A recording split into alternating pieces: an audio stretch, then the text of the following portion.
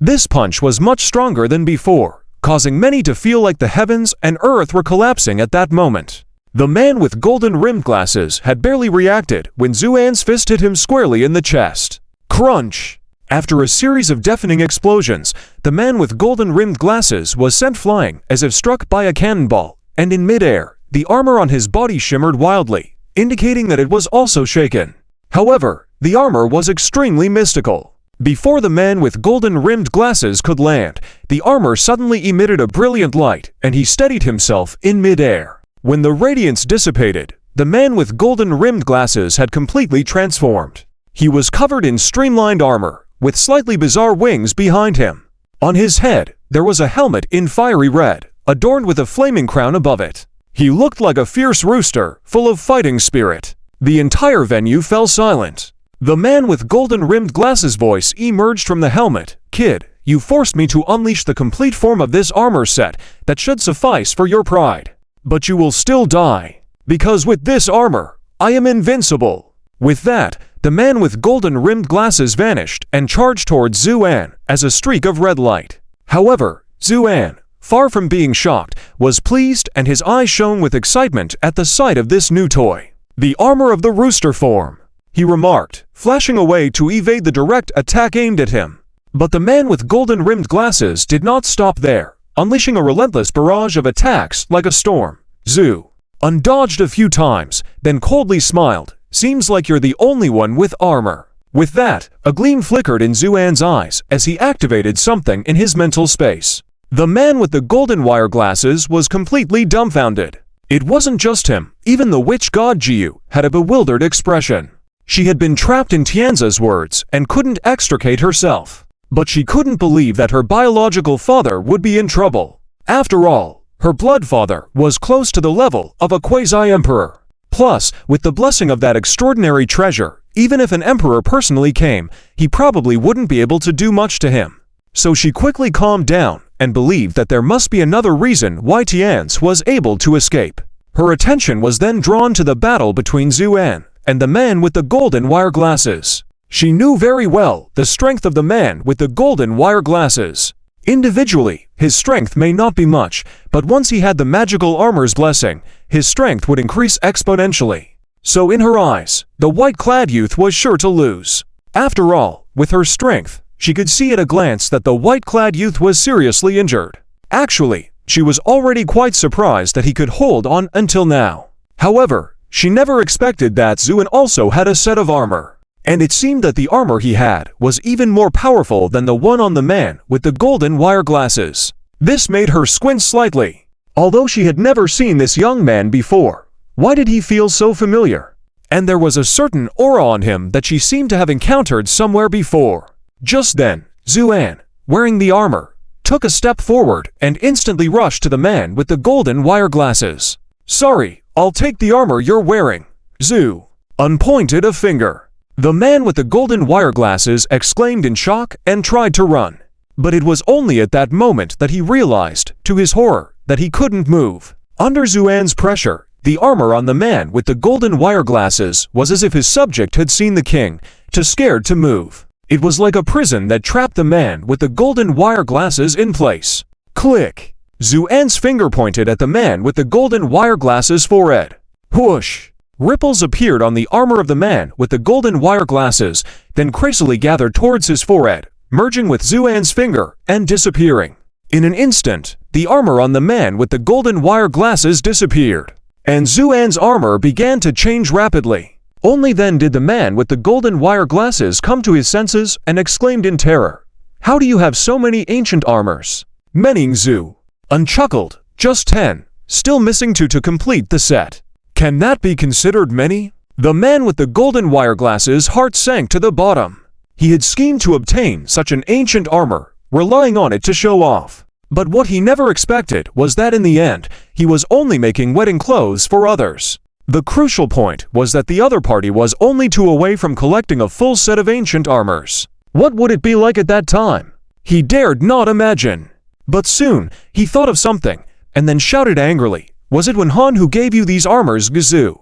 And remained silent. The man with the golden wire glasses laughed maniacally, full of deep hatred in his laughter. I knew it was that bitch. I asked her to give me all the armors, but she refused. I didn't expect her to give all these treasures to you.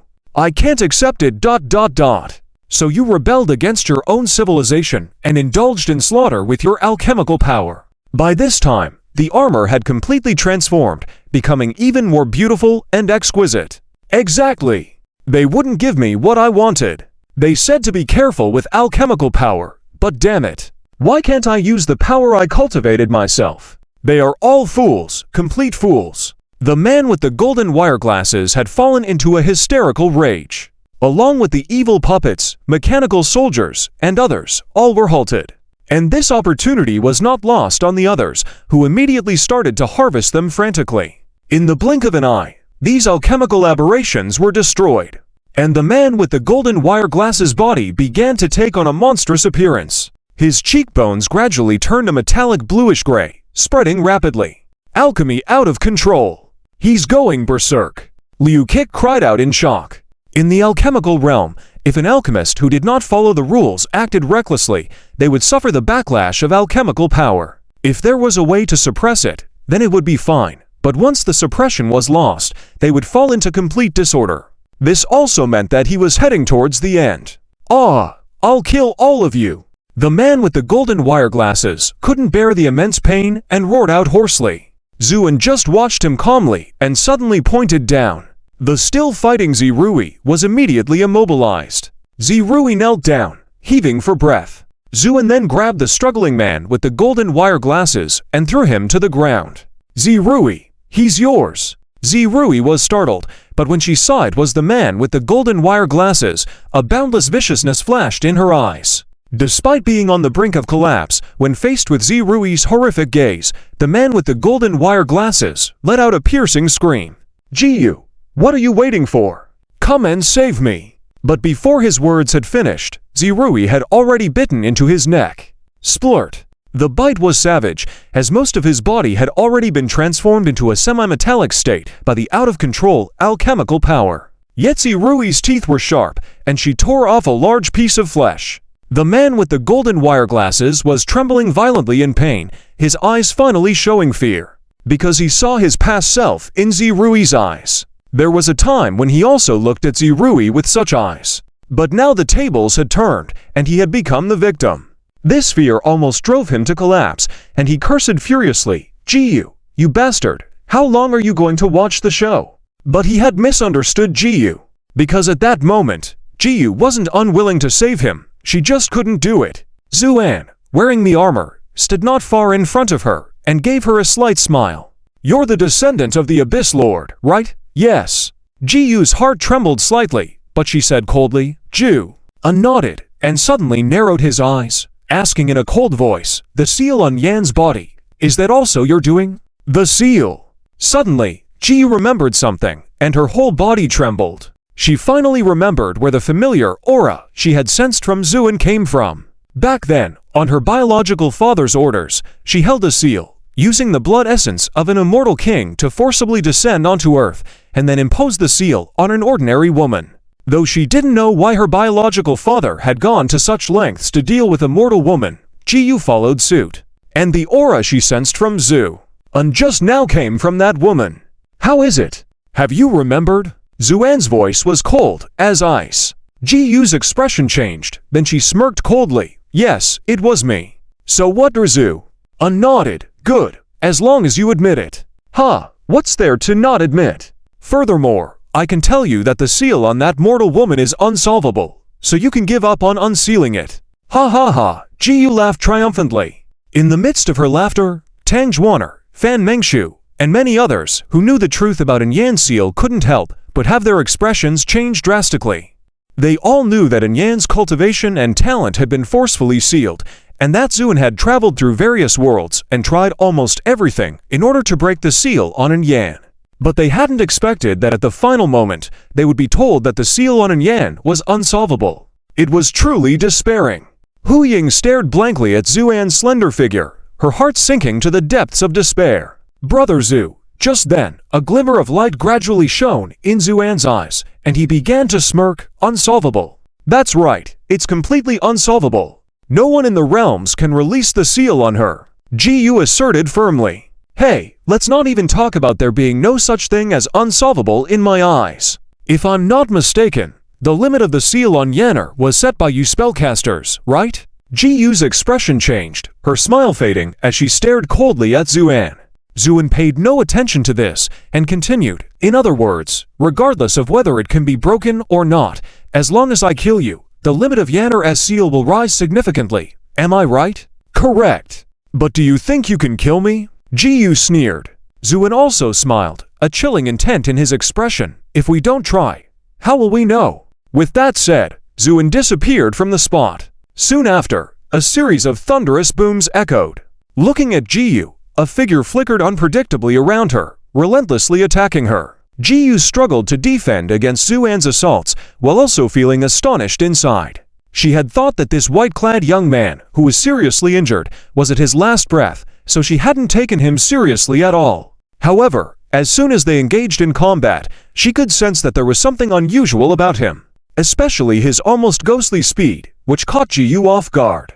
However, that was all there was to it. After all, Ji-yu was a formidable immortal king in her own right. Although her power was largely derived from her father, the Abyss Master, she couldn't afford to be underestimated by anyone. Just a few moves later, Ji-yu had adapted to Zuan's speed and was preparing to strike back. But at that moment, Zuan suddenly smirked coldly. Ji-yu, have you not felt the change in your own strength until now? With these words, Ji-yu was momentarily taken aback. What did he mean? What change in strength? For example, your bloodline power, Zuan said calmly. Ji-yu was suddenly startled, quickly sensing the changes within her body, and her face paled like snow. How does it feel? Do you sense your bloodline power rapidly declining? Zuan's voice was cold. How could this be happening? What have you done? Ji-yu screamed in fear. It was understandable why she was so frightened, as this change was unimaginable. Most of her strength came from her own bloodline, relying on the power given to her by the Abyss Master to display her might. However, she never expected that her bloodline power was now rapidly declining. This was truly terrifying for her. But she never once considered whether her own father, the Abyss Master, was in trouble. In her eyes, that was simply impossible. No one could rival her blood father, so she immediately suspected Zuan of foul play. Foul play? No, no, no, you're overthinking it. The reason your bloodline power is rapidly declining is simply because the source of your bloodline has fallen. Zuan said calmly. That's impossible. How could my blood father be in trouble? Ji-yu immediately roared. Heh. No one is immune to disaster. Even the invincible Abyss Master in your eyes is no exception. I don't believe it, Ji-yu hysterically exclaimed.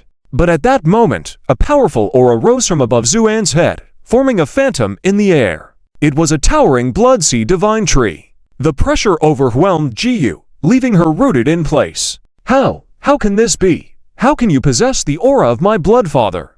Ji-yu murmured to herself. At the same time, Zuan took a step forward, his voice cold. It's simple, because I've already killed your blood father. With those words, the phantom of the blood-sea divine tree shattered with a thunderous roar. It's impossible. This can't be true. Ji-yu frantically shook her head, still refusing to believe. But at that moment, the power emanating from her was dissipating. Zuan raised his hand, revealing a peculiar antique mirror in his palm. Do you believe now? Upon seeing this treasure from the Abyss Master, Ji-yu finally understood that everything Zuan had said was true.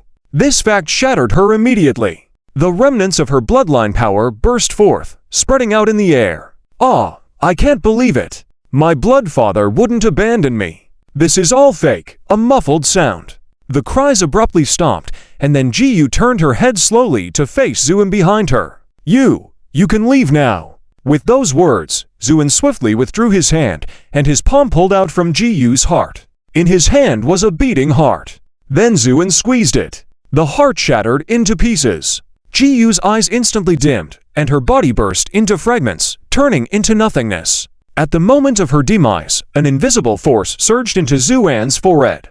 As a result, all the abyss creatures, whether alchemical monstrosities or evil spirits, were all shattered into nothingness. Meanwhile, The man with golden-rimmed spectacles on the ground had been torn into pieces by Zirui. With that, the wave of attacks that Earth had endured had been completely neutralized, and the crisis was resolved. Everyone stared in shock at this scene. It took a moment for them to gradually comprehend what had unfolded, and then they burst into tears of joy and cheered wildly. In an instant, the entire field, the entire country, and even the whole world erupted in jubilation. Everyone ecstatically cheered, jubilated, and wept. Because of this great battle, everyone had borne unimaginable pressure. Now that the crisis had suddenly dissipated, the pressure naturally released entirely. The strong figures present couldn't help but smile with a sense of relief. It was unknown who started it, but suddenly people began to cheer loudly. Mr. Zhu is invincible. Mr. Zhu is unmatched. The voices shook the heavens. All the people looked up to Zuan with reverence. Mr. Zhu, Xiangsh, Brother Zhu, Young Master. The exclamation sounds rose. Tang Zhuaner, Fan Mingshu, Foxying, and others ignored everything and rushed up. But at that moment, Zhuge Kang roared, "Back off, don't touch him." Tiaji Na. With a solemn expression, Tiaji Na stomped directly, and the ground was suddenly covered with layers of black light, catching Zuan, who was falling to the ground. However, even with such a slight tremor, Zuan spat out a mouthful of blood again. The blood splattered, staining everyone's eyes red. "Brother Zhu!"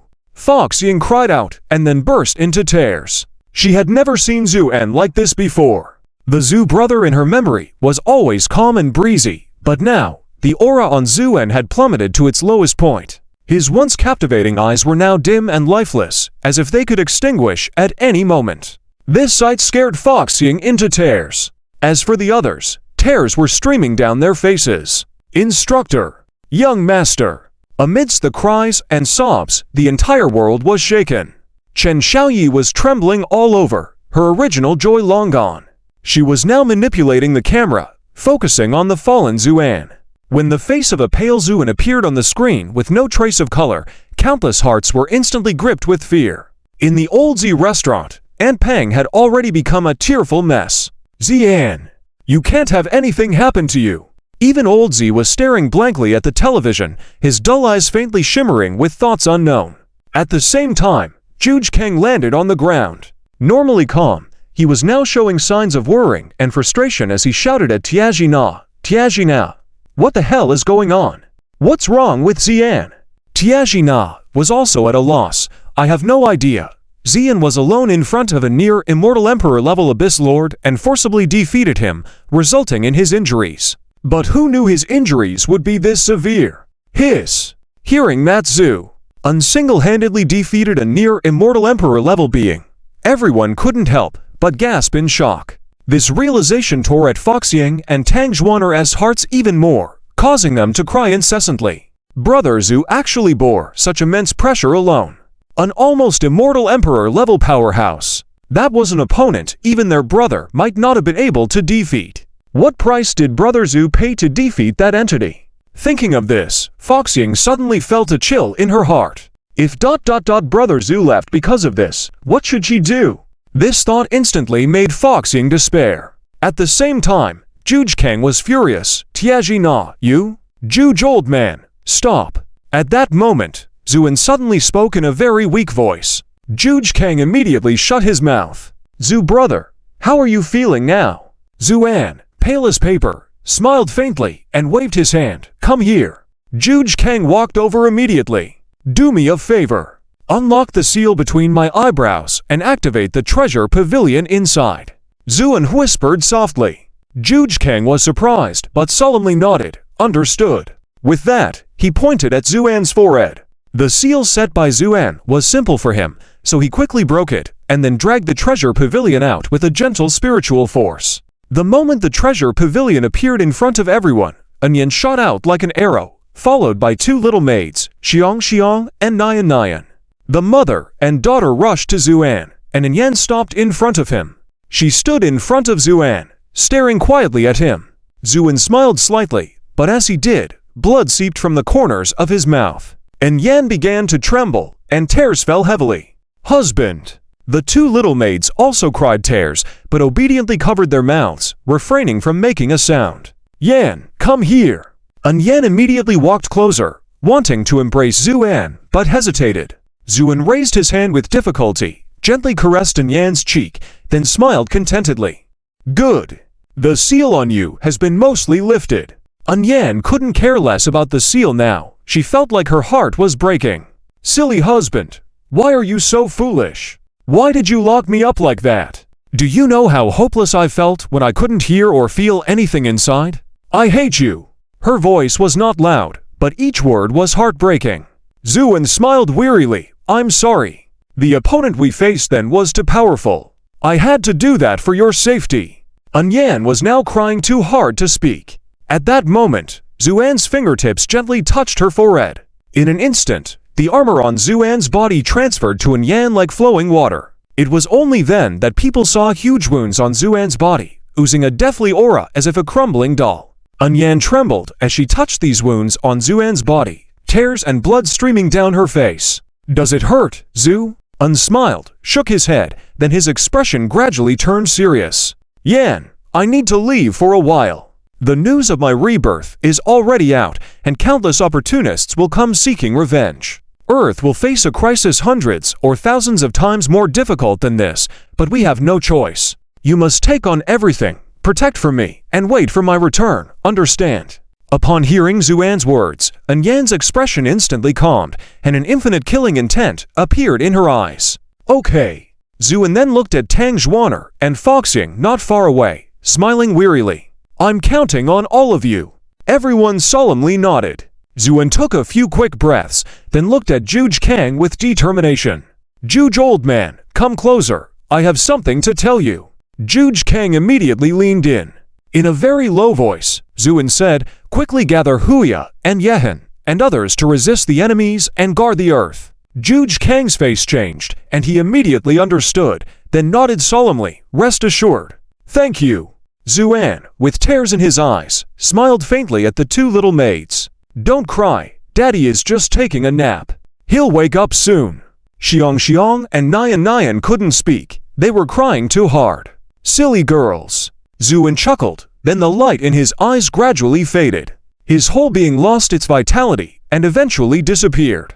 In an instant, Zhu An sat motionless, devoid of any breath, like a lifeless body. When this scene was broadcasted live to every corner of the world, the entire world fell silent. Unknowingly, many people started shedding tears, because they knew that Zhu An's serious injuries were all for the sake of the earth. In other words, he was likely worked to exhaustion like this. At this thought, many people felt their hearts constricted with pain. Even those who weren't very fond of Zhu An obediently kept their mouths shut at this moment. For example, the president of Country M couldn't dare to show any sign of gloating, because he knew very well that if he dared to speak some insubstantial nonsense at this moment, even as the president, he would probably be torn apart by the furious crowd. Nevertheless, deep down he couldn't help but feel secretly pleased. Tisk, is he just unconscious? I think he's dead. It's good that he's dead. As long as he dies, 9/10 of the threat to our country will be eliminated, thought the president with resentment. As for the people present, they were all immersed in sorrow and sadness, with faint sounds of crying heard. Amidst this somber atmosphere, the Grand Marshal stepped out of the crowd and approached Yan.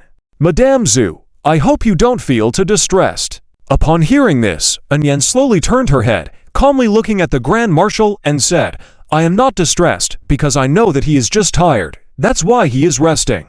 He will wake up soon. The Grand Marshal had not expected Yan to be so composed. All his prepared words of comfort fell flat. Madame Zhu, it's good that you can think like that, and rest assured, with us here, we will ensure your and your two daughters' absolute safety. Yan gently shook her head. There's no need to trouble yourselves. I am not going anywhere. I will stay here guarding my husband until he wakes up. At this moment, the two little girls wiped the tears from their faces, their small faces filled with determination. That's right, we're not leaving. We are going to wait for Daddy to wake up. The Grand Marshal was taken aback and wanted to say something, but when he saw the resolute expression on Yan's face, he understood that whatever he said wouldn't change her decision. Therefore, after a brief pause, he walked up to Zhuge Kang. Master Zhuge, I would like to discuss something with you. Zhuge Kang nodded. If you don't come to me, I will come to you. With that, The two began to confer in low voices. After a while, the Grand Marshal solemnly nodded. "All right, I understand." He turned to his personal secretary and instructed, "Pass on my orders. From now on, the area within a 50-mile radius of Mr. Zhu's location is to be declared an absolute restricted zone. Elite forces are to be stationed there, and no one is allowed unauthorized entry. Anyone who does so will be killed without mercy." This decision astonished many, but soon everyone expressed their understanding. After all, Xuan's current condition was tugging at the hearts of all the Huazes. And with Xuan now in this state of neither dead nor alive, totally defenseless, if someone with ulterior motives took advantage of the situation, it would be a disaster. It's always better to be cautious in order to prevent any unforeseen circumstances. However, the second decision made by the Grand Marshal afterwards shook everyone. He looked around at the various strong leaders and generals present, and in a serious tone said, "Gentlemen, the crisis facing the Earth is far from over. Mr. Zhu has personally said that once he falls asleep, there will definitely be opportunists preying on us. And these arrivals are likely to be the top powerhouses from various realms. The pressure we will face then will be much greater than this time. Therefore, in order to unite as one and confront the enemy, I have decided to establish the Earth Allied Command Headquarters, gathering all the strength of our human race to prepare for defense in advance." The voice of the Grand Marshal echoed across the battlefield, spreading through various channels worldwide. Upon hearing the benefits and risks outlined by the Grand Marshal, everyone's expressions turned serious. The joy of repelling the enemy earlier was now gone. At the same time, the leaders and strong individuals of various countries exchanged looks and then unanimously agreed. Country E is willing to join the Earth Allied Command Headquarters under the unified management of Country H. Country R is willing to join. Country Y is willing to join. A myriad of voices rose like a tide. All countries agreed to join, except for the military representative from Country M, who had yet to make a statement. In an instant, all eyes were on them. The embarrassed faces of the M country generals were evident. "Please wait a moment. We have already reported the situation and are awaiting a reply from His Excellency the President." At that moment, one of the general's tactical computer received a reply. He immediately opened and read it, his expression turning grim. "What does it say?" someone asked. The general hesitated for a moment, then said with a stiff upper lip, "Our president wants to ask, after joining the Earth Allied Command Headquarters, how will the command authority be determined? And ... he wants to be the overall commander." This statement caused an uproar. Bah! He's been cowering in the underground defense fortress, and now that the enemies have been repelled, he wants to be the overall commander.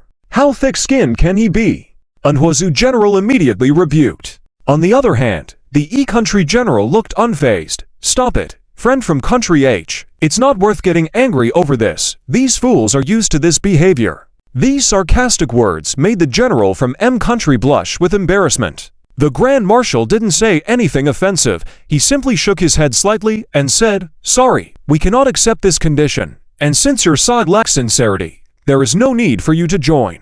After all, the Earth Allied Command Headquarters doesn't require just your participation." With that, the Grand Marshal turned and left, leaving the M country generals standing alone. Seeing this scene, everyone felt a sense of satisfaction, and then they all left with smiles on their faces. In a moment, only the M country generals remained standing there in a daze. The general's words made the faces of the other few people even more unpleasant.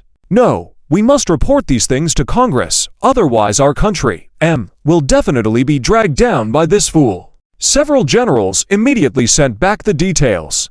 After realizing the severity of the situation, the group of old gentlemen in Congress quickly reached a consensus within a few minutes. Then a document was sent to the chicken-headed president, with a line prominently written on it, "Presidential Dismissal Notice." The president's face turned as pale as a sheet of paper. "No, this cannot be. I am the proud ruler, the chosen one. How can you directly dismiss me?" The officer in charge of delivering the message coldly smiled. "I'm sorry, the dismissal order is valid because it has the signatures of all members of Congress. In other words, from now on, you are no longer the president of M. No. This is persecution. I will make it public to the world. I will." The general signaled to the guards on either side, and several guards immediately rushed forward and directly suppressed his further words. "I'm sorry, After your dismissal, you will be placed in a nursing home for 10 years of compulsory treatment due to mental and physical reasons, with the diagnosis being senile dementia. Looking at the cold smile on the general's face, the president's heart gradually sank to the bottom of the valley, because he knew that all his retreats had been blocked off. From now on, he would be a patient suffering from senile dementia. Take him away. Soon, the carefully crafted news spread, astonishing all countries, amazed by the speed of M country's actions. And the next day, the M country's special envoy arrived in HUA country. After a sincere apology, M country finally managed to join the Earth Allied Command as desired. And with the full cooperation of all countries, the Earth Allied Command was established at an astonishing speed. The military forces of all countries were integrated and managed under the Earth Allied Command, twisting the world's power into one. Especially the strong individuals from various countries were divided into more than a dozen squads, each with its own responsibilities, complementing each other's strengths and weaknesses to maximize everyone's abilities. Just as the Earth was diligently preparing for the impending war, in the depths of the distant starry sky stood a prestigious sect. Above the mountain gate were 3 large characters written in ancient seal script, Chiantiacort.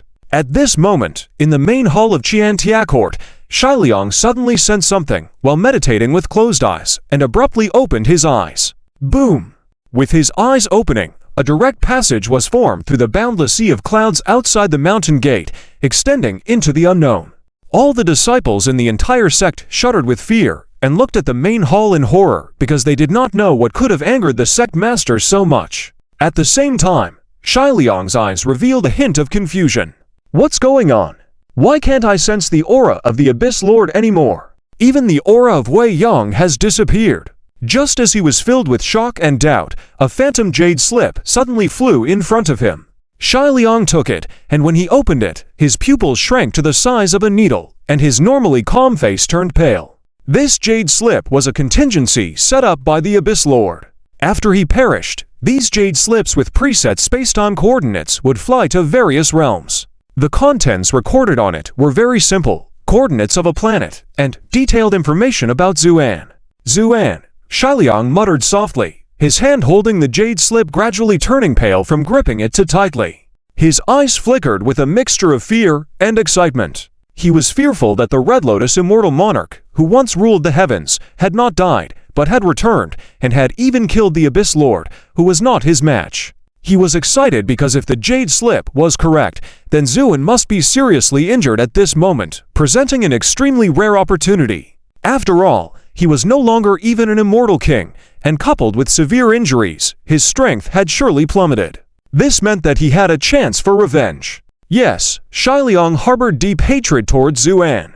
In the previous life, Zuan was a revered immortal monarch, and Shiliang did not even dare to think of retaliating, as the power gap was too wide. But things were different now.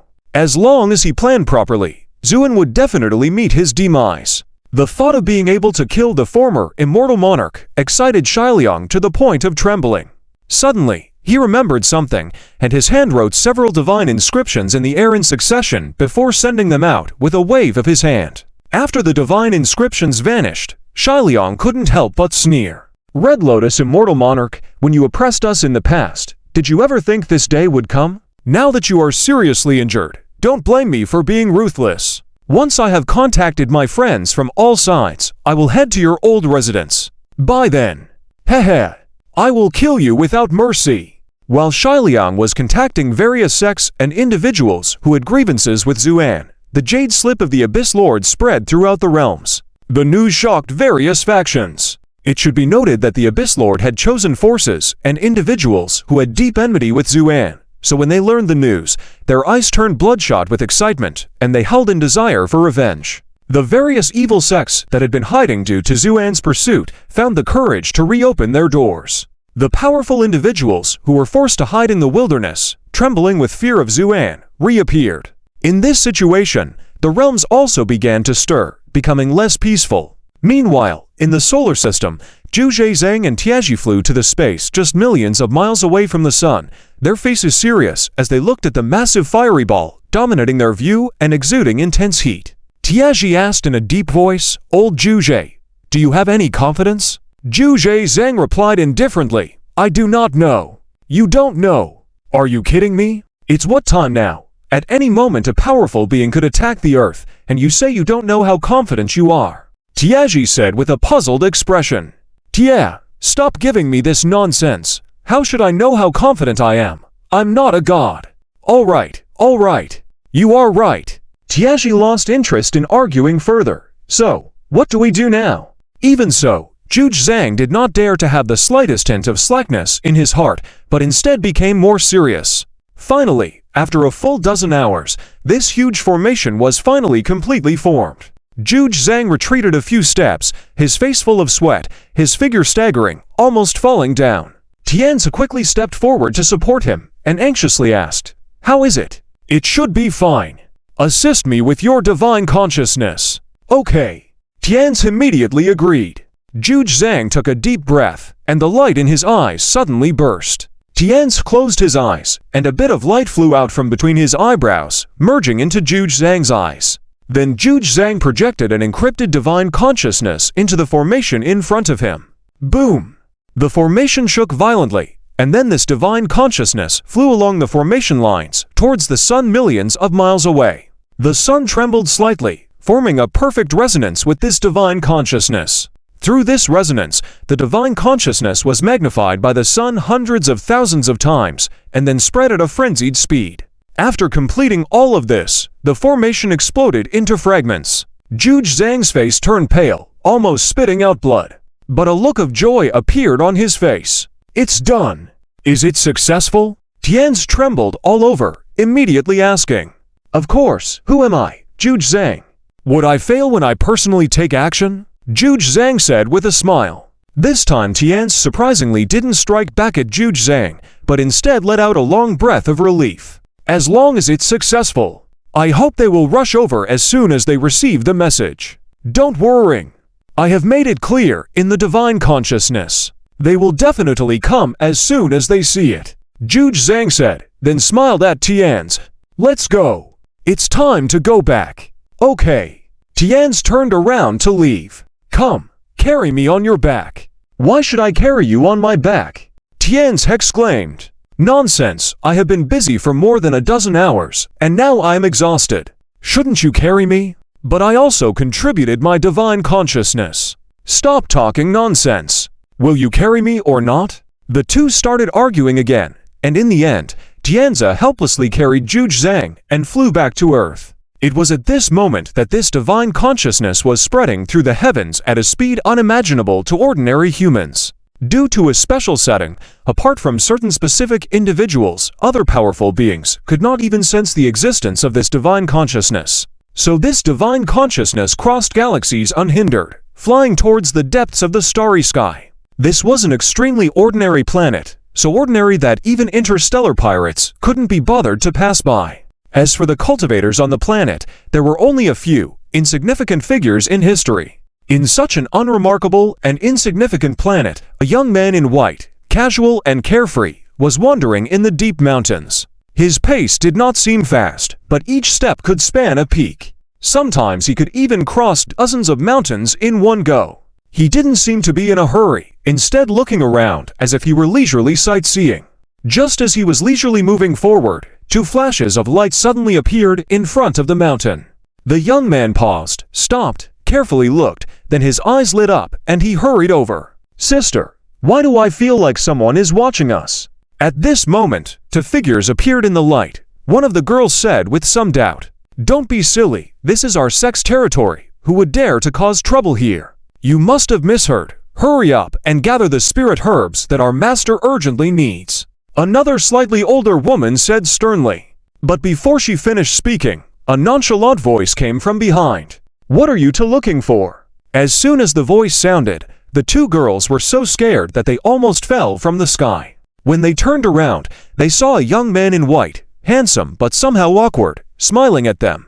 The two girls felt a chill in their hearts. In such a remote mountain area, suddenly encountering such an unknown young man made them feel uneasy. Especially, they found that even though this young man was standing right in front of them, he was completely undetectable to their senses. This was too unbelievable. "Are you human or ghost?" the slightly older girl asked bravely. "Human or ghost?" The young man was slightly startled, then shook his head with a smile. I don't seem to be either. The two girls were on the verge of tears. What do you want? I'll tell you. This is the territory of our Watermoon sect. If you have any ill intentions, our master won't let you off. Exactly. Won't let you off. The other girl echoed. The young man chuckled. Ill intentions. You've got it wrong. I just passed by here and happened to meet you too. So I came to say hello.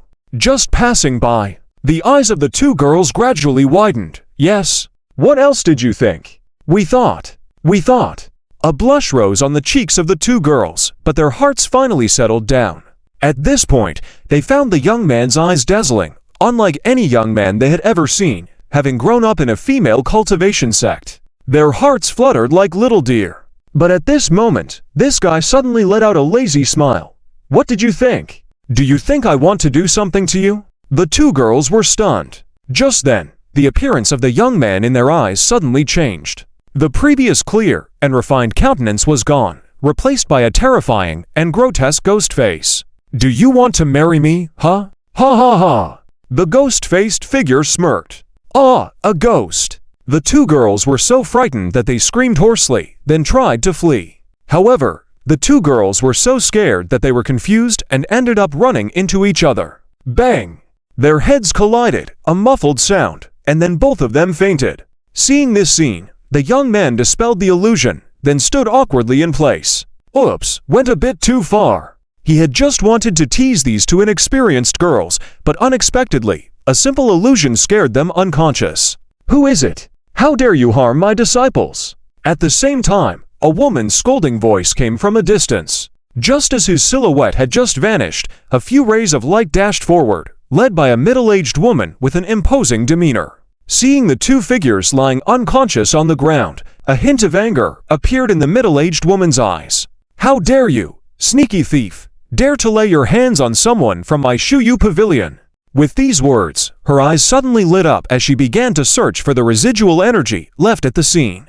This was the renowned technique of the Shuyu pavilion, capable of investigating all traces and conducting retrospection and tracking.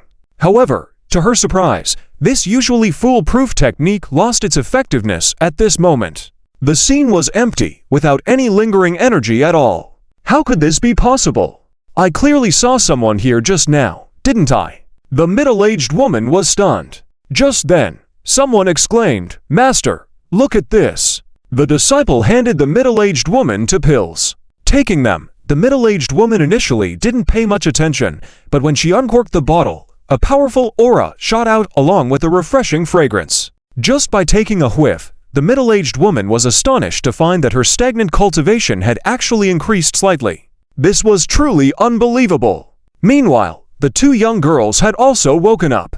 Eagerly, the middle-aged woman asked, What happened to you two? Why did you suddenly faint? And what's the story behind these two pills? The two girls were confused by the rapid-fire questions, and after a while, they finally reacted. We were following your orders to gather herbs, but unexpectedly encountered someone. Someone. The middle-aged woman's eyes lit up. Senior sister, you're mistaken. That wasn't just someone, it was a ghost. At the mention of a ghost, the senior sister's face turned pale. Yes, yes, it was a ghost. And a terrifying one at that. Thinking of that fearsome face, the two girls couldn't help but shiver again.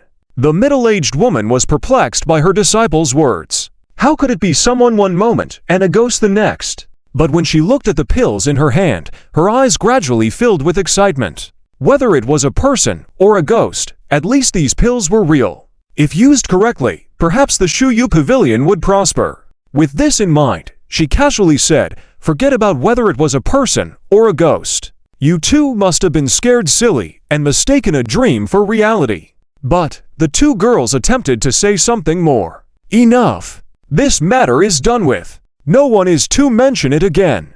Do you understand? The middle-aged woman's expression turned stern, and she spoke in a commanding tone. Yes.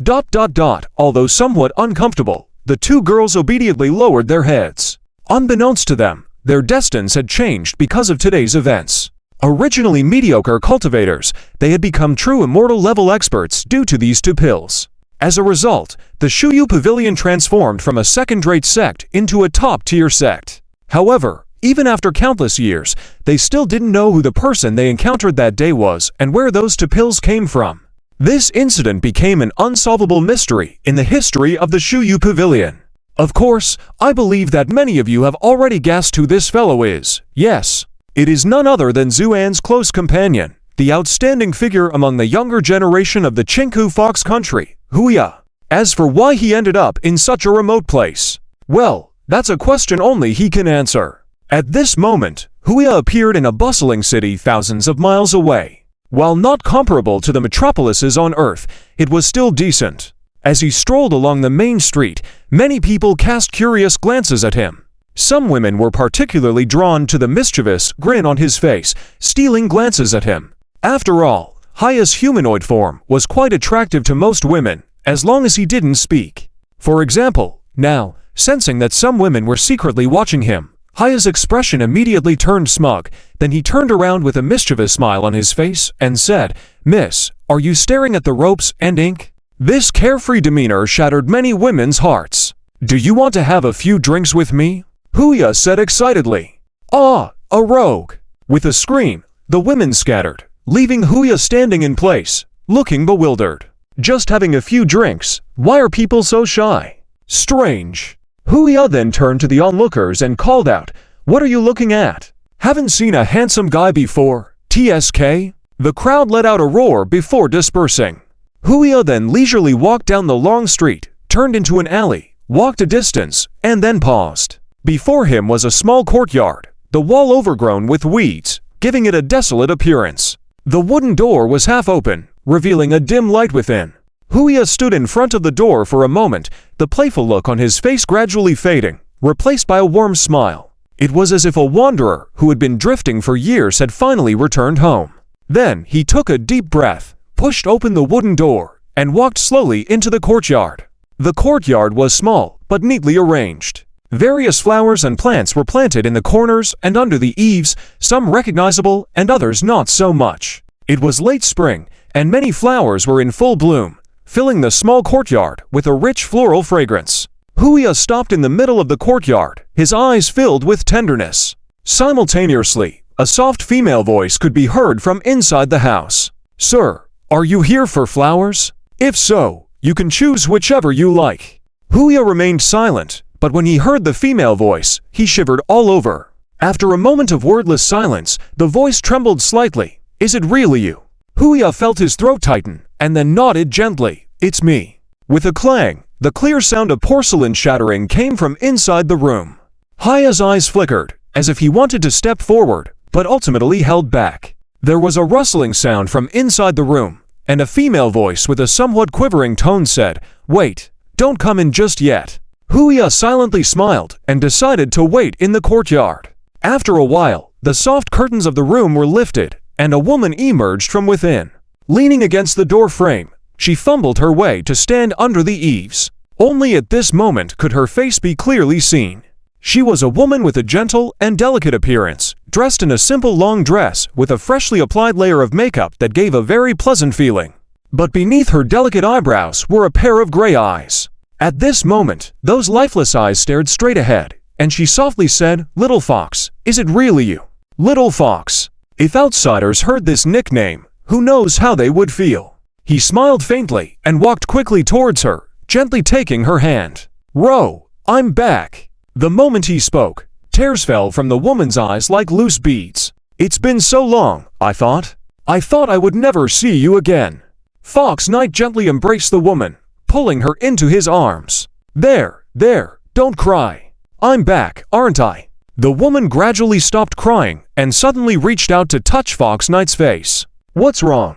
Fox Knight asked, puzzled. The woman fell silent for a moment, then whispered softly, "You've lost weight." Fox Knight was startled. He had thought of many possibilities, but never expected Ro to say that. After all, he was of noble fox blood, a powerful immortal king. How could he have lost weight? But at that moment, Ro stood up, then turned and walked towards the house. "I'll make some food you love." Watching her back as she walked towards the kitchen, Fox Knight gently touched his own face, silently smiling, then quickly followed. Though his eyes couldn't see, Ru's cooking skills were exceptional. Leaning against the door frame, Fox Knight, holding a cucumber, chewed loudly, teasing Ro, who was busy working. Ro, did you miss me when I wasn't here? Ro, how did I find you even more beautiful? Ro, you look handsome when you're cutting vegetables. Ro. This kind of teasing was Fox Knight's usual style. If it were someone else, like Zuan, they would have already angrily shut Fox Knight up. But Ro seemed to enjoy listening to Fox Knight's nonsensical chatter. Aside from blushing occasionally due to Fox Knight's teasing, Ro usually listened with a gentle expression, occasionally smiling at Fox Knight's exaggerated statements. And this smile often left Fox Knight dazed. Soon, a table full of dishes was ready. Without exception, all were dishes that Fox Knight loved. Fox Knight didn't hold back, eating voraciously. As he heard him enjoying his meal, Ro propped her chin on her hand with a happy smile on her face. "Why aren't you eating, Ro?" Fox Knight asked with concern. He swallowed a big meatball, almost choking, but still showing care. Ro shook her head. "I'm not hungry. As long as you're eating, I'm happy just listening." "Oh, then I won't hold back." Saying that, Fox Knight drank a jar of flower wine in one go, smacking his lips contentedly. "Good wine, Ro. Your winemaking skills are getting better and better." Ro smiled, her eyes forming crescent moons, her once dull eyes seeming to shine. "Feel free to drink. I brewed a lot." After finishing a jar of wine, Fox Knight's face visibly reddened, chuckled a few times, then leaned in and pecked Ru's cheek. "Ro, you're amazing, so you get a reward." Ru's face blushed to her ears. "You, naughty." Then she lowered her head, too shy to look at Fox Knight. Heh. Fox Knight chuckled triumphantly. With the beautiful woman by his side and good wine, he naturally felt content. However, at that moment, an invisible divine thought swept across the planet. Where it passed, no one noticed. Only when it flew over this small courtyard did Fox Knight, gobbling meat and drinking wine, suddenly shudder. His eyes burst into a dazzling light. Intense pressure emanated, almost touching Ro in front of him. A barely perceptible light suddenly appeared from Ru's forehead, directly protecting her body from all external harm. If there were foxes present, they would surely exclaim in shock, as the protection around Ro was unmistakably a drop of immortal king's blood. At the same time, Fox Knight, now standing up abruptly, had a changeable expression on his face, his eyes shimmering with light, clearly in confusion. Because what he had just received was a divine thought sent by Juge Kang, leveraging the power of the sun. The information in the divine thought was simple, but it shocked Fox Knight endlessly. Zuan had severely wounded the Lord of the Abyss and was now in severe coma. The news of his rebirth had spread throughout the heavens, leading to a precarious situation on Earth, with potential devastation at any misstep. Each of these events was shocking enough, but what worried Fox Knight the most was the current state of his friend, Zuan. Severely wounded and comatose?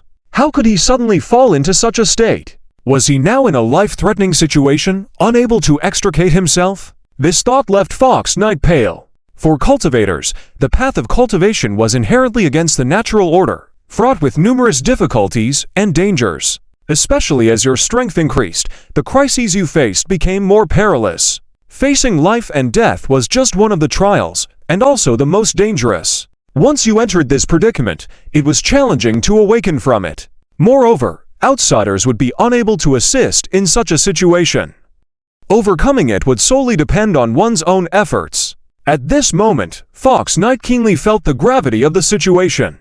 He had just returned, only to leave like this. He was contemplating how to explain to Ro when she softly asked, "Are you leaving again?" Fox Knight nodded, "Yes." "So soon this time? There's an urgent matter." "Can't you stay?" Ro suddenly asked. Fox Knight fell silent. After a moment, Ro nodded, "All right, I understand. There's some wine I prepared for you in the backyard. Take it with you." Fox Knight opened his mouth, but Ro had already stood up. "I'm feeling tired. Please close the door when you leave." With that, she turned around and walked shakily towards the bedroom. Watching her back, even Fox Knight's usual carefree face now showed a tinge of guilt. "I'm sorry. This matter is related to my friend's life and death. I must go," he whispered, then turned and left. Hearing the fading footsteps outside, Ro, leaning against the bedroom door, slowly slid to the ground, then lowered her head, silently weeping. In her limited life, there was a clear dividing line. Before that line, her life was completely dark and hopeless, with even hope lost. Until Fox Knight appeared, everything changed. Her life had its first glimmer of light. But she knew this man wouldn't always stay by her side. So she cherished the time she spent with Fox Knight. Every time he came, it was her happiest and most joyful moments. But this time, he barely stayed for an hour, didn't even finish a meal, and left. Although she said it was okay, her heart was filled with indescribable loss. Is he tired of me? Probably. After all, who would like a blind woman? Especially one as handsome and powerful as him. These thoughts gnawed at her heart like venomous snakes, leading her towards despair. But then, footsteps suddenly returned, and the bedroom door was pulled open again. Fox Knight stood behind the door, eyes shining brightly. Ro, somewhat befuddled, stood up. You. Ro, are you willing to come with me? Fox Knight asked decisively. Go. Where to? To meet my friend. Are you willing? Ro was stunned. I've thought about it for a long time, and I feel it's too cruel to leave you alone here. After all, there isn't even anyone you can talk to here. I'm willing. Before Fox Knight could start rambling, Ro had already firmly nodded. There may be some danger on the way. Fox Knight hadn't expected Ro to agree so quickly, thus feeling a bit confused as he tried to explain. But Ro straightforwardly shook her head. No need to say more. Wherever we go, whatever we do, I'm willing. Come, embrace me, Fox Knight said.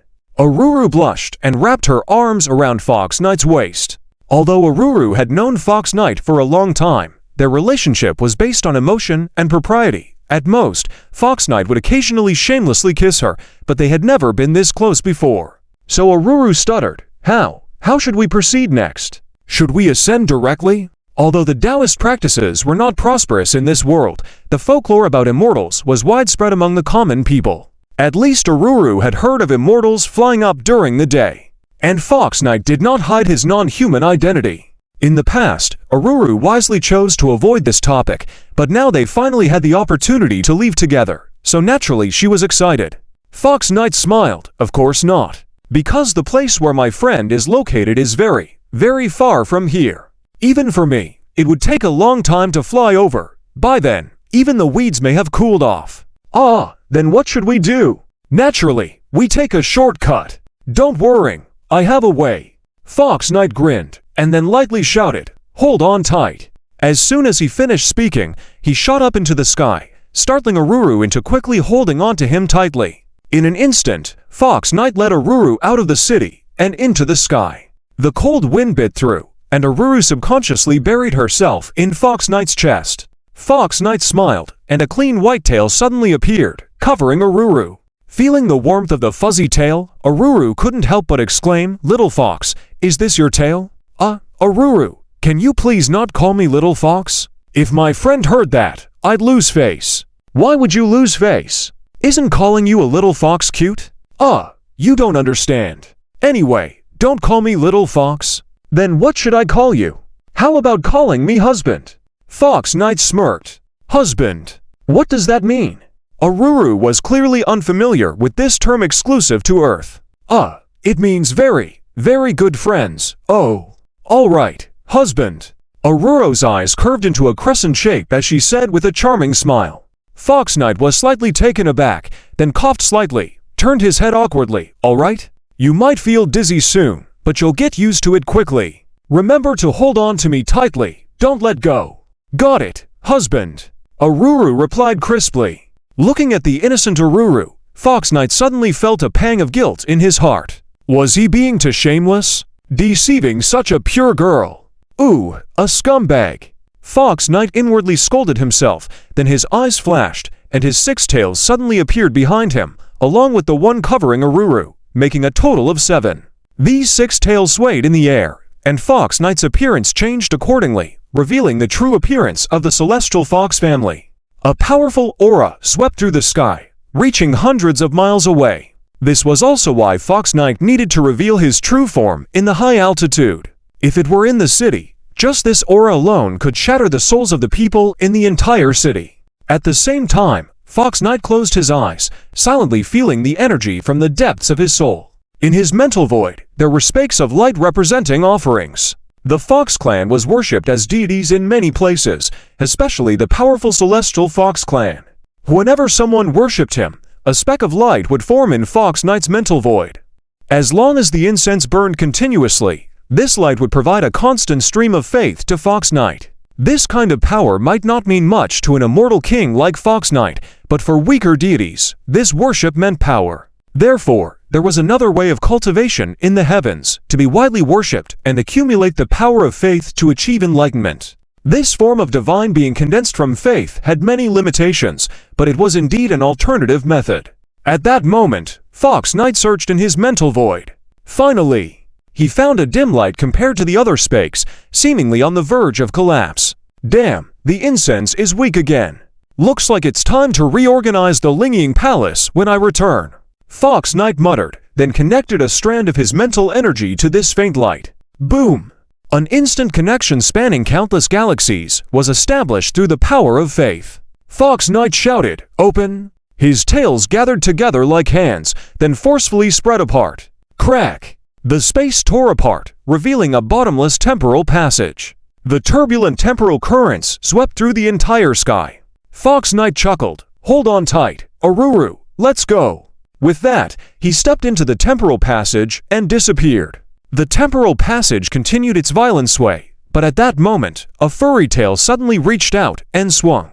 The temporal passage collapsed abruptly, and the wild power of time and space directly shook the entire void.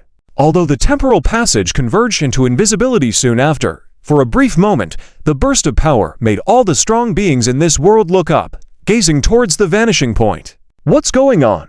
Why did such a terrifying power suddenly emerge in the high sky, only to disappear instantly? Of course, their questions were doomed to remain unanswered, because the instigator had already left the scene, disappearing into the vastness of time and space. Earth, Mount Fanjing, Linging Palace. As a temple with 1,000 years of heritage, the current scene at the Linging Palace was in ruins and desolation, primarily due to the severe loss of incense worshippers. Yet, this phenomenon was not unique to the Linging Palace. In fact, in the present-day China, apart from the orthodox beliefs, all other faiths were rapidly declining.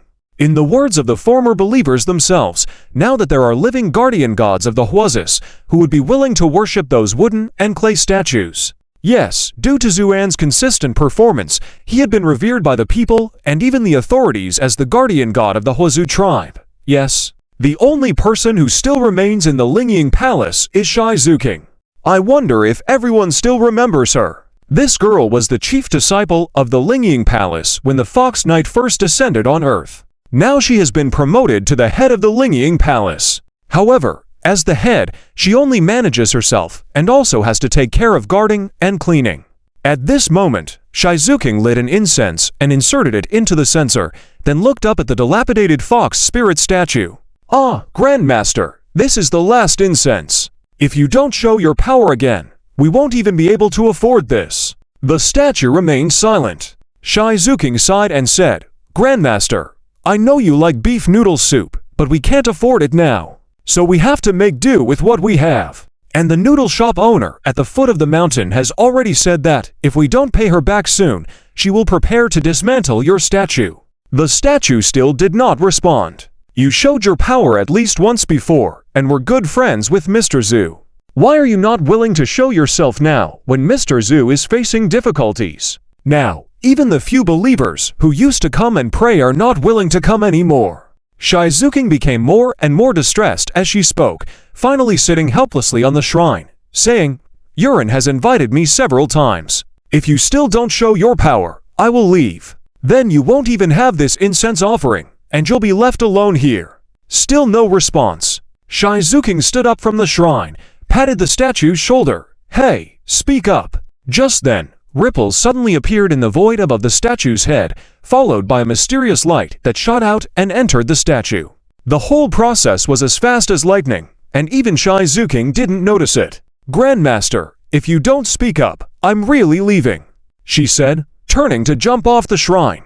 At that moment, a playful voice came from behind her. Shai Zuking's body suddenly stiffened. That voice. She slowly turned around, and the first thing that caught her eye was the statue.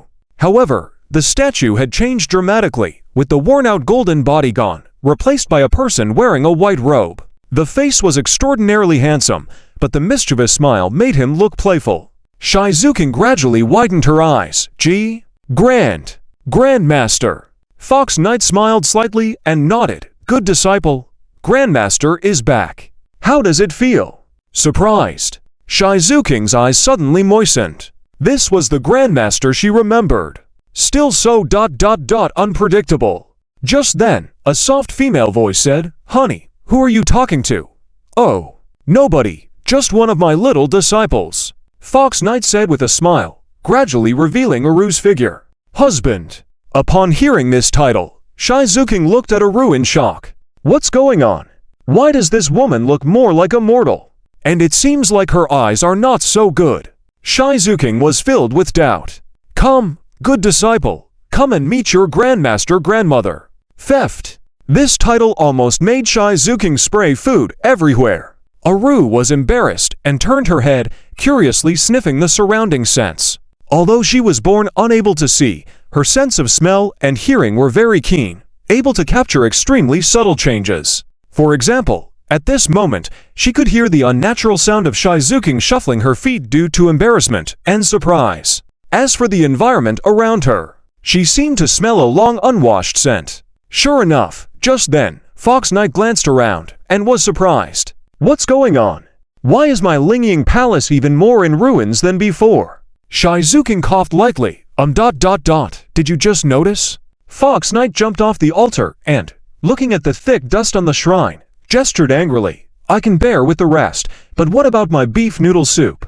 I instructed you before I left that a bowl of beef noodle soup should be offered every day. Who ate it? Shizuking looked helpless. No one ate it, they just refused to deliver.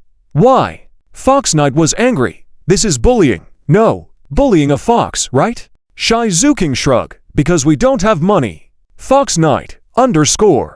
Well, it seems that by not showing up all this time, I have been underestimated by many. But rest assured, this time I'm back, and I will definitely make everyone look at me with new eyes. Fox Knight said confidently. Before the words had even settled, a woman's voice came from outside.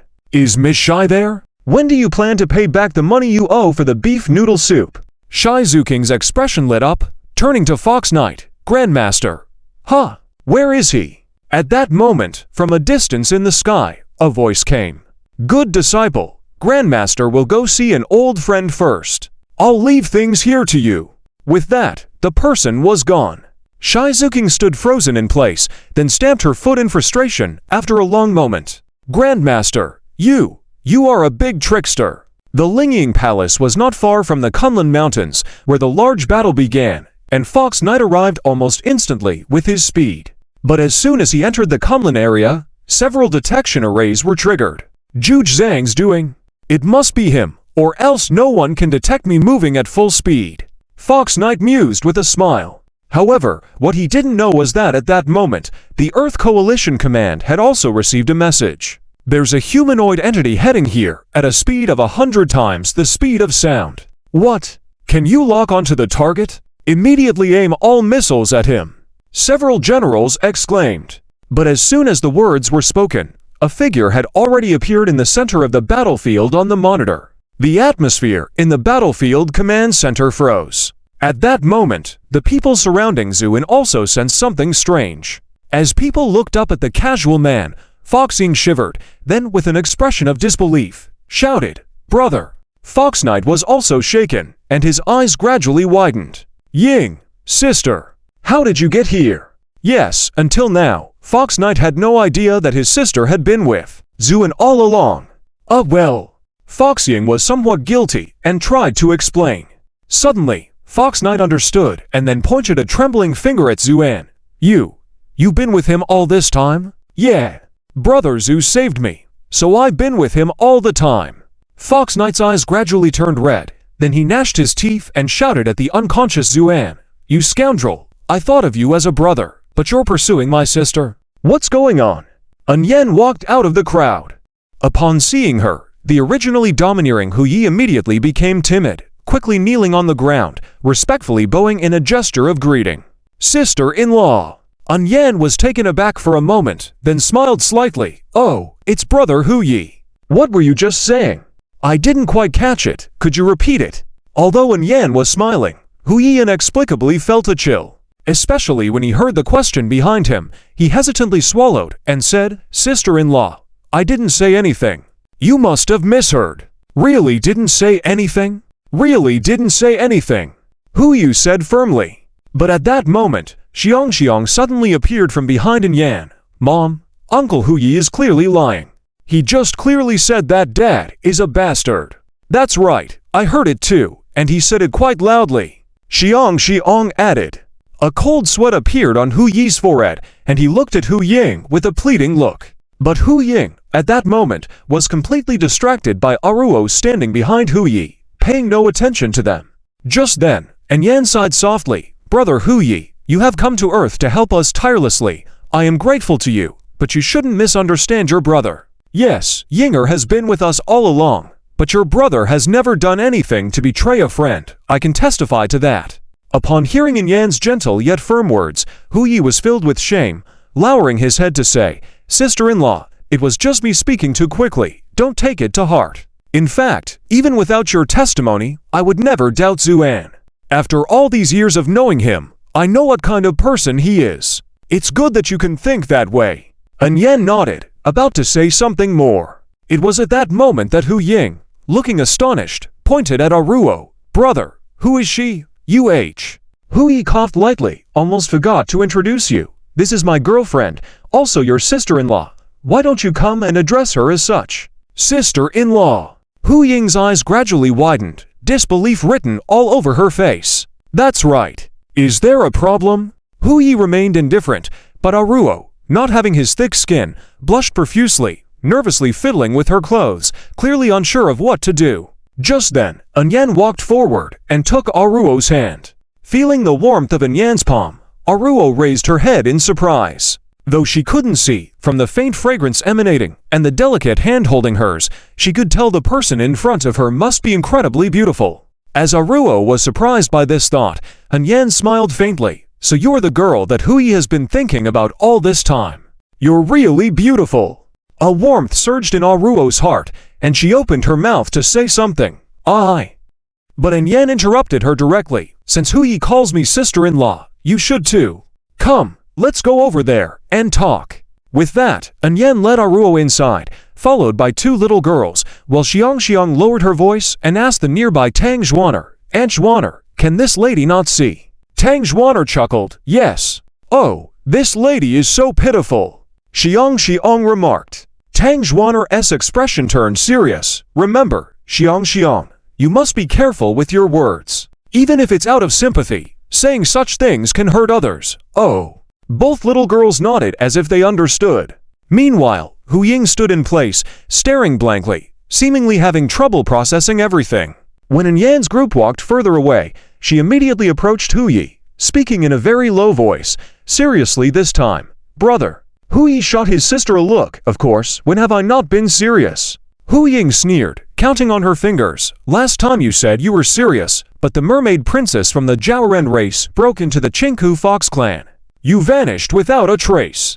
And the time before last, the White Snake Clan princess. And the time before that, the senior sister of the Yuhuo Palace. I've lost track of all the incidents I know about. What do you say? Listening to his sister, Hu Yi's eyelids twitched incessantly. Then he laughed awkwardly. Those were different. All those superficial fans were chasing after me, so I couldn't care less. Hu Ying rolled her eyes. Could you be any more conceited? I'm just stating the facts. Although, maybe I did say some nonsense at the beginning, but I assure you, I am innocent with all of them. Hu Yi was so agitated veins showed on his forehead. What about this one? What do you say about her? Well, I don't know, but I just want to give her the best. Hu Yi's answer left Hu Ying momentarily speechless, because in a way, she felt the same too. However, she soon sighed softly. Brother, have you ever thought about what the elders would say if they knew you had chosen a mortal girl as your wife, especially one who is blind and can't see? I don't care what they would say. I just like her. Is there anything wrong with liking someone? Hu Yi immediately retorted. Hu Ying's eyes lit up at his words, and she smiled. Yes, is there anything wrong with liking someone? Then stop it. Your situation is different from mine. She's my good friend. So what if she's a good friend? Hu Ying shrugged. The key is she already has a family. But I don't mind being a concubine. Hu Yi paused. The Hu family is doomed, truly doomed. Hu Yi lamented. Don't give me that. Watch as I spill all your secrets to your future sister-in-law. You dare. Do you think I don't dare? Just as the siblings were bantering as usual, two rays of light descended from the sky, revealing the figures of Juge Kang and Tiaji. The two of them had been busy lately, setting up various formations in outer space to prepare for the upcoming defense. Once they appeared in the scene, their eyes landed on Hu Yi standing there, leaving them both stunned. Hu Yi smiled faintly. Old pals, long time no see. Tiaji rubbed his eyes, making sure he wasn't seeing things, then exclaimed, Damn, Fox Spirit, where did you pop up from? The nickname Fox Spirit immediately darkened Hu Yi's face. Hey, Tia, are you itching for a beating again? Come at me. Oh, don't provoke me. Let's fight one-on-one. Tiaji said nonchalantly. You bet, let's do it. Who's afraid of who? After circling around the unconscious Zuan several times, Fox Knight stopped in his tracks, silent and speechless. What do you think? Zhuge Zhang asked quietly. Fox Knight looked at Zhuge Zhang. What do you think? I think, Zhuge Zhang chuckled bitterly. He's most likely trapped between life and death. Fox Knight sighed softly. It's not just likely, it's definite. What should we do? Tian's asked gravely. There's no way, once one enters between life and death, everything can only rely on oneself. External forces can't offer any help at all, Fox Knight said. Yes, but if he truly manages to transcend life and death and walk out of it, his achievements in the future will be even more terrifying than anyone could imagine, Zhuge Zhang added. He was already an immortal in the past life, what more? Tian suddenly stopped talking, a look of fear appearing on his face. Are you saying? Fox Knight and Zhuge Zhang glanced at each other, then nodded in unison. Now, when Tian looked at Zuan again, the light in his eyes became extremely complex. There was joy, there was worrying, but mostly fear of the unknown. Fox Knight's arrival naturally delighted the entire upper echelon of HUA country. After all, this was a real immortal emperor powerhouse. Considering that there were now 3 immortal emperors on Earth. Even though Tianzi had incomplete blood cultivation and Zhuge Zhang specialized in support, it was still quite horrifying. After all, many major sects in the depths of the starry sky often only had 1 immortal emperor presiding, and having 2 was already considered a top sect. Now Earth suddenly had 3, which was simply extravagant. In the following days, the entire Earth began to prepare intensively. Led by Zhuge Zhang in outer space, with Tianzi and Fox Knight implementing, they quickly established layered defense formations. Meanwhile, the military forces of various countries on Earth were also busy. They built incredibly strong defense fortifications using the terrain. At the same time, weapons factories were working around the clock, producing batches of powerful weapons specifically designed to deal with cultivators. This atmosphere gradually reassured many who had previously been pessimistic. Everything seemed to be developing in a positive direction. The king sent me to patrol the mountains. A very unpleasant singing voice echoed in the void, shattering even the space dust. Then Fox Knight's figure appeared in space. Even though there was no air in space, for Fox Knight, this was no problem at all. With a slight movement of his divine sense, he could make this singing voice spread far away. At this moment, Fox Knight, who had gotten caught up in singing, had a look of ecstasy on his face, almost dancing. He was currently on the edge of the solar system, where various small asteroids were densely scattered and extremely desolate. It was difficult to cross such a region unless one was a true immortal-level powerhouse. This could be described as a natural defensive barrier for the solar system. Fox Knight's task was to patrol around this edge area to prevent anyone from trespassing. It was a very boring task, and an ordinary person might go crazy in such a silent environment for half a day. But Fox Knight didn't mind at all, and even considered this a stage to showcase his singing voice. Friends over there, how are you? Fox Knight imitated the style of some celebrities at a concert, pointing to the distant planet belt. With the movement of his divine sense, countless tiny stones began to tremble, then turned to dust. Fox Knight was very satisfied with this effect. It seems like the friends over there are very enthusiastic. Next, let the famous singer from the heavens, Mr. Fox Knight, sing another song for everyone. How can you bear to make me cry? I always thought our love was very true and beautiful.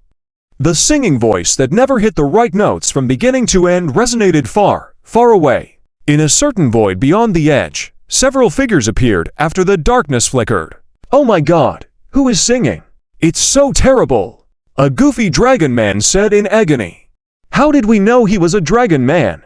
Because this guy clearly hadn't cultivated properly, with 2 dragon horns still remaining on his forehead. But his dragon horns were pitch black like ink, obviously not from a proper dragon lineage. At this moment, another figure nearby raised a hand and smacked his head hard. Stop your nonsense. What if you alert the people inside? Yes, Lord Supreme, I'm sorry, the dragon man said, holding his head and grinning. At this moment, Fox Knight reached the climax of his singing, and the out-of-tune singing voice could be heard from afar. How can you bear to make me cry? Looking at the disheveled self in the mirror. The Supreme Lord couldn't help but frown, his face showing pain. Don't say anything. It's truly unbearably terrible. Lord Supreme, could this be a defensive array set up by the other party? It's very possible. Come on, let's go solve this singing guy now, then launch an attack on Earth to avenge what happened back then. Saying this, the Lord Supreme's eyes were filled with excitement. He had been waiting for this day for too long.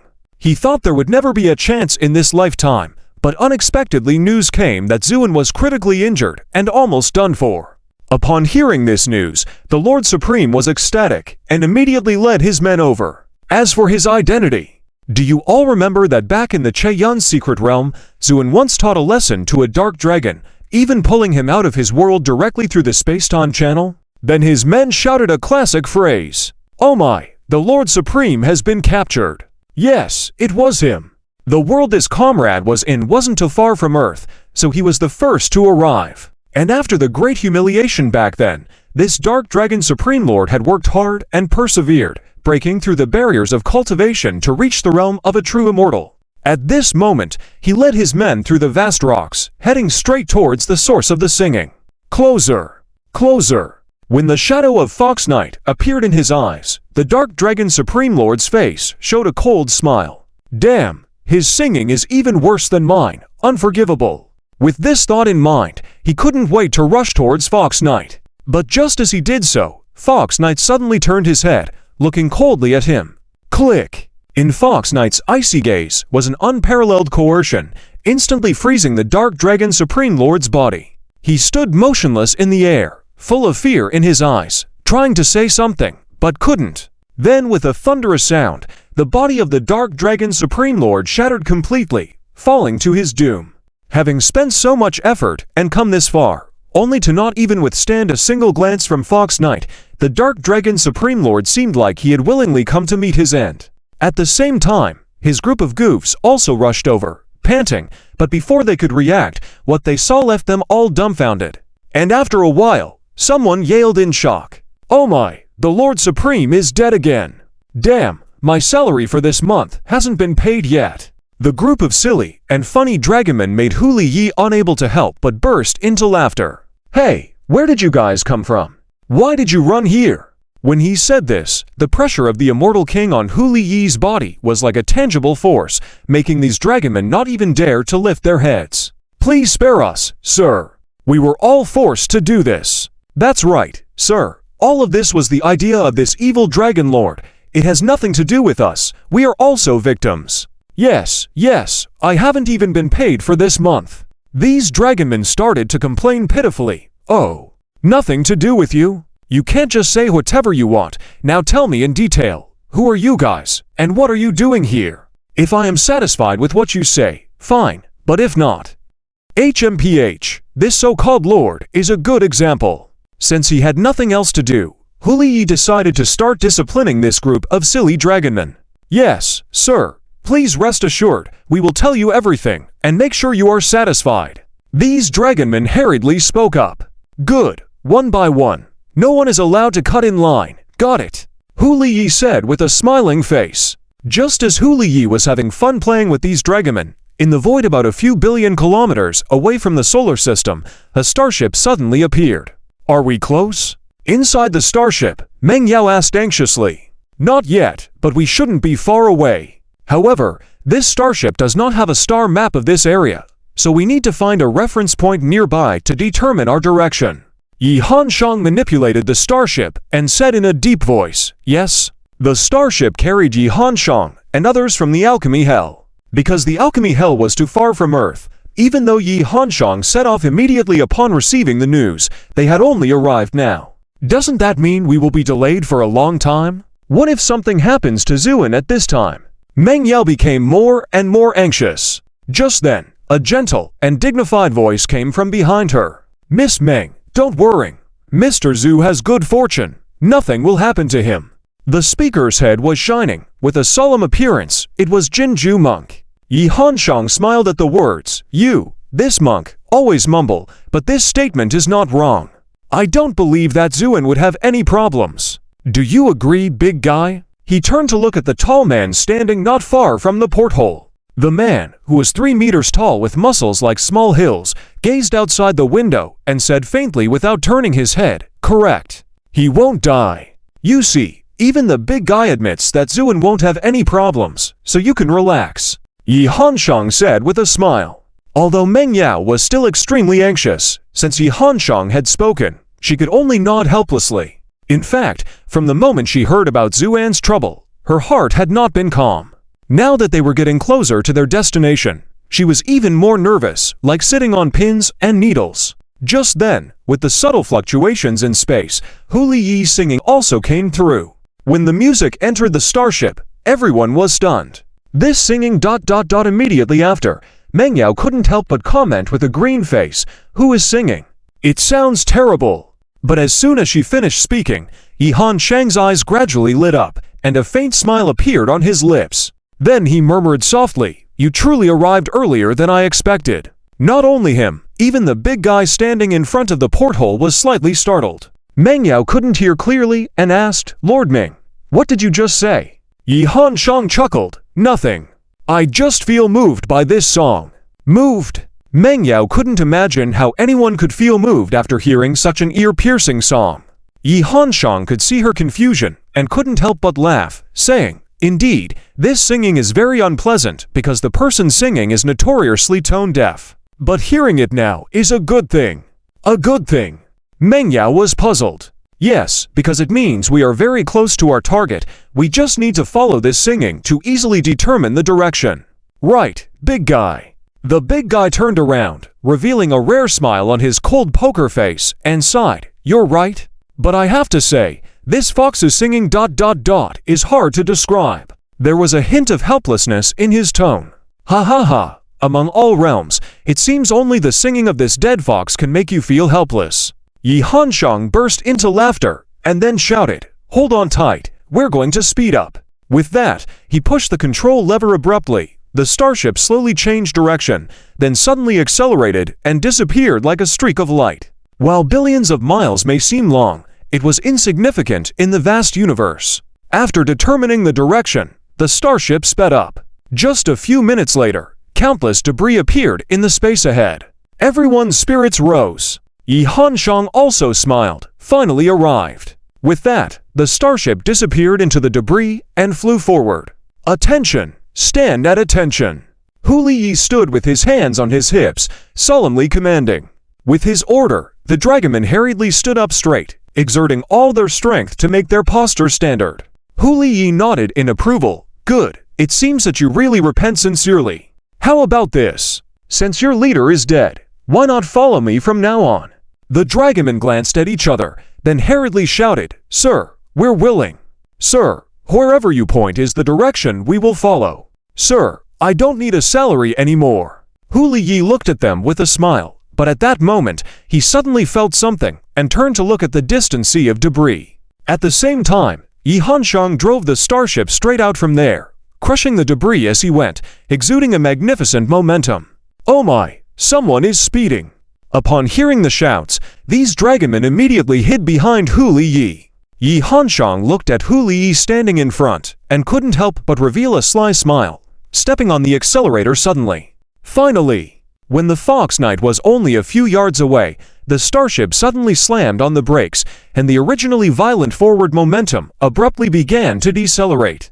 By the time it came to a complete stop, the front of the starship had just barely touched the Fox Knight's nose. Fox Knight didn't even blink, and instead silently looked at the driver's seat of the starship. Through the glass enchanted with a secret method, you could clearly see Yi Hansheng inside. The two locked eyes, and then the car window of the starship rolled down, and Yi Hansheng popped her head out. With a sly smile on her face, she shouted, "Hey, Dead Fox, aren't you afraid I won't be able to stop the car?" Fox Knight shrugged and then spread his hands. "Not afraid. If you're capable, then just run over me." "Damn, you're still so shameless." Yi Hansheng spat. "You're the same. Still so boring." Fox Knight retorted unapologetically. But after teasing each other, they exchanged glances and burst out laughing. In the midst of laughter, Yi Hansheng sprang out directly from the starship and gave Fox Knight a solid bear hug. "Little Fox, long time no see. Little Appiao, long time no see." In some places, Appiao is synonymous with lonely souls and wild ghosts, which made Yi Hansheng somewhat embarrassed, and she said, "You're still the same, never willing to suffer any losses." "Nonsense! Why should I suffer any losses? You're not a woman," Fox Knight disdainfully replied. Just then, Jinju and Mengyao also got off the starship. When Fox Knight saw Jinju, he was slightly surprised. "Invisible Great Bodhisattva, Little Yi, are you planning to convert to Buddhism? Get lost. Do I look like someone who's so unreasonable?" Yi Hansheng laughed and scolded, then introduced, "He's called Jinju, also a friend of Zuan." When he heard that Zuan was in trouble, he came to help. Speaking, Jinju came forward and bowed to Fox Knight. "I have met Fox King, sir." Fox Knight hastily returned the gesture, too polite. "Just call me Fox Knight." Fox Knight knew very well that in the Buddhist world, the invisible great Bodhisattva is equivalent to the immortal king in the heavens, so he behaved very politely. Then he looked curiously at Mengyao, "And this one is?" Mengyao stepped forward, respectfully saluted, and said, "I am Mengyao. Greetings to Immortal King." "Mengyao, what an elegant name.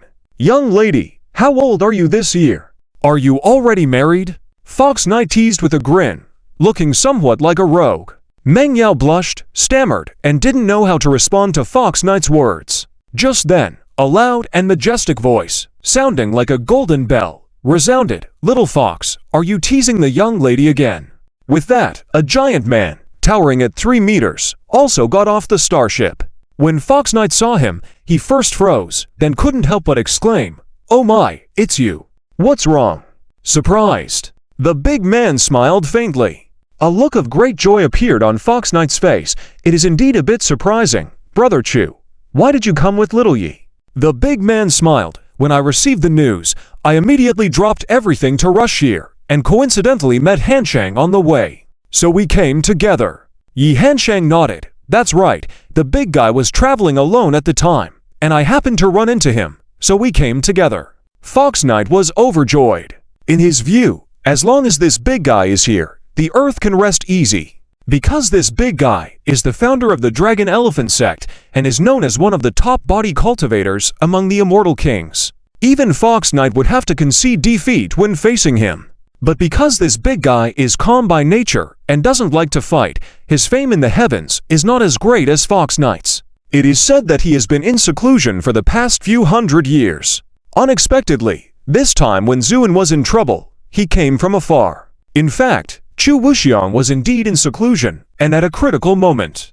But even so, when he received the divine broadcast, he immediately broke through and put everything aside to come to Earth. The reason for this is because of the deep relationship and gratitude between him and Zuan. Chu Wuxiang had fallen into madness due to excessive obsession with cultivation, and his golden body was on the verge of shattering. In that extremely dangerous situation, Zuan bravely took action at great risk to subdue him in his frenzied state, and then helped him recover, ultimately helping him overcome the crisis. Since then, the straightforward Chu Wuxiang has regarded Zuan as a lifelong friend, always wishing to repay the debt of gratitude. That's why when Zuan ran into trouble this time, he disregarded everything and rushed over. Great! If Zhu Zhang and Tian knew that you two came, they would be so happy. Let's go! Let's hurry back! Fox Knight happily exclaimed. Then everyone boarded the starship and disappeared into the starry sky. The remaining Dragonkin stood dumbfounded, only coming back to their senses after a while. "Goodness, the Lord doesn't want us anymore," someone screamed. As they spoke, a Dragonkin beside him raised his hand and knocked on his head, saying, "You damn fool, I've been enduring you for a long time. What should we do now?" Just then, Fox Knight's voice suddenly appeared in their minds. The Dragonkin trembled and quickly bowed their heads, saying, "Yes." They kept watch here, and as for Fox Knight and the others, they piloted the starship back to Earth. Fox Knight had already informed Zhu Zhang and the others in advance. So when the starship appeared in outer space, Zhu Zhang and Tiazi had already led people to welcome them. Moreover, when the news spread, all media outlets began to sensationalize the event. Especially when they heard that two immortal kings were among the visitors, the entire world was stirred up. "Ha, now we have 5 immortal kings on Earth. I don't believe anyone would dare to cause trouble." Someone laughed with relief. "That's right. If anyone dares to come, we'll give them an unforgettable lesson for life." For a while, various discussions filled the air. And this event was later referred to by future generations as the Reign of the 5 Kings. But just as the whole world was in a frenzy of relief, in the distant depths of space, a vast army suddenly appeared. This is a very strange team, because the team is composed of various, heterogeneous starships. The identities of the team members are also diverse. There are demon races, ghost tribes, magic tribes, and even a few extraterrestrial creatures. Of course, the majority are still human races. But regardless of their identities, they all have eager expressions on their faces. "Ahem. Master of the Chamber, how far are we from the target now?" A wizened old man with a goatee and a mischievous glint in his eyes said playfully. The master of Qiantia Academy, Shangliang, pondered for a moment upon hearing this, then said solemnly, "Soon, at most another 3 or 4 days of travel." "Another 3 or 4 days. I'm almost there. Stuck in this starship all day long. I'm getting bored to death." A man with a red flower on his head, a full face of stubble, but speaking in a very affected voice, said, pinching his throat. Everyone couldn't help but shudder. Some even almost felt nauseous, but held it in. Because everyone knew how terrifying this effeminate man was. After all, this was a woman who had once exterminated an entire planet, then kept all the men captive for her pleasure, a sadistic maniac. "Master of the Chamber, do you know if this news is true? Did the Red Lotus Immortal actually reincarnate and then sustain serious injuries?" This time, a coquettish beauty asked. Just a few words from her revealed a seductive charm that made many with weak willpower go wide-eyed. Shangliang nodded. "Absolutely, because the Abyss Lord, a quasi-immortal Emperor-level powerhouse, informed me." How could such a being possibly lie? In that case, does this Zhu, who is reincarnated and restored in such a short time, have the ability to defeat a quasi-immortal Emperor-level powerhouse? Someone exclaimed in awe. "Humph! Even if he's powerful, so what? As long as he is not an immortal venerable yet, I must kill him and turn his soul into a puppet, making him endure endless pain every moment." A man with scars all over his face and a sinister gaze said with a sneer. Everyone's eyes glittered with cold light upon hearing this, because without exception, everyone present had a deep-seated grudge against Zuan. That's why upon hearing the news, they immediately rushed to Earth, aiming to seize this rare opportunity to kill Zuan. Ahem. What if by the time we arrive, Zuan has healed from his injuries? Impossible, Shangliang said emphatically, because it was the Abyss Lord who injured him. Such a powerful being would not have just inflicted minor injuries on him. Everyone nodded upon hearing this. But this goatee man had the courage to delve deeper. All right, even if he is seriously injured, Zuan is not a fool. He naturally understands how dangerous his current situation is. So, wouldn't he seek help during this period? Remember, although the former Red Lotus Immortal had many enemies, she also had many friends. Among them, there were plenty of Immortal King powerhouses. Many people's faces changed upon hearing this, as the goatee man was speaking the truth. Shangliang was left speechless, finally saying in frustration, "Even if he enlists the aid of Immortal King powerhouses, so what? I am an Immortal King too." But the key is that among our group, there is only you as an immortal king, while most of the others are not even fully fledged immortal king level individuals. How do you plan to deal with that? The goatee man asked. So what do you suggest? Turn back. Shangliang responded tersely. The goatee man chuckled, Master of the Chamber, don't be hasty. I was just mentioning what might happen. If Zuan truly seeks help, I think the most prudent course of action for us is to wait. Wait. Exactly. This news is still brewing. Soon, even the depths of space will know about it.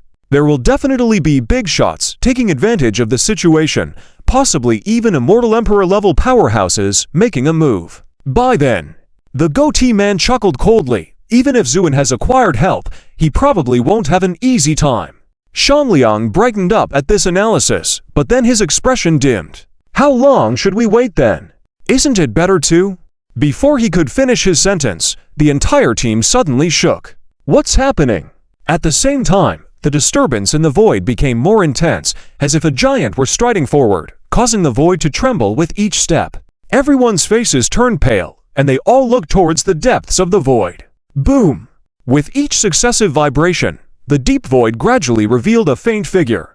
This figure was moving forward step by step, creating ripples with each footfall, causing the void to quake. The figure's speed seemed slow, but in an instant, it had arrived from the distant void right in front of everyone.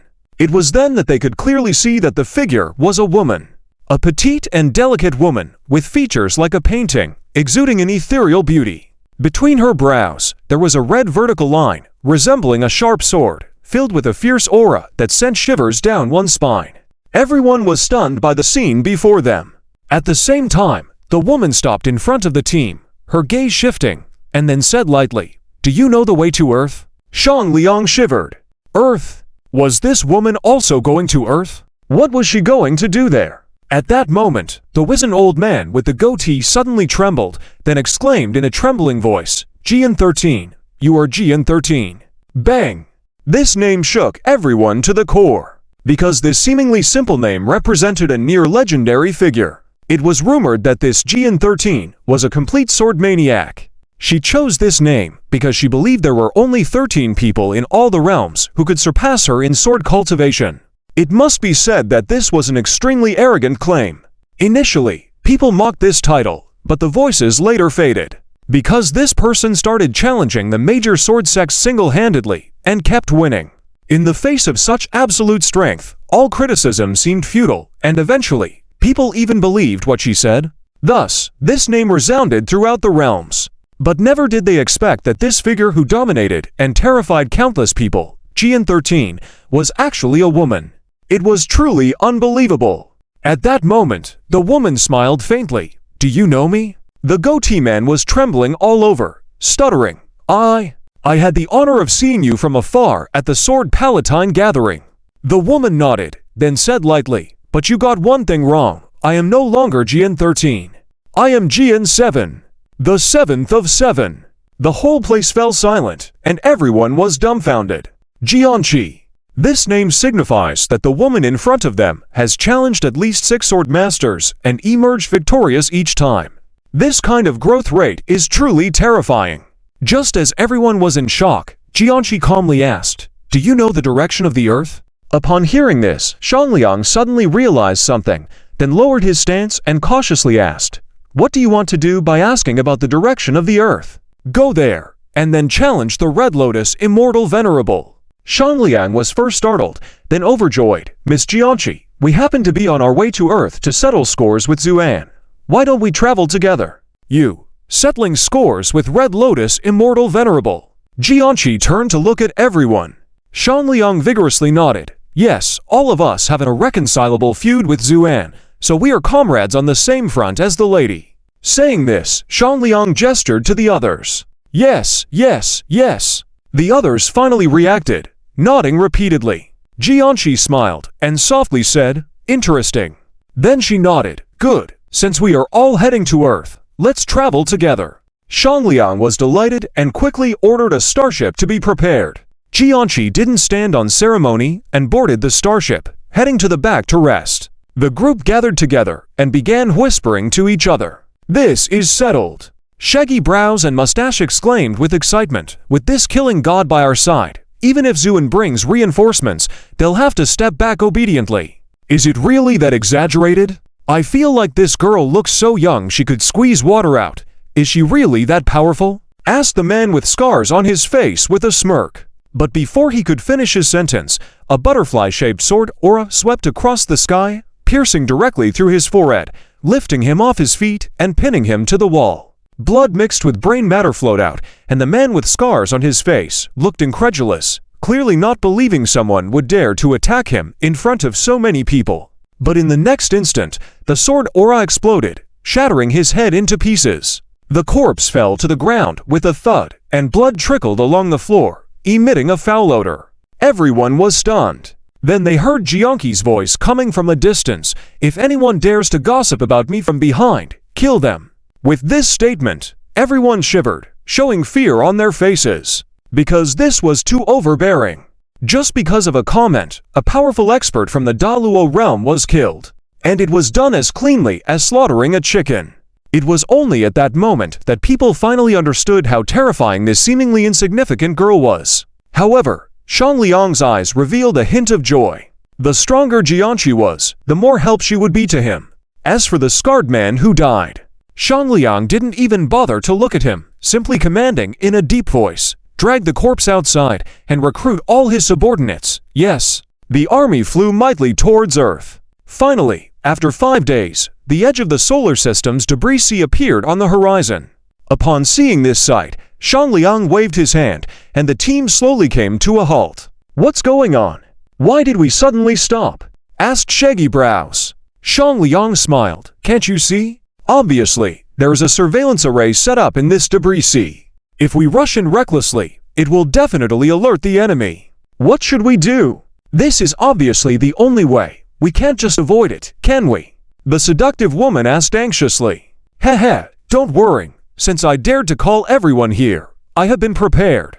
With that, Shangliang suddenly extended his hand, and pre-made seals flew into the sky, landing on each starship. Boom! The seals activated, creating an invisible barrier that isolated all energy fluctuations. Shangliang said smugly, "See that? Now, even if we pass directly through the surveillance array, it won't cause any ripples. By the time we reach Earth, we will surely catch them off guard." Master Shang is truly skillful. Shaggy Brows praised with a thumbs up. The others also flattered him, and Shangliang chuckled. Just some tricks, nothing to boast about. Next is the rare chance for revenge. I hope everyone will work together to eliminate Zuan. The crowd responded with a resounding agreement. The team then restarted and charged into the debris sea. As Shangliang had said, under the cover of the seals, their passage did not create any disturbances. People were excited, ready to enter Earth and avenge their past humiliations. However, just as they thought they had flawlessly evaded all detection and were about to silently enter the solar system, a small incident occurred.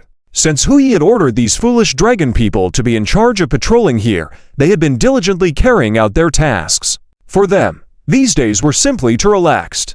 They circled a large area daily, reporting any anomalies to Hui through their divine senses. Today was no exception. 3 dragon people hummed tunes as they strolled along the edge of the debris sea, discussing the new boss they were following. TSK, I think our new boss is much more generous than the former lord. One dragon person said with a lollipop in his mouth, exuding enjoyment. Yes, if it wasn't for the boss delivering these treats, I wouldn't have known such delicious things existed in the world. Another dragon person, chewing on a spicy snack, said, deeply moved. One dragon person remained silent. He attentively savored the chicken leg in his hand.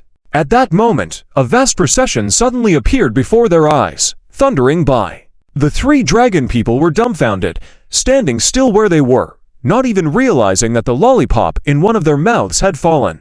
Shangliang and the others were moving quickly, nearly disappearing into the night sky in the blink of an eye, so they didn't notice the 3 dragon people at the edge of the debris sea. It was only after Shangliang and his group had moved far away that the dragon people came to their senses, looked at each other, and simultaneously exclaimed, "Holy crap, we have a job to do." With that, the 3 of them began frantically contacting Hu Yi and transmitting the scene they had just witnessed through their divine senses. Huyi, who was on Earth, was shocked upon receiving the message but quickly calmed down.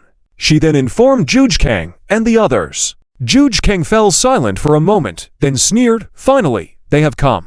Well, I look forward to seeing who dares to attack Earth against our 5 great immortal kings." He went on, "Inform the Earth Allied Forces headquarters to prepare to meet the powerful enemy." When the news reached the Earth Alliance headquarters, it took less than a minute for the consensus among the Earth Alliance generals to be reached, and then they issued a mobilization order.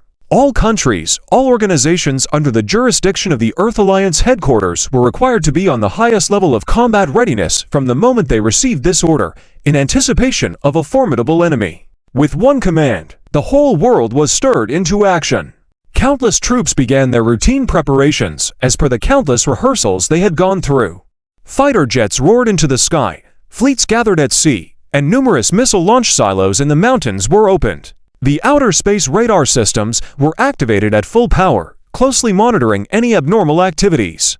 Compared to the tense military preparations, the Earth's powerful individuals were much more relaxed. Nevertheless, they quickly organized themselves and focused their attention on the skies above. On the streets and in homes, all television programs were interrupted and replaced with live broadcasts. A solemn and intense atmosphere enveloped the entire world. In this situation, Zuan's position was of utmost importance. Countless missiles were densely arranged within a 50-mile radius, ready to launch at any moment. Various anti-intruder landmines were buried underground to prevent enemies from breaking in.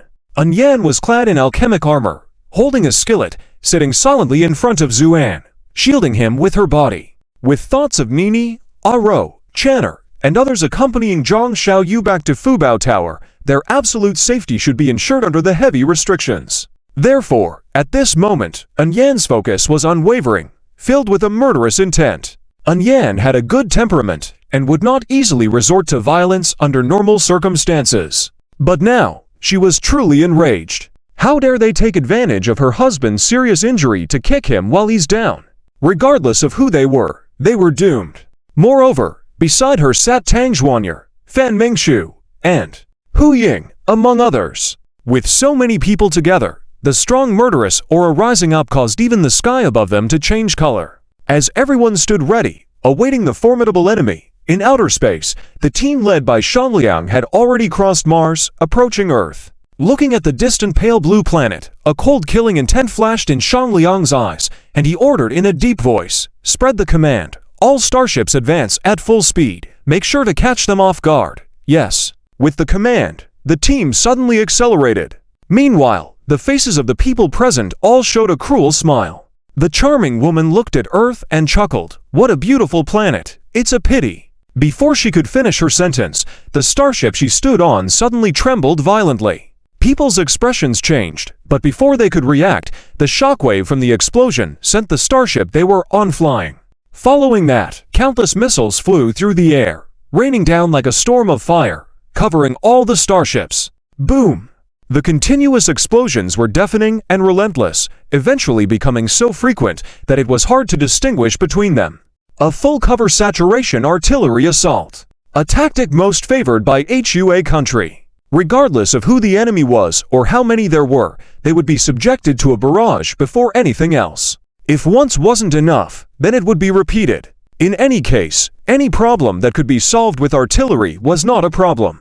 Especially at this moment, facing an unknown invading enemy, HUA country exploited this tactic to its fullest. In less than a minute, HUA country had unleashed thousands of missiles in this airspace. Watching the monitor already ablaze with flames, the faces of other leaders from various nations paled. Particularly, the generals from Country M were stunned, muttering to themselves in disbelief, "Madman, they are all madmen.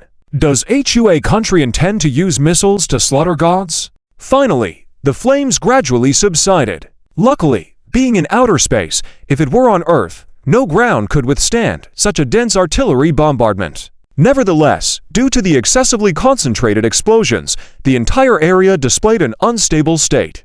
Everyone's eyes were fixed on the monitor, and when the smoke cleared completely, the center of the explosion was finally revealed. The whole area was empty, devoid of anything. Even the starships that were there before were nowhere to be seen.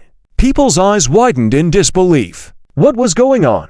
Did the first round of artillery bombardment annihilate all these enemies? Though some couldn't bring themselves to believe it, the emptiness before them seemed to prove otherwise. Many couldn't help but breathe a sigh of relief, and their confidence soared.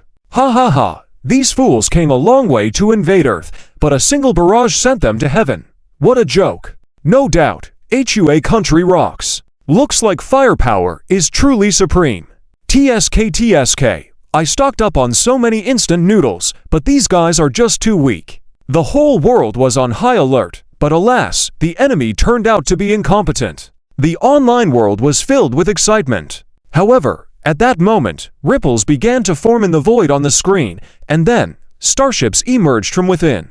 These starships were still shining on the surface, with only slight scorch marks to indicate their ordeal. This was the greatest achievement of this round of artillery bombardment. Seeing this scene, the previously jubilant online community fell silent instantly. Everyone stared dumbfoundedly. Meanwhile, Shangliang, his face smeared with the previous volley, turned livid and roared, "A group of ants dare to resist. Charge at them, I will crush this planet to dust." The group that followed Shangliang was also burning with rage at that moment. If they were obstructed by a powerful entity, they could accept it. But they never imagined that the first wave of attacks would come from the very humans they looked down upon and almost injured them. How could they not be furious? Hence, these people roared and rushed towards Earth. But at that moment, the previously calm void suddenly revealed swirling currents. Several starships couldn't even react before they were torn apart by these currents, including the people inside, turning into the most basic particles in an instant, disappearing. This bizarre scene sent chills down Shangliang and others' spines. Get away quickly! These currents are unusual! But it was all too late. Numerous swirling currents manifested in an instant. Not only that, the entire void was suddenly shrouded in darkness, as if hell had come back to Earth. Crack, crack, crack. As soon as the words fell, a figure gradually emerged in the void ahead. It was none other than a man with a cold gaze and a stern face. As he appeared, the void trembled slightly, and the pervasive chill was like the ministers facing the king, constantly swirling. Behind him, the laws descended, condensing into the image of a king wearing a crown, exuding majesty, overlooking Shangliang and the others. The whole place fell into silence. But this was just the beginning. Soon after, a lazy voice came from the void, to actually reveal the appearance of an immortal king. Well, then I will join in the fun too. With that, a virtual image of a celestial fox, 100 jong tall, with hair as white as jade and wielding 7 tails, appeared in the air. Heavens, it's the celestial fox from the Chinku fox clan. A charming woman said in an almost moaning tone. Shangliang's face was incredibly unsightly, but things were far more frightening than he had imagined. Because at that moment, not far away, another cheerful voice rang out, "You all have revealed your appearances, so I can't just stand by without revealing mine." With that, a dark king in black and gold attire appeared in his virtual form. Now, Shangliang and everyone's faces turned paler than snow. But that was not the end. Well, I'll join in on the fun too. Boom! A huge Tai Chi Bagua diagram suddenly appeared, continuously deducing various profound and mysterious illusions. Another immortal king. The crowd was almost numb from shock. Are we in the immortal king's territory? When did immortal kings become so worthless? Mountain Goat whispered, tears shimmering in his eyes, as if he was about to cry. If he had known he would encounter so many immortal kings here, he would never have dared to follow Shangliang. This was simply courting death. Shangliang's expression was also very grim, but he forced himself to remain calm and comforted. Don't worry, if there are only these 4 immortal kings over there, I can handle it. After all, my immortal king laws are very powerful. Unless facing a pure cultivator who doesn't know any magic, I am not afraid of anyone. Although there was a lot of bravado in his words, they were not entirely untrue. He possessed the laws that could restore everything to its original state, mastering all spells. Unless encountering a pure cultivator who knew nothing about spells, he had a considerable advantage. Such cultivators who knew nothing about spells were extremely rare in the realms, so it was unlikely that he would encounter them easily. Therefore, the fragile emotions of the crowd were slightly calmed. Shangliang also breathed a sigh of relief. If they were not reassured, this group of people would probably collapse before the enemy even attacked. but it seemed like they were deliberately opposing Shangliang. Before he could relax his guard, a deep voice resounded from the void. Since everyone has revealed their appearances, I'll join in as well. With those words, a hundreds of Zhang's all figure, with muscles bulging all over, like an ancient giant, appeared in the air. Shangliang's mouth fell open in shock as he stared at the scene, a hint of fear showing in his eyes. He felt almost infinite power emanating from this figure, which could only mean one thing: it was a confirmed cultivator. The oppressive force made him speechless. Not only him, but the whole place fell into a dead silence. Seeing this scene, the earth erupted into excitement. Ha ha ha! I told you, with 5 immortal kings presiding over the earth, any enemy who comes will be like an egg hitting a rock. That's right, with the 5 immortal kings gathered, this is an extremely rare sight, even among the celestial realms. I don't know why, but I suddenly feel a bit sorry for these enemies. So, I'll laugh first. Damn it, the person above, my 50-meter sword almost came out. Be more careful next time. There was a jubilant atmosphere online. Meanwhile, Huya took a few glances at the team in front of her, then smirked at Shangliang in front. You think you can cause trouble with such a small group? Are you here just to make a joke? Shangliang trembled, then his eyes flashed with resentment. Such a small group? Huh, don't think I'm scared just because there are more of you. Together, we are not weaker than you. Right. He turned around to see the reactions of the others. But this group of people were trembling in fear to the point that they couldn't even lift their heads, let alone react. Shangliang was stunned, then exploded with anger. What do you mean by this? Didn't we all agree before we came here to unite and face Zuan? Why are you all retreating? His questioning tone did not elicit a response from the group, who instead took a step back in unison. You! Shangliang was furious. At that moment, Zhuge Zhang suddenly spoke up. If I'm not mistaken, you must be Shangliang, the head of the Kaiantian Institute. Shangliang turned to stare at Zhuge Zhang for a moment, then snorted. Who do you think I am? So it's the renowned Zhuge Seer. So, are you also acting as a guard for Zuan now? Zhuge Zhang did not get angry. Instead, he smiled faintly. Shangliang, you are at least a righteous cultivator, so why are you colluding with these evil heretics? Evil heretics? Ha ha! Zhuge Zhang, stop with the nonsense. I came here to seek revenge on Zuan for what he did in the past. If you know what's good for you, you should step aside obediently, or don't blame me for being rude. Shangliang said with a smug expression. Seeking revenge on Zuan? Ha ha! Are you shameless enough to say that? When Zuan was the immortal venerable, why didn't you seek revenge then? Huya sneered. It's not because you saw Zuan severely injured now and wanted to take advantage of it. What a despicable person! The words were harsh, but Shangliang didn't care at all. Instead, he sneered. That's right, I am taking advantage of his weakness. What can you do about it? And let me tell you, Zuan's current situation is entirely of his own making. You asked for it. Yi Henshin couldn't hold back any longer and directly attacked. A huge vortex suddenly appeared in front of Shangliang, with the violent power of space and time surging out, about to tear him apart. But when this power reached near Shangliang, it dissipated into nothingness. Then Shangliang smirked. Don't think I'm afraid of you just because there are more of you. You may be immortal kings, but I am one too. Then Shangliang, looking almost crazed, said, Come on, let's fight together. Let's see if you can defeat me. There has always been a saying among the realms that only an immortal king can deal with an immortal king, but to kill an immortal king is an extremely difficult task. This is because those who have truly achieved the position of immortal king through their own cultivation have generally fused with certain cosmic laws. So, in order to truly kill an immortal king, you must be able to extinguish those laws.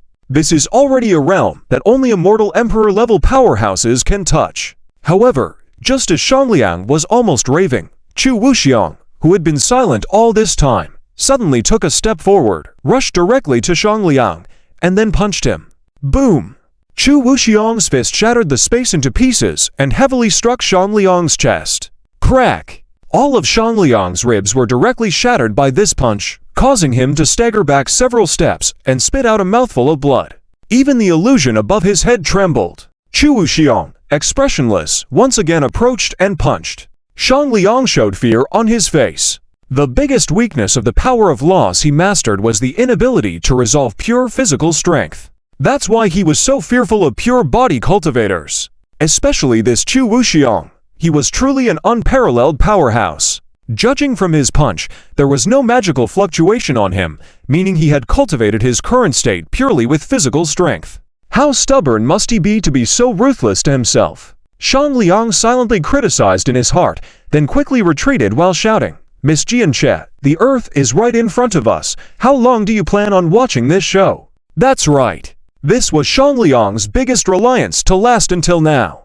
Because he knew very well that since Jianche was here for Zuan, these people blocking the way would naturally become her enemies. Sure enough, as soon as he finished speaking, a faint sigh echoed in the ears of everyone present. What a bunch of useless people! With these words, a slender figure appeared in front of everyone and directly blocked Chu Wuxiang's way. When Chu Wuxiang saw that it was a woman, he slightly furrowed his brows, took a step back, and did not attack. Because he had a principle to never fight with women unless absolutely necessary. This was due to his intact yin essence and the absolute need to abstain from carnal desires in his practice of the heavenly cicada indestructible technique. However, while he refrained from attacking, Zhu Zhezhang not far behind him had a drastic change in expression. "Jianche, what are you doing here?" Hu Yi's face also became increasingly solemn as he had heard of Jianche.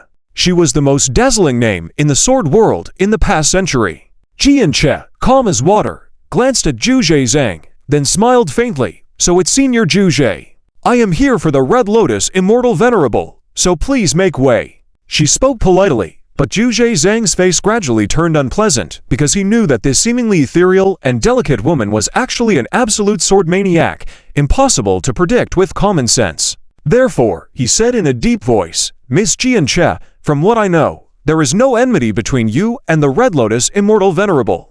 Why do you seek him out?" Jianche smiled slightly, and the vertical lines between her eyebrows turned even redder, as if a drop of blood was rolling. "Because I want to challenge him.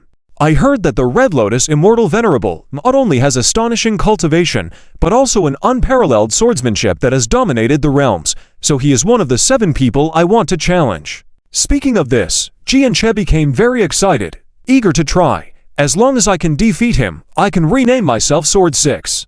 By this time, Shang Liang's injuries had already improved significantly, so upon hearing Jian Qi's words, he hurriedly said, "That's right, Miss Jianche. Now is a once-in-a-lifetime opportunity. Otherwise, there may be no chance in the future. It's just that these few people are blocking our way and not allowing us to see Zuan." Jianche smiled, "Senior Zhu Zhe, I don't want to turn against you all, so please make way, or else, who blocks me shall die." As soon as this was said, the entire world watching the live broadcast trembled. Who's this woman? So arrogant. Indeed, dare to act tough in front of 5 immortal kings. Give her a beating. Online public opinion surged. Zhu Zhezhang's face was as calm as water. "Jianche, I hope you can consider the consequences of your actions." "Consequences? Heh, my sword never cares about consequences." Jianche laughed lightly, then took a step forward casually. The moment she stepped forward, the void trembled. Even the distant earth seemed to shudder slightly. And this step quieted the boiling world. Chu Wuxiang, who was at the forefront, slightly furrowed his brows. Although he didn't want to fight women, the woman in front of him seemed a bit too arrogant. Therefore, he raised his palm about the size of a fan and waved it out. But just then, a dazzling sword light exploded from Jian Qi's hand. Where the sword light pointed, time and space froze. With a loud bang, this sword struck Chu Wuxiang's chest, sparking countless sparks. However, this invincible sword could not penetrate Chu Wuxiang's skin. Chu Wuxiang grunted, but refused to retreat a step, instead stepping forward, trying to forcefully resist the sword. But at that moment, Jianche said, "Your body is well trained, but anyone who blocks me will die." With that, a radiant glow between her brows flashed, and the sword strike on Chu Wuxiang's chest suddenly swelled. Boom! Chu Wuxiang was blown away, and the illusion above his head trembled slightly.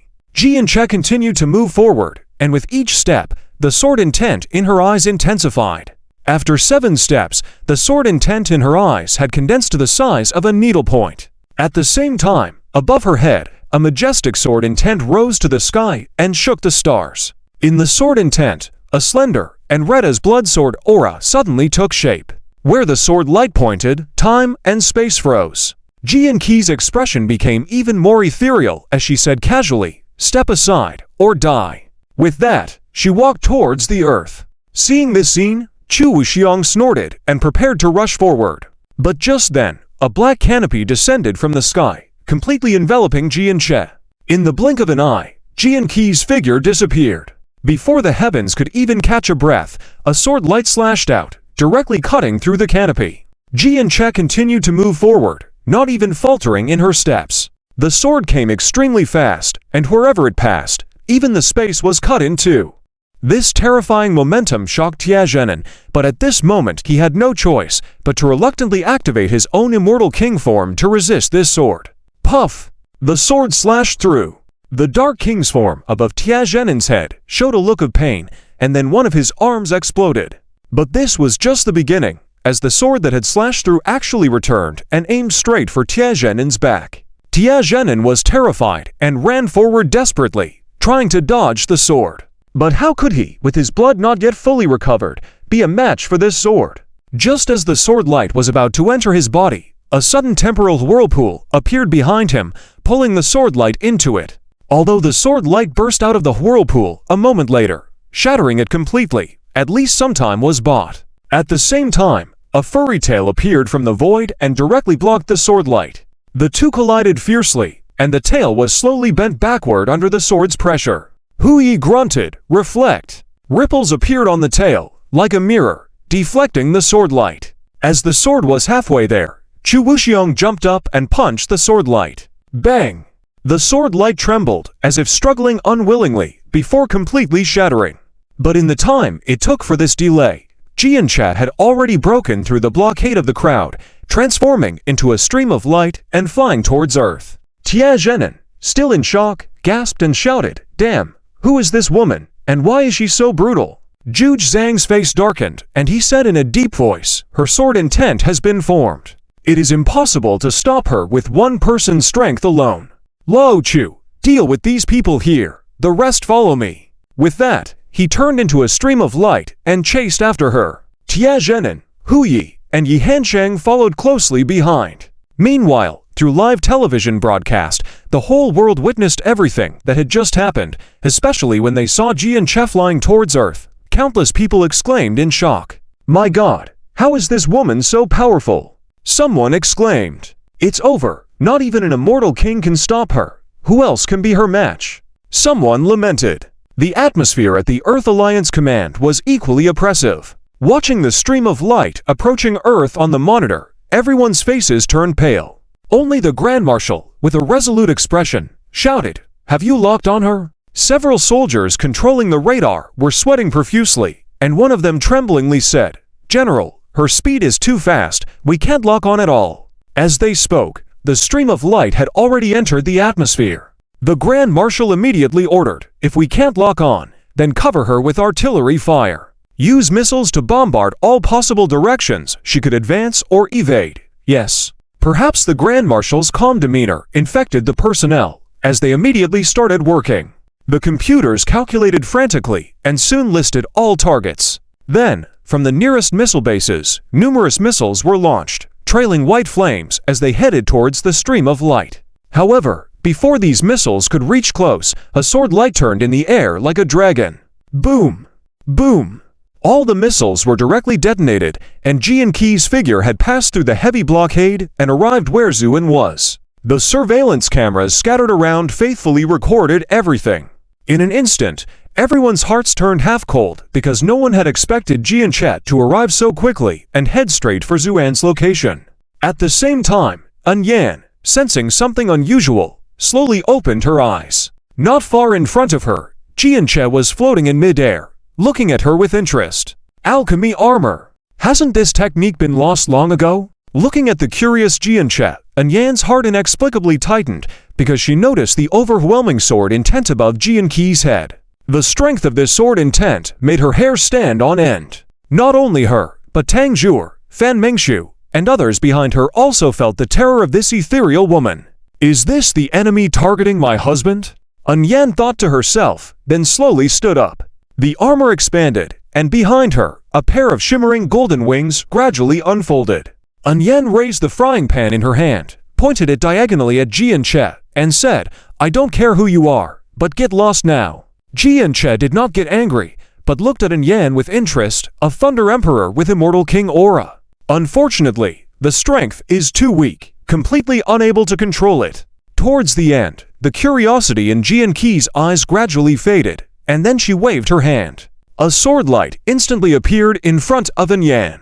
Anyan didn't react at all, but her golden wings behind her suddenly closed, barely blocking the sword. Clang! A crisp sound of metal resounded, and Anyan's whole body trembled. While she was not injured due to the armor protection, she was still directly blasted away by the immense force contained in the sword. At the same time, the attacks of Tangjur and others had already reached Jianche. However, Jianche didn't even glance at them, just focused on the defensive barrier ahead, then took a step forward. Boom!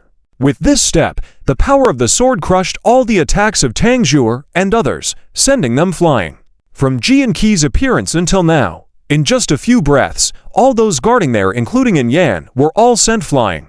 Seeing Jianqi's appearance, it seemed she hadn't even used much power, indicating just how terrifying her strength was. Jianche took another step, getting close to the barrier. But at this moment, a faint figure suddenly appeared beside her and struck out. However, the next moment, this figure was thrown out like a kite with a broken string and spat out blood in midair. Zhu Suai, who was dazed by the sword's power, saw the scene and couldn't help but shout in surprise, "Zirui!" Then he rushed up and caught Zirui. But at this moment, Zirui had already passed out, with a hint of crimson blood at the corner of her mouth. Seeing this, Zhu Suai's eyes turned red. "Damn bitch, I'll fight you," he said as he let go of Zirui and was about to step forward, but just one step forward, and a mighty sword intent directly pressed him half-kneeling on the ground. Immediately after, a thunderous roar sounded, and a sword light struck down, shattering the once impenetrable defensive barrier. Jianche didn't even turn her head back, and with a snap of her fingers, the sword light directly pushed back all of Fox Yi's attacks. Fox Yi's face turned pale, evidently suffering some light injuries. At the same time, Jianche walked towards Zuan. Zuan, who was lying limp on the ground, was burning with internal turmoil as she witnessed this scene. Her eyes flickered crazily, and a surge of energy broke free from its restraints, directly crossing a big stage from being a half-step true immortal to reaching the realm of being a half-step grand luo. Then she leapt up, her armor burning with flames, heading straight for Jianche. "Sister Yan!" Tang Zhuaner cried out hoarsely. Jianche stopped in her tracks, then turned slightly, looking with interest at the charging Zuan. To directly break through a big realm. Quite interesting, but still far from enough. With that, she pointed down. Bang Zhu! Unfelt as if a mountain suddenly descended on her shoulders, pressing her motionless in midair. Jianche then took a step forward again. "No, please, don't, Zhu!" Unstrained with all her might to shout, but no words came out. So she could only watch tearfully as her heart felt as if it was being cut by a knife. Just then, a Buddhist chant suddenly echoed from the void. "Namo Amitabha. Why must you fight with someone who is already injured, miss?" With those words, a monk radiating golden light, with a golden radiance shining behind his head, appeared in front of Zuan. Jianche stopped in her tracks and said indifferently, "Invisible. A great bodhisattva like you wants to meddle in my affairs? I dare not. It's just that Miss Zhu has been kind to me, so I am willing to substitute myself. What do you think?" The monk, Jinju, said with compassion on his face. "Substitute myself? Ha ha!" Jianche sneered. "Do you know swordsmanship?" Jinju shook his head. "Then move aside. I am here to challenge the Red Lotus Immortal, not you." Jinju, as if he hadn't heard, bowed his head and began chanting scriptures. The golden Buddha light gradually strengthened, showing signs of standing firm against Jianche. Jianche said indifferently, "I generally don't kill monks, so I'll say it again, move aside." Jinju remained unmoved. A crease appeared on Jianqi's forehead, and a flash of sword light shot out. "Then you shall die." Bang! As the sword light touched Jinju for that instant, a golden lotus suddenly manifested, blocking the sword strike. But in the next moment, the golden lotus was shattered by the sword light, leaving a white mark on Jinju's golden body, sending him flying.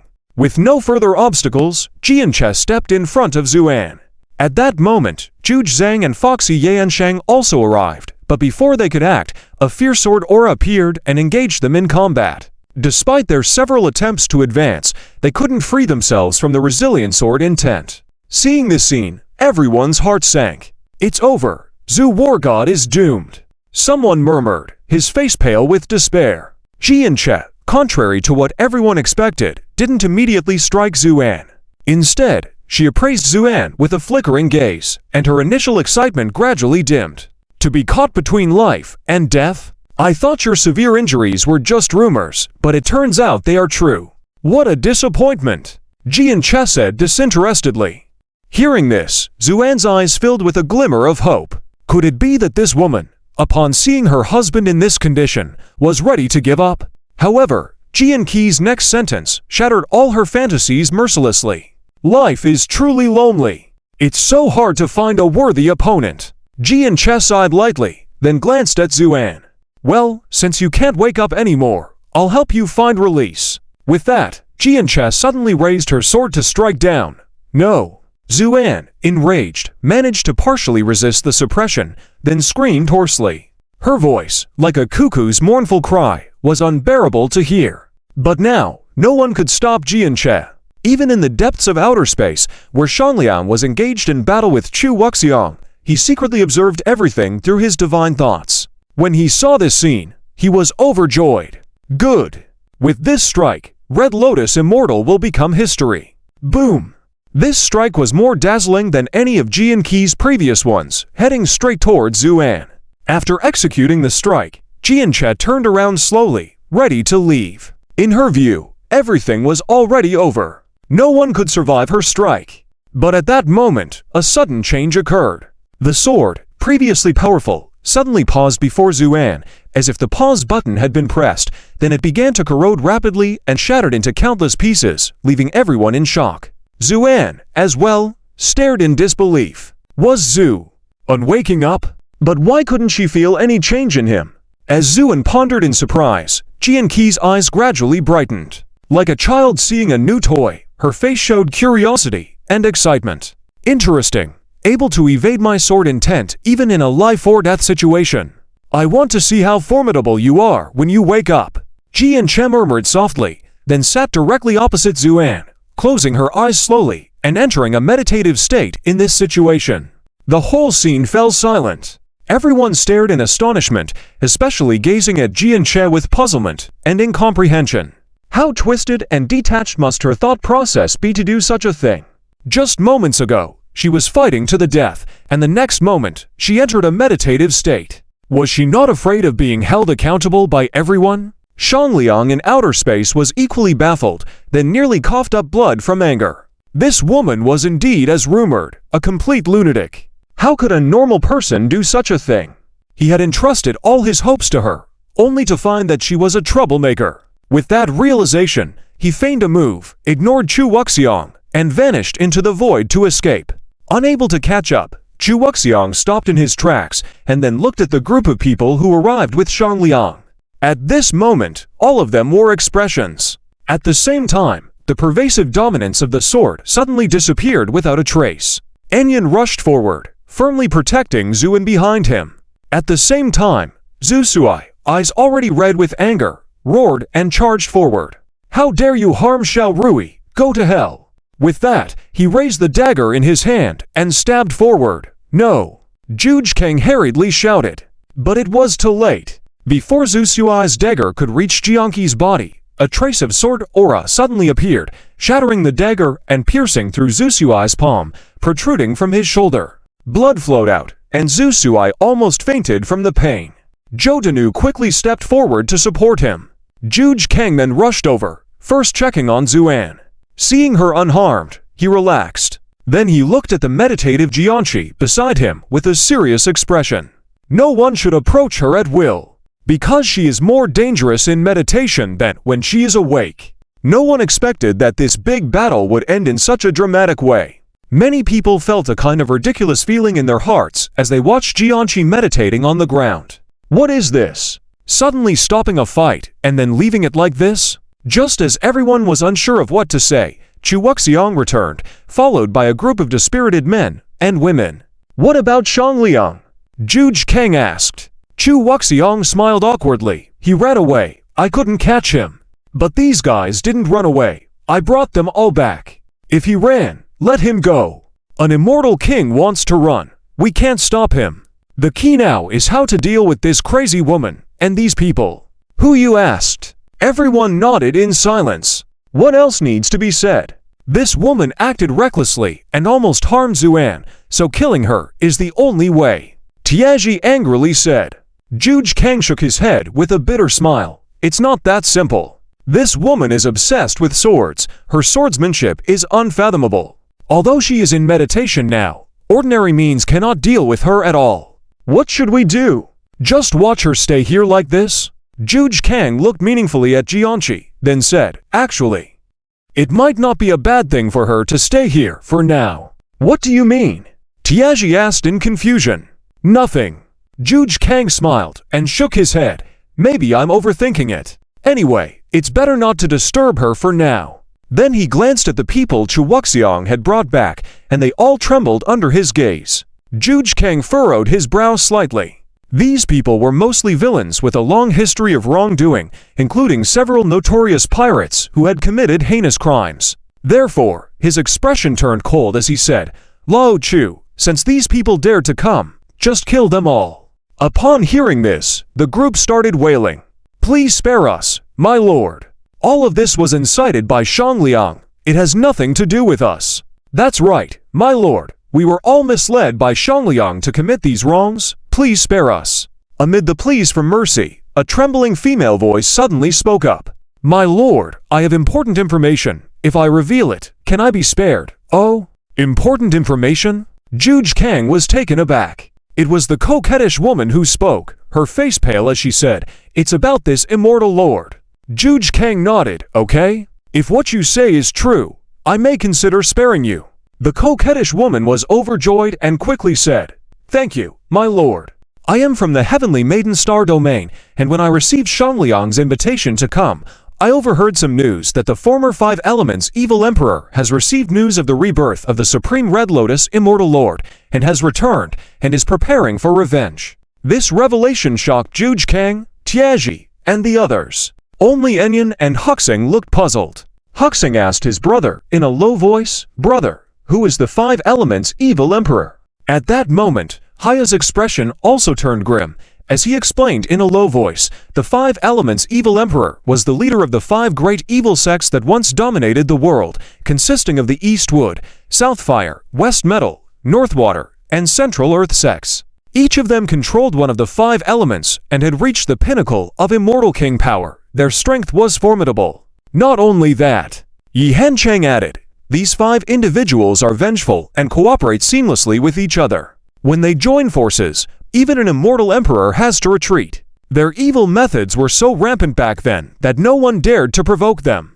Huxing's face turned pale as he asked, then, why are they looking for my brother? Zhuge Kang sighed. When Zuan first ascended to immortal emperor, the Five Elements evil emperor provoked him in various ways, so Zuan fought them alone, resulting in the dissolution of the Five Elements sects and the disappearance of the Five Elements evil emperor. We never expected them to be still alive. After learning of Zuan's current situation, they will definitely not let it go. Zhuge Kang sounded worried. After all, these Five Elements evil emperors were different from Shangliang. They were once the top experts of the evil sects. If they came, even with their combined strength, it would be hard to predict the outcome.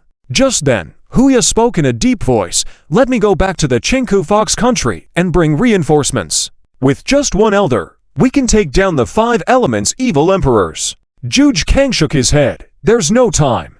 If they are coming, it must be within these few days. How long would it take for you to travel to and from the Chinku Fox country? The group fell silent. After a moment, Zhuge Kang whispered, don't disclose this matter for now, as it might cause panic. Let's prepare for battle in secret, yes? Enyan tightly held Zuan's hand, gazing at him with infatuation. Husband, when will you wake up?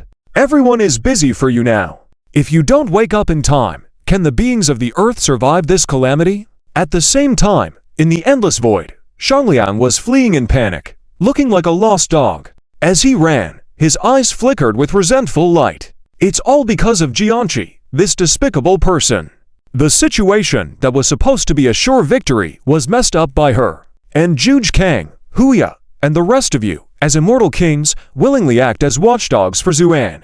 One day, you will pay the price. Just as he cursed in anger, suddenly, the void ahead became like an impenetrable wall, blocking Shangliang's path. Shangliang was stunned. Then a sneering, sinister voice came from the front. "Oh, isn't this Master Shang? Why are you in such a sorry state?" As the voice faded, a man dressed in robes embroidered with flame patterns, his face pale, but with a sinister air in his eyes, appeared in the void.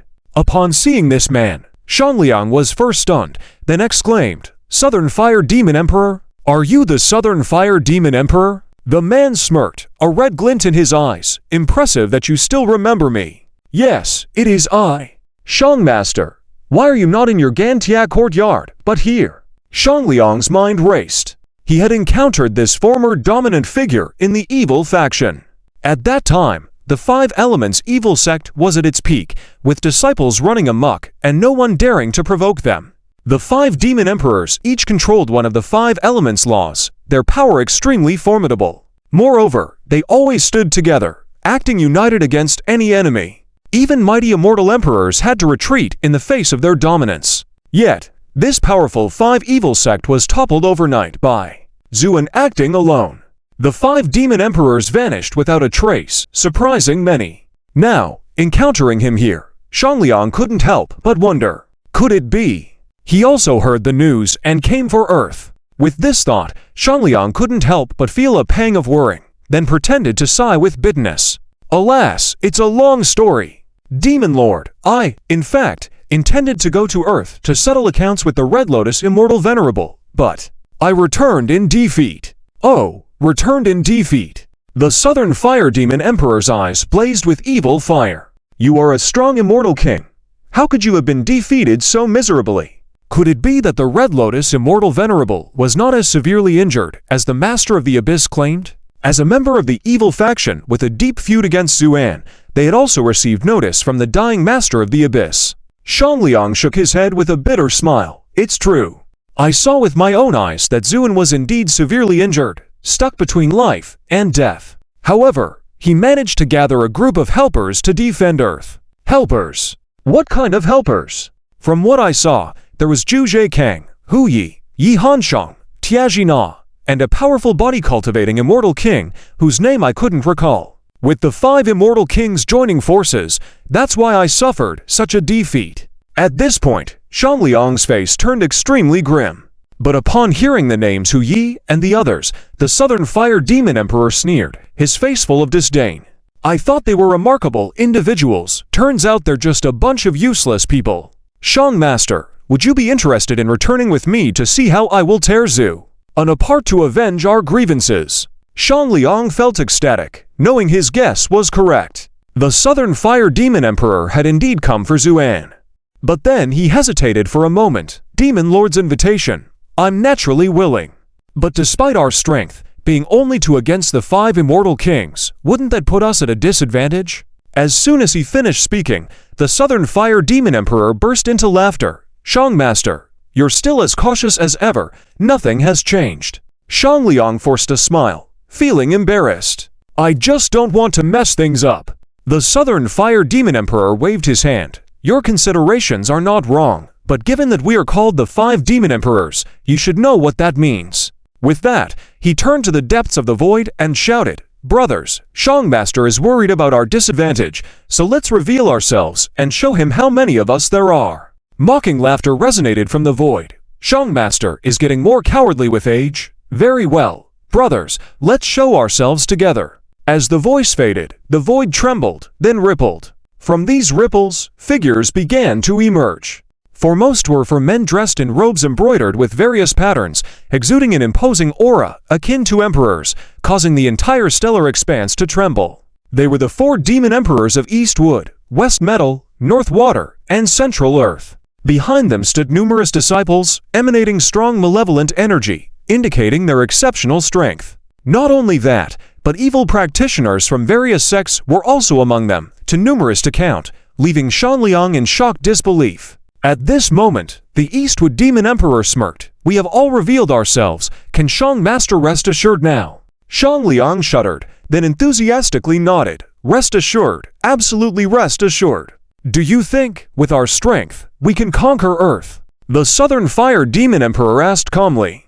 "No problem. There will be no chance for Earth to survive anymore." Shang Liang replied with a smile. "Excellent. Since Shang Master has just escaped from Earth, I will trouble you to lead the way, and we shall go back to kill." The Southern Fire Demon Emperor said coldly. "All right. Please follow me." With that, Shang Liang led the group of evil practitioners soaring towards Earth. At the same time, Shang Liang couldn't help but think, "Zuan, let's see how you can escape this time." Meanwhile, on Earth, Zhu Sui anxiously watched as Zhu Zhekang checked little Rui's pulse, wanting to speak up but fearing to disturb Zhu Zhekang's thoughts, so he could only wait patiently. After a while, Zhu Zhekang slightly exclaimed, "Strange." Zhu Sui's face turned extremely pale. Fan Mengshu immediately asked, "Senior Zhu Zhe, how is little Rui's condition? Is she in danger?" Zhu Zhekang released little Rui's hand, gently shaking his head. "Her injuries are not severe." "Then why hasn't she woken up until now?" Zhu Sui quickly asked. A faint smile appeared on Zhu Zhekang's face. "Don't worry. Little Rui hasn't awakened, not due to her injuries. On the contrary, she has been fortunate." Upon hearing Zhu Zhang's explanation, Zhu Sui and Fan Mengshu both let out a sigh of relief. Then, Zhu Sui excitedly exclaimed, "It looks like that crazy woman did something good after all." Due to Xiao Rui's injury, Zhu Sui harbored deep hatred towards Jianqi. But now, upon hearing that Xiao Rui was unexpectedly benefiting from the situation and had a chance to fully recover, Zhu Sui's resentment faded away. Just then, a piercing alarm suddenly rang through the air. Everyone's faces turned pale, and Zhu Zhang looked up at the sky but didn't notice anything unusual. He swiftly flew to the Earth Alliance Command Center. "What's going on? What triggered the alarm?" Zhu Zhang asked with a grave expression. Generals from various countries and individuals like Hu Yi, Yehin Shang, and others rushed over. The personnel in charge of the alarm had a pale face and pointed shakily at the monitor. Just now, there was a sudden massive anomaly detected above Mars' orbit, moving towards Earth at extremely high speed. The Supreme General looked at the densely packed dots on the monitor, his expression changing. "How many of these anomalies are there?"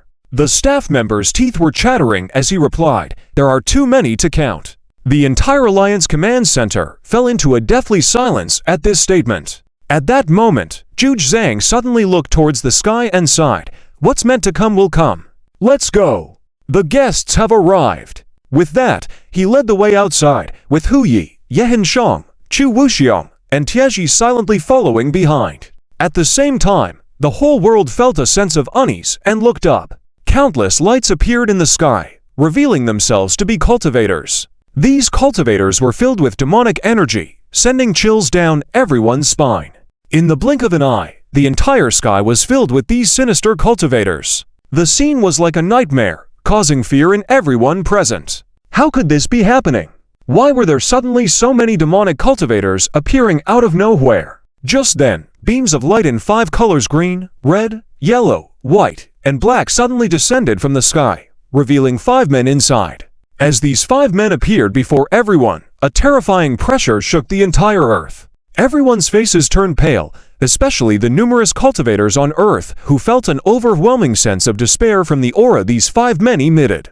Zhu Zhang's expression turned as calm as water as he took a deep breath and spoke slowly. "The 5 Elements Demon Emperors." Yes, the newcomers were indeed the 5 Elements Demon Emperors and their disciples, along with various demonic cultivators from different factions. At this moment, they lowered their heads to look at the blue planet beneath them, their faces filled with a cold sneer. Such a tiny place, is this really the hometown of the Crimson Lotus Immortal? The most hot-tempered of them, Shijin Demon Emperor, sneered. Globally, numerous missiles were launched and aimed at the demonic cultivators. However, before these missiles could reach halfway, Shijin Demon Emperor casually grabbed them. With a loud bang, the missiles disintegrated from the inside out, breaking into countless pieces. With just one move, Shijin Demon Emperor extracted all the metal from the missiles, causing them to disintegrate into pieces without even exploding. "A group of insignificant ants dares to challenge us?" The world fell into silence because Shijin Demon Emperor's display of power far exceeded what most had imagined. Just then, Zhuge Zhang, Hu Yi, and others flew up into the air and confronted the 5 elements Demon Emperors. As veteran immortal kings, they naturally recognized each other. Seeing Zhuge Zhang, Shijin Demon Emperor sneered and turned to Shang Liang, saying, "Shang Master, were you defeated by these waste materials?" Shang Liang looked embarrassed but nodded. Stepping forward, Zhuge Zhang spoke in a deep voice, 5 elements Demon Emperors, long time no see. Shijin Demon Emperor sneered, "Zhuge old man, aren't you good at fortune-telling? Have you foreseen that you will die here today?" His words were extremely arrogant. Zhuge Zhang's gaze turned cold. "Shijin Demon Emperor, there is a saying, leave a way out for others so you can meet again in the future. Is your purpose in bringing so many demonic cultivators here to exterminate us completely?" "Exactly. I'm going to exterminate you all. I'll even completely destroy this planet. Blame that guy named Zhu." Shijin Demon Emperor sneered. Just then, Hu Yi shouted, "There's no need to waste time with these people. Let's just fight them." With that, Hu Yi launched forward, revealing his Immortal King's aura and directly attacking Shijin Demon Emperor. Shijin Demon Emperor sneered, "Hu Yi, if your senior were here, I might be afraid, but you're still too inexperienced." With that, he struck back at Hu Yi, forcing him to retreat. Yehin Shang supported Hu Yi, and they nodded at each other before activating their Immortal King's auras and joining the battle again. Tiazi, Chu Wuxiang, and even Zhuge Zhang stopped speaking. They knew that the imposing presence of the 5 elements Demon Emperors could not be resolved with words alone. Since a direct confrontation was unavoidable, Zhuge Zhang threw caution to the wind. With a swift movement, he loosened his bun, letting his silver hair cascade down, and his aura reached its peak. Seeing Zhuge Zhang risking it all, Hu Yi couldn't help but exclaim, "Damn, old man is going crazy." To Hu Yi and the others, they had never seen Zhuge Zhang act so recklessly. "No more talking. We must stop these people, or the earth behind us will be doomed," Zhuge Zhang shouted. His eyes shimmered with an intricate array of symbols, indicating his entry into a profound and intense state before rushing into the battle. Yehin Shang watched as Zhuge Zhang risked his life, and eyes gleamed with resolve. "In that case, I'll play with you all as well." With that, Yehin Shang exuded a drop of Immortal King's blood, shot into his Immortal King's aura, which rapidly grew to thousands of feet tall. Boom! Tiazi's expression became extremely painful, the cultivation throughout her body burning fiercely, her power increasing by more than double. Huya suddenly gritted his teeth, and a foxtail behind him exploded directly, pouring pure blood over his body, causing his eyes to turn blood red. In contrast, Chu Wuxiang was not as flashy, his muscles twisting and shaking like dragons, followed by a series of loud noises coming from his body. It was as if some constraints were being broken one by one. In the blink of an eye, Chu Wuxiang's body once again expanded sharply, turning into a giant 10 meters tall, with explosive strength emanating from his muscles, any slight movement capable of bursting the air. Chu Wuxiang chuckled, "It feels so good to release all the constraints." Huya, who was battling with Manhwa Evil Emperor, couldn't help but exclaim, "Old Chu, you usually carry constraints on your body." Chu Wuxiang nodded, "I'm afraid of not being able to control my power, so I set 10 restrictions on myself." Huya! And so, this intense battle began. 11 immortal kings entangled in combat, their powerful aura continuously shattering the space. People from the entire world watched nervously as this scene unfolded in the sky, because the outcome of this battle would directly determine the life and death of everyone. However, no cultivator could step forward to help, as where the immortal kings passed, cultivators below the Great Luo realm couldn't even stand. So they could only clench their fists tightly, watching nervously. The myriad of evil cultivators who followed the 5 elements Evil Emperor did not make a move. Instead, they leisurely watched, even exchanging opinions with each other. TSK. How long has it been since we've seen so many immortal kings fighting together? A wicked cultivator chuckled.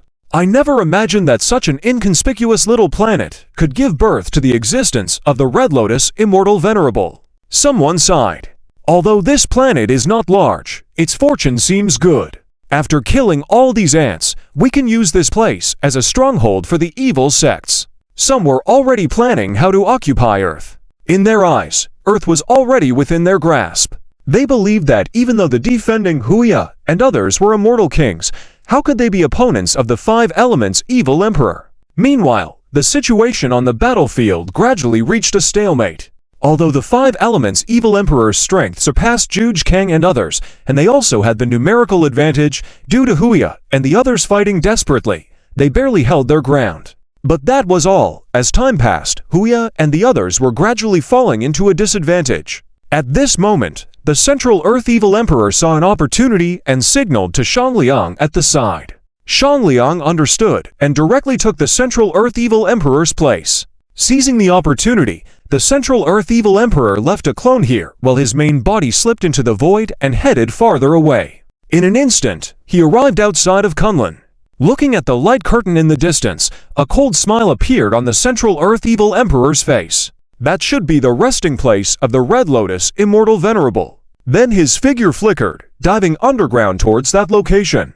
In the meantime, Yan and others who were stationed around were on high alert. However, with the cultivation of the Central Earth Evil Emperor, how could they possibly sense his movements? In the blink of an eye, the Central Earth Evil Emperor silently entered the light curtain. Indeed, within the light curtain, Zuan sat cross-legged, head lowered, without any aura. Beside him was a woman in a trance. But the Central Earth Evil Emperor's attention was all on Zuan at this moment. When he confirmed Zuan's lack of breath, already on the brink of life and death, the excitement appeared on the Central Earth Evil Emperor's face, quietly approaching Zuan. Past memories flashed through his mind. When Zuan first ascended to the position of Immortal Emperor, he single-handedly defeated their 5 brothers, driving them to the edge of the heavens, barely saving his life. They thought of revenge at the time, but Zuan continued to break through, eventually becoming the unprecedented Red Lotus Immortal Venerable. Under such power, the 5 of them were scared and dared not seek revenge. But then Zuan unexpectedly fell, and when they heard the news, they were overjoyed, but also feared it might be false information intentionally spread by Zuan, so they didn't get too arrogant. However, when they confirmed Zuan's death, the 5 of them breathed a sigh of relief and boldly reopened their sect. They thought Zuan had died for good, but never expected to receive a message from the Abyss Lord recently. Zuan had been reborn, and once again reached the realm of Half-Step Immortal King. Upon receiving this news, they immediately rushed here. Not only for revenge, but more importantly to eradicate him once and for all, as they couldn't sleep peacefully with Zuan alive. The humiliations of the past flashed before his eyes, causing the Central Earth Evil Emperor to grin and slowly raise his hand. Zu, this is your comeuppance, so, die. Just as he was about to strike, a delicate hand gently touched his shoulder, and then a cold female voice came from behind. What are you doing? The Central Earth Evil Emperor was startled, his muscles tensing up momentarily. Leaping to the front of him, and upon turning around, he was faced with a woman with an ethereal face and a vertical line between her brows. She tilted her head and looked at the Central Earth Evil Emperor. Were you trying to kill him just now? The Central Earth Evil Emperor felt a chill for no reason and then angrily asked, Who the hell are you? I'm Jianqi. Jianqi stepped forward, shielding Zuan behind her and calmly said, I don't care who you are, but you cannot touch him now, because he is mine. The Central Earth Evil Emperor's gaze flickered, and he exclaimed, Jianqi, you're that sword maniac? Jianqi remained silent, just coldly staring at him. After a moment of contemplation, the Central Earth Evil Emperor said, Miss Jianqi, as far as I know, you have no relationship with Zuan. Why are you protecting him like this? Because until you've sparred with him, no one can touch a hair on his head, not even you. Jianqi said coldly. The Central Earth Evil Emperor was furious, but as a top powerhouse of the evil sex, he quickly regained his composure, then smirked, a mere sword practitioner. What audacity! Since you won't let go, then let's all die together. In midair, the Emperor of the Evil Earth roared in anger repeatedly, but he was unable to do anything against this beam of sword light. It wasn't until flying hundreds of zhong, a unit of measurement, and smashing through the defensive light barrier that he finally landed on the ground barely. Looking at the Emperor of the Evil Earth at this moment, he had become somewhat disheveled. Engyan and the others just realized that something was wrong here, and looked over in shock. I'll say it again, leave now, or else die. Jianqi stood in front of Zuan, calmly speaking. The Emperor of the Evil Earth was so furious he almost spat out blood. Because now Jianqi was like a child protecting their beloved toy, completely unreasonable. But at the moment, he couldn't do anything to her. Yan and the others gradually widened their eyes, looking at this scene with incredulous expressions. What's going on? Why is this terrifying woman suddenly helping their side? Just then, a loud explosion came from high above, and then the Fox Knight and others who were already at a disadvantage were shaken out. Juge Kang even spat out a mouthful of blood in midair. Senior Juge! Master Juge! Shocked cries rang out one after another. Then the Western Metal Emperor took a step forward, sneering, "Is this all the strength you have to show off in public? Big brother, how's it going on your side?" The Emperor of the Evil Earth shouted, "This woman is simply crazy. I can't deal with her for now. Hurry up and get rid of those guys, then come help me to destroy Zuan." "All right." The four evil emperors and Shan Liang grinned in unison at the words, then headed straight for Juge Kang and the others. Seeing the situation getting critical, Fox Knight and Yi Hanchang and the others wanted to protect Juge Kang. Juge Kang shook his head. "It's useless. I'm already seriously injured. You all hurry down and take Zuan and Yan and the others away. I'll hold them off." "How can that be?" Fox Knight exclaimed. "Go quickly. Otherwise, if you stay here, you will all die." Juge Kang roared, his hair flying in all directions. Fox Knight and Yi Hanchang and the others showed a look of sorrow on their faces, then resolutely turned and ran downward. The Southern Fire Emperor, the Eastern Wood Emperor, and the Northern Water Emperor chuckled, trying to escape. "Not so easy." As they said this, they were about to chase after them. But at that moment, Juge Kang suddenly blocked their path with a flash. "Stop right there. This way is blocked." All of them stopped in their tracks, their gaze cold as they looked at Juge Kang. "Juge, old man, what's this? Are you planning to sacrifice yourself to buy time for them?" The Western Metal Emperor said with a dark expression. "So what?" Juge Kang smiled calmly. "Heh, do you think it's worth doing this? You are an immortal king, unable to die or be destroyed." The Western Metal Emperor sneered. "To me, there is nothing worth or not worth it. Anyway, I won't allow you evil demons to run wild." Juge Kang spoke in a relaxed tone, with the silver hair behind him dancing without wind, making him look like a transcendent being.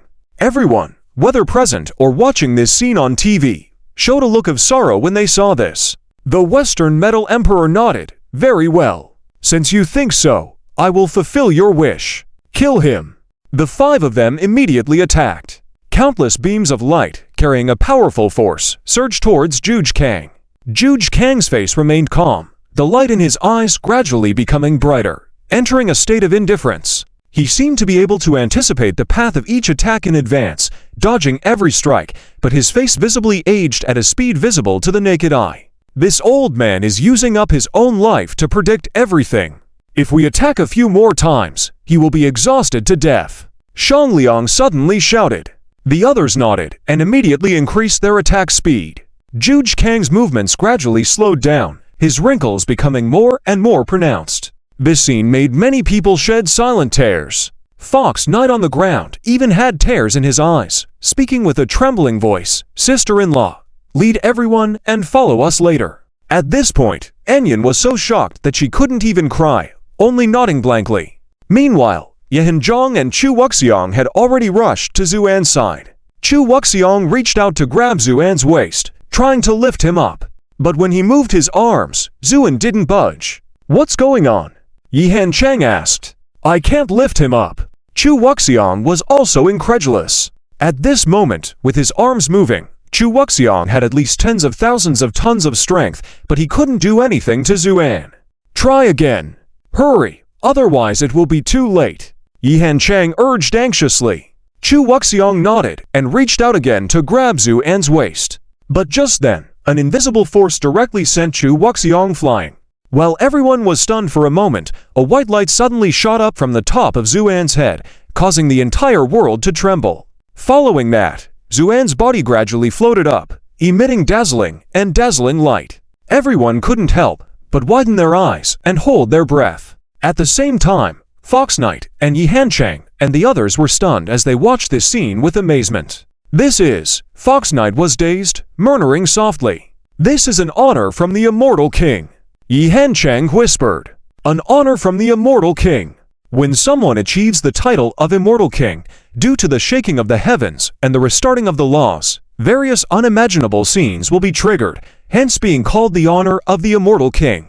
However, neither Fox Knight nor Yi Hanchang had seen such a grand honor of the immortal king. This scene had even exceeded their imagination. Only Juge Kang looked deeply at Zuan, who was in the midst of countless lights, with a faint smile on his face. Indeed, he was worthy of being the former Red Lotus immortal. He had quickly broken through life and death and successfully ascended to the rank of an immortal king. Considering how long it had been since his rebirth, if his speed of ascension were to spread, it would probably cause a great uproar throughout the heavens. Meanwhile, the 5 emperors of the 5 elements and Shangliang wore looks of extreme displeasure. Who would have thought that Zuan would suddenly break through at this moment? So they glanced at each other and immediately launched an attack. The 5 lights representing the 5 elements of power surged towards Zuan in midair, merging into one on the way. When they reached Zuan, these 5 lights had condensed into a gray light, emitting a terrifying aura of destruction. Just as this light was about to hit Zuan, an invisible aura descended from the sky and directly bound this light. Silently, without any movement, the light disintegrated and shattered, disappearing into nothingness in the blink of an eye. At the same time, in the void above, the laws of heaven and earth seemed to cheer and leap for joy as if welcoming a king. Then, a loud bang came from Zuan's body, the sound of his heart beating. Then an immensely powerful aura began to recover at a crazy speed. In the blink of an eye, the power emanating from Zuan's body began to rise steadily. After a moment, all the light gradually dispersed. At that moment, Zuan slowly raised his head, his eyes suddenly opening. In that instant, countless red lotus flowers appeared in the void in front of him. Although they disappeared in the blink of an eye, they still frightened everyone. At the same time, Zuan exuded a majesty and said solemnly, "Heaven and earth, only my red lotus." Finally, Zuan broke through life and death, stepping into the realm of an immortal king. Zuan's extraordinarily majestic words spread throughout the universe in an instant, resounding through the entire solar system. The heavens and earth, the sun, moon, and stars all trembled in response. Countless beautiful and magnificent celestial flowers cascaded down, and on the ground, golden lotus flowers emerged. Everyone watched in astonishment at this scene. Only Ji and Che looked on with curiosity, amused by the spectacle. Huya murmured in a dazed voice, "Celestial flowers falling, golden lotus emerging. Lo Zu, what kind of divine king position have you achieved?" At the same time, Zuan smiled at everyone, finally resting his gaze on An Yan. "Yanner, I'm back." Upon hearing this, An Yan burst into tears of joy, unable to speak, only nodding in excitement. Zuan then turned to Juge Kang in the distance, a hint of apology in his eyes. "Lo Dao, I'm sorry for waking up a bit late." Juge Kang chuckled, "No worries, this old bone can still hold on for a few more days." Zu nodded, "You can rest now, I'll take care of these guys." Juge Kang did not refuse and turned to retire. Now, there were only Zuan and the 5 elements evil emperor and others on the high ground. At this moment, both the 5 elements evil emperor and Shangliang had extremely unpleasant expressions on their faces. They had never expected that just as they were on the brink of success, Zuan would awaken and successfully break through to become a divine king. This sense of losing ground and being outplayed made them almost spit blood. It was at this point that Zuan's gaze swept over them.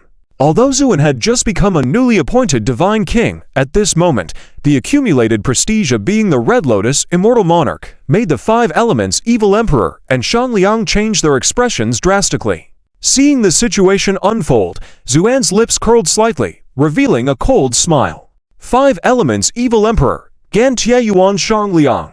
It seems we are all familiar acquaintances after all. It makes me wonder, what kind of courage drove you to come here and face death so recklessly? With these words, their faces turned dark, and they all snorted in anger. Especially the hot-tempered Shijin evil emperor couldn't contain his rage and said darkly, "Zu, don't think we fear you. It's true that no one dared to provoke you before, but now you're just a newly appointed divine king. Do you still think you're invincible like the Red Lotus immortal monarch of old, Zu?" An smiled lightly, then slowly raised his hand, and with a flick of his wrist, a crystal clear, exquisitely beautiful red lotus appeared in his palm. Seeing this, the 5 elements evil emperor and the others were utterly shocked and took a step back immediately. Zuan gently stroked the petals of the red lotus, speaking with a hint of a smile. "Is this what you fear?" With that said, he looked up, his eyes glinting with the image of the red lotus, directly at the Shijin evil emperor. "Didn't you say you weren't afraid just now? Come on, try me. Let's see if you're stronger than me." The Shijin evil emperor's face turned red and green as he was challenged, unable to say a word. What followed was a bizarre scene. Zuan stood alone on one side, with no one behind him, while the previously arrogant Five Elements evil emperor and Shangliang now had numerous evil cultivators standing behind them. The disparity in numbers between the two sides was staggering. Despite this, Zuan stood alone, radiating an imposing aura that left everyone in awe. Whether they were divine kings or ordinary evil cultivators, they all wore expressions of shock and dared not speak.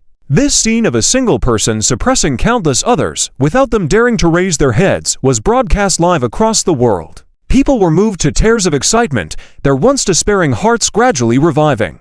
Damn, although he's a bit arrogant, I have to admit, Lao Zu is really impressive. With just a word, he silenced all 6 divine kings. Huya looked admiringly at Zuan's back, muttering under his breath. At that moment, the Five Elements evil emperor and Shangliang exchanged a glance and nodded slightly. They both knew that if they allowed Zuan to continue to dominate, they would already be defeated without even lifting a finger. Once their morale was lost, it would be difficult to regain. After confirming each other's thoughts, the Shijin evil emperor grinned. "Zuan, I have to admit you are powerful, being able to achieve divine king status so quickly after reincarnation. But your downfall is your excessive arrogance." "Oh, the arrogant? I don't think so," Zuan said calmly. "Do you really think we've been hiding and waiting to die all these years? You're wrong. Today, we'll show you what real top-tier divine king experts are like. Attack!" With the Shijin evil emperor's roar, they 5 transformed into 5 beams of light, soaring into the sky and landing in the east, west, south, and north positions. As they settled, above their heads, 5 fierce and diverse divine king manifestations appeared. Subsequently, streams of light linked these manifestations tightly together. In an instant, everyone felt a sudden weight in their bodies, and the surrounding natural energies trembled wildly, flowing towards the divine king manifestations. This scene astonished everyone, but Zuan remained still, watching quietly. Meanwhile, threads of energy enveloped the sky, trapping Zuan in their midst. The Five Elements evil emperor burst into triumphant laughter. "Zuan, you are indeed arrogant, not even attempting to evade. But now that you are trapped in our 5 Elements Reversal Heaven Killing Array, let's see how you handle it." The Reversal Heaven Killing Array was a supreme killing formation that the 5 Elements evil emperor had spent countless efforts creating in recent years. Once activated, it could overturn the heavens and had the power to annihilate the world. Even an emperor of immortals would have to retreat and dare not move lightly against its edge. The 5 Elements evil emperor, seeing the formation take shape and Zuan successfully trapped, couldn't help but feel elated, laughing heartily. At the same time, within the entwining threads, Zuan's movements seemed to become sluggish. Witnessing this, the hearts of all onlookers tightened. Many anxiously clenched their hands, silently urging Zuan on. "God of War Zu, you are now the hope of the world. Please, nothing must happen to you." At that moment, Shangliang, also laughing in delight, declared, "Zuan, this is what you brought upon yourself. Die." As the words fell, above Zuan's head, a tremendously large red lotus suddenly appeared, and then this red lotus began to tremble and bloom. In the center of the lotus, there was a blurry image of a young man. Seeing this scene, Juge Zhang couldn't help but exclaim, "The Red Lotus Dharma image, it's the Red Lotus Dharma image." As he spoke, his excited beard trembled. Because this Red Lotus Dharma image was one of Zuan's killer moves that once dominated the heavens and suppressed everyone. Now, it had resurfaced in front of the world once again. And at the moment when this Red Lotus Dharma image completely formed, Shangliang stood still as if under a paralyzing spell. His eyes were full of fear, unable to even move a finger, just staring blankly. At the same time, the young man in the lotus suddenly opened his eyes. In Shangliang's eyes, the face of this young man had always been blurry, but when he opened his eyes, Shangliang felt everything dissipate in an instant. The empty sky was left with only those eyes radiating red light. Bang! The immortal King Dharma image above Shanliang's head instantly shattered, and he was thrown out like a kite with a broken string. In mid-air, Shanliang was spitting out blood profusely. After barely stabilizing himself, he was trembling all over, his face ashen, his aura already at its weakest point. Just one strike. The esteemed master of the Qiantia Academy, the immortal king-level powerhouse Shanliang, was severely injured by just one hit. This result left everyone speechless. Even the Five Elements Evil Emperor was shocked. But before they could react, they saw the young man in the Red Lotus Dharma image suddenly wave his hand. Boom! Countless flames of karma surged out of nowhere, instantly covering the entire sky. At this moment, the Red Lotus Karma Fire had undergone a qualitative change. The previous White Divine Fire had completely merged with it. Enhanced by Xuan's Immortal King power, its power increased by more than 100-fold. Wherever it passed, the threads of the five elements were instantly cut off. In the blink of an eye, the reverse five elements extermination formation meticulously arranged by the five elements Evil Emperor crumbled and disappeared into nothingness. The five elements Evil Emperor was forced back by this Red Lotus Karma Fire, looking extremely pitiful. But being a top-notch expert in the evil faction, they roared angrily one after another. Zhu, don't think you can scare us like this. Today, it's either you die or I perish. Come on. With that said, the five of them began a furious assault on Xuan. They knew very well that now that Xuan had ascended to the position of Immortal King, there was no turning back between them. So they went all out, unleashing their most deadly attacks. For a while, the five elements' radiance fluctuated unpredictably, stirring up the elemental chi of the entire earth. The intense impacts and shouts were incessant. Everyone watched the great battle in the sky with stern expressions, but only a few could grasp the situation. Elder Dao, what do you think the outcome of this battle will be? Fox Knight asked softly. Zhuge Zhang gazed intently, and after a long while, he slowly said, without a doubt, the five elements Evil Emperor will fall here. Fall? Elder Dao, are you serious? Fox Knight was also taken aback. He thought it was already impressive enough for Xuan to win this battle and drive away the five elements Evil Emperor. After all, he had just recently attained the position of an immortal king, and his strength temporarily could not compare to those notorious experts of the evil faction.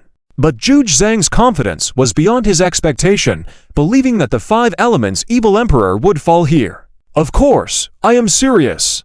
Zhuge Zhang nodded solemnly. Do you have such confidence in Elder Zhu? Fox Knight still found it hard to believe. Zhuge Zhang smiled. It's not confidence, it's a fact. If you don't believe me, just keep watching.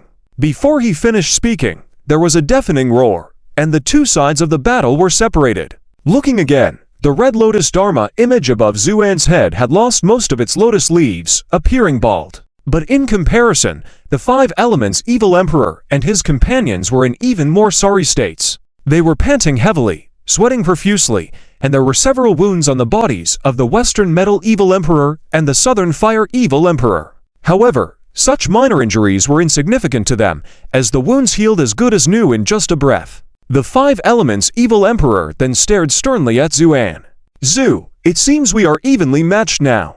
How about we both take a step back? We will lead our people to leave the earth, and from now on, we won't cross each other's paths. What do you think? Surprisingly, it was the usually irritable Western Metal Evil Emperor who made this proposal, stirring everyone's hearts. If these guys could really leave the earth and not bother them anymore, it would be fantastic. Hence, in an instant, countless heartfelt gazes turned to Zhu and in the sky.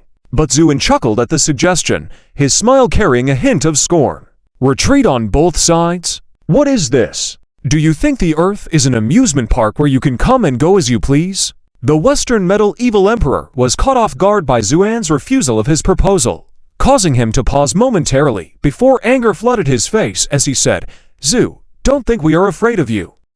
Stop Zhu. Uninterrupted him directly and said calmly, today, all of you will stay here and pay for your actions. This statement shocked the world. The five elements Evil Emperors sneered in response.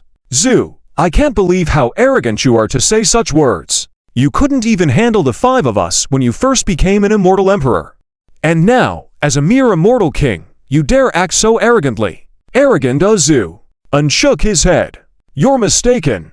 This is not arrogance, but a judgment. As soon as he finished speaking, all the 5 elements' evil emperors revealed mocking smiles, but before they could say anything, Zuin took a step forward, his eyes bursting with light, his mighty divine sense soaring into the sky. Then he shouted in a deep voice, "Bring forth the sword." With that command, his divine sense crossed countless star realms in an instant, arriving at a desolate temple somewhere in the void.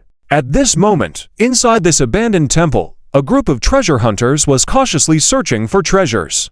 Motherf *****. What can you do even if you're a badass existence? Just by looking at the state of this temple, I can tell you've definitely fallen. So now it's just a pile of mud.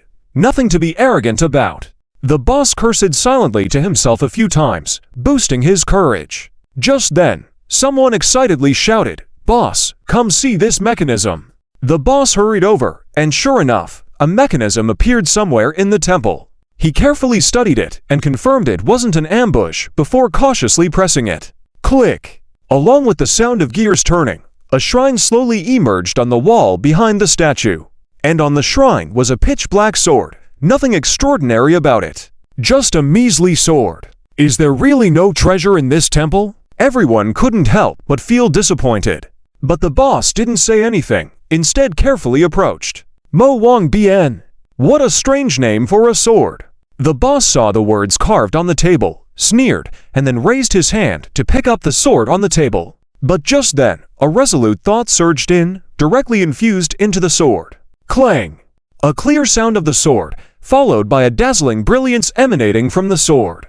Where the brilliance passed, the nearest treasure seeker was instantly evaporated into nothingness. The sword then soared up, circling the temple. Under the terrifying sword energy, these unfortunate treasure seekers didn't even have a chance to groan before being reduced to dust. After all this, the sword suddenly stopped, then the tip of the sword began to tremble incessantly. Everywhere it passed, space shattered into pieces. When a black hole appeared in the air that could accommodate the sword plunged in, disappearing instantly. At the same time, on Earth, Zhu Bian stood high in the sky, his words just landing. Everything was normal, nothing unusual happened. Seeing this scene, Emperor XJN couldn't help but smirk. Zhu Bian, are you joking? Bringing back the sword? It's quite laughable. But before he could finish speaking, ripples suddenly appeared in the void in front of Zhu Bian. Then a long sword appeared, circling Zhu Bian and emitting a sound like a melodious jade chime, as if a pet had reunited with its long-lost owner, filled with infinite joy.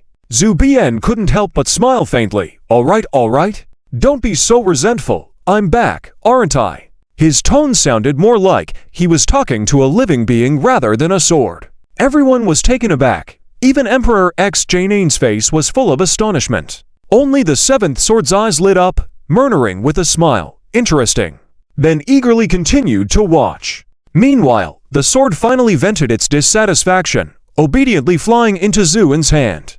Zhu Bian held the sword, deeply pondering the sword's body, then softly said, "This sword is named Mo Wang Bian."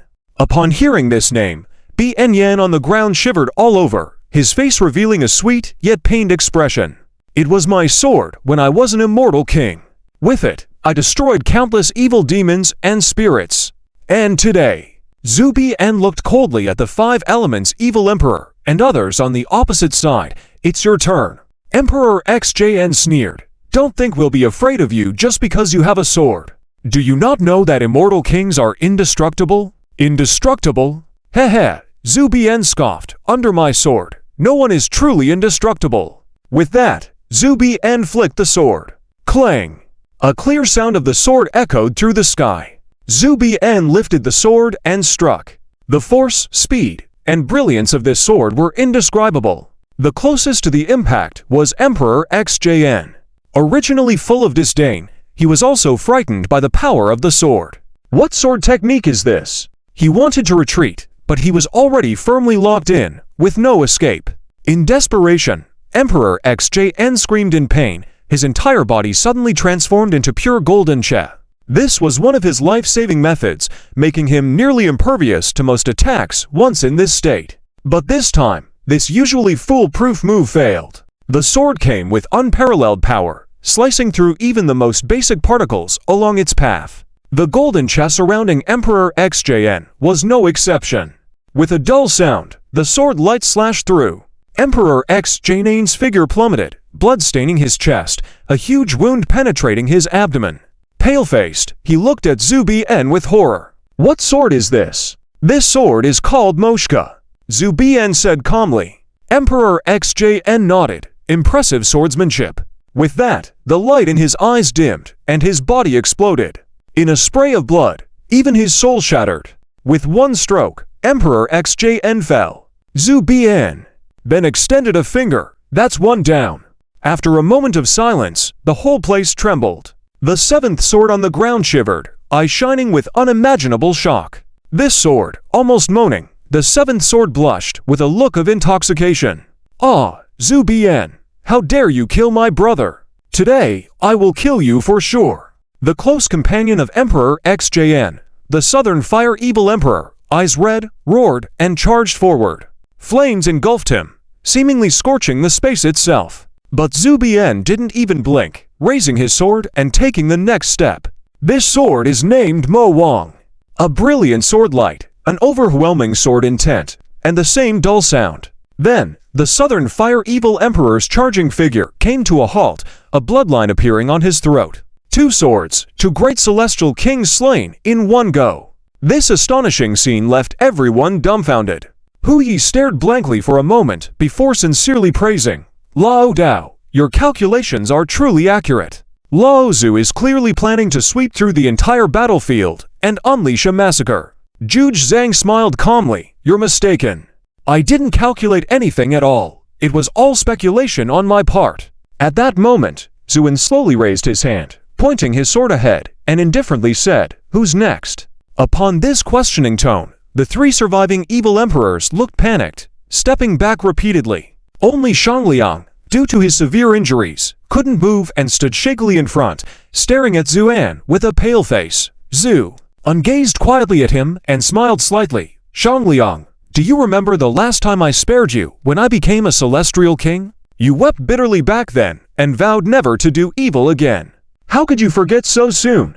Shangliang's expression turned indescribably unsightly. As Zuan mentioned, they had indeed harbored a grudge, but after Zuan ascended to Celestial King, Shangliang feared retaliation, so he had cried and begged to apologize to Zuan, even kneeling to beg for forgiveness, swearing never to oppose Zuan again. All of this had truly happened, but was something Shangliang desperately tried to bury and avoid talking about. Now, being confronted by Zuan publicly, Shangliang felt immensely ashamed and hopeless. Zhu raised a brow slightly.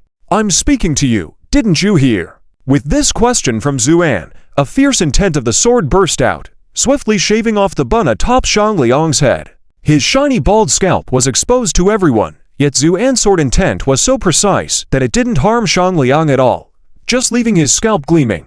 Watching the once powerful emperor turn into a bald king, people couldn't help but chuckle. Some even burst into laughter. For example, Hu Yi, who laughed the most exaggeratedly, also pointed at the bald Shangliang in the sky and shouted, "Who would have thought Lao Zhu had such great hairstyling skills?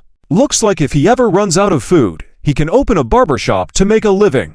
These comments reached Shangliang's ears, the renowned and proud master of the Gantia courtyard, causing him to tremble all over, nearly reaching the edge of collapse from embarrassment. However, his current situation was dire. Facing Zuan's sword pointed at him, he could fall any time, so he dared not say a word, only managing to force a smile uglier than crying on his face. Master Hong Lian, please let me explain." "Sure, go ahead and explain." "I'm listening," Zuan remarked calmly. Shangliang's eyes darted around a moment, then he spoke. "This is all a misunderstanding. I didn't come here with the intention of harming you. In fact, I was delighted when I heard of your resurrection. As for the evil deeds you mentioned, those are simply baseless accusations. Our Gantia courtyard has long changed its ways and corrected its past mistakes. How could we possibly do wrong now?" This statement was a shameless pinnacle of deceiving oneself and others. Many people present were so enraged that they nearly exploded upon hearing it. "Mr. Zhu, don't listen to his nonsense. He's here to kill you." "Exactly. This guy is pure evil." Amidst the clamor, Shangliang grew increasingly embarrassed. He darted a look at Zuan, who had a composed expression like water. Suddenly, he chuckled. You say you've turned over a new leaf at the Gantia courtyard and won't commit evil deeds anymore. That's right. Shangliang vigorously nodded. Then what's the meaning of this? Zuan opened his hand, revealing a woman's soul. Upon seeing her, Shangliang was struck dumb. Chewei Yang. That's right. The soul in Zuan's hand was none other than Chewei Yang, who had caused trouble with the Son of the Abyss in the Lost Paradise before. Zuan had sealed both of them in his palm. After the Son of the Abyss, when Linglong was slain by Zuan, Chewei Yang was the only one left. Upon hearing Shangliang's words, Zuan raised an eyebrow slightly. Oh, you know her. Shangliang immediately realized his mistake and vehemently denied. No, I don't know her. How could I know her? However, the momentarily dazed Chewei Yang gradually regained some consciousness, spotting Shangliang not far ahead, and couldn't help but feel overjoyed. Master, please save me. I'm trapped by this man.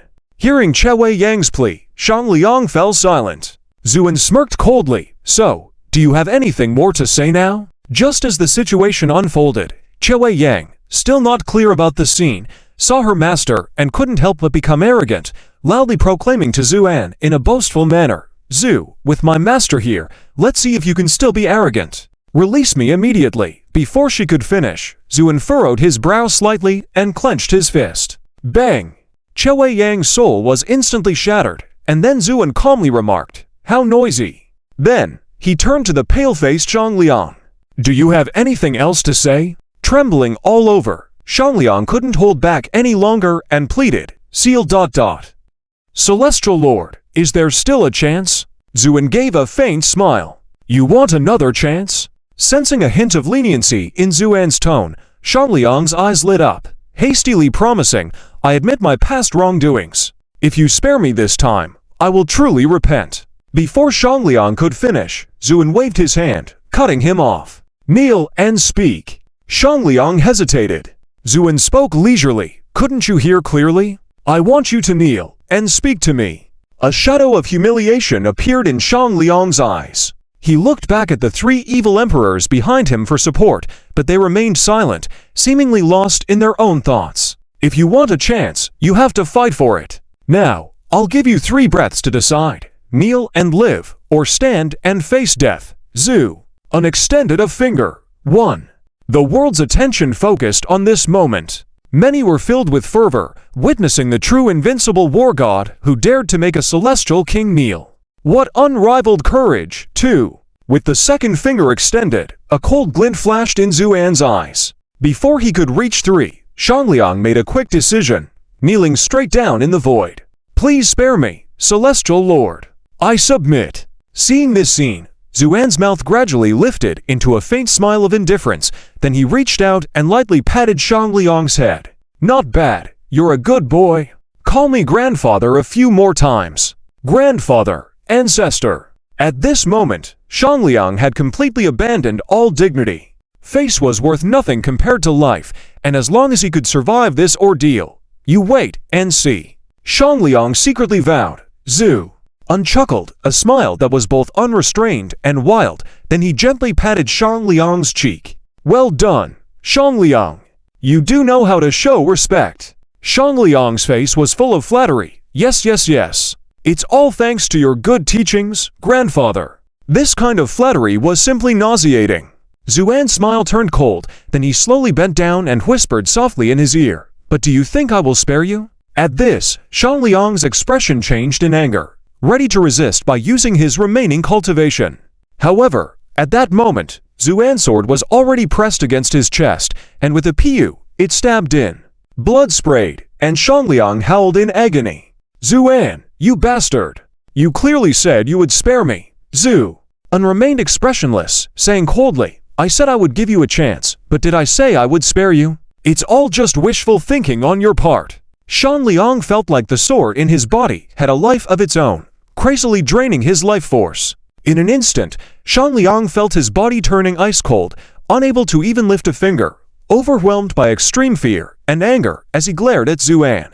So you making me kneel was just to mock me, Zu. Nodded. Exactly. It was to mock you. You bastard. Even in death, I won't let you off. Shangliang was on the brink of madness.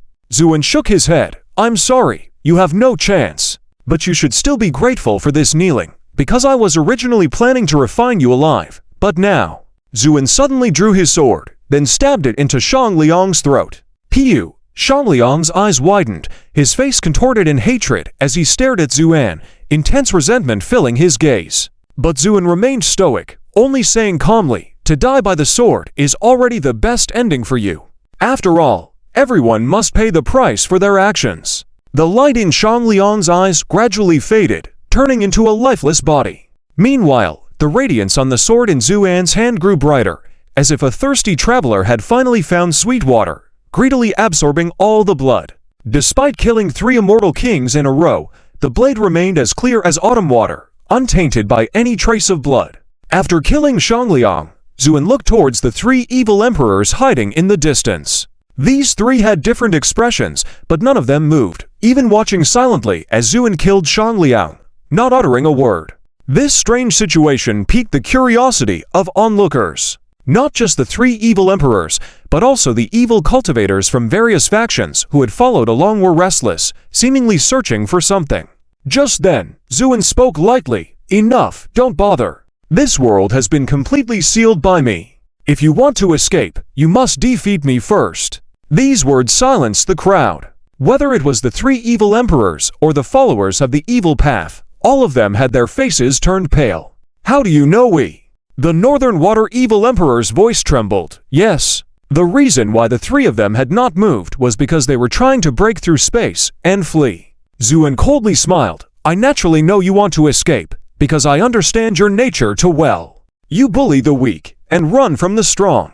That's the consistent style of you people. So the moment I woke up, I completely sealed off this world. As for now." Zuan casually drew his sword, his smile cold, and his eyes full of killing intent. "You will all stay and face your death." With that said, Zuan walked forward, and with each step, the sword intent surrounding him grew stronger. In an instant, an overwhelming sword intent enveloped the entire area. Overhead the red lotus law image, a condensed sword intent appeared in the hands of the white-clothed young man.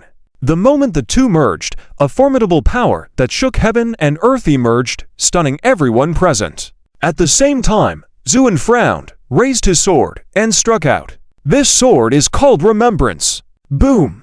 The sword light traversed the heavens and the earth, cutting through the ages, heading straight towards the 3 evil emperors. The 3 were terrified and unable to escape.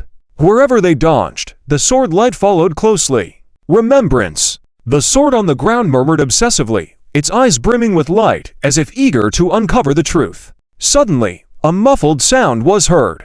The Midland Earth Evil Emperor hesitated for a moment, then was split in half from the middle, falling to the ground and perishing. Next was the Northern Water Evil Emperor, who, upon witnessing the Midland Earth Evil Emperor's gruesome death, seemed triggered and hysterically roared, then turned to face the incoming sword light. With another PU sound, a streak of blood flashed across the Northern Water Evil Emperor's brow, and he fell to the ground, dead. Everyone was dumbfounded, especially Huia and the others, looking bewildered. When did the powerful immortal kings become so vulnerable, easily dominated like this? At this moment, Zuan held his sword high, his white robe fluttering, his deep eyes resembling the ocean, the red lotus image above his head, surrounded by sword intent, as if a transcendent immortal had descended, making it impossible to look directly at him. What does it mean to be invincible? To kill immortal kings like slaughtering pigs and dogs. This is true invincibility. In an instant, the entire world boiled up. Wow! Zu the war god is awesome crackling sound. Ah, Mr. Zu, I want to give birth to monkeys for you. Ha ha ha, who's still not in awe now? After this battle, who in the heavens dares to disrespect Mr. Zu? I don't care, from now on Zu the war god is my idol. The internet exploded, with countless silly netizens frantically refreshing their screens. The atmosphere was swept from previous despair and sorrow to joy. Even Juge Kang couldn't help but stroke his beard and quietly exclaimed, "Defeating the 6 great demon kings, this battle is bound to shake the heavens and become a classic battle in history." But Hui muttered complacently, "Damn it, old Zu is so powerful as a demon king. How about in the future? No, I need to hurry up my cultivation, otherwise I won't be able to keep up with old Zhu.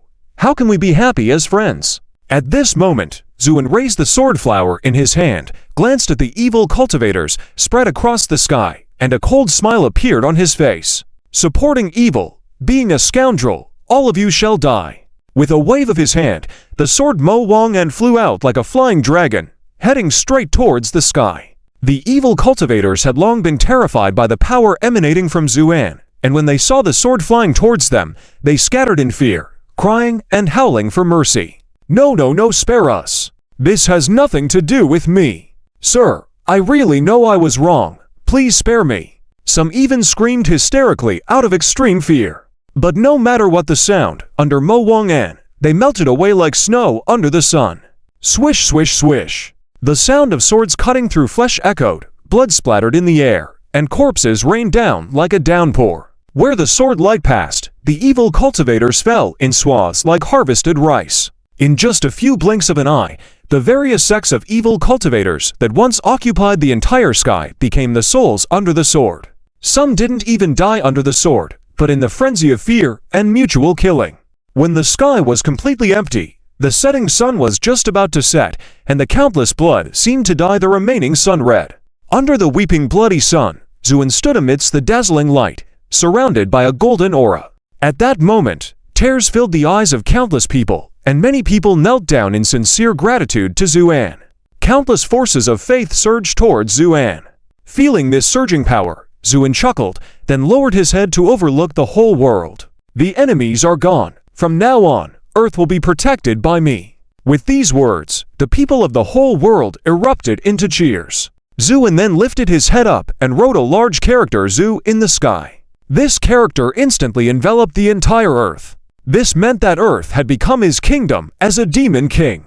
From then on, any strong opponents thinking about harming the Earth had to reconsider their own abilities. And this font would emit a divine signal to past strong opponents, declaring Zuan's sovereignty. After completing all this, Zuan lowered his head and looked at the crowd, finally resting his gaze on An Yan. An Yan had already taken off the armor, wearing a red dress, standing in the crowd and looking at him eagerly. Zuan's face showed a warm smile tinged with apology, then he waved his hand, and a gentle aura lifted An Yan up, flying into the sky. In the blink of an eye, An Yan flew close. The two then locked eyes. In that moment, all the words turned into a moist gaze. Zuan smiled. Yan, you've suffered during this time. An Yan shook her head. Not really, just a little scared. Although she said so, her choked voice betrayed her true feelings. All right. It's all in the past. I won't leave again. I promise you. An Yan nodded, then suddenly asked in surprise, why did you bring me up to the sky? Zuan smiled mysteriously, because there's something I need to tell you. What? What is it? An Yan looked puzzled. Come here, I'll whisper it to you. An Yan, unsuspecting, stepped forward. Just as she reached Zuan's side, he suddenly hugged her. An Yan was stunned. At that moment, Zuan lowered his head and planted a heavy kiss on An Yan's lips. An Yan tensed up instantly, but then closed her eyes, her hands wrapping around Zuan's neck, responding passionately. And this scene, naturally, was broadcasted through omnipresent live streams across the world. The world erupted into a kind laughter. There were admiring men and envious women. After all, which woman wouldn't want her beloved to be like Zuan, a hero who passionately kisses her in front of millions of people? But some people looked down with bitterness, unable to watch anymore. Like Fan Mengshu, like Tang Zhuanyer. They both lowered their heads in sorrow. Only Hu Ying was different. As soon as Zuan kissed An Yan, Hu Yi rushed forward and covered his sister's eyes. Brother, what are you doing? Stop talking nonsense. Children shouldn't see this kind of scene. It's easy to learn bad things. Hu Yi said sternly. Pa, it's just a kiss. How can that be a bad influence? Hu Ying pouted in irritation. Of course it can be. After all, if your age is converted to human years, you're only 16. How can you see this at this age? Hu Yi argued firmly. Always restricting me. How come you don't say it's a bad influence when you flirt with girls usually? Hu Ying was beyond exasperated. Hu Yi felt embarrassed, but continued. Am I the same as you? I'm your brother, and I'm a man. So what if you're a man? Is being a man that great? You're blatant discrimination. I protest. Protesting is useless. Hu Yi screamed in pain because his sister Hu Ying had bitten his wrist, causing him to release his hand. Then Hu Ying looked up at the sky where Zuan and Yan were kissing. After a while, she sighed with infinite admiration. It's really romantic. Brother Zhu is so handsome. Hey, Brother Zhu is kissing someone right now. Can you really endure this? Hu Yi couldn't help but comment. What's wrong with a kiss? And he's kissing Sister Yan. I wouldn't be jealous of Sister Yan. Hu Ying said nonchalantly. You. Hu Yi was speechless, feeling frustration rising. How could he have such a peculiar sister? At this moment, after watching for a while, Hu Ying lowered her head, deep in thought and silent.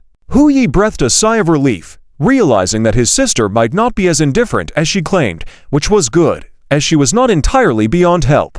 But then Hu Ying raised her head, looking at Hu Yi with curiosity. All right. I was just asking a question. No need to give me that deadly look. I won't bother you. Foxying shrug. HMPH. Foxy Yu was still angry. If I see you acting up like that again, I'll take you back to the Fox Kingdom immediately. With that, Foxy turned and left. Watching her brother's back, Foxying scrunched her neck and made a face behind his back. Humph, as if I would be scared. She glanced sneakily at the sky, her cheeks blushing as she whispered softly, kissing must be sweet, otherwise why would Brother Zhu keep holding onto Sister Yan? After saying this, Foxying's face turned red and she quickly lowered her head and ran away. After a long 5-minute kiss, Zuan finally let go of her hand and leaned in close to Yan, whose face was flushed and breathing heavily, and smirked mischievously. Yan, I have something to tell you. Ooh, you jerk. There are so many people watching. You're so annoying. Yan had noticed the countless gazes on the ground. Blushing deeply, she buried her head in Zuan's chest and lightly pinched him. Zhu unchuckled, nonchalantly wrapping his arm around her shoulder. You are my woman, and it's only natural for me to show affection to my woman. Why be shy? Yan was too embarrassed to speak. She could only glare at Zuan. Unbeknownst to her, her tense nerves had relaxed. This was exactly the result Zhu wanted. Suddenly, Zuan laughed out loud, addressing the eager gazes around the world. The major threat has been eliminated. I declare a 3-day global feast to celebrate our victory. Boom! With those words, the world erupted in joy, engulfed in a festive atmosphere because of Zuan's command. Amidst the cheerfulness, Zuan landed slowly with Yan in his arms. The crowd immediately gathered around. Old Zhu, well done. You were amazing. Foxy gave a thumbs up, sincerely admiring.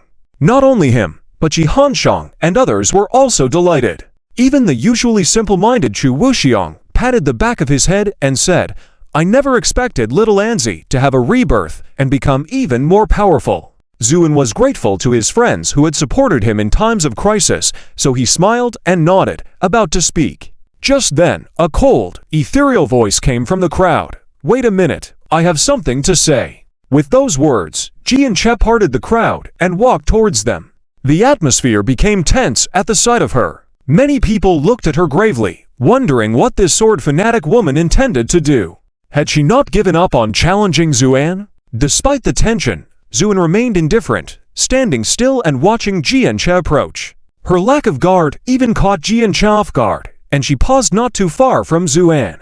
Red Lotus Immortal, are you not afraid that I might suddenly attack you? Zuan smiled faintly, shaking his head. No, because you won't do that. How can you be so sure? Ji and Che asked curiously. Because the pride of a sword cultivator wouldn't allow you to do so. Zuan replied calmly. This statement made Ji and Che slightly stunned, then she smiled. Well said, you truly deserve to be the first on my list of opponents to defeat. You flatter me. But may I ask who are the other opponents you aim to defeat? Zuan retorted with a smile. Ji and Che frowned in thought. There is the Lord of Buried Sword Mountain, Li Jingsing, the peerless wandering cultivator Qu Yi, and, well, there are many, but they either vanished without a trace or are in hiding.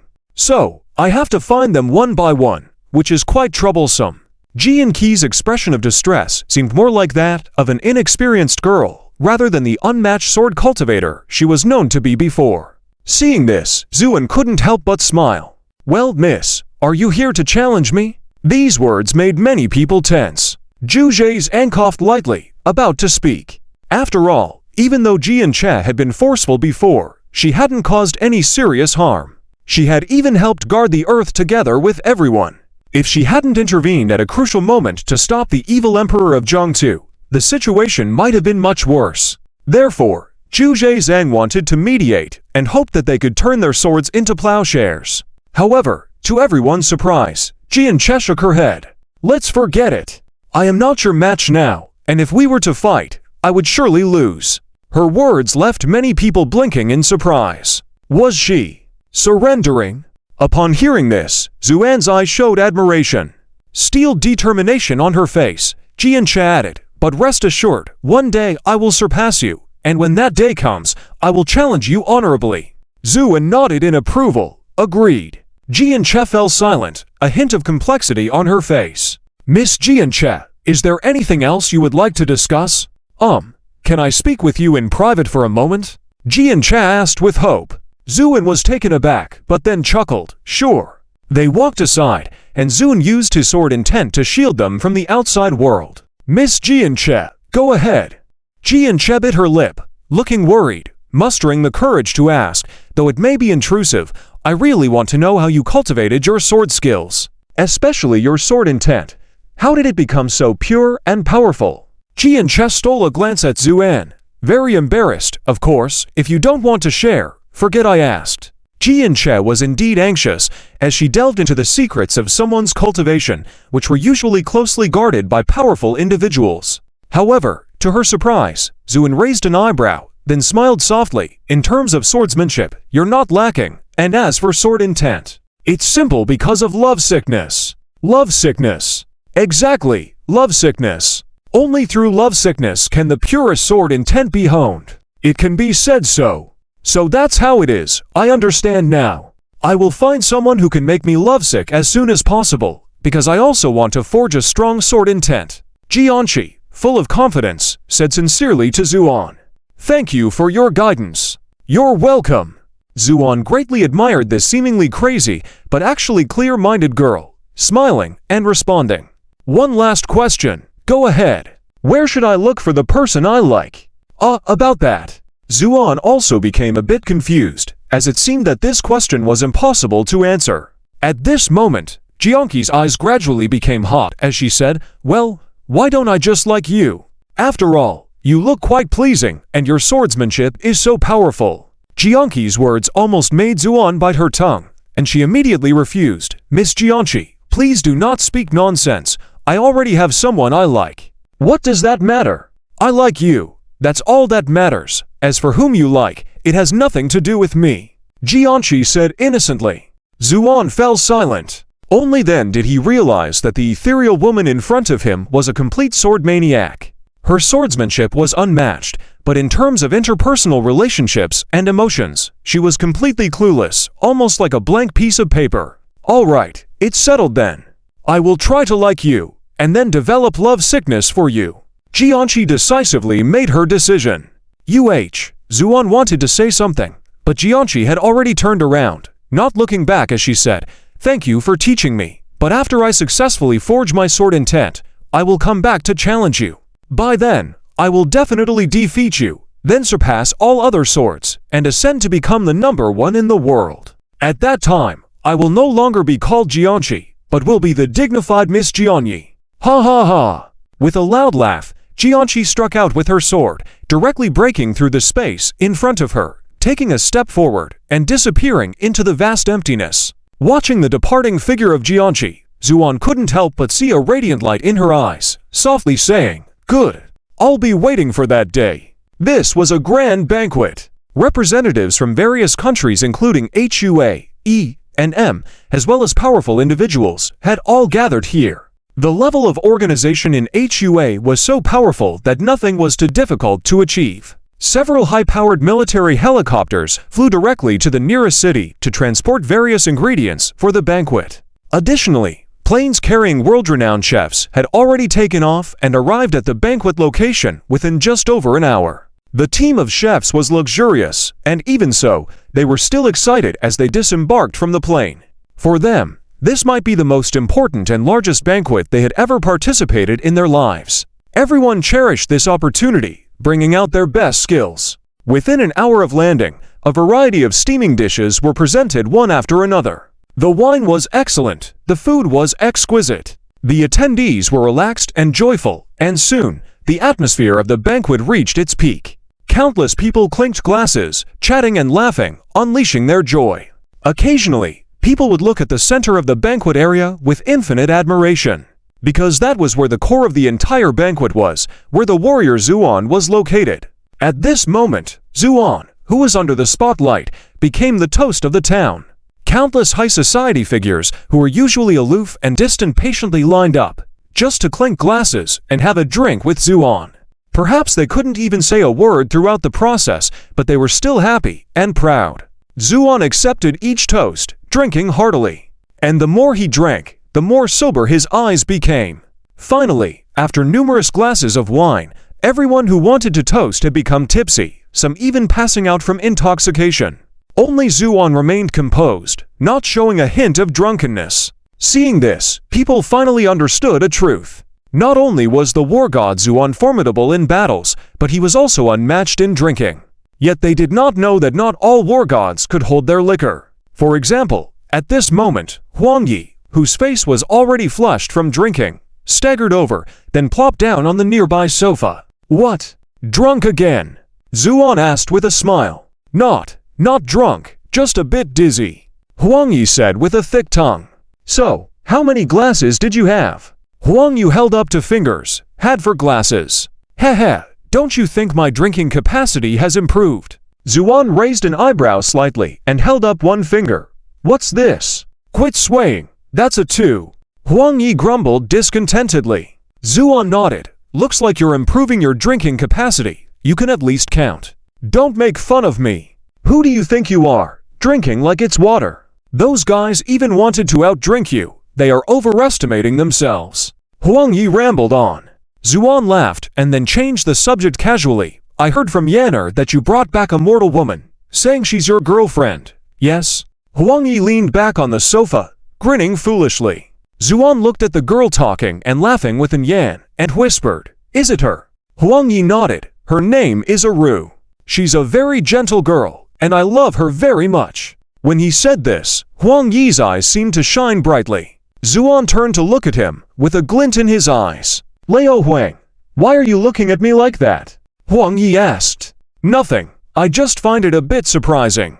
A lazy guy like you can actually say love." Zuan chuckled lightly. "What? Am I not worthy of saying love?" Zuan shook his head. "Not unworthy, but I just want to remind you that if it's true love, then don't care about others. After all, time is long, only true emotions endure, so if you love her, don't let her down." Huang Yi looked at Zuan in surprise. "You don't object?" Zuan looked bewildered. "Why would I object? I thought you'd mention she's a mortal woman and can't see." Zuan laughed lightly at the mention of it, then his expression turned serious. "Mortal or not, so what? Which one of us hasn't come from being mortal? Compared to genuine feelings, these external factors are barely worth mentioning. Besides, what a joke. Where have I been unreliable in my work, Zu?" Un looked puzzled. "Forget everything else. Why did you take my sister away? How do you explain this?" Fox Knight said in anger. "Take away your sister?" Zuan's eyes widened. "Are you mistaken? I rescued your sister, and now you turn around and accuse me of kidnapping her. Do you have no conscience?" Fox Knight was also getting impatient. "Stop messing around. My sister went with you willingly. You know how many protective spells the elders placed on her from a young age?" "I don't know. But at the time your sister was almost dying, and I didn't see any protection anywhere. That's because there wasn't a real threat to her life. If there were any real threats, any protective spell could shatter a planet directly. None of the experts below Immortal King could escape. Why do you think Yinger ran away for so long and the Chinku Fox clan wasn't too worried? In short, she's more favored than me." Zuan scoffed. "You talk as if it's true. And I'll say it again. I didn't kidnap your sister. Everything was her choice. Oh, getting away with it and being stubborn. You say my sister went willingly. Today, I must teach you a lesson. Whether it was due to alcohol surging or a strong desire to protect his sister, Fox Knight was yelling loudly about starting a fight with Zuan. Zuan smiled, stopped the people around who wanted to intervene, and calmly said, "You said it. No taking it back now." "Cut the nonsense," Fox Knight retorted arrogantly. Zuan didn't waste time either, casually used a teleportation spell, and the two of them left the place, heading into the distant space. Watching the empty sofa, Wei Rulin swallowed nervously and quietly asked Zhuge Zhang, "Master, will Mr. Zhu really be okay?" That's right. Zhuge Zhang had formally accepted Wei Rulin as a closed-door disciple. But before Zhuge Zhang could respond to her question, Yi Hanshang lazily interjected, "Don't worry, those two will definitely be fine because..." Yi Hanshang paused and yawned out of boredom. "We've seen scenes like this too many times, we're used to it."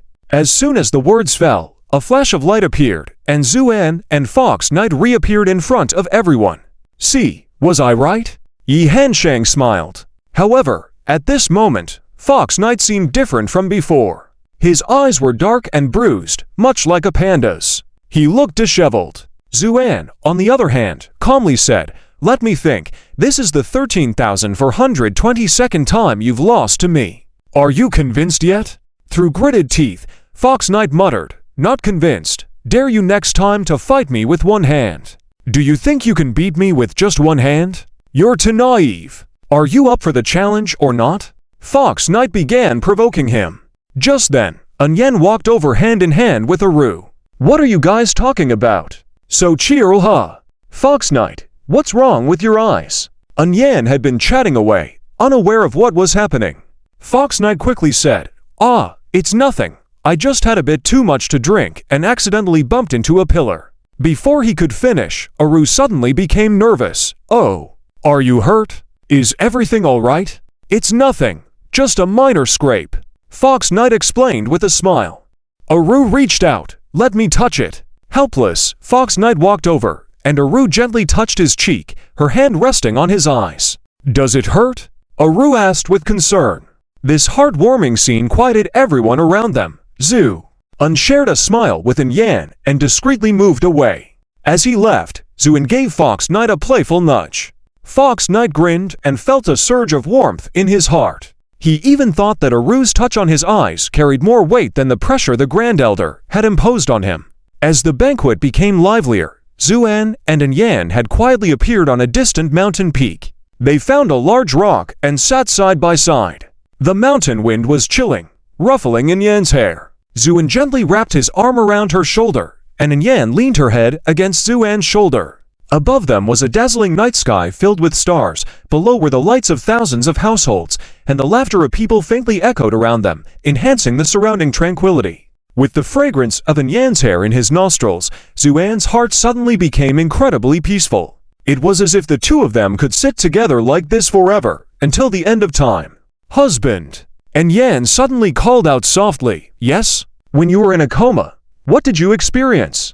They said you were at the brink of life and death, in great danger, and might never wake up. How did you come back to life?" An Yan asked gently. This, Zhu unruffled An Yan's head lightly, smiled, and said, "It's a long story." Then he looked into the distance with a distant gaze and said, "Yanner, do you know what it's like between life and death? What is it like? It's a place of nothingness, of destruction, and can even be said to be the final fate of the entire universe." Zuan's expression turned grave. "In there is no light, no stars, not even the darkest black hole survives. Everything comes to a standstill, and time loses all meaning. Life and death become a luxury." Despite the simple description, An Yan felt anxious, holding Zuan's hand tighter. "That's the greatest nightmare on the path of cultivation, where countless geniuses have perished. When I entered, I was also panicked because I couldn't find a way out. All power inside has no meaning. You can only watch yourself slowly go insane." An Yan said with great pity, "Husband, how did you wake up then?" Zhu and smiled. "How did I wake up? Well, I was already in despair, but then a force suddenly appeared in my soul out of thin air. A force, yes. A force of faith." An Yan began to tremble slightly. Zuan continued seriously, "At that moment, I heard the calls of countless members of the Hua clan. The sincere faith and fervent hope contained within ignited a flame of belief inside me. As soon as this flame emerged, it dispelled all emptiness and darkness, and then I woke up. Upon hearing these words, Enyin let out a sigh of relief with lingering fear in her heart, then tightly wrapped her arms around Zuan's arm. May our ancestors bless us. Husband, you finally woke up, but please don't scare me like that again in the future. Don't worry. I am now an immortal king, and I have experienced life and death trials. From now on, my cultivation will be smooth sailing, and... Zuan looked at Enyin with shining eyes. The seal on you is also about to be completely resolved. The seal on me? Enyin couldn't help but be surprised. Wasn't that Gu evil god saying that the seal I have is unsolvable? Zuan coldly smiled. She's just an ignorant frog in a well. Don't listen to her nonsense. I am a mighty immortal. Although I haven't fully restored my strength yet, I am enough to unlock the seal on you. Enyin nodded, suddenly said, Husband, if it really can't be lifted, it's okay. I don't feel anything wrong, it's just that my cultivation is hindered. As long as I can be with you every day and think of you, I will be content. Zuan reached out to stroke her hair, indulgently saying, Silly girl, don't overthink it. I said I can unlock it, so I can. And you are my woman. How could I allow you to be suppressed by some nonsense seal? Let me handle everything. Okay. Enyin nodded happily. At this moment, fireworks were set off below the mountain. The dazzling fireworks burst open in the sky, so close to the mountaintop that it seemed one could reach out and touch them. This beautiful sight made Enyin cheer and jump for joy. Wow, such beautiful fireworks.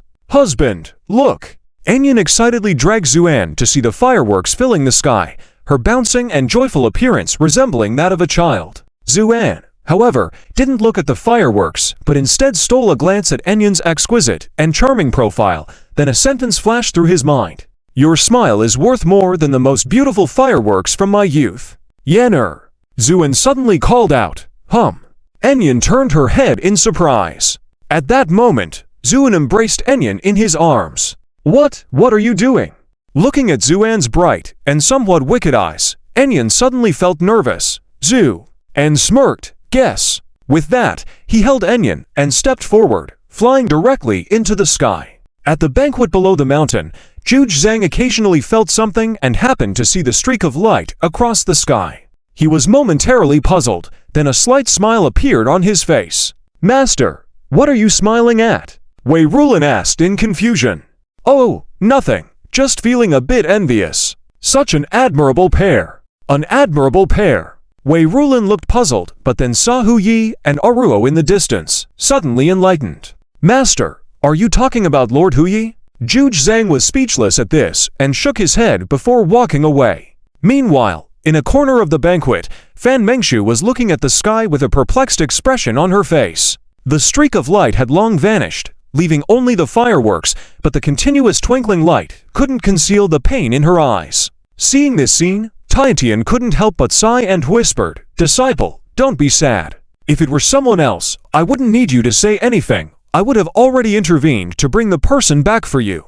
But the person you like is ... Fan Mengshu lowered her head, her black hair covering her cheeks, making it hard to see her expression. This silent moment filled with unspoken words made Tiantian full of distress.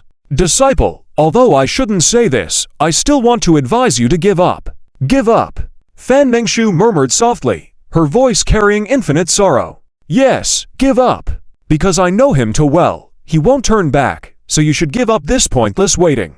Tiantian urged. But Fan Mengshu didn't respond. Tiantian continued to persuade, Mengshu, your talent in darkness is the highest I have ever seen, so your future achievements will be limitless. Even now, as my disciple, your status is exalted, and you can choose any outstanding youth in the heavens without opposition from me. With a boiling murderous intent in his tone, Tiantian's words were full of threats. However, Fan Mengshu gently shook her head. Master, thank you for your kindness, but in my heart, no one can replace him. Tiantian became anxious. Mengshu, why are you so stubborn? Do you not realize that your current behavior is like a moth to a flame, destined to receive no response and only end up hurt? Fan Mengshu nodded. I know. Then you. But I have no regrets. Fan Mengshu's firm words left Tiantian momentarily speechless. At the same time, Fan Mengshu raised her head, her eyes sparkling like stars, tears glistening. You said to give up waiting, but the first half of my life was spent waiting like this. I've grown accustomed to waiting, so whether he turns back or not, it doesn't matter anymore. Because waiting has become the meaning of my existence. If I give up, I won't even know how to face this vast world or how to live on. As she spoke, Fan Mengshu was smiling, a genuinely happy smile. But amidst her smile, tears streamed down her face. Listening to these calm yet cruel words, watching the tears on her beloved disciple's face, Tiantian felt heart-wrenching pain. The universe is vast, and the people are numerous. Why do you have to love him? If it were someone else, I would have already torn his head off. Tiantian was so frustrated, it was almost causing him to bleed. On the other hand, Chu Wuxiong seemed to have hit the jackpot as he gazed at Zhou Daniu with sparkling eyes. Who taught you that bully kung fu? Zhou Daniu looked at Chu Wuxiong, a big guy even taller than him, and said innocently, "Of course it's my instructor. At that time, he even personally bestowed me a set of martial arts techniques, yes? Any questions?" Zhou Daniu looked puzzled. Has no one ever helped you? Help with what? Like using secret medicine to refine your body. Zhou Daniu shook his head. The instructor said, all external forces are unreliable. Only the strength cultivated honestly through practice is the most real. That's why I have never used any random secret medicine. Chu Wuxiong's whole face was shining, murmuring incessantly, genius, absolute genius, and the kind with the highest talent. Just by practicing this rudimentary technique, he was able to achieve this level. And without taking any shortcuts, he was born to cultivate his body. However, Zhou Daniu didn't catch what he was muttering and couldn't help but ask with a puzzled expression, "Sir, if there's nothing else, I'll be on my way." With that, he turned to leave. "Wait!" Chu Wuxiong immediately stopped him, then looked at Zhou Daniu with a serious expression. "Kneel down! Kneel down!" Zhou Daniu was completely baffled. Why should I kneel down? But Chu Wuxiong was already too late to explain. Muscles all over his body swelled, and the imposing aura of an immortal king immediately forced Zhou Daniu to his knees. Zhou Daniu was furious. "Big guy, what are you trying to do? Don't think you can bully me just because you're stronger," he said, fiercely trying to break free from Chu Wuxiong's restraint. And he almost succeeded. Now, Chu Wuxiong was more delighted than angry, excitement brimming in his eyes. What a find! Ha ha! With that, he raised his huge hand like a fan and pressed it on Zhou Daniu's forehead. Zhou Daniu tried to struggle, but in front of the serious Chu Wuxiong, his strength was like that of an ant resisting a tree. Soon, a look of pain appeared on Zhou Daniu's face, and he couldn't help but groan. Seeing this scene, the members of the Phoenix team nearby were furious and were about to rush over to defend their brother. Especially Zhu Suai, who was closest to Zhou Daniu, his eyes turning bloodshot with anger as he yelled and prepared to charge forward. At this crucial moment, Captain Cheng Hao remained relatively calm and immediately stopped the excited crowd. "Captain, why are you stopping us? Don't you see Big Niu being bullied by that big guy?" Zhu Suai asked anxiously. Cheng Hao shook his head with a puzzled expression. "That's not right." "What's not right?" "He's about to be beaten to death." "What's not right?" Zhu Suai was becoming impatient and spoke very rudely. "Captain, if you're afraid of that doggone immortal king, let me go alone. I can't just watch Big Niu being bullied." "Zhu Suai, stop babbling. Is that how a captain acts?" someone rebuked. At the same time, Cheng Hao said in a low voice, "I'm not afraid of that immortal king. It's just that Big Niu doesn't seem to be getting bullied." "Then what's going on? Is he kneeling down to sing a conquering song?" Zhu Suai retorted coldly. Cheng Hao glanced coldly at Zhu Suai, his authority as captain making Zhu Suai instantly behave. Then Cheng Hao spoke solemnly, "I can vaguely sense something. This immortal King Chu seems to be imparting something to Big Niu." Everyone was stunned. It was at this moment that Ji Hanshan stumbled over, carrying a bottle of aged wine in his hand, and smiled mischievously. "Exactly, this Big Niu has obviously caught the eye of old Chu, and he's passing on his skills to him now."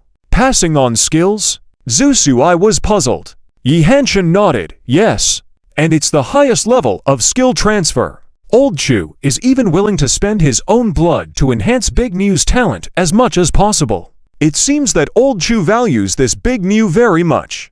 Despite lingering doubts, Yi Hanshin, being an immortal king, his words were not baseless rumors. So, the members of the Phoenix team quieted down. The skill transfer lasted for as long as the time it takes to brew a pot of tea, until a layer of shine appeared on Zhou Danu's skin. Chu Wuxiang took a step back, his face slightly pale. Though his momentum seemed weakened, his expression was very excited, his eyes fixed on Zhou Danu. The confusion in Zhou Danu's eyes gradually faded, and with a sudden realization, he regained his composure. Then he looked somewhat surprised at Chu Wuxiang before him. You? Chu Wuxiang chuckled. All right, now that I've knocked your head and passed on the skill, from now on, we are master and disciple. Call me master. Zhou Danu's mouth fell open, clearly not fully comprehending yet, but the set of skills that had appeared in his mind was undeniable. Taikan Wuxiang's skill. A technique many times stronger than the one Zhou Dan was practicing before. It was also Chu Wuxiang's ultimate move. One could say this was the most superior secret technique for body cultivation. However, Zhou Danu was still hesitant, as a thought suddenly flashed through his simple mind. How would the instructor react to this? Would he blame himself for this? So, he remained silent. Chu Wuxiang awkwardly scratched the back of his head, seemingly not understanding why Zhou Dan was reluctant to call him master. For a moment, the two straightforward men were at a standstill. Seeing this, Yi Hanshin couldn't help but burst into laughter, then shook his head and chuckled. Old Chu, have you ever taken on a disciple like this? You passed on the skill before he even agreed? Chu Wuxiang laughed. I was afraid he'd run away. Yi Hanshin looked at Chu Wuxiang. Anju, this old Chu has given you all his trump cards. It's not unreasonable for you to call him master. As for your worries, it's simply unfound. If old Zhu knew that you had accepted Chu Wuxiang as your master, he would surely be genuinely happy for you. Upon hearing Yi Hanshin's words, Zhou Danu scratched his head and finally, in his simple and honest manner, called out, Master. Chu Wuxiang was ecstatic, with his excitement getting the better of him, and he urged Zhou Danu to rise. Once Zhou Danu stood up, they stood together as master and disciple, a sight that was truly comical. With identical bald heads and massive builds, except for Chu Wuxiang being taller and more imposing than Zhou Danu, they looked like they were made from the same mold. At this moment, dawn was breaking, and the celebrations were still ongoing. Jinju watched the smiles on everyone's faces with joy, clapping his hands gently, and exclaimed, Namo Amitabha, it's daybreak. And so, after 3 days of celebrations, the feast finally came to an end. The strongmen from various countries and prominent figures dispersed, and everything began to return to tranquility. However, at that moment, within the Tianzino, one villa in Beijing, Zuan looked at An Yan with a serious expression. Are you ready? With Zuan's current strength, he is already capable of thoroughly dissecting a person's soul. This is what the Buddhists call unobstructed presence. If he is willing, he can even remake a person from the level of the soul. The prerequisite is that the other party must be able to endure unimaginable pain. Of course, when facing An Yan, Zuan naturally cannot do that. He first completely relaxes An Yan. This relaxation refers to even the spiritual consciousness entering a state of no defense, equivalent to fully opening up one's body and mind to him. This step should normally be the most difficult, as it requires a level of trust that leaves no room for doubt. Imagine walking blindfolded on the edge of a 1,000-foot cliff. Everything can only be done based on the command of a voice. In this situation, how much courage and trust do you need to obediently follow the instructions without any doubt? An Yan managed to do it. She didn't show any hesitation, directly removing all defenses and entering a deep state of meditation.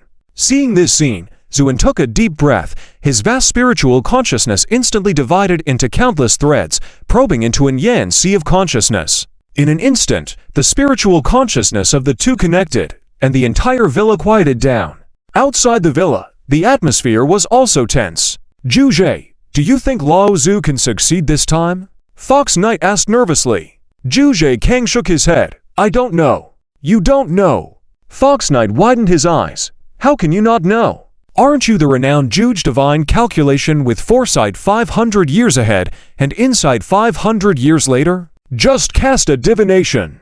Zhu Zhe Kang glared at Fox Knight with irritation. Do you really think I'm an all-knowing charlatan? Xian is a person of destiny. His path is extremely complex and not something I can deduce.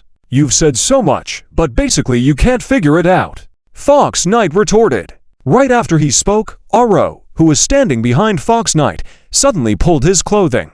Be quiet, don't disturb Sister Yan. Fox Knight immediately closed his mouth. This scene left many people present speechless. It seemed that the usually unruly and unrestrained Fox Knight had finally met someone who could control him. Tang Zhuiner and Fox Ying, on the other hand, paid no attention to these interactions. They all stood nervously in front of Villa Tianzino, 1, anxiously awaiting the outcome.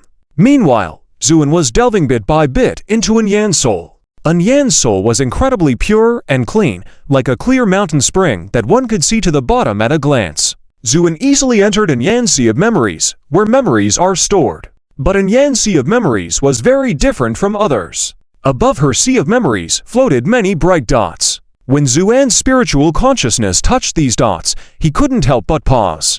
Among these dots were memories related to the two of them, memories of when they met, fell in love, and various details of their relationship, all vivid and lively. These memories were evidently very important to Yan, as she seemed unwilling to miss even a single moment. Seeing this, Zuan couldn't help but feel a bit emotional. This silly girl, Zhu, muttered to himself silently, then activated his spiritual consciousness and delved further into Yan's memories. Soon, Zuan had passed through the sea of memories and arrived at a very mysterious place. The area was filled with giant bubbles emitting a blue light, floating in the air. This was the most mysterious part of a person's soul. These giant bubbles were vessels of one's consciousness, and when gathered together, they formed a person's soul. In this enigmatic realm, there was a gray-black light floating in midair, sending out countless strands that extended into these bubbles. As the bubbles floated, this seal flickered unpredictably, resembling a living being breathing. Zuan's eyes flashed. Undoubtedly, this was where the seal repressing Yan's cultivation talent was located. Zuan took a deep breath but did not act rashly. The seal was closely bonded with Yan's soul, and forcibly breaking it could potentially harm Yan's soul essence. If an ordinary powerful individual saw this, they would likely feel powerless. But Zuan merely snorted, using such methods against a woman who was only a mortal at the time. Isn't that too ruthless? With that, Zuan's spiritual consciousness extended out like silk, weaving around. Wherever it went, the strands of gray-black light that had extended into the bubbles were uprooted. The seal, sensing the threat, struggled in pain before swiftly rushing towards the nearest bubble, attempting to submerge into it. Once inside, removing it would become more troublesome. Just as the situation hung by a thread, Zuan's spiritual consciousness arrived. In an instant, his spiritual consciousness wove into a solid structure, firmly trapping the seal, and then ensnaring it. The seal began to struggle fiercely, emanating a strong gray-black aura, trying to erode Zuan's spiritual consciousness. This aura could instantly erode the soul of a Daluo expert. But Zuan just coldly smiled. Get out! With this shout, Zuan's cultivation surged, the imposing aura of an immortal king sword, and his spiritual consciousness became exceptionally resilient. He then forcibly yanked the seal out of Yan's soul. The moment it left Yan's soul, she shuddered and then fainted. Zuan waved his hand, gently supporting Yan's body with a cha, then said in a deep voice, Zhuiner, come in and take care of Yan. Upon hearing Zuan's call, Tang Zhuiner and Fox Ying immediately entered the room. Zhu, big brother, what happened to Yan's sister? Fox Ying exclaimed when she saw Yan unconscious. Zuan smiled. It's okay. Her soul just received a shock. She will wake up soon. What about the seal on Yan's sister's body? Zuan nodded. It has been removed. Before the words had even faded, Hu Ying fiercely knocked on the back of her head. What nonsense are you shouting? Sister Yan just fainted temporarily because the seal was broken. As soon as she heard that the seal on her mother's body had been broken, Xiang Zufang felt overjoyed beyond words. Meanwhile, Zhang Xiaoyu also touched the large lump on the back of her head, grimacing in pain while chuckling foolishly. In the midst of the lively atmosphere within the villa on Daino, 1, Zueni had already stepped outside. As soon as they saw him, Juge Kang couldn't help but brighten up. Is it done, Zhu? Nodded. It's done. With that, he opened his hand, revealing the seal that was tightly trapped by divine thoughts in his palm.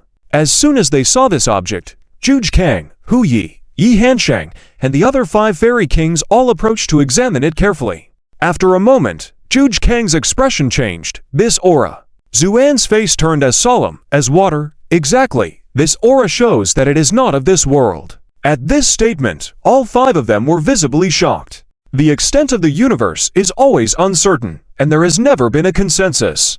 As for beyond the universe, it is an almost ethereal topic, with the existence of it being unknown. Occasionally, strange and unusual things do appear within the universe, and without exception, they all carry a unique and indescribable aura, clearly not of this world. Therefore, some believe that these things come from beyond the universe. And on the seal extracted from Yan's soul, there was also a particularly unique and evil aura. This was why Zhuge Kang was so astonished. Does anything truly exist beyond the universe? Wasn't it said that a powerful fairy king once flew continuously in one direction, trying to break through the edge of the universe, only to find his corpse at the other end of the universe several years later, ending in nothing? Yi Hansheng furrowed her brow as she spoke. The universe is vast. Who can truly know if such a place exists? But this seal clearly is malevolent. Anne, how do you plan to deal with it? Zhuge Kang asked. Zuan responded calmly. The earth is too small. I fear it may harm innocent beings, so I intend to destroy it in outer space. Good. We will go together. Saying this, Zhuge Kang took out a cracked compass from his bosom. Old Dao, what are you going to do with this broken thing? Hu Yi asked, curious. You, ignorant person. This is my treasured item, called the Compass of Heaven. It is specifically used for seeking souls and traces. Zhuge Kang cherished the Compass of Heaven as he spoke. Seeking souls and traces? What are you planning to do, old Dao? Hu Yi still didn't quite understand. Zhuge Kang sighed softly. Having eaten Auntie Pang's food for over a year, I can't just sit idly by. I promised her before that I would help her revive old Z. Though the chances are slim, we must give it a try. But if the Compass of Heaven is used this time, it may be permanently damaged. With a tinge of regret on his face, Zhuge Kang saw through Anne's intentions from the moment he retrieved the Compass of Heaven. Therefore, he said casually, all right, I also promised Auntie Pang in this matter, so you won't be working in vain. I'll help you craft a new Compass of Heaven afterward. Zhuge Kang's face lit up at these words. That's what you said? Don't try to back out. I, Zuan, never go back on my word. Let's go. While Yan is still unconscious, let's take care of this loose end. With that, Zuan soared into the sky, followed closely by the other 5. In the blink of an eye, they all arrived in space beyond the moon. This place was spacious enough and separated by the moon, ensuring the safety of Earth. However, to be cautious, Zhuge Kang and the others dispersed, forming a protective perimeter around Zuan. Zuan released his grip and then released the seal from the confines of his divine thoughts. In that instant, the seal turned into flowing light and immediately tried to escape into the distance. Zuan's eyes flashed with light, and a sword aura slashed towards it. However, it seemed as if the sword aura struck empty air, not causing any ripples, as it passed through the seal. Zuan raised his fist and struck, but it had no effect on the seal, despite containing the might to destroy a mountain. In the brief delay caused by this exchange, the seal had already reached the edge of the moon, seemingly about to break free. Zhuge Kang shouted, Anne, it seems that this seal can resist all physical damage. You should use divine thoughts to attack it. Not needing Zhuge Kang to say, Zuan had already understood the situation. A thought stirred in his mind, immune to all physical damage. How similar does that sound to the ancient mirror carried by the Lord of the Abyss? Could they both originate from the same place? These thoughts flashed through Zuan's mind. Meanwhile, his divine thoughts surged out once again, firmly ensnaring the seal. Following that, Zuan stepped forward towards the seal and unleashed a wave of crimson lotus flame. The flame engulfed the seal, causing it to struggle in pain. This time, the seal couldn't easily withstand the attack and began to agonize. Crimson lotus flame was indeed effective against it. However, at that moment, the seal seemed to sense its impending end and began to rapidly expand. Get away, it's going to self-destruct. Hu Yi cried out. Before the words had even settled, a white light suddenly appeared in the void and swiftly traversed the entire solar system in an instant. Subsequently, the white light diffused explosively, causing stars to tremble and even the sun to quiver slightly. The eastern hemisphere that was in the darkness was suddenly as bright as day. However, the closest target was the moon, which, with its already pockmarked surface, was now blasted with a massive crater, deep enough to pierce it through. After the tremor subsided, Juge Kang and the others fell out of the void looking disheveled, watching everything around them with lingering fear. Oh my goodness, the power of that explosion! It's almost on par with a strike from an immortal emperor. Hu Yi exclaimed in awe. Su-un stood motionless in the void, his face as somber as water. He had been closest to the seal and had not dodged throughout, so logically he should have been injured. But at the moment the explosion occurred, the crimson lotus flame enclosed Zu-un entirely, shielding him from any impact. Despite this, a deep sense of wariness filled Zu-an's eyes, and at that moment, Juge Kang called out. Zu-un heaved a sigh and turned to look at the others. I'm fine, just pondering some matters. The Luotian disc began to slowly rotate, and on the damaged surface of the disc, faint lights appeared, eventually converging into a huge pillar of light. Within the pillar of light, various mystical symbols rotated unpredictably, continuously deducing and displaying various illusions, leaving people in awe. How is it? Can you find it, Zu-un asked. Juge Zhang shook his head. It has been too long. If he still holds onto a strand of attachment, he can be found. Otherwise, the hope is extremely slim. As soon as he finished speaking, a blurry scene suddenly appeared in the pillar of light. Juge Zhang trembled. I found it. Everyone immediately focused their gaze. In the scene was an empty expanse of space, with a nearly imperceptible soul wandering alone within this space. Seeing this scene, Zu-an's eyes narrowed slightly, and he softly said, I know this place. This is where I battled with those evil Tianlong gods last time. So Uncle Z's lingering attachment has been wandering here all along. Zu-an's voice was full of emotion. At that moment, the cracks on the Luotian disc suddenly deepened and completely shattered. The pillar of light scattered, and Juge Zhang lamented, My Luotian disc. Zu-an chuckled, All right, Taoist Juge, I will have a new Luotian disc cast for you after this is done. With that, Zu-an took a step forward, directly traveling from the back of the moon to the earth. This was the location of the previous battle, just a step away from the Tianzi villa. Despite being so close, no one had been able to perceive Uncle Z's soul. This was all because Uncle Z's soul was incredibly weak and faint, as if a gust of wind could scatter it. Yet with such a fragile existence, it persevered in this world for so long, all because of Uncle Z's incredibly firm attachment, creating such a miracle. Following the vision displayed by the Luotian disc at the time, Zu-an found Uncle Z's location. At this moment, his presence remained undetectable to Zu-an's divine perception. However, when he thoroughly enveloped the surrounding space with his divine sense, he finally saw a faint, transparent figure. At this moment, this figure was still slowly wandering, seemingly searching for the way back home. Zu-an whispered softly, Uncle Z, I'll take you home. With that, he released a strand of delicate divine thought, delicately imprisoning Uncle Z's soul. Since Uncle Z was so fragile, a single careless move could shatter him. Therefore, Zu-an handled the entire process with extreme care, not even daring to breathe heavily. After immobilizing Uncle Z's soul, he turned around and flew towards Beijiang. This time, Zu-an's speed was slow, fearing that any sudden movement could cause Uncle Z's soul to shatter. It took a full 15 minutes for him to return to Beijiang, where Juge Zhang and others were already waiting. And Pang and Jingjing had also received the news and were waiting at the door. Uncle Z stood by himself, his face displaying a perpetual silly smile. Upon seeing Zu-an, everyone immediately rushed forward. And Pang choked up and said, Zian, Uncle Z, Zu-an nodded, rest assured, and Pang, I have found Uncle Z's soul. I will now help him integrate it. And Pang held back tears and could no longer speak, just nodding repeatedly. Zu-an walked up to Uncle Z and said in a deep voice, Uncle Z, this is your last chance. I'll help you, but whether you can recover and what form you will recover into will depend entirely on your own efforts. With that, Zu-an gently brought the strand of soul behind him to Uncle Z's forehead, took a deep breath, and then pressed it firmly against Uncle Z's forehead. Uncle Z trembled all over, his vacant eyes suddenly widened, a low, hoarse groan emanating from his mouth, clearly enduring immense pain. Tears streamed down Aunt Pang's face. Jingjing also cried, gently hugging her mother. As mentioned before, Zu-an's current strength allowed him to reconstruct a person from the soul level, And if reconstruction was possible, it meant assisting in integration.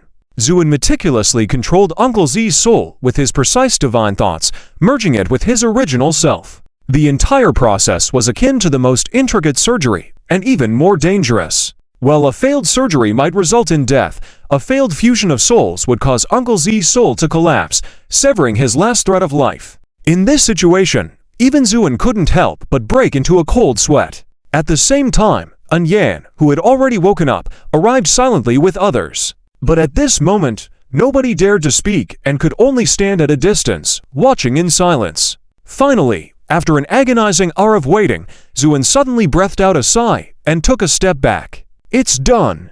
As soon as he finished speaking, Uncle Z collapsed to the ground, unconscious. Aunt Pang immediately rushed over, anxiously watching Uncle Z on the ground. She wanted to reach out and help, but hesitated, only looking at Zuan.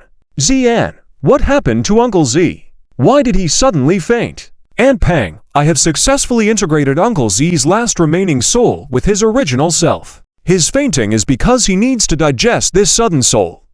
However, how much he can absorb, Zu.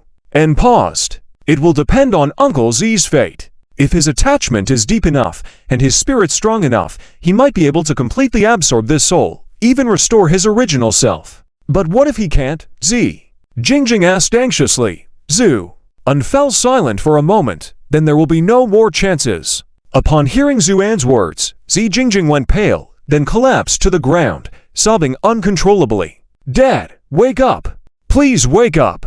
I don't want you to keep living in this daze. I want you to recover. I want to hear your nagging, to hear you scold me. Her voice was filled with sorrow, moving everyone present. The crowd all lowered their heads to look. Sure enough, Mr. Z's fingers moved, intentionally or not. Seeing this, Z Jingjing, who had been crying heavily, immediately stopped crying and crawled over, looking at her father with hope in her eyes. At the same time, Mr. Z's eyelids trembled lightly, then slowly opened his eyes. When Jingjing saw his eyes, her heart sank because she couldn't see any light in them. Just like before, Mr. Z showed no signs of change. Jingjing felt a chill all over, trembling as she called out, Dad!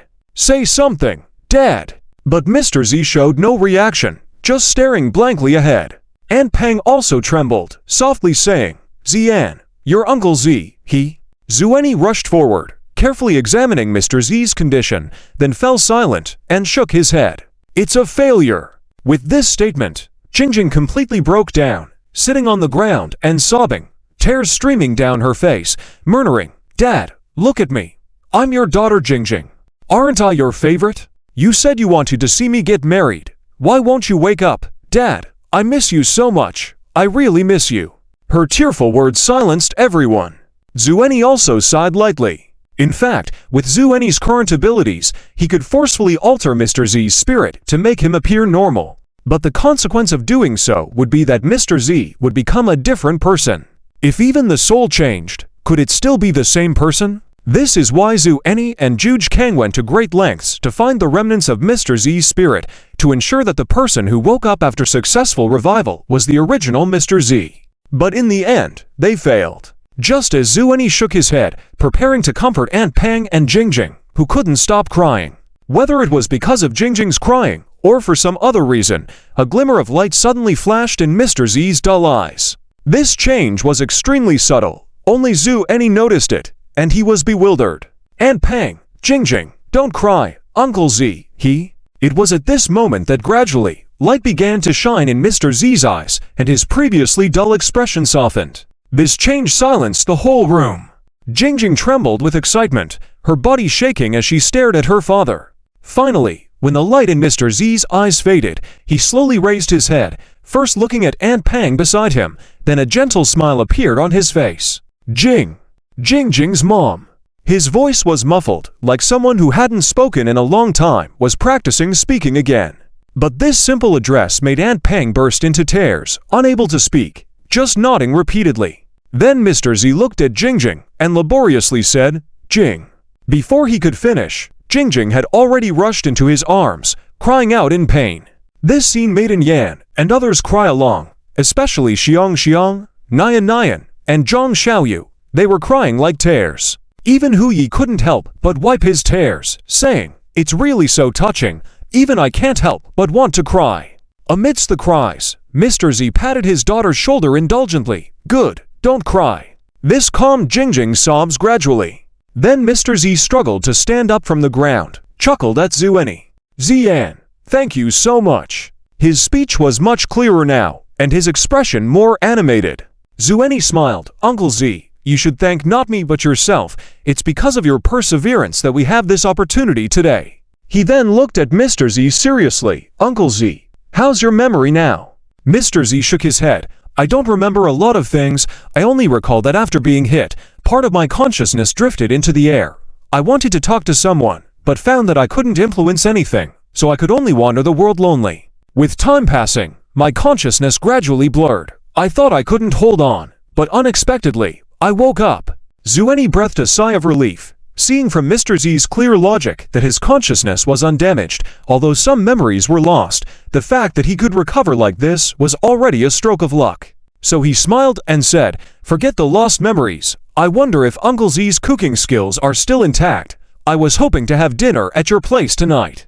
This statement instantly livened up the somewhat gloomy atmosphere. With clearer consciousness now, Mr. Z laughed. "Rest assured, Zian, even if I forget Aunt Pang, I won't forget my cooking skills." This made Aunt Pang and Jingjing burst into laughter, especially Aunt Pang, who playfully scolded Mr. Z. "Humph, you've just woken up and already talking nonsense. Go and cook. Everyone is here. Let's celebrate tonight." Jingjing was a bit worried. "Dad, are you sure you can manage just waking up?"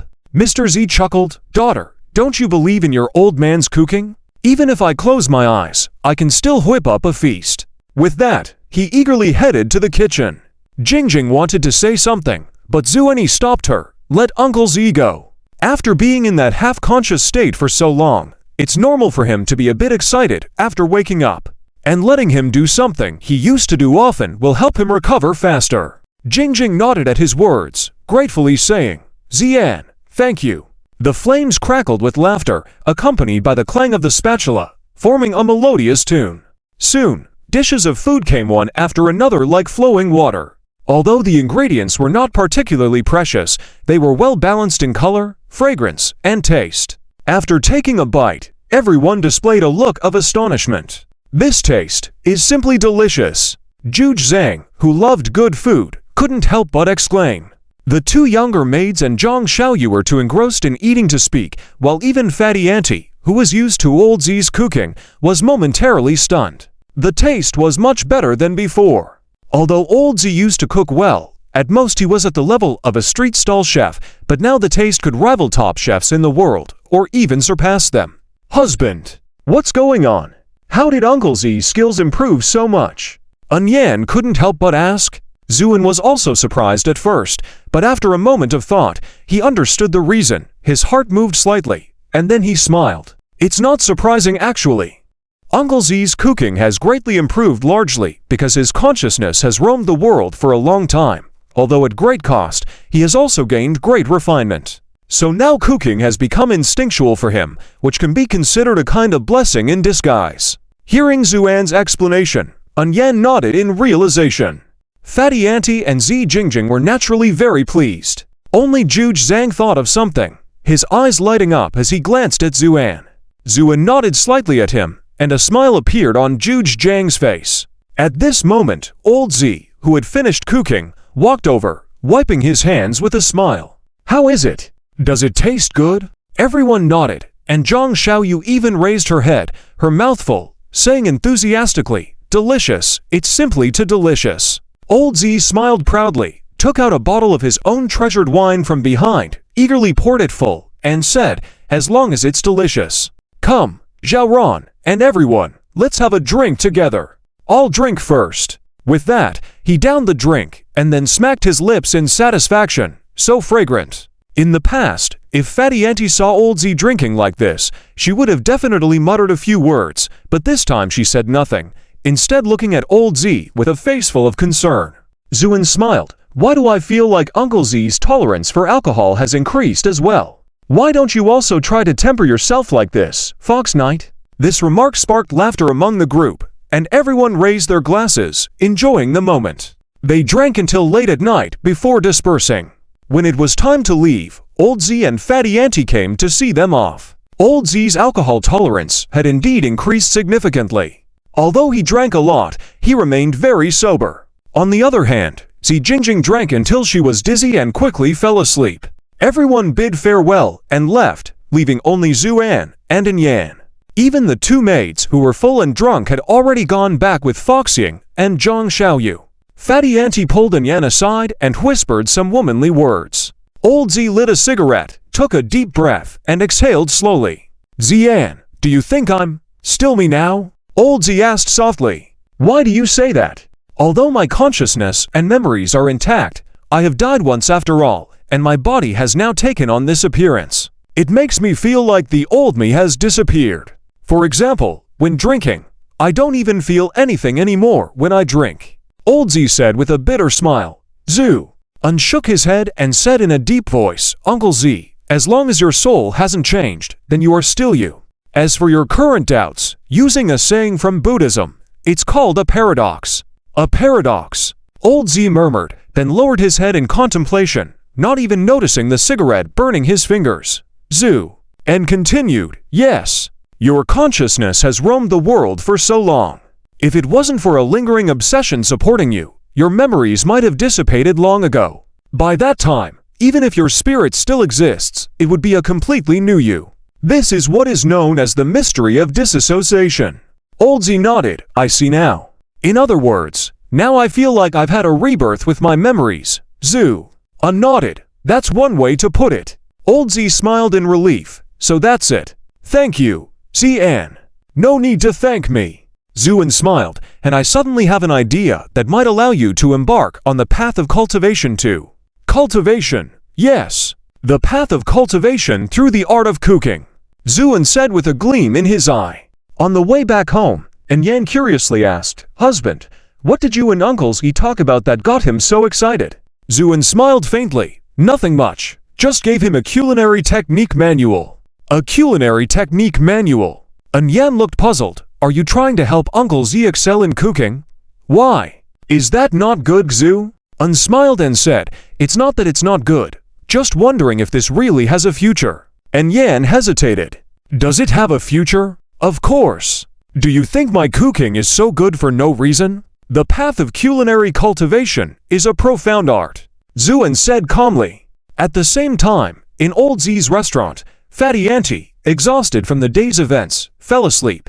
Old Z stood in the kitchen, his face full of excitement because a golden manual had appeared in his mind. The heavenly culinary deity formula. The unimagined cultivation methods recorded above amazed Old Z. But what excited him the most were the recipes included at the end of the manual. Looking at the almost unbelievable techniques, Old Z took a deep breath, picked up his knife, and began to carefully slice into thin strips. He couldn't forget the last thing.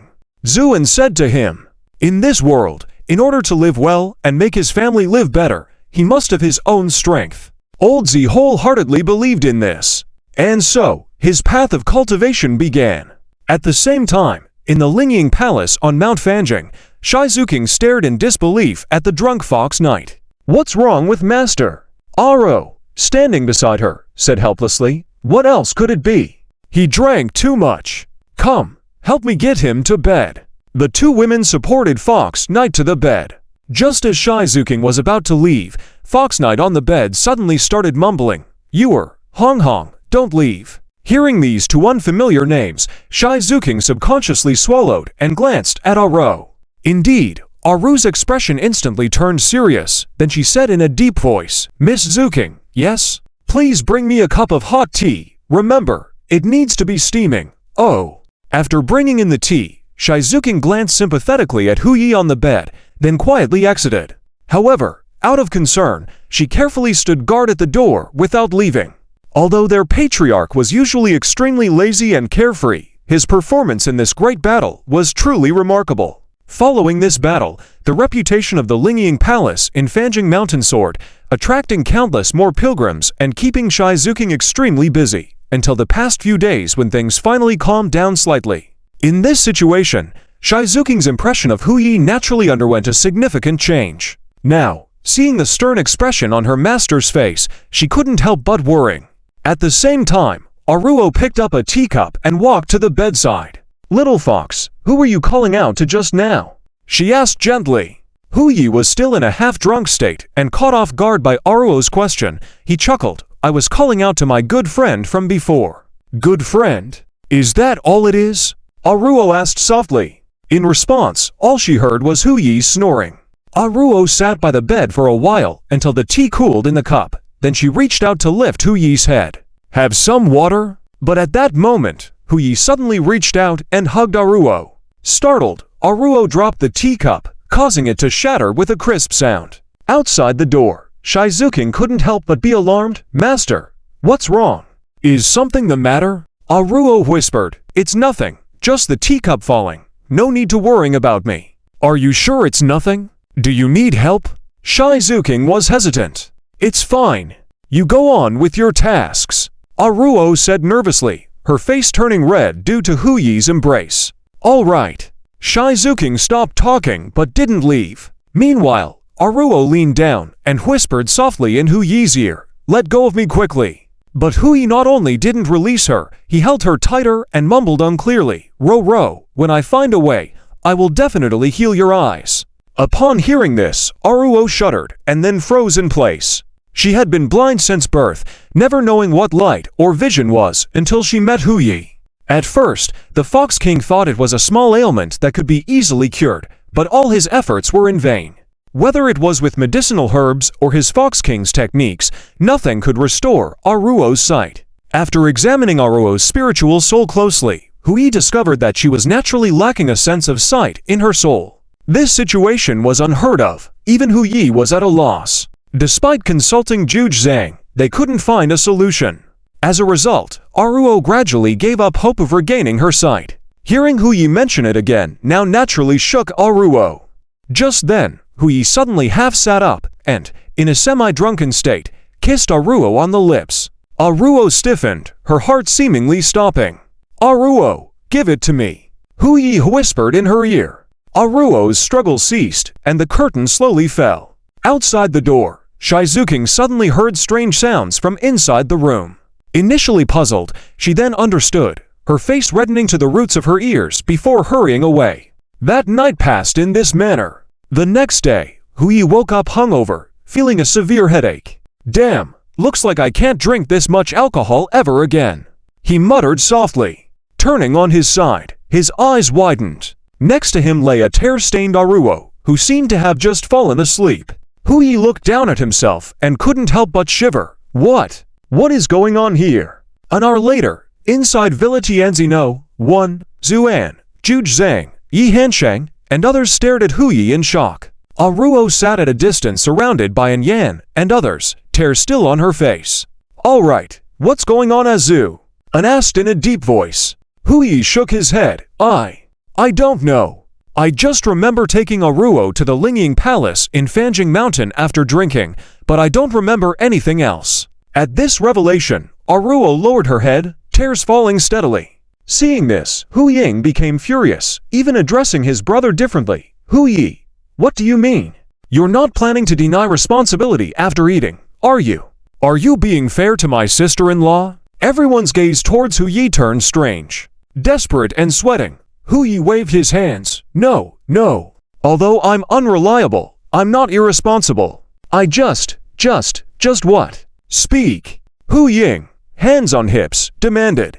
Bowing his head, Huyi weakly said, "It just felt too sudden. I'm sorry, Aruo." This response left Hu Ying, who had intended to reprimand his scumbag older brother, stunned. What do you mean by that?" Just then, Huyi raised his head with determination. "Actually, I have long wanted to officially marry Aruo, but always felt the timing wasn't right, so I delayed until now. But now that she's my woman, there's no need to say more. I will soon take Aruo back to the Chinku Fox clan, apply to the elders for formal marriage, and marry Aruo according to the customs." This declaration brought a glow to Aruo's face, her previously cold and trembling hands returning to warmth. However, Zuan raised an eyebrow. "You'll just bring Aruo back like that?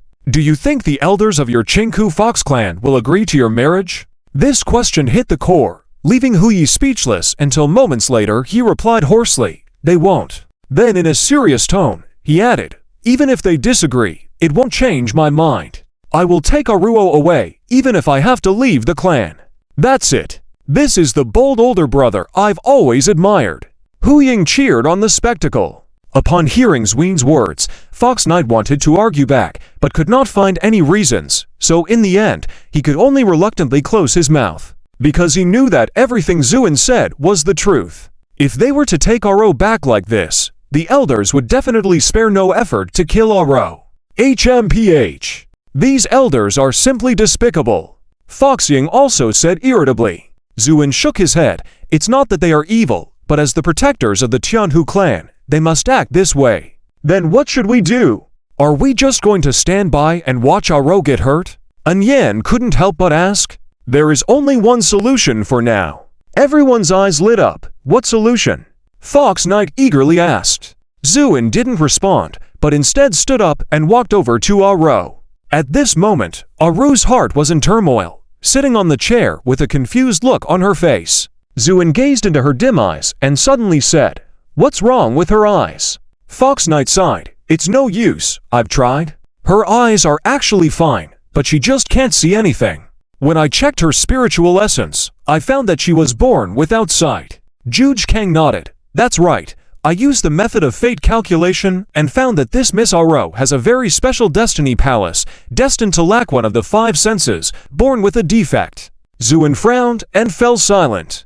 Aru's heart sank to the bottom, and then she forced out a smile uglier than crying. "Thank you all for your concern. In fact, I have long expected this. After all, I am just a mortal woman with a life as fragile as grass, and blind at that. It's destined that I can't be with Fox Knight. I don't blame him.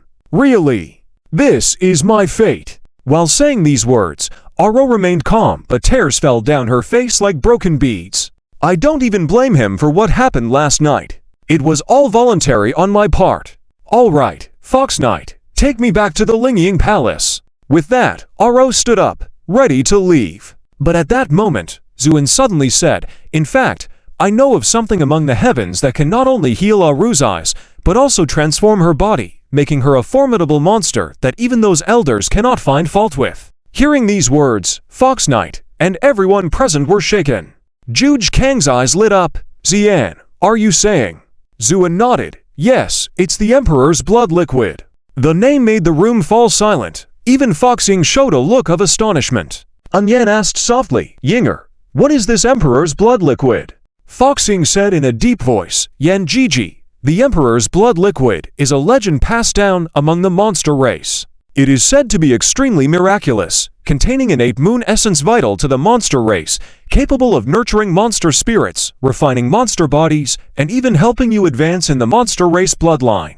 And Yan's eyes widened. "Is this thing really that amazing?" "Of course. But since the calamity of the full moon 5,000 years ago, the Emperor's blood liquid has never appeared again." At the same time, Fox Knight was also shocked. "Emperor's blood liquid? Isn't that a sacred item of the monster race? Can it really heal Aru's eyes?" Zween nodded, "Of course. Because Aru's eyes are not naturally flawed at all." This statement shocked Fox Knight, who exclaimed, "What are you saying?" Even Aro looked shocked. Zween continued in a solemn tone, "I just examined Aru's soul and indeed found her lacking sight, but I detected a faint trace of monster aura, so I can conclude that she wasn't born this way, but rather had her fate manipulated by a powerful monster, depriving her of sight." Juge Kang was also astonished, marveling, but the fate I deduced showed. Zween waved his hand. "You couldn't discern anything unusual from that fate calculation, since it didn't happen in this life of Aru's.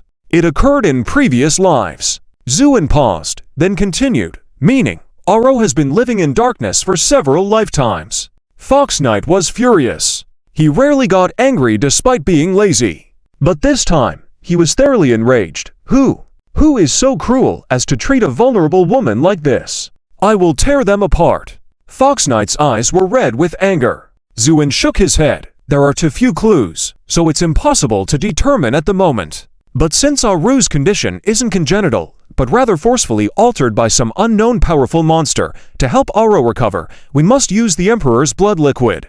And with the Emperor's blood liquid, Aro can abandon her human body, just like you becoming a member of the Fox tribe or any other monster tribe. By then, the elders of your Chinku Fox country won't have any reason to object. Isn't this a win-win situation? Zuin made a convincing argument, and Fox Knight was so moved that he immediately said, "All right, I will go find the Emperor's blood liquid, now to heal Aru's eyes." With that, Fox Knight grabbed Aru's hand and was about to leave. Zuin stopped him. "Wait, do you know where to find the Emperor's blood liquid?" Fox Knight was taken aback. "I don't know." "So are you going to aimlessly search like this? How long will it take to find it? Then what should we do?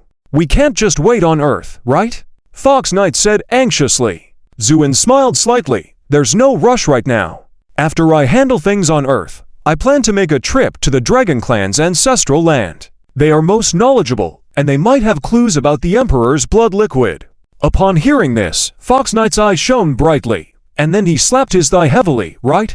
How could I forget about these guys? If there is any monster race in the heavens that knows the whereabouts of the Emperor's blood liquid, it must be those big loaches." With that, Fox Knight eagerly looked at Zuin. "Lao Zu, now that my wife Seal has been released, Uncle Z has regained consciousness. Is there anything else that needs to be dealt with?" Zuin nodded, "Of course, and it's something very important." "Very important, yes. The news of my reincarnation and ascension to Immortal King must have spread throughout the heavens by now. Earth is now in a precarious situation. If precautions are not taken in advance, it's hard to say that a situation like this won't happen again. And I can't always return in time." Fox Knight, Juge Kang, Yi Hanchang, and the others were all shocked. "So you mean?" "That's right. I want to transform the starry sky, turning the entire solar system into a defensive formation, protecting Earth within it. Unleashing all constraints, the figure of Chu Wuxiong, appearing like a giant, raised a piece of rock at least several kilometers in size to its designated position. Boom! Above the rock emerged streaks of radiance, connecting with the previously arranged magic array. Thus, all the rocks at the outer edge of the solar system were transformed into the magic array, forming a whole. Witnessing this scene, Juge Zhang breathed a sigh of relief. 10 days had passed by now, during which Zuin led Juge Zhang, Yi Hanchang, and others around the solar system tirelessly. With the combined effort of the 5 immortal kings and the assistance of a monk comparable to an immortal king, a massive defense magic array gradually took shape. Especially after the magic array at the edge of the solar system was set up, a substantial framework was successfully established. Of course, the people on Earth were not idle either. Upon learning of Zuan's plan, various countries responded one after another, some providing manpower, some providing funds, and even those with nothing were trying to offer some help. In short, never before had the countries of the world reached such a unanimous consensus on one matter. The enthusiasm of the Earth Strong was unprecedented because they understood that this defense magic array was purely for protecting the Earth. With their lives and livelihoods at stake, how could they not be invested? As the defense magic array gradually took shape, the whole world was filled with an excited yet tense atmosphere. Major media outlets poured all their energy into this unprecedented grand project, broadcasting the latest construction progress daily. In this situation, the members of the Phoenix Special Forces were naturally not idle. They were assigned to set up a defense base on the moon.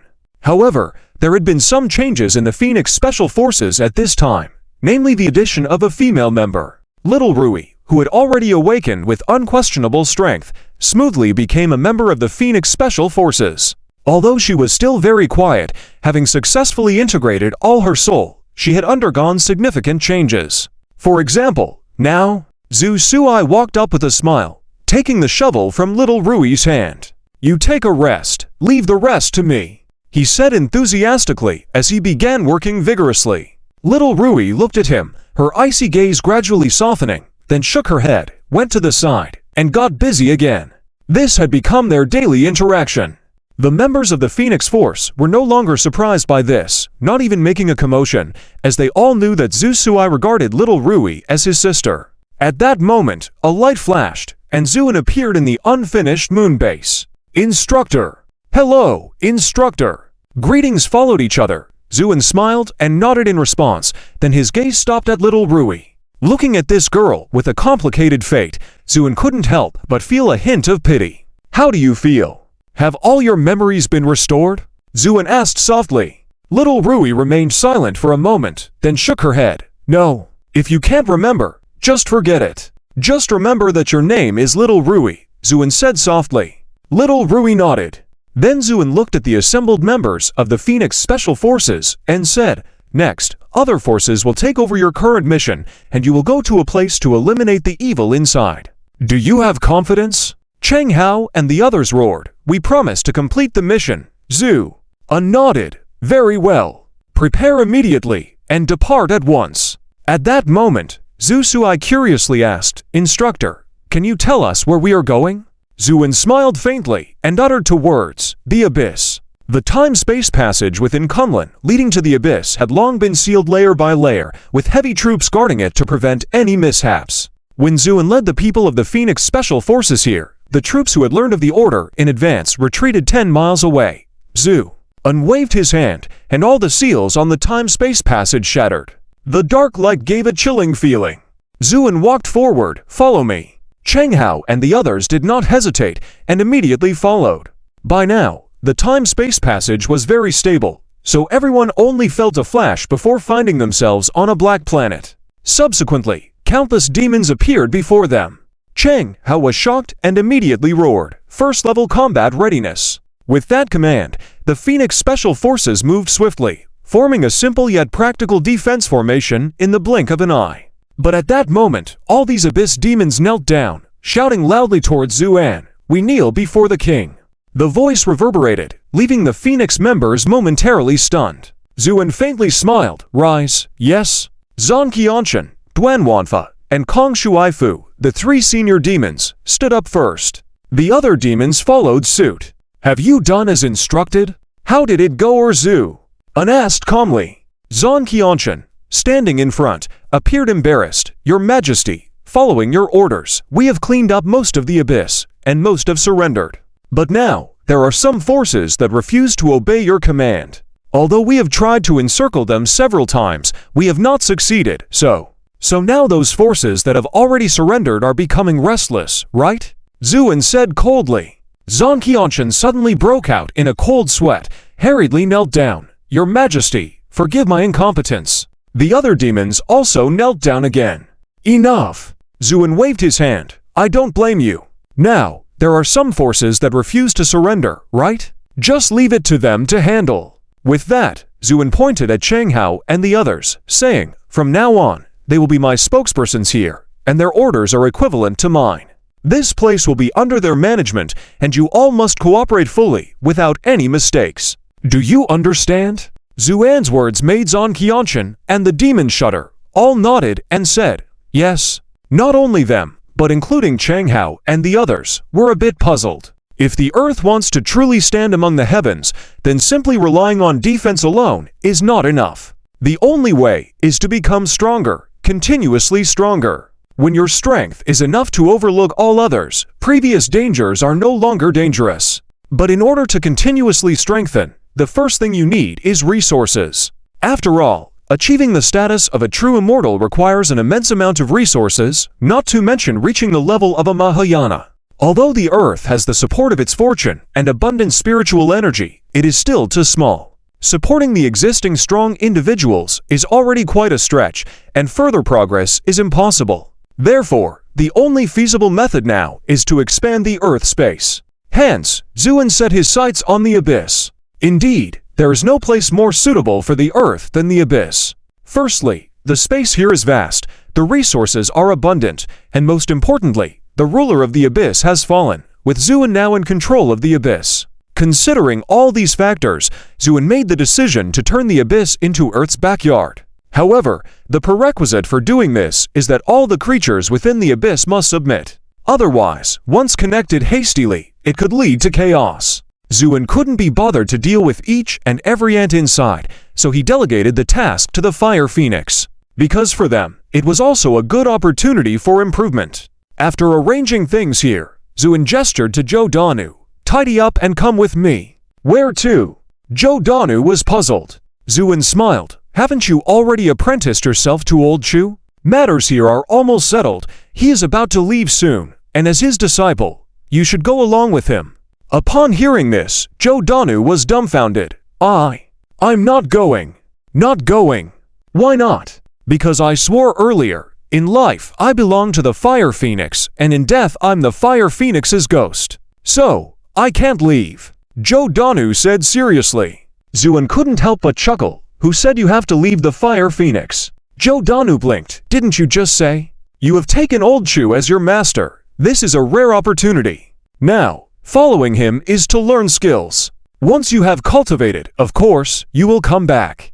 I never said you have to follow him for the rest of your life. Zuan said with a mischievous smile. Giordano also understood, but his face was still filled with conflict and sadness. But I can't bear to leave my brothers. At that moment, Cheng Hao stepped forward and said, Danu, what the instructor said is right. This is a rare opportunity for you. Do not miss it. When you have succeeded, you can always return to the Fire Phoenix. Our door will always be open for you. Yes, Danu, listen to the instructor, and go quickly. He is an immortal king. Others can't even find a master, so you should go. In the midst of these persuasions, Zhu Suai, who was closest to Giordano, came forward with red eyes. Danu, go. I'll wait for you to become an immortal king, and then I can boast that my brother is an immortal king. UBLABBERMOUTH ... Giordano had tears in his eyes. Get lost. I don't want to see you now, Zhu Suai said as he turned and left. After a moment of silence, Giordano turned to Zhu En and said, Instructor, I will go with you. Good. No time to waste. Let's go now. Zhu En then instructed Cheng Hao and the others, remember, this space is far more dangerous than you imagine. You must unite as one to succeed. This is also a test for you. I hope you will not disappoint me. Instructor, rest assured, we will complete the mission. The group shouted in unison. Very well. I await your good news. With that, Zhu En led Giordano out of the abyss. He had already engraved the runes on the space-time channel and informed the guardian generals of the China nation. Once the abyss was cleaned up, the runes would automatically activate, connecting the abyss and the Earth completely. After completing these tasks, Zhu En flew to the edge of the solar system. At this moment, the defensive array was almost complete, with only minor repairs needed in some corners. Standing on the edge, they could see a cold light surrounding the entire solar system, fraught with danger. Seeing this magnificent scene, Zhu Zhang couldn't help but sigh. In just 10 days, setting up such a vast defensive array. No one would believe it if we said it. Of course, look at the people who did it. 5 immortal kings plus a great bodhisattva. Are we just playing? Fox Knight chuckled. At that moment, Zhu En appeared in front of everyone. How is it? It's all set up. It shouldn't be long before it's fully connected. Zhu En said. Yi Hanshang frowned. I still don't understand. Why, old Z, did you have to go to such lengths when you could have just cleaned up the riffraff in the abyss with one sword? And what if something happens after we leave, with the abyss connected to the Earth? Or Zhu En smiled. I want them to go through some twists and turns, because if the Earth wants to truly enter the ranks of the strong, it must learn to solve its own problems. I can't handle everything and let them sit back and reap the benefits. So even if there are some twists and turns, it's an opportunity to test them. Hearing Zuan's words, Yi Hanshang stayed silent. Zhu Zhang laughed. It seems, old Zhu, you intend to cultivate the Earth into your own power, Zhu En nodded naturally. Exactly. That's what I intend to do. Zhu Zhang's eyes lit up. Then he hesitated. What about your previous forces, Zhu En sneered. Don't worry. They'll have to be found bit by bit. But those who betrayed me, none of them will escape. With all the preparations completed, the time to depart had finally arrived. On that day, almost everyone received a message to gather at the Tianzino, one villa in Beijing. It was a somewhat somber farewell banquet. Many were uneasy. After all, everyone had grown accustomed to Zuan's presence, accustomed to the 5 immortal kings keeping the world in order. It was a safety net overflowing with security. But everyone also knew that what Zhu En was about to do would be even more grand and majestic. Not waiting? He might have something to say to you later. Tianz said. I'm not waiting. I've already glanced at him. That's enough. Fan Mengshu said indifferently. Tianz nodded. All right then.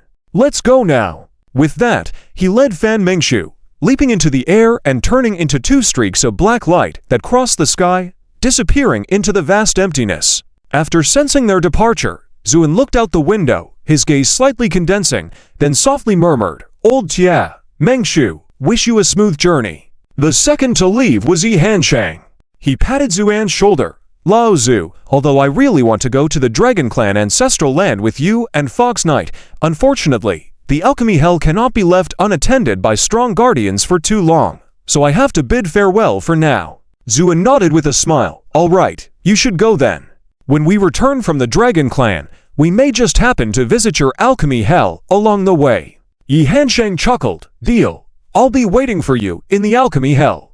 At this moment, Jinju also approached, palms together, chanting Buddhist mantras. "Namo Amitabha, Master Zu, this disciple also bids farewell. Doesn't the Grand Master leave a clone behind to spread the Dharma here?" Zuan said with a smile. Jinju shook his head. "No need. This place is rich in talent and spiritual energy. Besides, I can feel the aura left by the ancient Buddha cultivator here. So, with my limited cultivation, I'd better not use my skills in such a place. If the invisible bodhisattva's cultivation is considered limited, then only a fully enlightened Buddha could claim to have profound knowledge of the Buddha's teachings." After exchanging a few more pleasantries, Jinju also withdrew. Only the dry-forget Master Mengyao, who had always lacked presence, remained. She glanced palely at Zuan, then slowly lowered her head, bowing respectfully, "Wishing you a safe journey." Zuan sighed softly. "The same goes for you. Next time we go to the alchemy hell, I hope to taste the wine you brewed with your own hands." "Yes, yes," Mengyao replied heavily, but dared not look up, fearing she might cry. Yi Hanshang boarded the starship, taking Jinju and Mengyao with him. Soon after, Chu Xiong and Juge Kang also stepped forward. "Are you two leaving as well?" They both nodded. Juge Kang spoke first. "I have recently taken Rulin as my disciple, so I must take her back to meet her family. Besides, it's been a long time since I went back, and I have no idea what my wretched descendants have done to the family." "I don't know what they've done either, but that descendant of yours, named Juge Banzang, has quite the talent," Zuan teased. "Damn it, talking about him makes me angry. Our ancestor was named Juge Kang, but he only dares to call himself Banzang. How ridiculous is that? It's cowardly. If he had any guts, he should be called Juge Kang too." Juge Kang grumbled. "I said the same thing at the time. Oh, and this is for you, Zu," and tossed something over. Juge Kang picked it up and saw that it was a brand new compass, shining brightly and exuding a stronger aura than his previous Luo Tia compass. "I promised to remake you a Luo Tia compass, and I made it for you last night without sleep. How is it, Zu?" and said with a smile.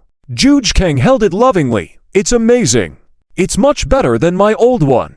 "All right, no more nonsense. After I take care of the family matters, if I have time, I might go to the Dragon Clan ancestral land. Maybe we'll meet again then, Zu." Nodded. "Sure, see you later. Until we meet again." With that, Juge Kang took Wei Rulin and flew away, disappearing into the sky. Finally, only Chu Wuxiang remained. He scratched his head awkwardly and said, "I don't have much to say. I'm just taking Daniao with me. When he's done with his studies, I'll send him back." Without waiting for Zuan's response, Chu Wuxiang grabbed Zhou Dania's shoulder and said, "Let's go." Bang! The two shot up like cannonballs, disappearing in the blink of an eye. Thus, the 5 great fairy kings were left with only Fox Knight. After the banquet dispersed, Zuan approached Tang Zhuaner. Tang Zhuaner stopped in her tracks, smiling charmingly. "What's up? After I leave, I entrust things here to you. Ching is a bit hot-tempered, and I'm worried." "All right, rest assured. Go early, come back early. I'm waiting for your good news," Tang Zhuaner said with a smile. Zu nodded, then released a starship. This time, there were more people heading to the heavens than before, mainly Fox Knight and Aruo, along with Channer. Yes, after spending some time together, Zuan couldn't bear to be without this former little maid. So, Zuan took Yan, Fox Knight took Aruo on board the starship, while Fox Knight and Little Fish led Duo and Channer to wait in the treasure's pavilion. After everyone was ready, a flash of divine light shone in Zuan's eyes, and the starship shot into the sky, disappearing into the vast starry sky in an instant. At that moment, many people looked up solemnly in the direction. Zuan had left, sensing a suppressed aura dissipate. Meanwhile, Tang Xuaner stood alone in the night, looking up for a moment before sighing softly, leaving again. Who knows how many years it will be this time. With Xuan's current strength reaching almost instant teleportation over vast distances, the starship only took a moment to exit the solar system, then accelerated abruptly into the void, heading towards the Dragon Clan's ancestral land with nearly cheating speed. Although the speed was incredibly fast, the distance to the Dragon Clan's ancestral land from Earth was still extremely far, so it wouldn't be a quick journey. However, compared to the first time Xuan took Yan and the others out, the atmosphere now was much more relaxed. Xuan and Fox Knight chatted together. Yan excitedly whispered to Fox Yan and Aruo. Everyone was busy with their own things, enjoying the leisurely day. But this peaceful time lasted less than a day before it was abruptly interrupted. As they were traversing the void, they suddenly fell out due to unknown reasons. The starship was shaken violently. Xuan frowned slightly, stepped forward, and stabilized the starship forcefully. Fox Knight asked, "What's happening? Did we run into a temporal rift?" "Doesn't seem like it." Xuan shook his head. At that moment, Yan suddenly pointed outside the porthole, her face full of shock. "Quick, look, what's that?" In the vast emptiness tens of thousands of miles away from the starship, a huge ring suddenly appeared. This ring was so huge that it still occupied the entire viewport, even from such a distance, and it was made of metal, emitting a cold mechanical beauty. But that was not the key point. The key was that within the circular structure surrounding the ring, you could see undulating mountains and towering peaks, with towering trees reaching tens of thousands of meters high, and rare birds and spirit animals roaming.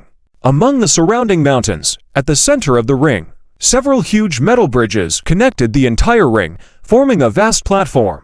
On the platform stood tall buildings reaching thousands of meters high. At this moment, the buildings were brightly lit, and countless vehicles flowed on the streets, making it a bustling metropolis. Seeing such a bustling city in this cold and desolate emptiness was as surreal as a mirage, giving everyone a sense of extreme absurdity. "My goodness, what is this? Why does it look a bit like a space station on Earth?" Fox Knight exclaimed in amazement. Xuan was silent for a moment, then nodded slightly. "You're right, this should be a wandering space station among the heavens, or you can call it a wandering planet." At that moment, it seemed that the ring had detected the starship the group was on.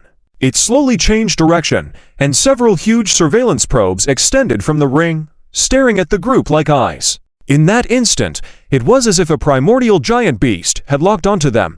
A strong sense of crisis suddenly enveloped the entire starship. At the same time, a cold mechanical voice sounded in everyone's ears.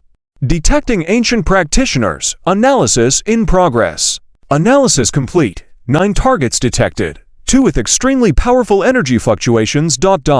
Danger level, extremely high. Do not contain. Recommend elimination. Elimination protocol activated." Ice cold, as if pronouncing a judgment, the monitoring probes flipped, revealing dark gun barrels below. Then, lights appeared in the gun barrels, as if rapidly charging up. The charging process was extremely fast, and in just a moment, these streamlined, icy cold guns shot out countless brilliant lights. Before everyone could react, Xuan coldly snorted, his eyes flashed with light, and his spiritual consciousness instantly enveloped the starship, beginning to madly evade the incoming lights. These lights were originally intended to cover all angles with no blind spots, but under Xuan's meticulous manipulation of his spiritual consciousness, the starship managed to pass through seemingly impossible gaps in the nick of time and headed towards the ring. The whole process was extremely thrilling, but Xuan remained calm and didn't even blink. It was Fox Knight who kept exclaiming, "Oh my, we're going to crash. We're going to die. Heavens, we won't make it." Xuan furrowed his brows slightly. "Quiet down, keep yelling, and I'll throw you out." Fox Knight immediately closed her mouth, just pale-faced as she looked at the almost blinding white light outside the viewport. Just as they were about to reach halfway, numerous densely packed holes suddenly appeared on the ring, followed by an array of guns of various shapes emerging from these holes. Then there was a rapid charging sound. Countless lights shot out from the gun barrels, gathering into one, leaving no gaps between them. This sight made Fox Knight shiver. "Oh my, old Zhu, quickly hide." But Xuan just snorted, stomped his foot, and the starship suddenly accelerated and disappeared in an instant. When it reappeared, It had passed through the overwhelming lights and appeared above the ring. "This is way too exciting. Old Zoo, can you give me a heads up next time we cross the void?" Fox Knight shouted. "No." Zuin replied firmly. At the same time, the cold mechanical voice sounded again, accompanied by urgent alarm sounds. "Warning! Powerful ancient practitioners are approaching. Extreme danger! Extreme danger! Engage level 1 alert mode. The doomsday cannon is starting up ... As the voice spoke, the metal bridge connecting the ring and the center lit up, and the city at the center of the ring suddenly split open to reveal a giant cannon several tens of miles in diameter. Countless glows converged into the cannon, and a terrifying aura of destruction began to emerge. Zween's eyes flashed with light, taking a step out of the starship and arriving in front of the cannon. At that moment, with a huge charging sound, the energy inside the cannon was skyrocketing. However, Zuin remained unfazed, raising his hand and delivering a punch. After becoming an immortal king, Zween's punch was powerful enough to shake the stars. Thus, when his punch was halfway through, the cannon suddenly shook and fired a blinding huge light beam from its muzzle. The massive recoil shook the entire ring several miles back, demonstrating how terrifying the power of the cannon was. The light beam rushed towards Zuin. Inside the starship, Anyan exclaimed, "Husband!" Fox Knight, on the other hand, remained calm, directly taking control of the starship with her spiritual consciousness, evading the strike of the light beam, and then said in a low voice, "Don't worry. If old Zoo doesn't dodge, it means he has a plan." Indeed. When the thick light beam approached Zuin, he raised an eyebrow slightly. "You want to fight? Then I'll grant your wish." Saying that, Zuin took a step forward, with a red lotus flashing between his eyebrows, a vast sea of spiritual consciousness surging out and colliding heavily with the light beam. Boom! After a loud bang, the initially imposing light beam suddenly stagnated, then cracked, and finally shattered into pieces. At the same time, Zween's eyes flashed, Moengen appeared out of thin air, and with a raise of his hand, a sword was unsheathed. With a slash through the void, the sword struck the cannon. Boom, boom, boom. With a series of continuous explosions, the cannon was split in half and ruptured. Warning: Doomsday Cannon has suffered irreversible damage. Target individual is extremely dangerous. Self-destruct program initiated. The cold warning echoed through the void, and the ring kept changing its form. As soon as this sound came out, the mechanical female voice fell silent for a moment, and then all the firearms on the circular platform retracted back, returning to their original forms. Received. Alarm has been lifted. Seeing this scene, Zuin stopped his sword, not immediately attacking, but coldly watching. Inside the starship, Foxy and others also stared intently. At the same time, the void in front of them flickered slightly, and then a three-dimensional projection of a man appeared. It was a man wearing a white lab coat, looking relatively young. Under his messy hair was a handsome face, and his left eye was a mechanical false eye. But it didn't seem strange. Instead, it added a kind of crazed charm to him. At this moment, the man looked excitedly at Zuan. To think that self-evolution could reach the heights you have, it seems that the cultivation of the old times had its merits after all. His words were filled with almost fanatical madness. Zuan frowned slightly. "Who are you? Why are you blocking our path and attempting to harm us?" The man was stunned, then smiled. "Let me introduce myself first. My name is Zhang Tianyu, the president of the Society for Technological Advancement." The Society for Technological Advancement, ZOO, repeated the somewhat cumbersome name with a furrowed brow.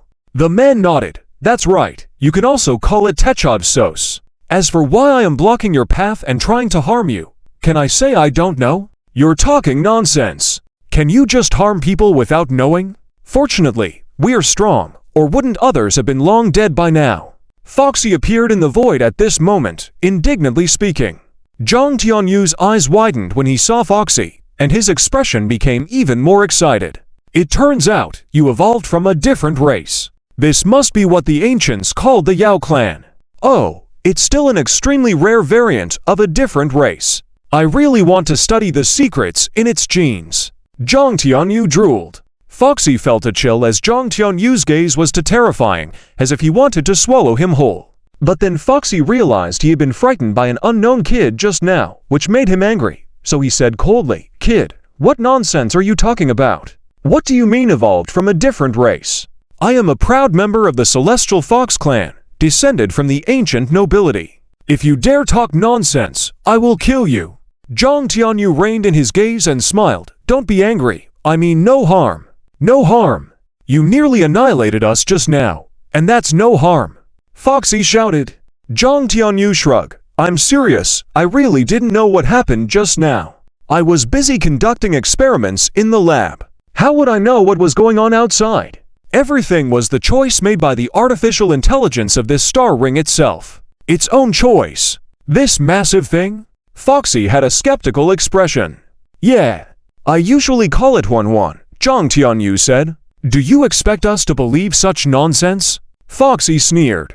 Zhang Tianyu shrugged. "Believe it or not, that's the truth. And it's not entirely Huan's fault for being sensitive. Just a few days ago, we passed through a star region where ancient cultivators wanted to seize Huan. Unable to do anything, it learned to resist. However, what it did this time was indeed a bit too aggressive, but rest assured, it is not a wanton killer. On the contrary, sometimes it can be quite shy." "Right, Huan," Zhang Tianyu called out with a smile. After a while, a cold mechanical female voice came from the void. "Doctor, you're talking nonsense again." "Heh, heard that. So, it was all a misunderstanding earlier, all because of your strength that Huan attempted to eliminate. If it were an ordinary cultivator, it would have been absorbed directly by it." Zhang Tianyu chuckled. Foxy was a bit confused because today's events were beyond his comprehension. Such a massive star ring turning shy? And this somewhat eccentric guy who claimed to be the president of the Society for Technological Advancement, who was he really? Zuan, however, looked thoughtfully at the man and suddenly said, "Since you said you mean no harm, would you dare invite us in for a look?" "Of course, I would. I was actually thinking of inviting you in as guests," Zhang Tianyu said cheerfully. And while talking, a huge aircraft rose from the city at the center of the star ring and landed in front of the group. "Please come on board. It will take you directly to where I am," Zhang Tianyu said. Then the three-dimensional projection disappeared. Foxy looked suspiciously at the floating aircraft in front of him and said, "Old Zhu, are we really going?" "Yes, we're going." "Why not?" Zuan replied calmly. "But the problem is we don't know this guy. What if he's a dangerous person?" Foxy hesitated. Zuan looked at him and said, "In front of two immortal kings, even if he is a dangerous person, he'll have to behave. Moreover, what he just said should be the truth." "How do you know?" Foxy asked. Zuan pointed to the scars on the star ring. "Haven't you seen these scars on the star ring? It's obviously from cultivators of various sects, and not long ago. From this, it's clear he wasn't lying just now. But it's still not entirely safe. What if these marks were caused by the star ring attacking others, and those people fought back?" Foxy muttered. Zuan chuckled. "Even if, as you say, I don't think he can play any tricks in front of me." "And are you scared?" Foxy puffed up his chest immediately. Jokes aside, Foxy has never known fear. "Let's go, let's meet him." With that, Foxy took the lead and boarded the aircraft. Zuan chuckled, and Hadan Yan and Aruo Foxy determined to understand why we are the end start. Moved the starting starbird did not they can but dark. To him petty then fruitlessly. And what out to this will seen? Concern, even in street corners as such uniformly. Lives people lifeless, seemingly were carved out of model, sterile liveliness any. Enyan looked around the city with a surprised expression on her face and said, "Why do these people all seem so strange?" Zuan calmly replied, "Because they are all clones." "Clones?" "That's right, they are clones, so they have no self-awareness at all, and they can only live according to predetermined programs. In fact, it's not just them, even this city is pre-designed. Everything is like a magnificent stage play, exquisite yet illusory." Enyan was shocked. She had never imagined that the busy people outside the spacecraft, displaying various emotions on their faces, were all lifeless puppets without self-awareness. Even this seemingly vibrant and lively city was just a magnificent and cold tomb. But why? Enyan looked astonished at everything outside the spacecraft, murmuring softly. Why would someone go to such lengths to build such a dead city? What's the point? Or is this all just a fantasy from a madman? Just then, Zhang Tianyu's voice suddenly came from inside the spacecraft. "I am not a madman. What you see is all because of my obsession." Huia was startled. Were you eavesdropping on our conversation? Not eavesdropping, but nothing that happens in the star ring can escape my eyes. In other words, as long as it's within the range of the star ring, I am all-knowing and all-powerful. Don't look at me like that. I have no ill intentions towards you. Otherwise, I wouldn't have invited you to visit. Huya sneered. I don't care whether you have ill intentions or not. If you dare to come up with any crazy ideas, I'll break your neck. Zhang Tianyu chuckled and ignored Huya's threat, saying, My laboratory is ahead. Welcome, everyone. With that, the spacecraft landed at the top of a high-rise building in the city center, and a pale blue light gate suddenly appeared in front of everyone. Following that, a figure emerged from behind the gate. As this figure walked out of the light gate, everyone was stunned, because the person who appeared before them was a man in a wheelchair. This man was Zhang Tianyu, who looked exactly like his three-dimensional projection, except that he had no lower body and was connected to the wheelchair through various tubes extending from his abdomen. As the crowd was bewildered, Zhang Tianyu smiled faintly. Please come in. With that, the wheelchair turned around naturally and moved forward. Zuan didn't say a word and followed. Huya hesitated, taking a few quick steps, and whispered to Zuan, Lao Zhu, doesn't this hologram seem odd to you? This clearly is a teleportation gate. What if we are teleported somewhere else after going through it?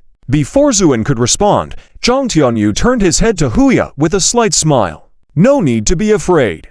This light gate is indeed a teleportation gate because my laboratory often conducts high-power experiments. For safety reasons, I built it in the core location of the star ring, where there is no direct connection to the outside world, and entry and exit can only be done through teleportation. Huya felt a bit embarrassed but still insisted with a tough facade. Who's afraid? I just find it a bit awkward. With that said, the group had already passed through the teleportation gate. There was no vibration, not even the usual darkness before teleportation. It was as natural as passing through a layer of soap bubble, and a new scene appeared before them. It was a vast space with soft light falling from the ceiling, clean and fresh air, immediately making people feel relaxed. This space was neatly divided into many areas, each with various strange mechanical devices, many of which were in operation.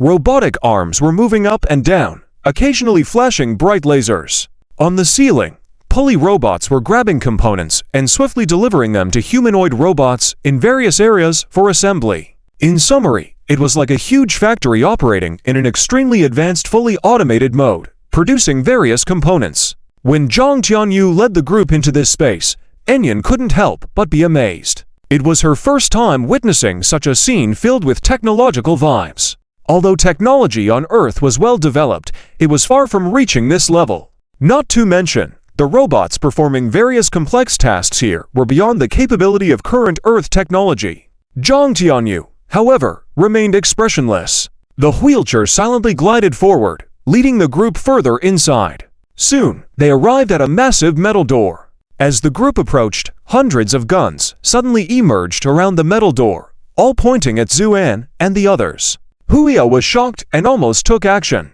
Zhang Tianyu calmly said, It's okay. Huan, they are all my guests, don't cause trouble. After hearing that, the guns retracted after a while, and the metal door opened with a clang. Please follow me. This is my laboratory inside. Zhang Tianyu walked in, with everyone following suit. The insides were even more futuristic than the outside. The crude humanoid machines were replaced by lifelike robots with handsome appearances. They operated machines with names unpronounceable, but clearly high-tech. When Zhang Tianyu appeared, a graceful woman in leather came forward. She first glanced cautiously at Zuan and the others and then approached to support Zhang Tianyu's wheelchair. Zhang Tianyu chuckled. Come on, they are all esteemed guests. Don't be so serious. Give them a smile. Doctor, you know that's impossible. The woman's voice was very cold, the same mechanical female voice as before. Zhang Tianyu looked apologetic and smiled at Zuan and the others. I'm really sorry. Huan has been spoiled by me and has a bit of an attitude. Just get used to it. She's actually very kind and easy to get along with. At that moment, Huya, with a bewildered expression, pointed at the woman. Can't be. Such a huge star ring turns out to be a woman? You, aren't you? The woman raised her hand and pulled at her collar, causing her leather jacket to split open, revealing the mechanical structure underneath. What do you say? Foxy stammered. Just then, Zhang Tianyu helplessly said, "Wan, how many times have I told you not to tear your clothes apart so easily? How many leather jackets have you torn apart this month?" The woman remained silent. Okay, I know you don't like this look. Forget it, let's change it this time." With that, the wheelchair's armrests transformed into mechanical arms, producing a princess dress. Zhang Tianyu chuckled, "Let's try this one this time." Heh, the proud and scheming princess. Thinking about it gets me excited. The appearance was downright lewd. The woman fell silent for a moment before saying, "Can I choose the previous appearance? No?" In the end, the woman reluctantly accepted the princess dress. She didn't need to put it on, she just pressed it against her body, and her mechanical body began to shift like flowing water. In the blink of an eye, she transformed into a girl wearing a princess dress, a princess tiara on her head, blinking innocent and pure eyes. This magical scene left Foxy dumbfounded, but he quickly became envious. Being able to change forms at will is more convenient than shape-shifting. Foxy mumbled softly, but he immediately fell silent because the woman gave him a cold glance. "Please follow me to the reception room. I know you have many questions, and we can discuss them there." The reception room was not large, but elegantly decorated, with a set of tea sets on the table. After everyone was seated, Zhang Tianyu spoke first. "If we were to categorize based on your old standards, this foreign race of yours should be on the level of a fairy king, right?" Zhu and nodded, "Yes, indeed. No wonder the evolution is so powerful. It's truly an amazing achievement." Zhang Tianyu exclaimed. Zhuan remained unfazed and asked directly, "I would like to know what you mean by the old age in your context. Is there a new era relative to it?" "Certainly. In fact, the old age is just a shorthand for me. Its full name is the feudal era of self-evolution through backward and decadent means, which is the current realm.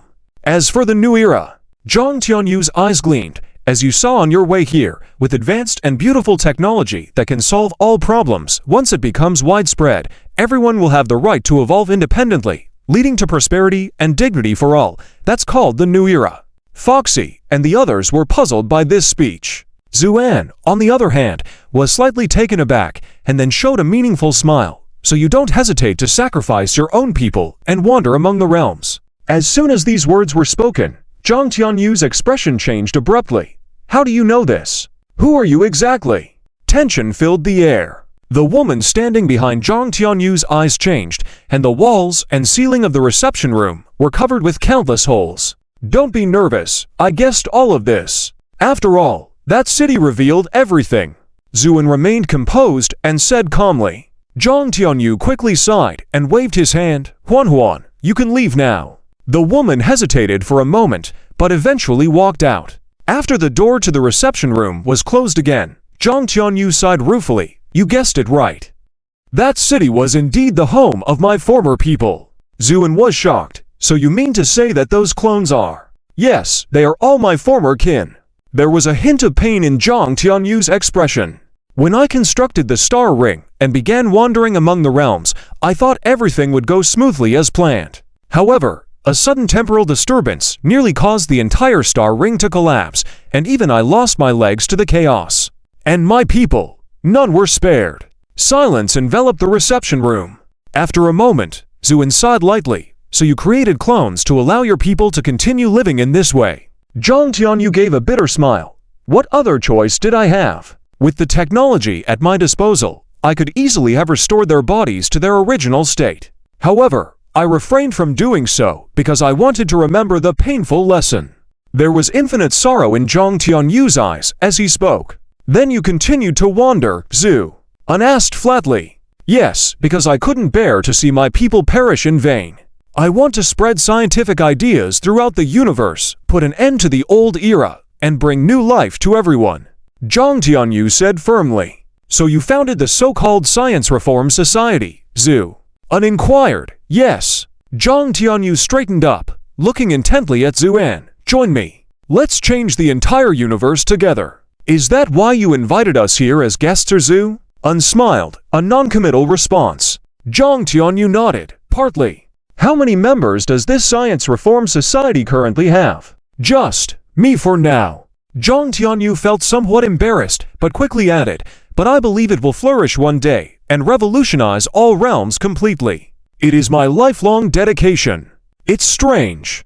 Didn't you say the old age was entirely decayed? Why then do you want to recruit us? Zuan smiled mysteriously. Because you are powerful enough, and I believe you are intelligent enough to perceive the situation. With anticipation, Zhang Tianyu looked at Zuan. Smiling, Zuan shook his head. Honestly, I admire your dedication to your ideals and ambitions, but I do not agree with your ideology. So, Zhang Tianyu seemed to have anticipated Zuan's rejection and cut in. Don't rush to refuse. I want to show you something. After seeing it, you can decide whether to agree or not. With that, Zhang Tianyu took out a remote control from his pocket, verified a fingerprint, and pressed a button. Bang! A beam of light shot out from the remote, hitting the wall of the reception room. In the blink of an eye, the walls of the reception room began to warp, creating ripples like water. Follow me. I will show you the greatest secret of the Star Ring. This is a vast space unlike any other. The reason why it is unique is because the style of this space is completely different from the futuristic style seen before. The first thing that catches everyone's eye is a furnace towering over 1,000 zhang high. At this moment, flames are shooting up into the sky above the furnace, and many bare-chested individuals are busily running and jumping around. Just then, a loud voice rings out, "Pour the sand mold." The bare-chested men immediately start to prepare methodically. A huge sand mold is pushed over, and then dozens of men hold up a giant iron pole against the furnace. "Open the gate." Another loud shout, and the men all exert force, slowly tilting the furnace with the iron pole, and the molten iron inside flows out from the edge of the furnace, pouring into the sand mold. Even though they are far apart, everyone can feel the wave of heat coming towards them. This scene full of strength and beauty secretly impresses Enyan. Fox Knight couldn't help but shiver, then exclaimed, "These people are all cultivators." Zhang Tianyu nodded. That's right, they are the cultivators who have been encircled and accepted. Fox Knight was stunned. In front of them, these strong men varied in strength, with the existence of those as powerful as the Great Luo and also novice cultivators. But regardless of their strength level, they all have a fervent look, as if the work they are doing is the most important thing in the world, and even the arrival of the crowd could not distract them. How could this be? Are these cultivators crazy? Fox Knight murmured softly. It should be noted that those who have achieved something in cultivation are all proud talents, with a sense of pride in their hearts. Unless under special circumstances, they would never work like crazy laborers, stripping naked and working frantically. That's why Fox Knight was so surprised. They are not insane, they are just immersed in their own illusion and cannot extricate themselves. Zuan suddenly said. Next to him, Zhang Tianyu couldn't help but admire. Indeed, in accepting them, I did make some adjustments, but rest assured, I did not have any ill intentions. On the contrary, I am transforming them. Transforming? Fox Knight was stunned. That's right, it should be more accurately called labor transformation, because only through labor can people understand the meaning and value of existence. Zhang Tianyu smiled and said, "Did you bring us here just to see this?" Fox Knight couldn't help but ask. "Don't worry, this is just the beginning." With these words, the land beneath them suddenly began to rise and quickly ascended into the sky. It was then that people could see clearly that this space was actually a huge cavity within the star ring. Looking around, the entire space seemed like a huge construction site, filled with incredibly tall machinery and numerous cultivators busy at work. These cultivators were each performing their own tasks. The physically strong body cultivators were responsible for the heavy work, like the group seen operating the furnace just now. The sword cultivators were wielding sword chat to cut the metal rough blanks, and with flashes of light, their efficiency was surprisingly good. The symbol cultivators were in charge of engraving symbols on the metal that had been cut. In short, these cultivators, who were usually held in high regard, now resembled ordinary workers, completely absorbed in their work. This spectacular yet absurd scene left everyone somewhat stunned. Zhang Tianyu looked proud and said, "Do you see? This is the greatest achievement I have made on my journey so far. What I call the highest secret of the entire star ring is here." "Is that all?" Fox Knight couldn't help but sneer. Just capturing a few cultivators and forcing them to work, how can this be considered a skill or a secret? Heh. Well said, if that's all there is, it really can't be considered a secret, but... Zhang Tianyu casually beckoned, and a cultivator nearby flew over. It was a fierce-looking man with his upper body naked and his head and neck covered with demon god tattoos. However, when he arrived in front of Zhang Tianyu, he became as docile as a kitten. "President, how are you doing? Can you complete this month's plan?" Zhang Tianyu asked indifferently. "President, rest assured, everything is going smoothly. This month's plan will definitely be completed with success." The man puffed out his chest, looking proud. This statement also left Fox Knight somewhat puzzled, and he couldn't help but say, this body cultivator, you?" But before he could finish, the man's expression changed abruptly. "Who are you calling a body cultivator? You? Isn't that right? Please do not use these outdated terms to address me. That is the greatest insult to me," the man said sternly. "Then, what should I call you?" "Call me comrade, because I am now a reserve member of the Society for the Scientific Transformation of All, and when I become a full member, you can call me a member. Now please call me comrade." Comrade. Fox Knight was completely baffled, because he couldn't tell if the body cultivator in front of him was genuinely brainwashed or pretending to be foolish. If he was genuinely brainwashed, it was terrifying. At that moment, Zhang Tianyu waved his hand. "All right, go back to work." "Yes, respected President." The man respectfully bowed deeply to Zhang Tianyu and then turned to leave. "How was that?" Zhang Tianyu looked delighted and turned to Zuan. "I have many more like him here. They are people who are willing to die for me at any time. As long as I'm willing, I can even assemble them into an invincible iron army. By then, who in the heavens can stop me?" With that, Zhang Tianyu's face was filled with excitement and thrill. All the old powers will be destroyed, and what awaits everyone is a new beginning. "So, have you considered it? If you join me now, I can even make you the vice president." Zhang Tianyu looked earnestly at Zuan. In his view, the conditions he offered were generous enough for the young man in front of him to accept. However, he never expected Zuan to withdraw his gaze from afar, then shake his head lightly. "It sounds tempting, but I still don't want to." "Why?" Zhang Tianyu never expected Zuan to refuse so decisively, and was caught off guard. "Because, although your ideals are admirable, I do not agree with them." Zuan's questioning plunged Zhang Tianyu into deep thought. After a while, he nodded. "I understand a bit now. What you said makes some sense. I did overlook some things before, but what you said isn't entirely correct either. At least, I disagree with calling me naive. In any case, my ideals will definitely be realized, and by then, you will know who was right and who was wrong." "All right, Zhu." Nodded casually and said, "I'll be waiting for that day." Though he couldn't persuade Zuan to join him, Zhang Tianyu remained calm. Leading everyone back to the reception room, he straightforwardly said to Fox Knight, "I want to draw some blood from you for research. Is that okay?" Fox Knight immediately shook his head vigorously. "Are you kidding? Of course not. Do you think the blood of an immortal king is as common as your tap water? Let alone drawing several tubes, not even a drop is allowed?" Zhang Tianyu seemed to have anticipated Fox Knight's response and smiled faintly. "Don't rush to refuse. I'm not drawing blood for nothing. I want to propose a deal with you. Skip the act. Nothing you say today will be accepted." Fox Knight's tone remained firm. "Oh, what if I can solve this woman's problem?" Zhang Tianyu nodded towards Aruo. Fox Knight was taken aback, looking at Zhang Tianyu with disbelief. "Are you saying you can cure Aru's eyes?" Unexpectedly, Zhang Tianyu shook his head. "It's impossible. Since her entry into the Star Ring, I have already tested her through various methods. She doesn't have any problem with her eyes. The key issue lies in the fact that there are no visual brain cells in her brain." Fox Knight deflated like a balloon upon hearing this, very disappointed. "Then why all this fuss?" Zhang Tianyu smiled slightly.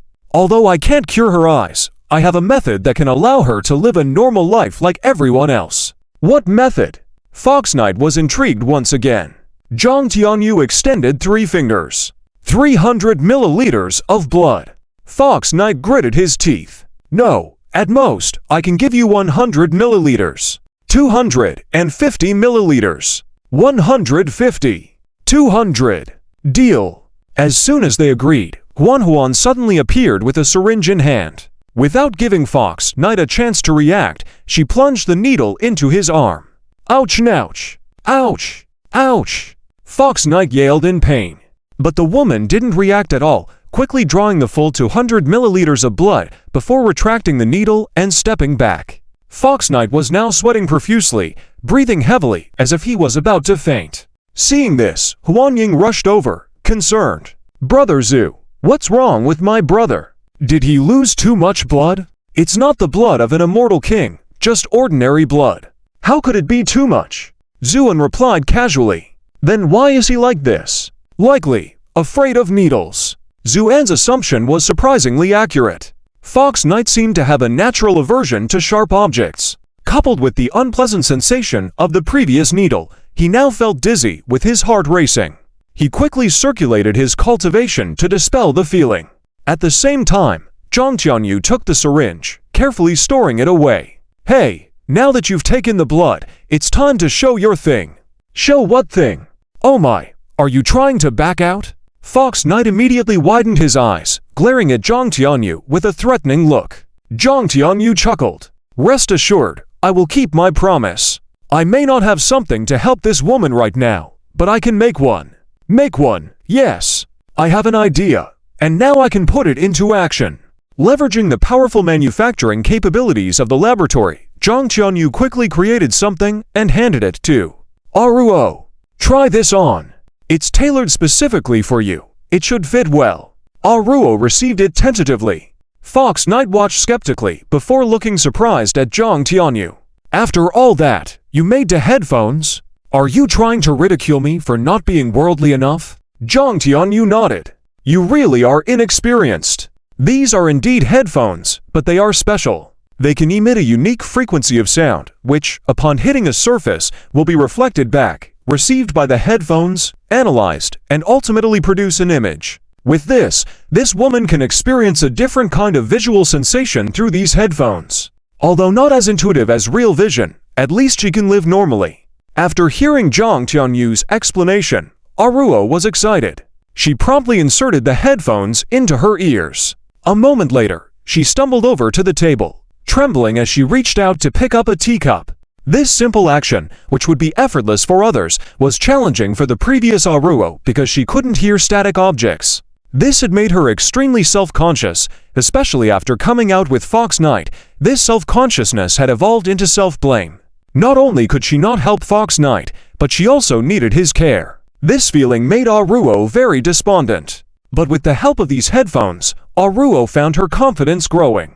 She felt that at least she could take care of herself in the future. Fox Knight was equally thrilled and stood in front of Aruo, whispering softly, "Ruer, can you see me now?" Aruo turned her head, her lifeless eyes fixed on Fox Knight. After a while, she slowly reached out and touched Fox Knight's cheek. "I can see a silhouette." Even Huan Ying couldn't help but get excited by this. However, Fox Knight's next words shattered the romantic atmosphere. "So, am I handsome or not?"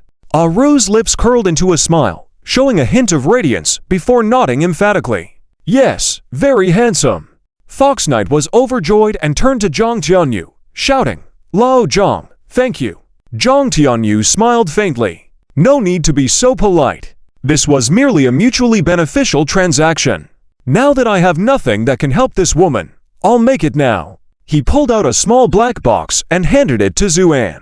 "This is a communicator. When you press the switch, as long as I'm in the various realms, I'll receive the message immediately, so you can contact me." Zuan took it absent-mindedly. "All right, although I'd like to keep you a few more days, I have the next step of my plan to complete. So, I won't keep you. I hope that the next time we meet, you will have changed your mind and be willing to join my scientific reform society." "Are they gone?" Zhang Tianyu asked without turning his head when footsteps approached from behind. "They are gone. Hehe, I have a feeling that I will meet this group of people again in the future," Zhang Tianyu said lightly. Huan, dressed in a princess dress, walked up to Zhang Tianyu from behind and gently massaged his shoulders. "Doctor, since you value this group of people so much, why not forcefully keep them here?" "Forcefully keep them here?" Zhang Tianyu shook his head. "It's not that easy. Moreover, the purpose of establishing the Science and Technology Reform Society is not to force anyone, but to use technology to change everything." "Oh." At that moment, Zhang Tianyu suddenly grabbed Huan's hand, looked at her intently, and said softly, Huan, have you been hating me all this time? Huan trembled, then whispered, Doctor, you are speaking nonsense again. Then why have you been unwilling to come close to me? Because I was created by you. In my heart, you are my creator. Huan whispered. Zhang Tianyu smiled bitterly at her words, then let go of her hand and said somewhat dejectedly, I understand, you may leave now. Huan hesitated for a moment, but eventually stepped back. Zhang Tianyu turned to look at the vast galaxy on the screen and murmured softly, Creator, hey, I couldn't even protect my own people. What kind of creator am I? Even your consciousness was molded by the souls of my people, so I understand why you hate me, why you keep your distance from me. But I haven't done anything wrong. With a soft sigh at the end, Zhang Tianyu's figure appeared even more desolate against the backdrop of the huge screen.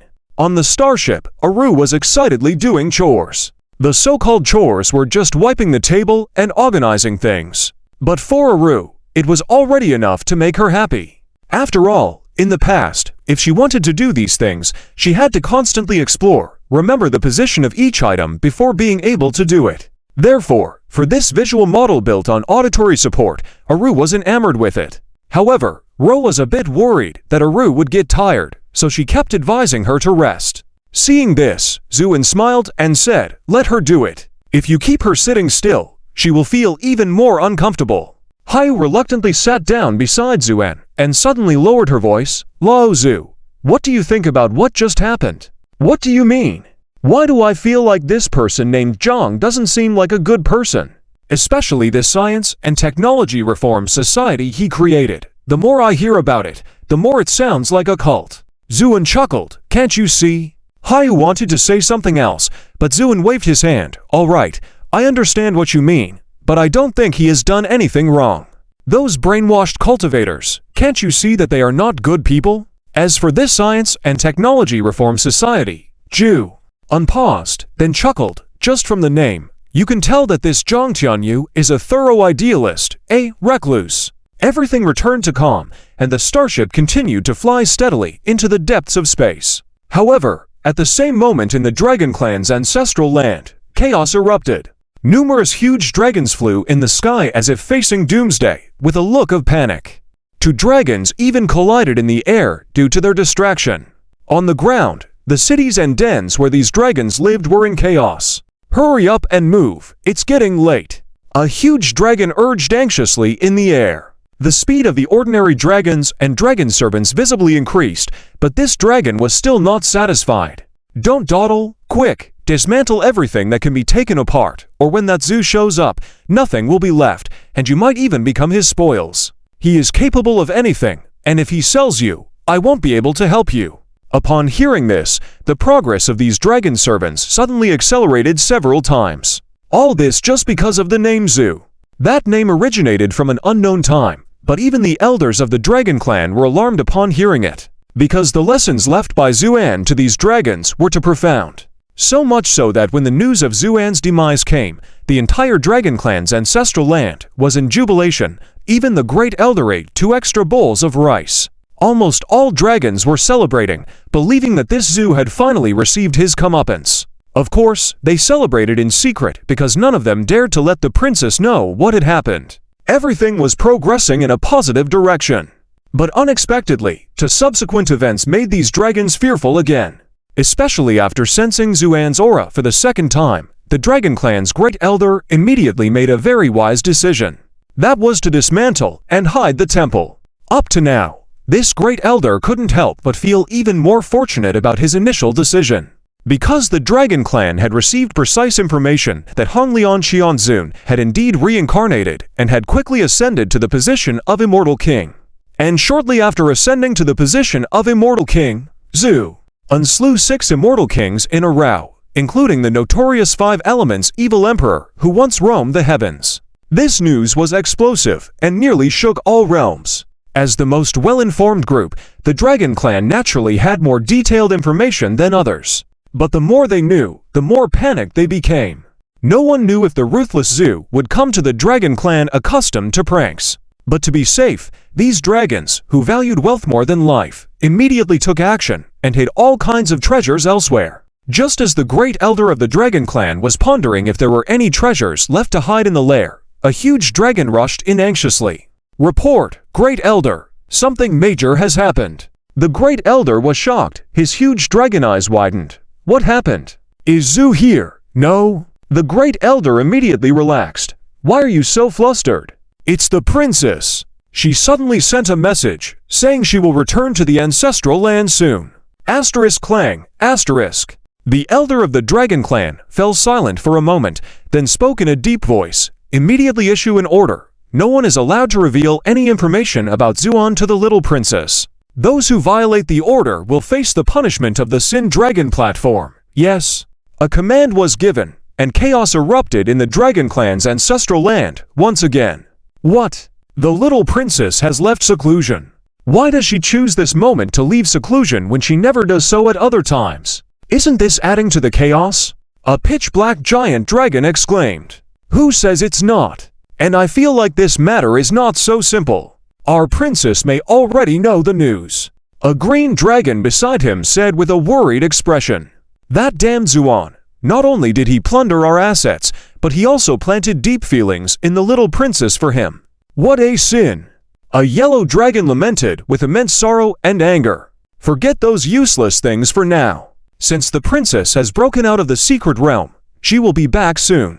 We need to figure out how to deceive her. After all, the Sin Dragon platform is not to be trifled with." Upon hearing the three words Sin Dragon platform, all the giant dragons present trembled, showing fear in their eyes. Because that platform was specifically used to punish dragons who had made mistakes, and it was rumored to have all kinds of punishments that had been passed down since ancient times. Some dragons had even said that once they were on the Sin Dragon platform, they would either die or lose a layer of scales. This showed how terrifying the Sin Dragon platform was, second only to the dragon beheading platform in terms of deterrence. That damn Zuan! Many giant dragons gritted their teeth and cursed, then dispersed with heavy hearts, because they knew that the real test was about to come. As these giant dragons were on edge, millions of miles away from the Dragon Clan's ancestral land, in the vast void, there was a sea of twinkling stars. This was the remnants left behind after countless stars were forcibly shattered, and the scale was so immense that it was breathtaking. Once one entered it, they would often lose their way, and eventually be trapped alive inside. Therefore, this place had become a forbidden area for living beings. Even the powerful experts of the Great Luo realm dared not venture deep into it easily. However, at this moment, the normally calm sea of stardust suddenly began to churn violently. Then, a carriage pulled by 4 blue dragons emerged from it at a terrifying speed. The carriage was 100 feet tall, made of an unknown metal, painted entirely black, and adorned with exquisite and unparalleled golden patterns, giving it a magnificent and imposing appearance. In front of the carriage were 4 blue dragons, each 1,000 feet long, with scales like black armor, exuding a majestic aura. "Your Highness, we have already left the range of the Stardust Maze. The White Tiger Clan's base isn't far ahead." Sitting on the carriage, the black-clothed woman who controlled the blue dragons respectfully said. After a moment, a cold voice came from inside the carriage. "Understood. Send a notification to them, saying that we are passing through here and returning to our ancestral land." "Yes." The black-clothed woman took out a seal from her waist and pressed it against the void. Bang! After a black light flashed, the pattern of the seal appeared in the void.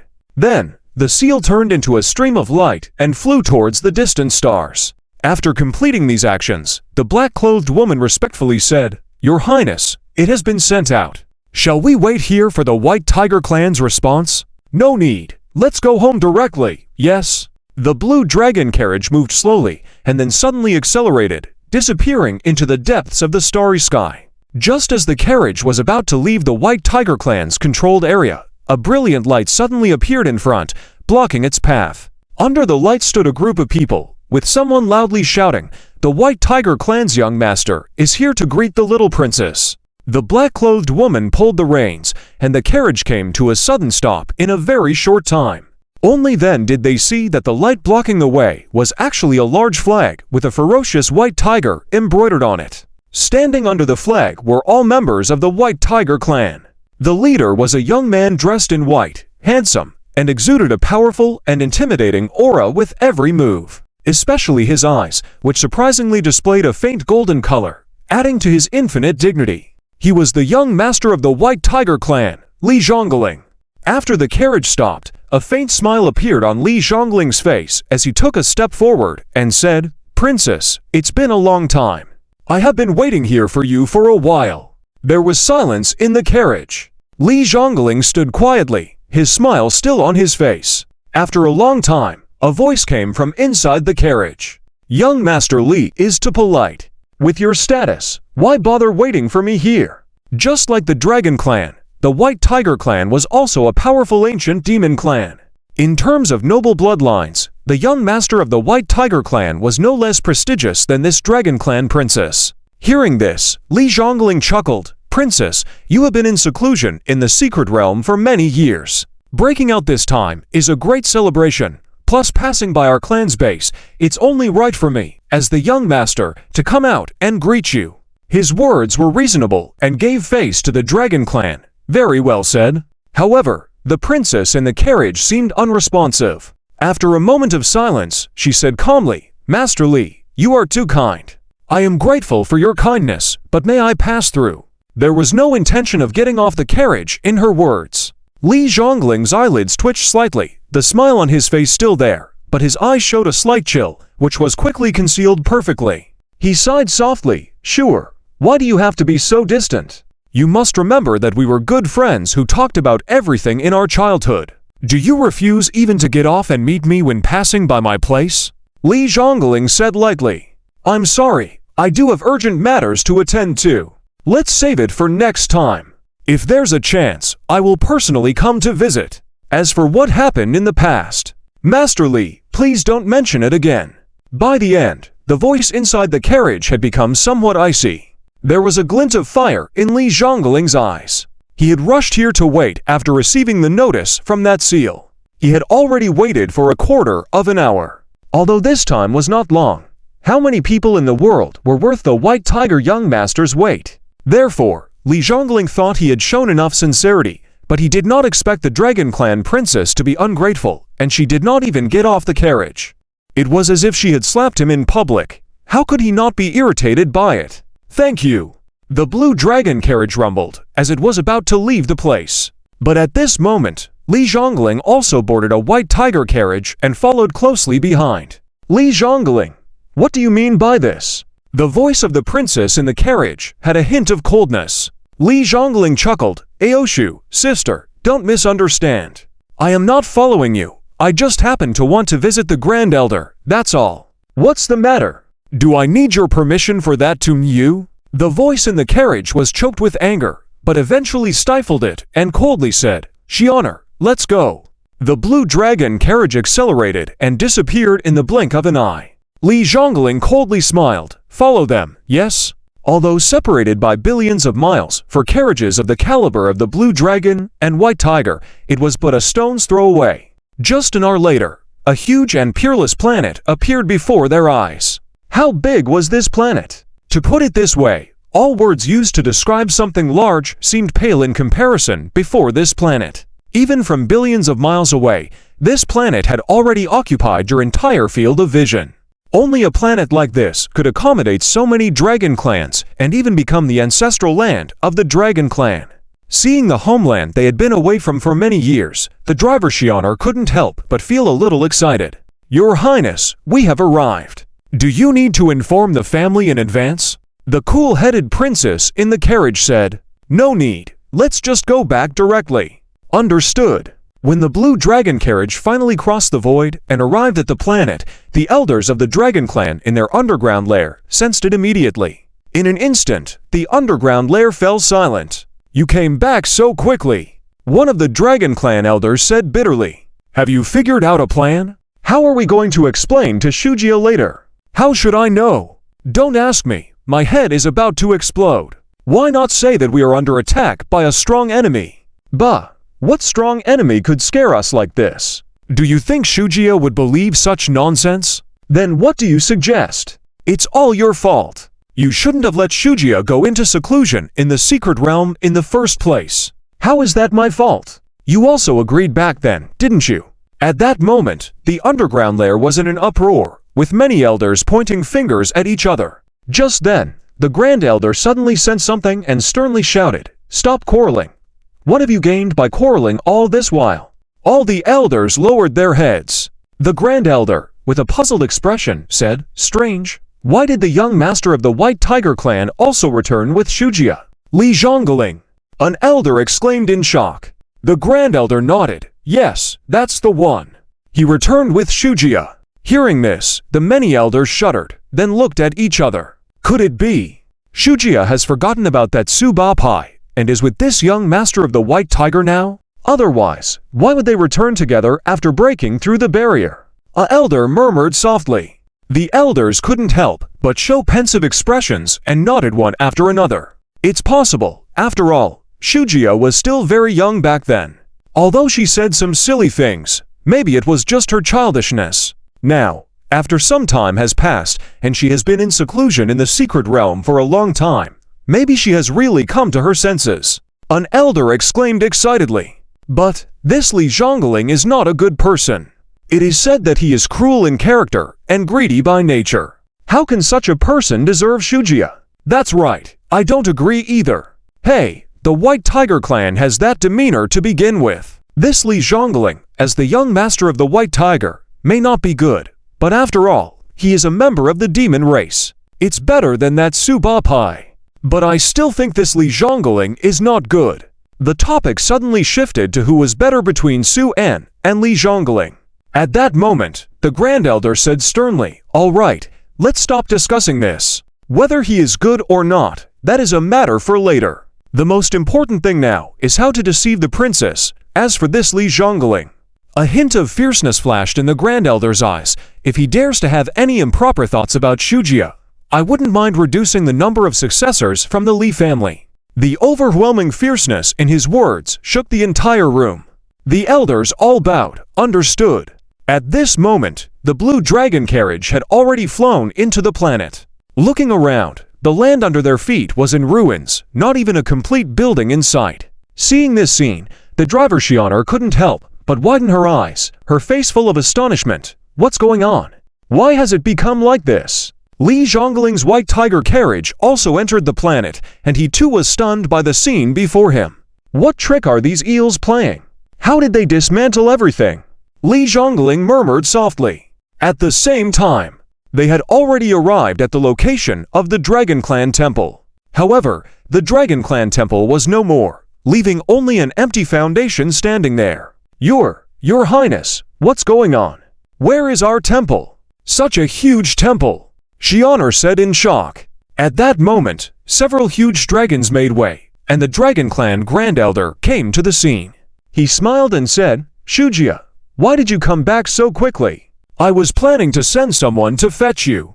As soon as he arrived, the carriage shook a few times, the curtains silently split apart, and a young girl in a blue lotus dress, with skin as delicate as fat, walked out. This girl, who looked about 17 or 18, was tall and slim with a charming and beautiful face. The most striking feature was her eyes, shining like blooming lotus flowers, exceptionally pure and reflecting an indescribable brilliance. She bowed to the Grand Elder. Shujiya pays respects to the Grand Elder. She was the most noble bloodline of the Dragon Clan, the third Princess Aoshu. Seeing this, the Grand Elder also changed back to his human form, revealing a middle-aged man with a beard. He was full of smiles and looked fondly at Shujiya.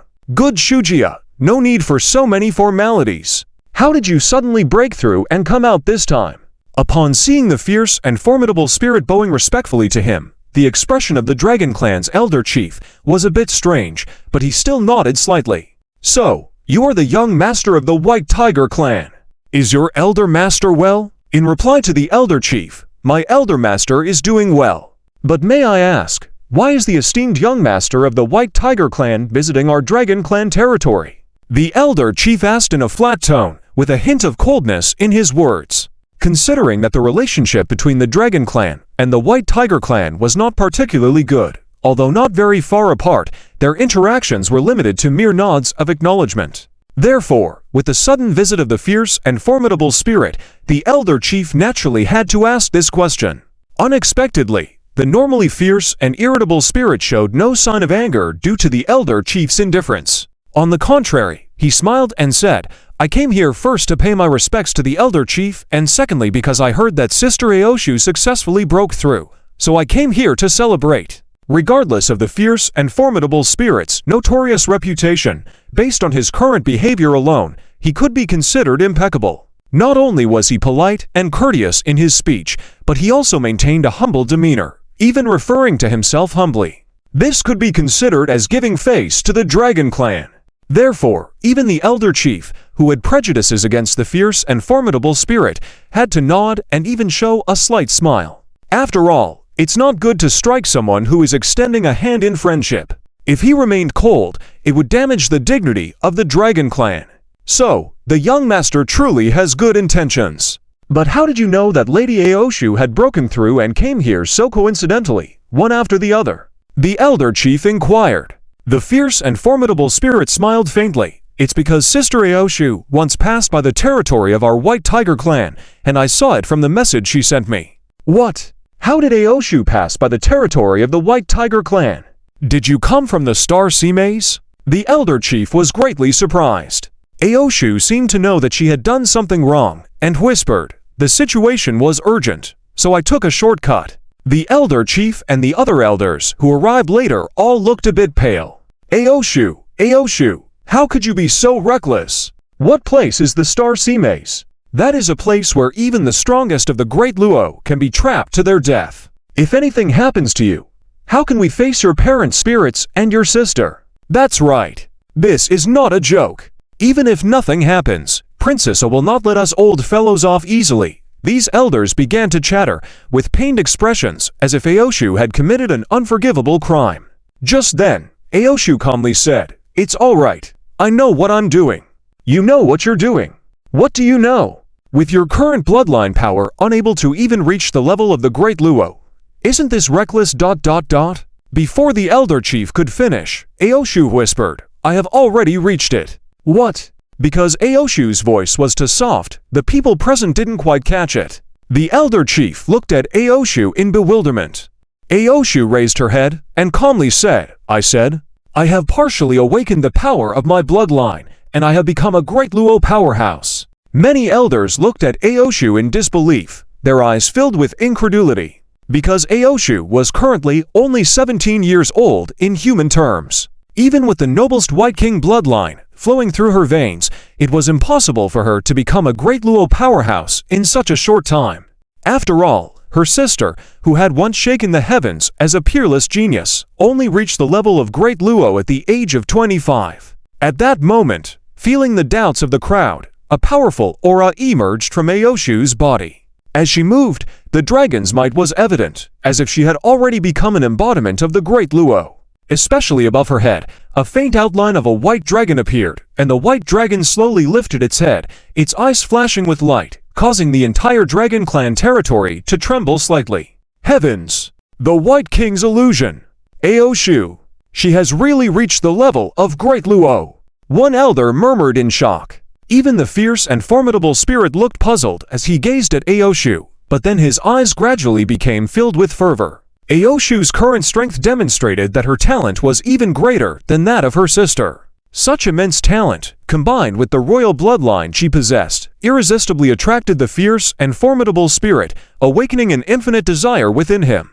"Only a woman like her is worthy of my noble status," roared the fierce and formidable spirit inwardly. "Her talent, coupled with my bloodline, once combined, will surely give birth to extremely powerful offspring.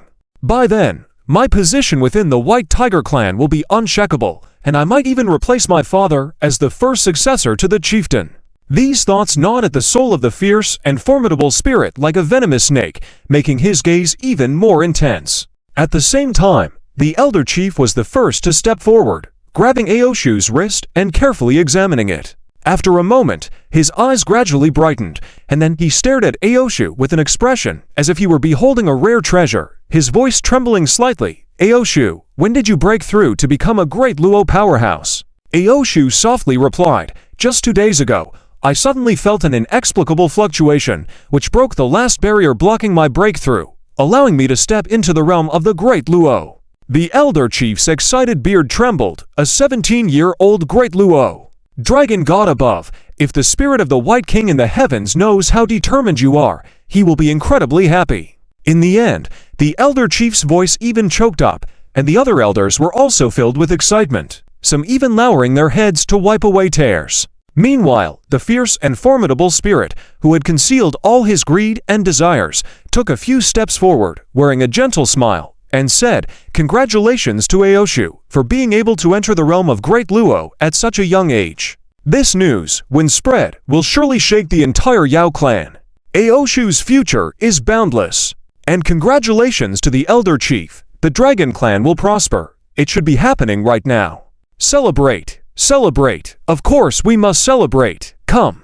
Spread my orders. Immediately send out invitations widely, stating that the princess of my family has proven her excellence at the age of 17 and will soon hold a grand ceremony, inviting all major demon tribes to come and witness." The eldest grand elder was full of joy and said happily. The fierce spirit smiled faintly. "Since I came in a hurry, luckily, I brought along a few treasures with me, so let's consider them as gifts for now." With that, his subordinates presented a jade slip. This time, even the grand elder couldn't help but have a newfound respect for the fierce spirit. It must be noted that the grand elder had a very bad impression of the fierce spirit when he was young. But now, it seemed that the fierce spirit had changed a lot. At least he was polite and well-mannered, and his speech was also much more civilized. The grand elder couldn't help but change his impression of the fierce spirit. However, no matter how the fierce spirit behaved, Aoshu never even glanced at him. There wasn't a trace of excitement on her face. She just softly asked, "Elder, what about our temple?" This question made the originally joyful grand elder freeze in place.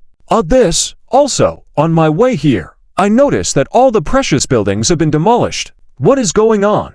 Aoshu asked softly. The grand elder's forehead broke out in a sweat, stammering, This. Suddenly, his eyes lit up. "Oh right, we are under renovation." "Renovation?" Aoshu's expression changed slightly. "Yes, renovation." After finding an excuse, the grand elder's words immediately became more fluent, and his expression became much more natural. "Sure, you are often not at home. Naturally you don't know how worn out our Dragon Clan's buildings have become over the years. It just happened that during this time, everything has been peaceful among the demon tribes, so everyone got together to renovate these buildings. Am I right?" The grand elder looked towards the other elders behind him. These elders had lived for thousands of years. How could they not understand the grand elder's meaning? So, they nodded vigorously. That's right, we are renovating." Aoshu furrowed her brow slightly. "But for renovation, do we really need to completely demolish the temple?" "Yes, of course. After all, the temple is the sacred place of our Dragon Clan. It concerns the face of our Dragon Clan, so it naturally needs to be renovated to perfection. That's why it needs to be demolished first," the grand elder said firmly. Aoshu still felt something was amiss. She couldn't help but look at the grand elder suspiciously. "Are you hiding something from me?" The heads of the other elders shook like rattle drums. "No. How could we possibly hide anything from you? Let's go. Sure. You just broke through and traveled such a long way. Let's go back and rest." The grand elder kept changing the subject. Just then, the distant void suddenly shook violently, followed by rippling waves, and a chariot pulled by 5 blue dragons burst out from it. The speed of this chariot was so fast that it quickly arrived in front of everyone, then stopped abruptly. Following that, a figure leapt out of it, accompanied by a voice full of surprise. "Sure, you've also broken through. Did you hear the news?" With the voice, a woman appeared in front of everyone, bearing some resemblance to Aoshu in appearance, but with a hint of madness in her eyes. She was none other than the famous second princess, Aoyi. Aoshu was stunned. Yes, it was indeed Aoshu's second sister, the renowned princess Aoyi. Aoyi joyfully rushed forward, hugged her younger sister, and squished her. "Hey, your scent is still so pleasant. And your touch feels good," Aoyi said, enjoying herself. Aoshu blushed deeply, struggling hard for a few times, but couldn't break free, so she could only say softly, "Sister, there are so many people." Aoyi didn't care at all, glanced at the people around, and said, "What's wrong? Can't I hug my own sister? Is there anyone who has a problem with this?" Aoshu was helpless with her crazy second sister and could only say softly, "Of course no one has a problem, but can you let go of me first?" "Heh, okay. Sure, you can say whatever you want." Aoyi smiled, then looked around and glanced at the temple base that had been demolished. A mocking smile appeared on her lips. "Oh, so fast, you demolished the temple as soon as you heard he woke up." The Grand Elder and the other elders present all had their eyelids twitching when they saw that the visitor was Princess Aoyi, and they felt it wasn't good. Especially the Grand Elder, who was extremely anxious and kept giving warning signals to Aoyi. However, Aoyi seemed to have not seen them at all, and casually said, "You demolished all the buildings just because of a message that he woke up. Are you all that afraid of him?" These words left the elders speechless. Aoshu trembled all over, then thought of something, tremblingly said, Sister, what are you talking about?" "Huh? You still don't know?" Aoyi curiously said. "Know what? I just broke through. I don't know anything about what's happening outside." "Heh, I see. I thought you broke through because you heard the news," Aoyi said smugly, then smiled and said, "Zun has reincarnated and ascended as an immortal king. You don't know such a big thing?" At this, the Grand Elder and the other sighed secretly, knowing that the truth couldn't be hidden anymore. Aoshu was shaking all over, her face pale as paper, her eyes shining, and she whispered, "He's not dead, he's still alive." As she spoke, her voice choked up. Her appearance made people feel pity. At least Aoyi playfully rubbed her sister's face and smilingly said, "You are happy, but I can't be happy. Because that damn guy back then took away my sister's heart and then disappeared without a trace. I wanted to confront him, but then I heard he was dead, so I didn't bother. But now that he's back, the first thing he should do is come find you. But he didn't." "What does that mean?" "It means he doesn't care about you at all. How could that be tolerated? So this time I must teach him a lesson, let him know that the women of the Al family are not ones he can easily bully." As Aoyi spoke, the killing intent on her face was about to overflow. Aoshu looked on with fear, because she knew her crazy second sister was capable of anything. What should she do? Just when she was at a loss, this imposing figure approached with a smile, bowing respectfully. "White Tiger Young Master, greetings to Princess Aoshu."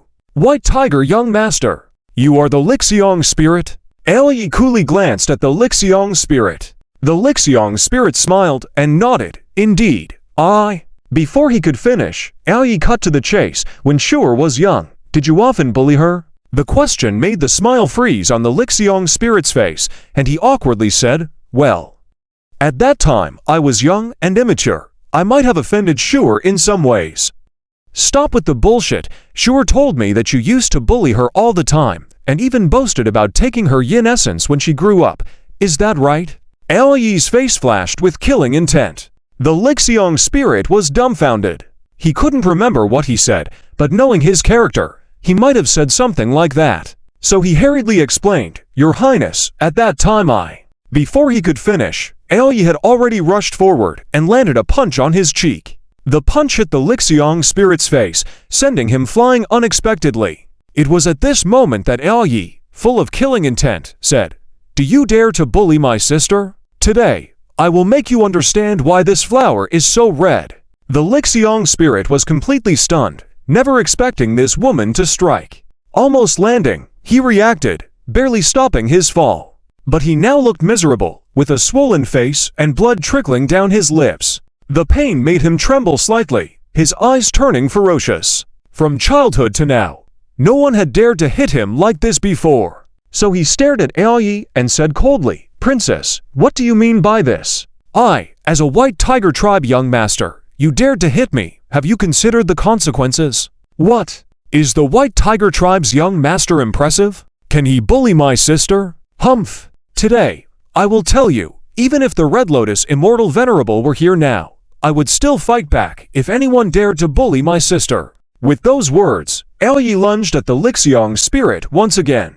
The Lixiong spirit was now truly angry. He never expected such a turn of events. Seeing that reason wouldn't work, he decided to fight back. He snorted, activating his bloodline power to engage with Aoyi. But just moments later, in a series of continuous strikes, the Lixiong spirit was blasted away like a kite with a broken string, spitting out several mouthfuls of blood along the way. This scene stunned his followers who had come with him. If anything happened to the Lixiang spirit, they would be held accountable and would also pay the price. Rushing forward, they cautiously caught the falling Lixiang spirit. Looking at the Lixiang spirit now, his face pale, eyes dim, and his cheekbones swollen with bloodshot veins, it was clear he had been slapped more than once. Yi clapped lightly and sneered, "With your measly strength, you dare to challenge me." Gritting his teeth, the Lixiang spirit, with a chilling tone, said, "Yi, very well, you dare treat a white tiger tribe young master like this. I swear, you will pay tenfold, no, hundredfold." Yi nonchalantly rolled her eyes. "Hey, a young master of the white tiger tribe is so arrogant? Telling me to bear tenfold to 100-fold cost. Do you believe I can finish you off right now?" With that, Yi took a step forward. Terrified, the Lixiang spirit backed away, nervously calling out in a tone that belied his fear. "What do you want? Grand Elder, are you going to stand by and watch your princess commit a crime in public?" The Grand Elder sighed and approached. "Princess, let it go. Although he may have bullied me before, it was a long time ago. Just let him go." "Humph, are you afraid of that old bug?" "I'm not. You anger me, and now I'll go to the White Tiger tribe and kill all those white-haired beasts."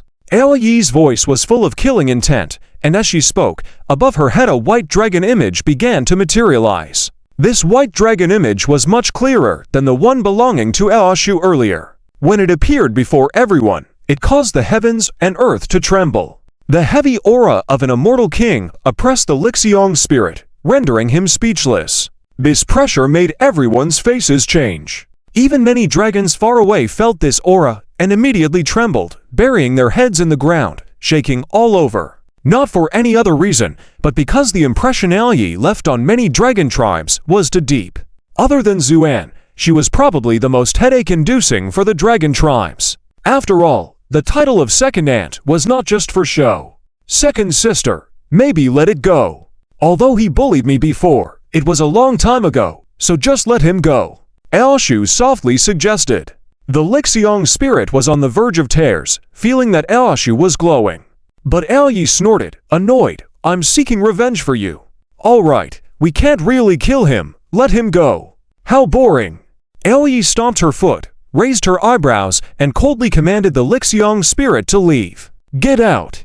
I'm telling you, stay away from my sister in the future, or, every time I see you, I'll hit you." "Ah, there's no need to be so exaggerated." Aoshu hesitated and said, "Ah, what? Is this considered exaggerated? You're just too gullible. That's why you are being bullied." Yi looked at Aoshu with a look of exasperation. "But even if we go look for him now, we don't know where he is, right?" Aoshu said weakly. Facing her extremely dominant older sister, she always seemed like a child, speaking softly and timidly. "That's true. Who knows where that person is on Earth?" Yi sighed in frustration. "Boring.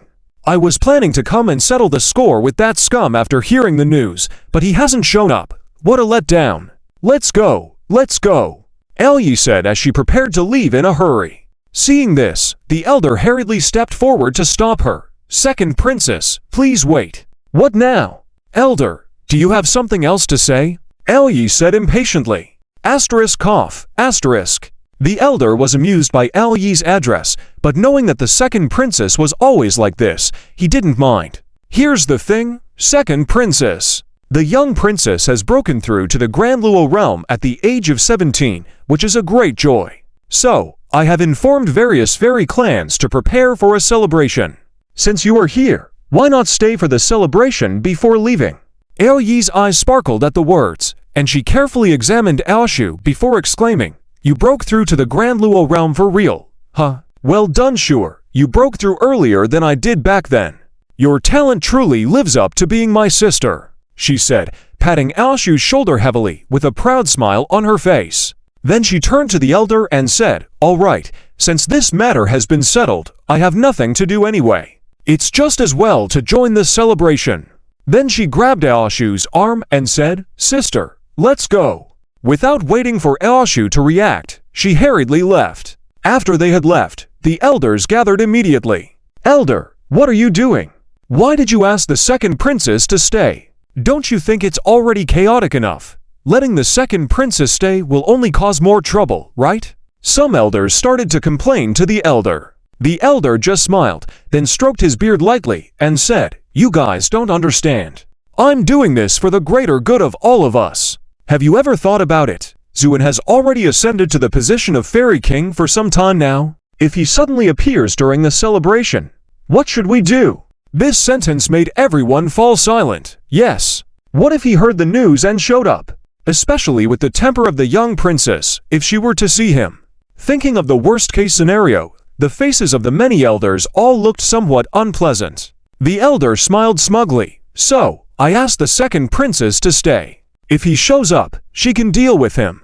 We can keep a low profile. But with the second princess's strength, can she really be a match for Zuan?" A elder asked softly. "Heh, haven't you guys been hiding inside the nest all day, even growing scales in your heads?" The elder smirked, then continued. "The second princess and the young princess are sisters, and she already considers Zuan a deceiver who played with her sister's feelings. So when she sees Zuan, she definitely stand up for her sister. In this case, even if the second princess isn't Zuan's match, he wouldn't dare to do anything to her. After all, she is the young princess's sister. He will have to consider the young princess's feelings. Moreover," the elder smiled mysteriously, "the second princess is no pushover.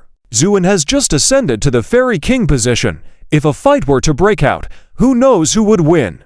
This is called evil people have their own ways." After the elder finished speaking, a satisfied smile appeared on his face. Looking at the elder, who seemed to have a plan, the elders pondered for a moment, then began to sigh. The elder's wisdom is like the ocean. The elder is truly a dragon. Now Zuan will be in trouble unless he doesn't come. If he dares to come, he will meet his match. The second princess is known to be difficult to deal with and unpredictable, so I wonder how he will act arrogantly at that time. Haha. In that case, I'm suddenly looking forward to it. The Dragon Clan elders chuckled mischievously, seeming to anticipate Zhu being beaten up by Aoyi.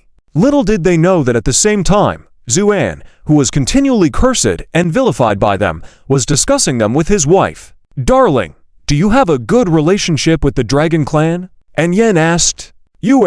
Well, I guess it's okay." Zuan replied casually, but under his calm and composed appearance, there seemed to be a hint of unusual tension. What exactly does okay mean?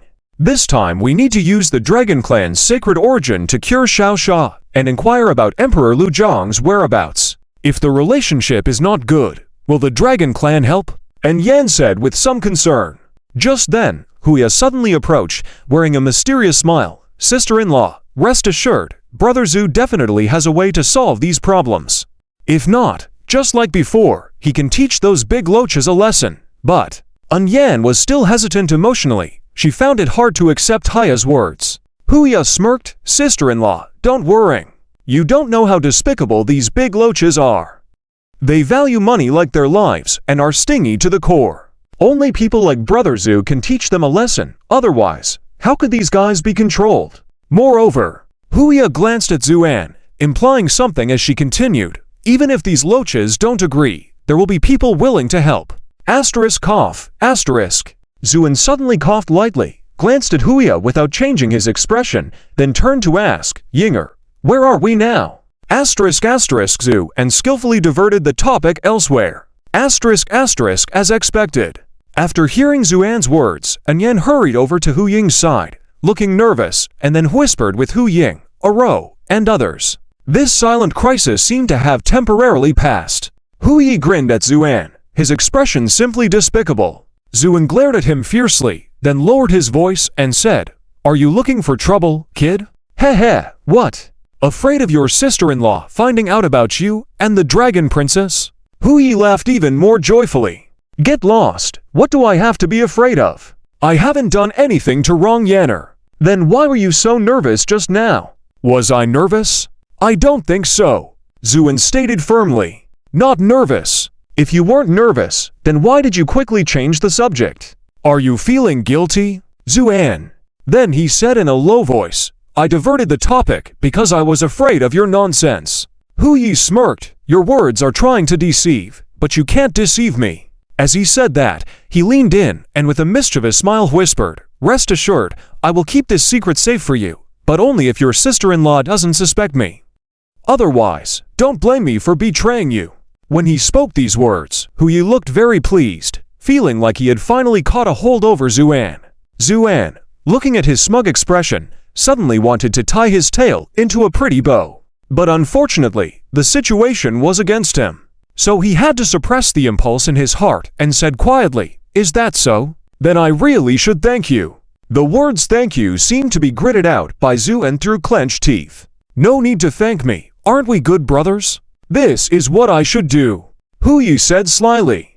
Meanwhile, the starship had entered the Sea of Stardust. Looking at the vast expanse of whiteness outside the porthole, Yan couldn't help but feel a bit nervous. Luckily, Huying had become very proficient in navigating the starship, so there were no bumps, and it smoothly sailed deeper. Yan relaxed a bit, then asked in confusion, "Husband, why are there so many stardust particles here?" The area of this Sea of Stardust was so vast, and most of it consisted of the dust from shattered stars, hence Yan's surprise. Zuan smiled faintly. "It's not surprising, because this used to be the site of an ancient battlefield." "An ancient battlefield?" And Yan was taken aback, and nodded, "Yes. The position we are in now used to be a gathering place for the demon race. It was extremely prosperous at that time, with stars like rivers. Unfortunately, a great war later completely destroyed this place, not even sparing those stars, which were all obliterated, eventually becoming what it is now." Although Zuan's words were understated, to Yan's ears, they seemed to open a grand and turbulent war scene, making her marvel at it. My goodness, a great war actually destroyed countless planets, and even the remaining dust gathers into an ocean. How cruel and grand that war must have been. Zuan shrugged slightly. "Yes, that's right. This war is said to have claimed numerous powerful demons' lives. So this war was later known as the Demon Sealing War. After that battle, the once glorious demon race declined. Why did such a brutal war happen?" And Yan, now a curious baby, asked further. Zuan shook his head. "I'm not sure about that, but Huyi should know some details. After all, this war happened within their demon race." "Right, Huyi." Huyi's expression turned somewhat strange, shook his head, and then chuckled bitterly. "To be honest, I don't know the full details of that war. I asked the elders several times, but they all kept silent on this matter, unwilling to reveal any information. I only know that this demon sealing war seems to have a connection with the dragon race." This remark made Zuan's eyes light up. "Related to the dragon race, yes? That's the only clue I know. If you want to know more, you should ask the elders." Just as the group was discussing the past war, Huying suddenly shouted, "Hold on, we are about to go out." As she spoke, the two girls immediately grabbed Channa and Zhang Ziyu's hands, and the four sat around together. At the same time, the starship trembled suddenly under their feet, and the scenery outside the porthole suddenly cleared up, revealing the boundless starry sky. "All right, we have left the Sea of Stardust. Ahead, millions of miles away, is the ancestral land of the dragon race. Buckle up, we are about to set off." After checking the star map, Huying excitedly said, "Wait." Zuan suddenly stopped her. "Huh? What's wrong, Brother Zu?" Huying was puzzled. "Someone is coming." Just then, several lights surrounded by a big flag approached the starship. The flag displayed a fierce white tiger. Huyi's eyes narrowed slightly. It is the White Tiger clan among the demons. Since their headquarters are nearby, they must have sent some changes and come to check. At that moment, the figures under the flag appeared. It turned out to be the formidable spirit from before. But now, the formidable spirit had regained his composure, looking radiant, though a hint of fierceness and resentment flickered in his eyes from time to time. "I am the young master of the White Tiger clan. May I ask who the friends on the starship are?" Although his words were polite, his men behind him surrounded without any change in expression. The reason the formidable spirit appeared here was solely to vent his anger. When he returned to the White Tiger clan after suffering a loss in the Dragon clan's ancestral land, he recounted the events to his father and the high-ranking members of the White Tiger clan with added exaggeration. After hearing his account, the high-ranking members of the White Tiger clan were also furious because, in any case, the formidable spirit represented the reputation of the White Tiger clan. As a result, the father of the formidable spirit clamored to go to the Dragon clan's ancestral land to settle the score with Aoyi, but was stopped by others. They, too, had received invitations to attend Aoshu's promotion celebration.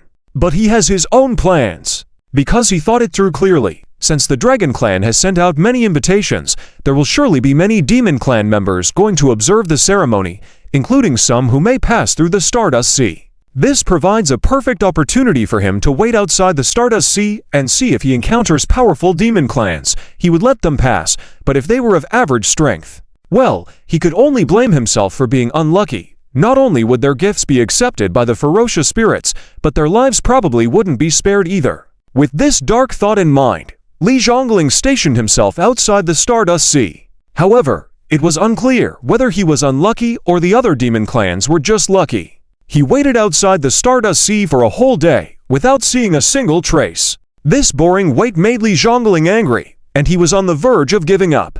Suddenly, the starship that Zuan and the others were on appeared. Upon seeing this, Li Zhongling was ecstatic and immediately sprang out to intercept their path. At the same time, the people on the starship also heard Li Zhongling's words. After exchanging glances, Zuan frowned slightly. This guy seems like he has ill intentions, he said as he was about to step off the starship.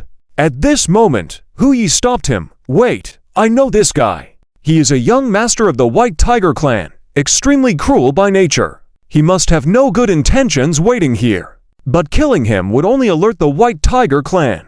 It might be better if I go out and talk to him for a bit. With that, Hu Yi laughed loudly. Who do I see here? The young master of the White Tiger Clan. Long time no see. Then he walked out of the starship. At this point, Li Zhongling was already getting impatient. He stared coldly at the starship, wondering why there was no response even though he was sure they had heard him. Just then, Hu Yi's voice reached him. Li Zhongling was taken aback because the voice sounded very familiar to him. At the same time, Hu Yi's figure appeared in front of the starship and smiled slightly at Li Zhongling. What?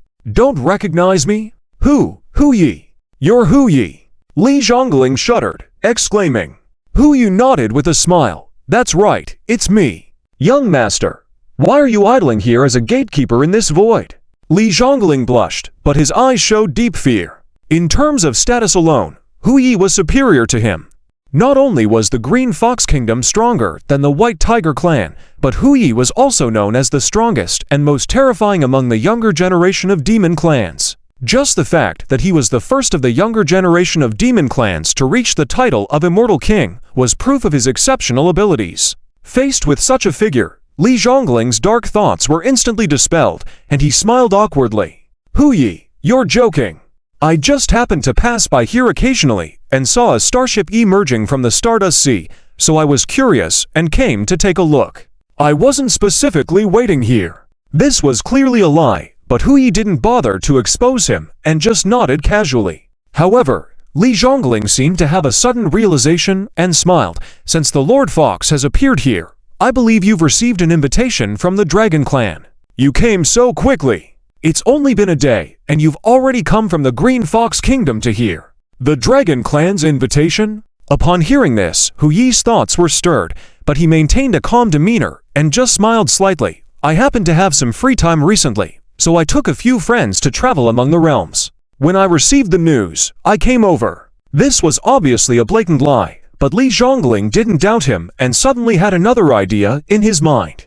Hu Yi, as the future heir of the Green Fox Kingdom, could be of great help in his future power struggle. He could establish a good relationship now. With this thought, his smile became warmer. I see. It's a pity you've come a bit early. It's still 3 days before my sister Aoshu's grand ceremony. Why don't you stay at my place for a few days and we can go together? Li Zhongling intentionally used a very intimate reference to Aoshu, obviously trying to confuse the situation. However, Hu Yi paid no attention to these words, and his mind was completely absorbed by the information contained in that sentence. Aoshu. Wasn't this Dragon Clan's princess always in seclusion? Why did she break through at this moment and even ascend to a Grand Luo powerhouse? This completely disrupted his previous plans. Hu Yi felt anxious, so he didn't respond to Li Zhongling's words. Li Zhongling was slightly puzzled by Hu Yi's sudden change of expression. Just then, Zuan's voice came in. In that case, let's go to Sturb for a few days. What do you say, brother Hu? Zuan had also walked out of the starship at some point and winked at Hu Yi. Hu Yi immediately understood Zuan's intention and nodded. Indeed, then we will really have to trouble the young master of the White Tiger clan for a few days. When Zuan appeared, Li Zhongling's attention was focused on him. However, Zuan's aura was understated, and apart from his shining clear pupils, occasionally emitting brilliant light, there was nothing extraordinary about him. Moreover, Zuan was a human. Therefore, Li Zhongling took a few glances but didn't pay much attention. For him, humans were synonymous with weakness. So he ignored Zuan and focused all his attention on Hu Yi. You are being too polite, Lord Hu. This is just a small favor from my sister Aoshu, and I believe she would be delighted to have you attend her ceremony in 3 days.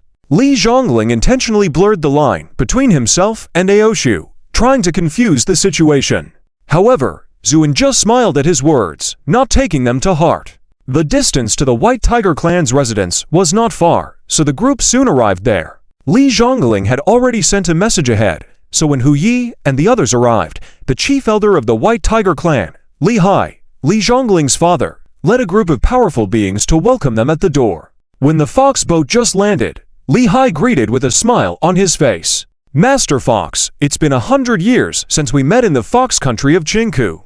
I didn't expect you to still be so young and extraordinary. The words sounded flattering at first, but coming from Li Hai, they felt like a warm spring breeze, without a hint of awkwardness. This was the skill of a powerful demon like Li Hai. Although Fox Knight and the father-son duo Li Hai and Li Zhongling had only exchanged nods at best, Li Hai gave off the feeling of an old friend. Fox Knight could only smile politely, but remained cautious in his heart. Bearer of kindness without cause, suspect of ulterior motives. Li Zhongling was one thing, but Li Hai was a renowned expert in the demon world. Why was he being so courteous to me? It seems I need to be more careful. These old folks are cunning. One misstep, and one might be sold without knowing it. Elderly is truly too kind. As a junior, how could I let you greet me personally? Fox Knight said with a smile. Master Fox, you are the future inheritor of Qingku Fox Country, one of the most outstanding figures among the younger generation of the demon race. It is only natural for an old man like me to come and greet you. In fact, if the chief wasn't busy, he might have come as well. Fox Knight humbly responded, showing impeccable manners. After some polite exchanges, Li Hai extended his hand forward. Ha, let's not dwell on these matters. Master Fox, please come in. With that said, he personally led the way. Walking behind, Fox Knight's eyes flickered uneasily. He couldn't shake off the feeling that these people harbored ill intentions, so he turned to Zuan. Although unable to speak, his eyes conveyed everything. He couldn't understand why Zuan agreed to Li Zhongling's invitation and got involved with this White Tiger clan. But Zuan just smiled faintly, nodded gently, indicating him to stay calm. At that moment, Li Hai led everyone to a spacious courtyard. The grandeur of the courtyard was self-explanatory, but what stood out were the various attractive maids lining up by the entrance. Li Hai smiled faintly. Master Fox, please stay here for now. Rest first, and I will welcome you and wash away the dust in the evening. With that, he turned to leave. Fox Knight hurriedly stopped him. Elderly, please wait a moment. What's the matter? Master Fox, do you have something else to discuss? Li Hai asked with a smile. What's the deal with these women? Fox Knight asked bewildered. Oh, you mean these maids? Li Hai's face revealed a mysterious smile. They were specially brought here to serve you. How about that? Are you satisfied? Fox Knight was dumbfounded. At the same time, Li Hai took a step forward and whispered, Master Fox, it took me great effort to gather these maids from various demon tribes. They are very rare. Please enjoy to your heart's content. He even winked at Fox Knight, giving him a knowing smile. Fox Knight felt like crying because he could sense a scorching gaze burning into his back. Without looking back, he knew it must be his sister. But the problem was, Aruo was right there. Although Li Hai deliberately lowered his voice, it was no use against Aruo's extraordinary hearing. Indeed, Fox Knight felt an invisible pressure coming from his side. But Li Hai seemed oblivious and continued excitedly. I've heard that Master Fox has discriminating tastes in flowers and dislikes ordinary beauties. So, I've specially found many different types of flowers for you, like this pair of sisters, ahem. Fox Knight suddenly coughed violently. Li Hai was stunned. Master Fox, are you alright? feeling unwell. Fox Knight waved his hand, then squeezed out a few words. I'm fine. Elderly, I appreciate your gesture, but please take these women away quickly. Lehigh widened his eyes. What's wrong? Master Fox, are you dissatisfied? It's fine, just say it. I'll replace them immediately. Seeing Lehigh's sincere expression, Fox Knight felt an urge to kill, but could only shake his head in pain. It's not that, it's just not to my liking, and I don't have a preference for countless flowers. So, elderly, please take them away quickly. Lehigh looked at Fox Knight in astonishment, thinking he misheard. He had heard countless stories about Fox Knight's love for beauty, so why the sudden change? But Lehigh was a shrewd person. Though surprised, he quickly composed himself, then glanced meaningfully at Fox Knight and Zuan, as if understanding something, before nodding slightly. I see. My apologies for the intrusion. I'm sorry. I will take them away now. With a signal to the maids, Lehigh left with them. Once they were out of sight, Fox Knight breathed a sigh of relief. Turning around, he smiled awkwardly at his sister Foxying and Aruo. This old man, he's too enthusiastic. Aruo smiled but remained silent. Foxying, on the other hand, ignored it and said with a significant tone, Is this enthusiasm? Looks more like catering to someone's preferences. Don't talk nonsense, I'm not that kind of person. Yeah, but when you want to, you really are. Foxying retorted unkindly, then pulled Aruo's hand and walked into the courtyard. Even and Yan looked at Fox Knight with disdain before sighing lightly. What can I say about you? With that, she left as well. In a blink of an eye, only Zuan and Fox Knight were left in front of the door. Zuan looked at Fox Knight with a playful smile, feeling like he had finally let go of something bothering him before. Old Zu, why are you looking at me like that? Don't tell me you don't believe me either? Fox Knight said with a touch of grievance. Zuan calmly nodded. Yes, I don't believe you. You. Fine, a clear conscience to oneself and faults left for others to judge. Fox Knight said forlornly, with a lonely feeling of being sober when everyone else is intoxicated in his tone.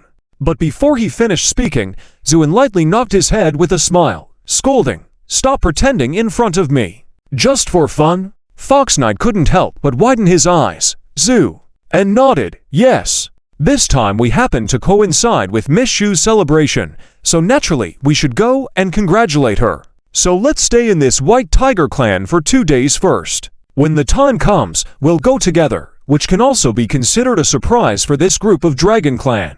Surprise! For that group of Dragon Clan, this should be more like a shock. Fox Knight thought to himself, then frowned and said, But I heard that fierce spirit's tone. It seems like he's quite close to Miss Shu. Zuan smiled calmly. His words may sound intimidating at first, but there's a big loophole. What loophole, Zu?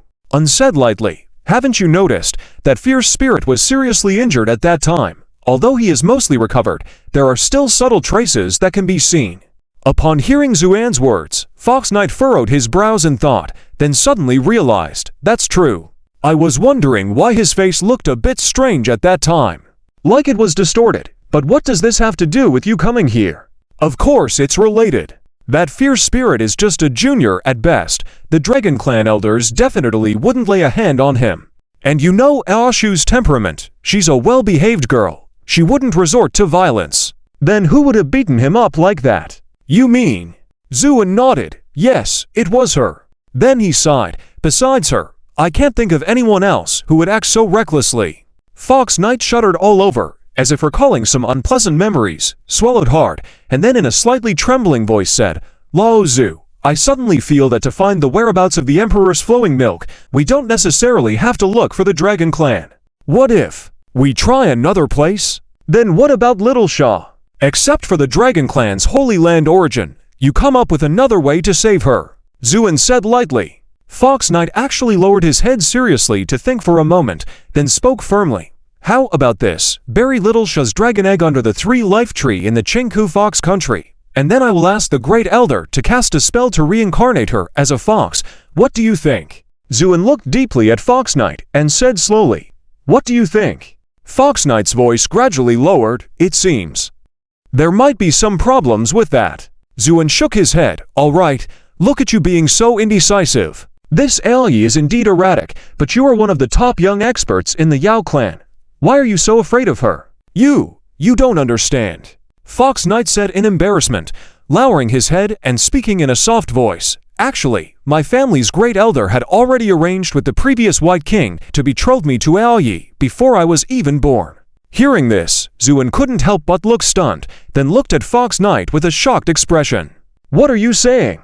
Fox Knight smiled bitterly, which means I have a marriage contract with Aoyi. Zuan's gaze gradually became serious. Among the Yao clan, it was not uncommon for powerful beings of different species to marry. This was because the dangers of inbreeding were something even the Yao clan couldn't avoid, but the purity of bloodlines was something that every species needed to maintain. This was originally an insoluble dilemma. However, a strange characteristic of the Yao clan changed everything. When two highly talented Yao clan powerhouses came together, they would give birth to offspring who each inherited one side of the bloodline, and their talents would become even stronger. This led to a high value placed on talented individuals within the Yao clan. Earlier, the fierce spirit had coveted Aoshu because of this reason. What are you going to do, Mzu? An asked solemnly. Fox Knight shook his head firmly. Of course I will refuse, because I already have a Ru, so I must not do something that would betray her. Zuin looked at Fox Knight with admiration, because he knew how much courage it took for Fox Knight to make this decision. That was a marriage contract jointly assigned by the great elder of Chinku Fox Country and the previous White King. And the other party was someone with a troubled mind. Thinking of this, Zuin felt some sympathy for Fox Knight. To be honest, Aoyi doesn't like me, because she has already heard of my irresponsible and fickle reputation before. But just because she doesn't like me doesn't mean she would be willing to see the existence of Aru, especially with her mental instability. Once they meet, it will definitely cause a big problem. Fox Knight sighed. So you don't want to meet her, Urzu? And asked. Of course, it's like you want to meet that crazy woman. Fox Knight said irritably. Ju shook his head. I have a clear conscience. Why wouldn't I want to see her? Humph, I know you have a clear conscience, but would Aoyi think the same? She must be gnashing her teeth and hating you now, thinking of you as someone who played with her sister's feelings. You're wrong. It's because of this that I feel I must go see her, because there are some things that need to be explained in person. Zuan said calmly. But what if she doesn't want to listen to you? Then we fight, until she is willing to listen to me. Zuan said casually. Fox Knight was shocked by this, then raised his thumb with admiration. Impressive. You are indeed ruthless enough. Not only did you pursue her sister, but now you're prepared to fight her sister. Zuan had a dark line on his forehead. I'll say it again. I never provoked Aoshu. So you're saying she's voluntarily interested? Keep talking, and I'll pluck all the hairs from your tail. Just as Zuan and Fox Knight were having a friendly conversation in front of the door, Zuin suddenly stopped speaking, then turned to look into the distance, smiling faintly. Fox Knight, this White Tiger clan seems quite enthusiastic towards you. What do you mean? Fox Knight asked, puzzled. Seeing Li Hai leading a group of handsome and charming young men walking over, when they approached Fox Knight, Li Hai stopped, and the group of young men also stood still. Then, Li Hai grinned at Fox Knight. Young Master Fox, didn't you find those maidservants to your taste?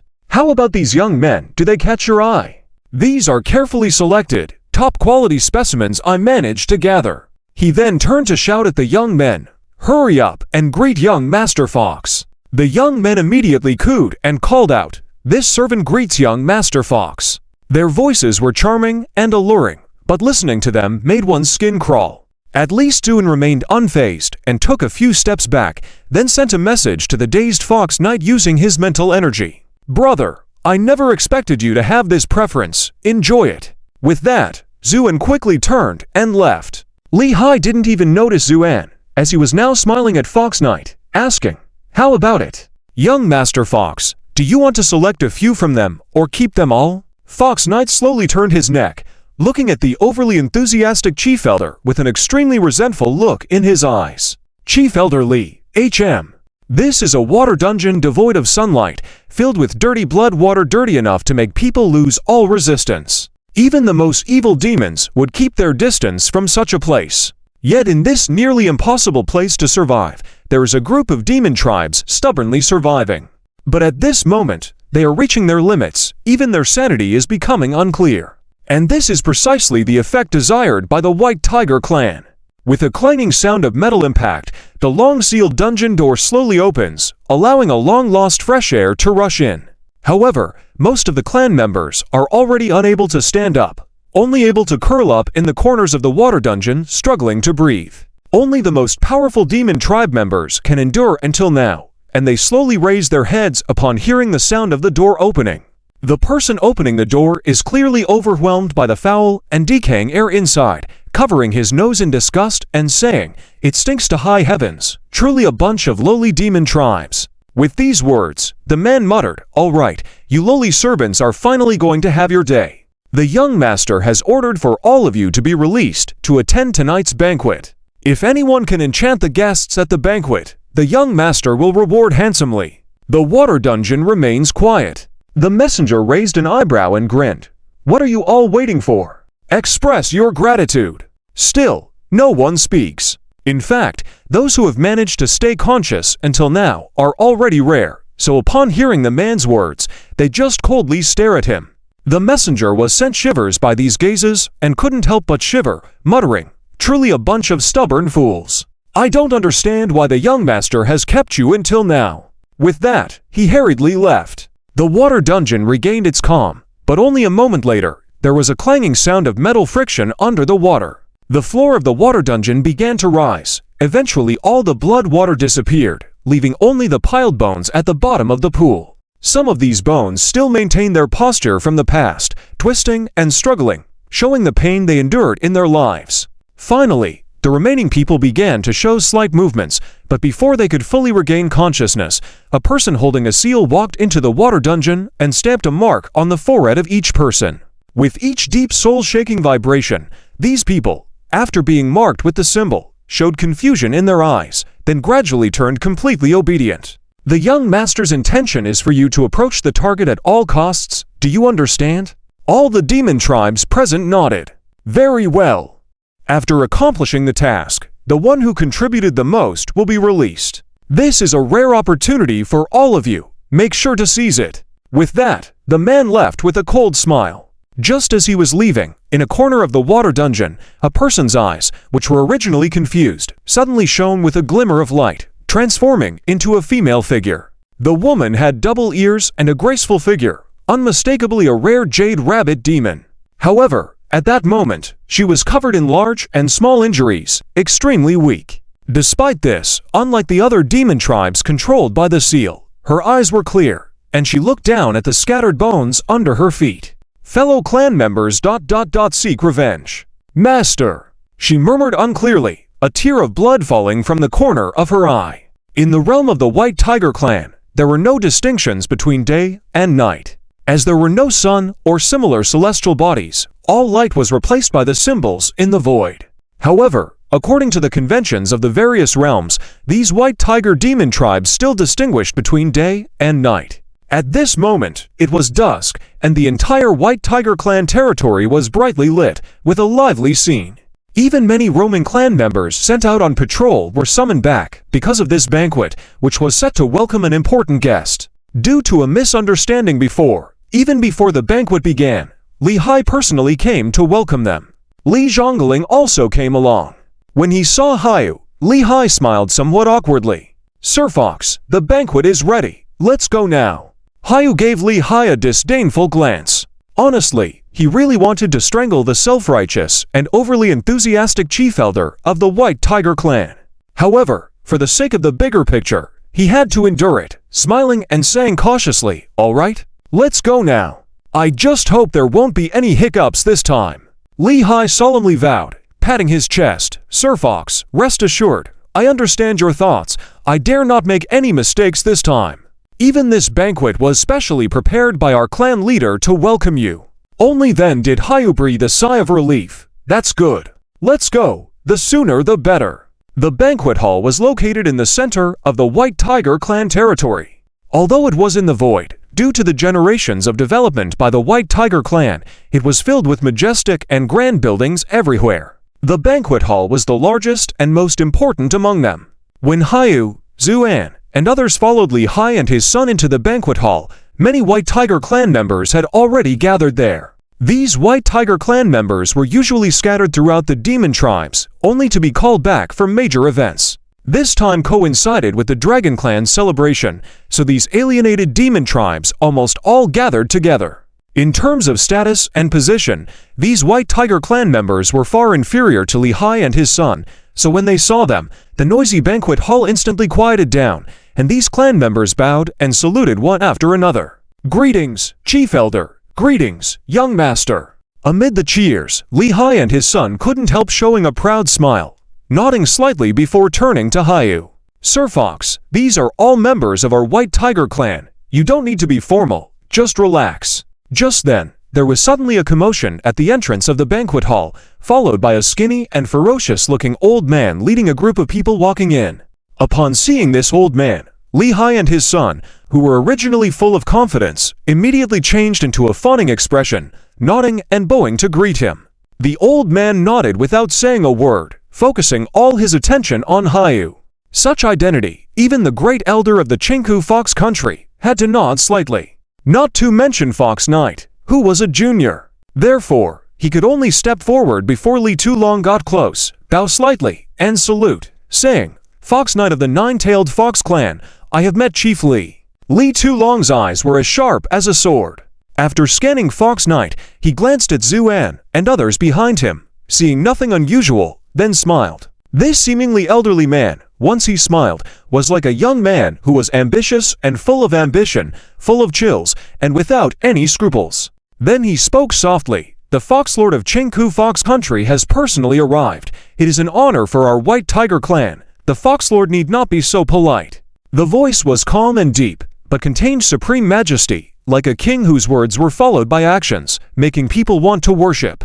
Fox Knight knew that all of this was because the White Tiger clan leader's cultivation was so profound, bordering on becoming an immortal emperor, that he could not control the exuding aura in his words and actions. Such strength could be considered one of the best even among the talented demon races. Therefore, Fox Knight's heart trembled slightly and said, bowing chiefly over praises, "I am just an ordinary demon of Chinku Fox Country, truly unable to bear such compliments." Li Tulong chuckled. If the outstanding youngsters of the demon clans all call themselves ordinary demons, then no one would dare to call themselves superior demons. "Since the nephew is here today, let's drop the formalities. Come, let's sit together." That was giving Fox Knight a lot of face. Without waiting for Fox Knight to say anything, Li Tulong grabbed Fox Knight's wrist and brought him to the seat at the head of the banquet. Fox Knight felt distressed. He was not a fool. After thinking about it for a while, he understood the reason why the White Tiger clan treated him with such respect.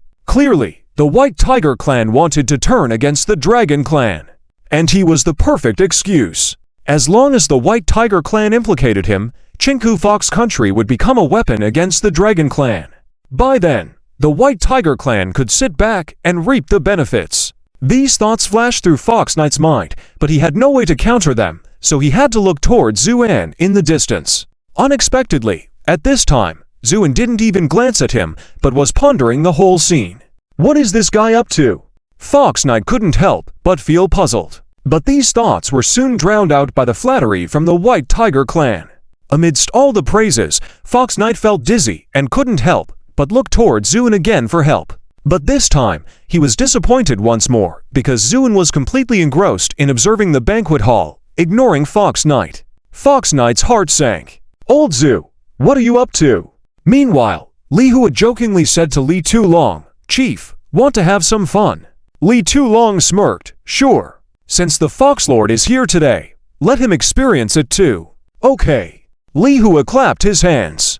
A group of flamboyantly dressed demon women walked into the banquet hall. These women were all exceptionally beautiful. But this was not particularly surprising, as demon women were naturally more attractive than human women. The key was that these demon women all had a pitiful quality to them. Especially when they blinked their innocent big eyes and looked around bewildered, it sparked a protective instinct in all men. Their arrival caused quite a stir in the hall. Many White Tiger clan elders and high-ranking members were staring at these women with envy. If it weren't for the presence of the crowd, they might have rushed forward on the spot. Even so, many were itching to do so. Only Zuan's eyes sparkled, and even his fingertips turned pale from exertion. Li Hui, oblivious, chuckled, "With the visit of the Fox Lord today, our White Tiger clan is honored, and these women have come to liven up the atmosphere." With that said, these women approached Fox Knight like puppets on strings. Despite feeling stiff, it was a peculiar feeling. Not just him, even Fox Ying and Zuin had their own arrangements. Fox Knight wanted to refuse, but upon seeing the profound meaning in Li Hui's eyes, he swallowed his words. He knew that if he refused, these women might be killed on the spot. So he suppressed his displeasure, forced a smile, and said, "Thank you for your trouble, Elder Li." Before the words could be finished, a crisp sound rang out, and the table in front of Zuin shattered, along with the plates and tea sets, turning into powder instantly. Zuin rose coldly, pointing at the woman in front of him, and said calmly, "Who did this?" The hall fell silent. Everyone, including Fox Knight, was shocked. Zuin raised an eyebrow slightly. "I'll ask again, who caused the injuries on her?" Fox Knight trembled slightly, then asked urgently, "Old Zu, what's going on?" Zuin took a deep breath. This woman was under my command before. As soon as these words were spoken, Fox Knight's expression changed involuntarily. "What's going on? What's going on? Heh, we need to ask these guys, Zu." And sneered. Just a moment ago, the one sent to serve Zuan was the female demon from the water dungeon. When this woman, who had been tortured into a stupor, approached Zuan, before she could speak, Zu unsensed something was wrong. His face turned cold as ice. "Is it you?" The female demon looked at Zuin in confusion until after a long while she gradually recognized him, then said excitedly, "Red Lotus. Lord Red Lotus. Are you Lord Red Lotus?" With tears streaming down her face, full of infinite grievances. As for Zuan, flames of anger burned in his eyes. It was all because this woman and her tribe were once under Zuan's command when he was a transcendent immortal. The Sacred Hair Tribe. This tribe, seemingly gentle and seemingly harmless, was a major contributor to the demon clan. Though they lacked powerful bloodlines, they possessed a unique ability to observe the winds and clouds. Thanks to this ability, they had evaded several catastrophes, surviving till now. Especially when they devotedly joined Zuan's camp, his power grew, eventually becoming the most deserving figure in all realms. However, to everyone's surprise, Zuin eventually fell in the calamity of the Transcendent Immortal, and the Sacred Hair Tribe perished with him.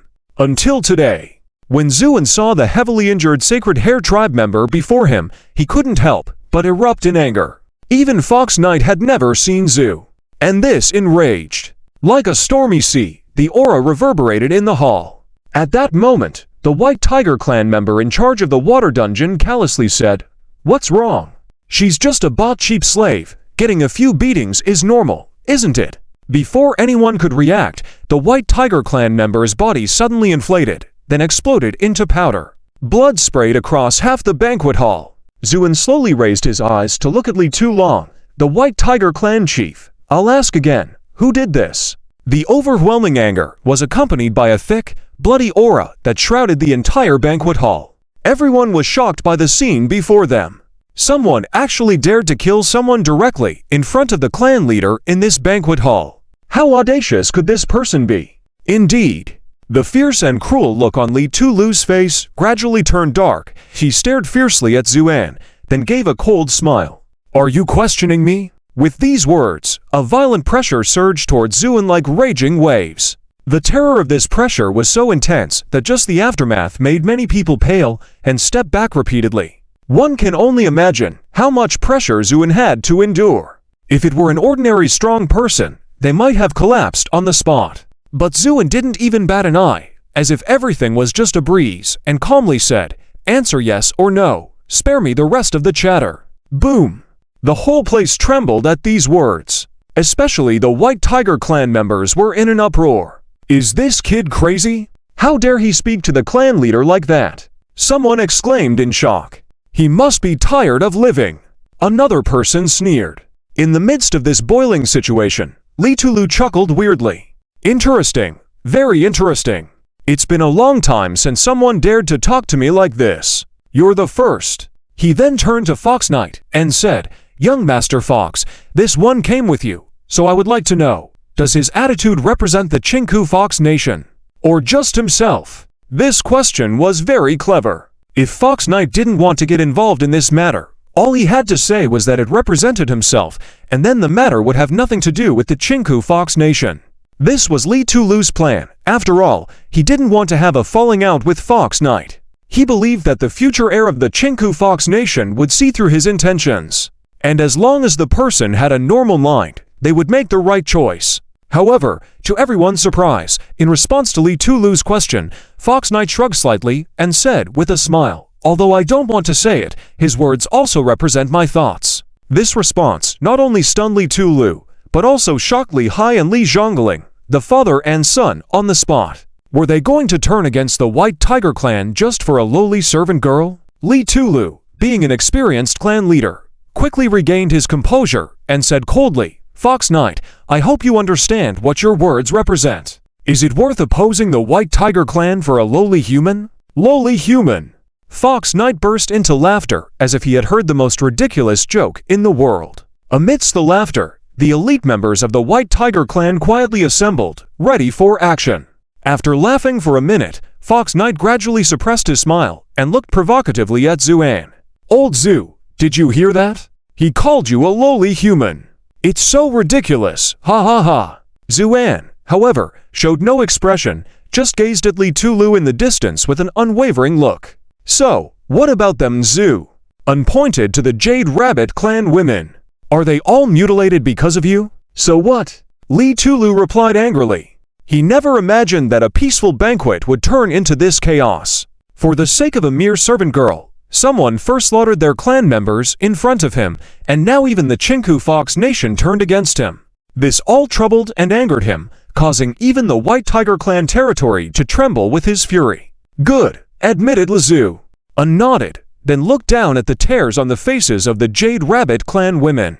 "Do they have them?" The Jade Rabbit clan woman nodded as she cried, unable to speak. "Stop crying. From now on, watch how I make them pay for their actions." Zuan scanned the whole room, a chilling smile playing on his lips. "Every one of you will die." Before Li Tulu could react, Li Zhongling jumped out first, roaring, "Who dares to act wildly in my White Tiger clan territory? I will take your life today." With that, he pounced forward. Though Li Zhongling's strength was not comparable to the body of a celestial king like Ao Yi, it was still impressive. Especially with the added power of the White Tiger bloodline, he was much stronger than human cultivators of the same level. This was why he dared to be so arrogant, especially since he was challenging a seemingly reckless outsider in front of the clan leader and many elders. If he could defeat this mysterious youth, it would greatly boost his prestige. With that thought in mind, Li Zhongling fiercely charged at Zuan, his eyes filled with excitement and cruelty. His speed was incredible, crossing most of the banquet hall in the blink of an eye, reaching Zuan in no time. But before he could make a move, Zuan suddenly raised his hand and delivered a resounding slap. Snap! With a crisp sound that made teeth ache, the previously aggressive Li Zhongling was sent flying like a broken kite. He couldn't control himself in the air and ended up spitting out several mouthfuls of blood. This scene caused a slight stir among the White Tiger clan members. Finally, Li Zhongling landed, his face swollen almost twice its size, his eyes filled with extreme resentment. He was on the verge of losing control. What had happened in these recent days? Why did everyone seem to be against him? First, Ao Yi almost defeated him, and now a human youth made him dizzy and confused, all in front of the clanspeople. How could he not be filled with bitterness? Zuan, on the other hand, remained unmoved, as if swatting away a bug, not even blinking, and casually said, "Continue. Die." Li Zhongling was on the brink of madness, bloodshot eyes, joints cracking, and he transformed into his true form, a majestic white tiger. He coldly stared at Zuan and swiftly pounced. In this transformed state, Li Zhongling's speed and power were at least twice as strong as before. Many people couldn't react in time and only saw a white light heading straight for Zuan. Zuan remained motionless, seemingly in a trance. Many people sneered inwardly. Puff! The white light dispersed, revealing the fierce spirit inside.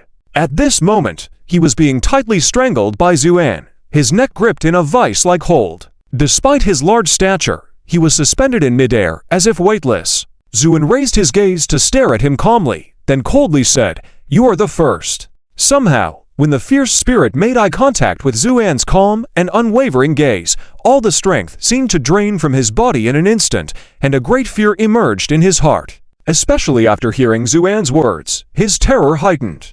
He had never felt the threat of death so close before. This fear made him want to scream, to beg for mercy. But it was all too late. With a sudden forceful movement of Zuan's hand, there was a muffled sound. The fierce spirit's neck was cleanly snapped by Zuan. Blood sprayed, and the large tiger head fell to the ground with a heavy thud. This scene caused the pupils of all the White Tiger clan members to shrink to the size of needles. Not only that, but after the fierce spirit's neck was snapped, a bright light flew out from his headless corpse and swiftly escaped. It was the soul of the fierce spirit. Yet Zuan didn't even give him a chance, as he casually flicked his hand. A flash of sword light shot out, directly pinning the soul of the fierce spirit to the ground. "Ah, I don't want to die. Father, clan leader, save me ... The soul of the fierce spirit struggled in pain on the ground. The fierce body screamed, "Fierce spirit," and rushed forward to rescue. But just then, the sword light pinning the fierce spirit suddenly exploded, completely erasing the soul of the fierce spirit. Thus, this unfortunate White Tiger young master was completely destroyed. The whole process was swift and clean, catching many off guard. The once lively and jumping fierce spirit became a lifeless corpse on the ground. The fierce body stared blankly at the dead body on the ground, and after a moment, he regained his senses and then hoarsely roared, "I will kill you ... as he tried to rush forward. But at that moment, a hand suddenly stopped him. The fierce body was already furious, and anyone who dared to stop him would be torn to shreds. But this person, in particular, made him instantly calm down. It was none other than the White Tiger clan's Grand Chieftain, Li Tulu. The fierce body looked at Li Tulu in shock. "Chieftain, I..." Li Tulu's face was stern as he said, "Step back now." "Yes." The fierce body could only reluctantly take a step back, his gaze now fierce as he stared at Zuan. At the same time, Li Tulu took a step forward, looking solemnly at Zuan, and after a moment, he suddenly spoke, "Sword cultivator, Zu." Un remained silent and indifferent. Hey, no wonder you were so confident before. So you are a sword cultivator among the human race. May I ask if you are from the Sword Palace or the Dark Abyss?" Li Tulu sneered. Zuan still did not speak. Li Tulu's increasing annoyance was evident, but witnessing Zuan's strength when he killed the fierce spirit made him somewhat alarmed. Especially the fleeting sword energy, which gave him a sense of familiarity. So he stopped the fierce body, wanting to first interrogate this white-clad youth about his background. But he did not expect the other party to completely ignore him. Li Tulu's eyes began to twitch slightly. Those who knew him well understood that this was a sign of his extreme anger and intent to kill. But as a prominent figure who governed the clan, he managed to calm down, sneering, "Sword cultivator, don't think your strength allows you to act recklessly. Even the sharpness envoy of the Sword Palace, Li Jinxing, would not intimidate me, let alone you." The corner of Zuan's mouth lifted slightly, showing a cold and mocking smile. "Oh, is that so? Then let's give it a try. See if you will fall to my sword, or if I will die by your hand, shall we?" The killing intent in his words was enough to move people. This shut down all of Li Tulu's words. At this point, there was no turning back. Because if he couldn't defeat this white-clad youth, then his days as the chieftain were over. So he roared, courting death, and struck out. As the chieftain of the White Tiger clan, he was just one step away from becoming an immortal emperor. Li Tulu's strength was extremely dominant. Yet, he was a cautious person, especially when unable to discern Zuan's true strength. He was reluctant to take risks. So this strike was a test. Although it was a test, it was powerful enough. A gray light charged at Zuan in a violent manner. As it passed, there was a faint sound of mourning. The Ghost Strike, a unique attack method of the White Tiger clan. It was said that those killed by a tiger would have their souls imprisoned and become their helpers. The White Tiger clan naturally inherited this talent. As a top-ranking member of the Yao tribe, who had survived for thousands of years, the number of people who had died at Li Tulu's hands was countless, making this strike incredibly powerful. For an ordinary strong individual, they might not need to act, as just this one strike could be devastating. But at that moment, a brilliant sword light flashed suddenly. Wherever it passed, all evil melted away like snow.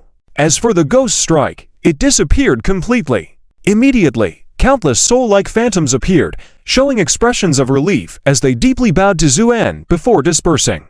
With just one sword strike, all the ghastly spirits that Li Tulu had accumulated over many years were eradicated. Li Tulu was so frustrated he almost spat blood, but the fear in his eyes grew stronger. Just moments ago, that sword intent was truly astonishing. And the feeling of familiarity in Li Tulu's heart was becoming stronger. Therefore, he looked at Zuan solemnly and slowly said, "Who are you exactly?" Zuan's face revealed a faint smile. "Do you really want to know?" Meanwhile, the fox named Yi was lounging on a chair, carefree, and joked, "Old Zu, don't tease them, just tell them." Zuan remained silent, raising his hand into the void and pulling out a long sword with a fierce aura. "Zu," uncalmly stated, "my name is Zuan. You should have heard of it." Boom! Li Tulu was struck as if by lightning, eyes wide with disbelief as he stared at Zuan. You. After going on for quite some time without making sense, Yi, on the side, calmly picked up a wine glass from the table, chuckled, "That's right, he is the Red Lotus Immortal Venerable," and then drank the wine in the glass in one go, sighing lightly, "So Chieftain Li, you are in big trouble now." The entire banquet hall was eerily quiet. Lichelu stood frozen in place, seeming to have lost all reaction. However, upon closer observation, one would notice that his eyelids were twitching frantically, and a layer of cold sweat appeared on his forehead. It was only at this moment that he suddenly remembered the Jade Rabbit Demon had previously called Zu Lord Honglian. But because there were many people in the heavens with the title of Honglian, he brushed it off and didn't pay much attention. Little did he realize that the white-clad youth would turn out to be the renowned Honglian immortal respected in the past. No wonder the Fox Knight chose to help him. It was ridiculous that he had once referred to him as a lowly human. Looking back now, he was the one who was truly lowly. These thoughts flashed through Lichelu's mind incessantly, filled with regret and fear. However, as a strong leader of the clan, he quickly regained his composure. He took a deep breath, then respectfully bowed to Zuan. "So, you are Lord Honglian Immortal. Please forgive my previous oversight and offense to your dignity." These words caused a stir among the White Tiger clan members, and many showed expressions of astonishment. Lichelu's attitude clearly placed himself in a very low position, leaving many younger generations puzzled. Only the elder like Lai Hai understood the situation and remained silent, especially Lai Hai himself. At this moment, he had lost his previous arrogance, and even his eyes were filled with fear. He had heard of the name of the Honglian Immortal too, and the thought of daring to challenge such a figure in the past sent chills down his spine. Meanwhile, after hearing Lichelu's words, Zuan's eyes flashed slightly, and he said calmly, "It seems that you know who I am." Lichelu nodded slightly, feeling a sense of humiliation and unwillingness. "Yes," he replied. Zu nodded. "Very well. Since that's the case, then you should settle it yourself." When he spoke, Zuan's tone was casual, as if discussing something trivial. However, almost everyone in the room's expression changed. Some even grunted in dissatisfaction. As for Lichelu, after a brief moment of confusion, he looked at Zuan meaningfully, and then said with a cold expression, "Lord Honglian Immortal, are you joking with me?" "Joking?" Zu unshook his head. "No, I am serious. You decide your own fate, saving me the trouble. How about that?" Lichelu was angered and laughed cynically, a hint of defiance showing on his face. "Lord Honglian Immortal, don't think that a few polite words will make me fear you. Yes, you were indeed powerful before, but after reincarnation, you have only just attained the title of Immortal King, while I am already half a step towards Immortal Emperor." With his last words, an extremely domineering aura emanated from Lichelu, terrifying the entire crowd. Even the elders like Lai Hai and the other White Tiger leaders couldn't help but step back. Lai Hai roared excitedly, "This is the true strength of our clan leader." In the face of such power, Zuan fell silent. Lichelu, on the other hand, chuckled cunningly, "Lord Honglian Immortal, let's put this matter aside. After all, it was just a group of demons, and besides, you also killed my bloodline. So let's call it even, shall we?" To the cunning Lichelu, there was no need to take action against someone like Zuan. As for Lichelu's demonic descendant, a mere bloodline, so what if it died? Moreover, in Lichelu's view, his offer was already generous enough. After all, the whole incident started over just a group of demons. However, to his surprise, upon hearing his words, Zuin raised an eyebrow slightly and said with a faint smile, "So, you don't plan on settling it yourself?" Lichulu was taken aback for a moment, then angrily said, "Zu, you are being shameless. Today." Before he could finish, Zuin stepped forward and slashed his sword. The Mo Wang An sword trembled lightly as it emitted a dazzling sword aura that was too blinding to look at directly. The sword aura rushed towards Lichulu, silencing his words. Lichulu sneered slightly and tried to dodge the attack. However, the sword pursued him relentlessly, leaving him no chance to evade. Terrified, Lichulu had no choice but to forcefully activate his demonic power and meet the sword head-on. With a loud bang, the sword light shattered layer after layer of protection on Lichulu's body like breaking dead wood, breaking through at least 100 layers of defense in the blink of an eye before gradually slowing down and finally bursting apart. Lichulu grunted, took a half step back, and his face turned pale. A hint of fear appeared in his eyes. He had never imagined that a single sword from Zuan would leave him in such a desperate situation. It seemed he had underestimated the strength of the former immortal king. While trying to catch his breath, Zuan showed a white smile, looking at Lichulu in a chilling manner. "You can take a hit, then let's see if you can handle a few more from me." With that, Zuan's sword danced like a dragon, unleashing several more sword lights in succession. Shocked, Lichulu dodged and called out, "Everyone attack together. Today, it's either him or us." His shout awakened the stunned crowd. Lihai was the first to respond, roaring and joining the fray. Although he didn't dare to face Zuin alone, with the clan leader in the front line, he was willing to fight. The same went for the other elders who shared the same thought. In their view, Zuin alone was enough to keep the clan leader busy, giving them the chance to launch a surprise attack. However, they miscalculated this time. Seeing the White Tiger clan members joining the fight, Zuin coldly smiled. "Very well, then all of you come at once." With that said, a crimson glow suddenly appeared between Zuan's brows, expanding rapidly. It soon became clear that it was not a glow, but a sea of flames burning fiercely. Despite the fierce flames, there was no heat felt by the onlookers. Instead, under the flickering fire, everyone felt a chill in their hearts. Watching this, the Fox Knight sighed softly. "I thought I might have to lend a hand, but it seems unnecessary now." To think that, just a few months had passed, and Zuin was already facing Li Tulu, another half-step Celestial Emperor, with ease, even managing to take care of the rest of the White Tiger clan members effortlessly. The speed of his growth in power was truly astounding. The red lotus flame scattered down from the sky. Wherever he passed, all the White Tiger clan members were like fragile puppets, instantly ignited and turned into nothingness. The speed was so fast that these people couldn't even scream in agony. Witnessing this terrifying scene, Li Tulu, forced into a defensive position by Zuan's sword intent, couldn't help but burst out in anger and exclaimed, "Zuan, you're so ruthless. Ruthless." Zuin coldly smiled, then pointed to the mesmerized jade rabbit demon beside them. "Compared to your methods, it seems like I'm still lacking a bit." At the same time, feeling the real threat of death, Li Tulu finally grew fearful. He cried out, "Zuan, all my White Tiger clan members will be killed by you. Isn't that enough? Do we have to fight to the death?" Zuan, however, calmly replied, "You got it wrong. You're not a fish, and I'm not a net. And since you didn't cherish the chance I gave you before, don't blame me." With that, Zuin raised his sword towards the sky, the red lotus flames immediately engulfing the entire blade, and then he swung his sword. This strike, carrying the red lotus flames, aimed directly at Li Tulu with supreme beauty. The imposing momentum had already caused Li Tulu to tremble with fear before it even reached him. "Zuan, you act so recklessly, one day you will face the consequences," Li Tulu said, preparing to face the attack with all his strength, disregarding everything. It wasn't that Li Tulu didn't want to run, but he knew better than anyone that in such level of battle, whoever retreated first meant that side would be the one to perish. After reaching this realm, all tricks were ineffective. So, despite being filled with fear, Li Tulu had to grit his teeth and charge forward. Boom! The resounding impact not only destroyed the entire banquet hall, but also a large part of the White Tiger clan's territory. The shockwave even pushed Fox Knight far away. After everything calmed down a bit, looking at the scene, Li Tulu stood in tattered clothes, looking disheveled, still frozen in his place. Despite this, he didn't dare to move.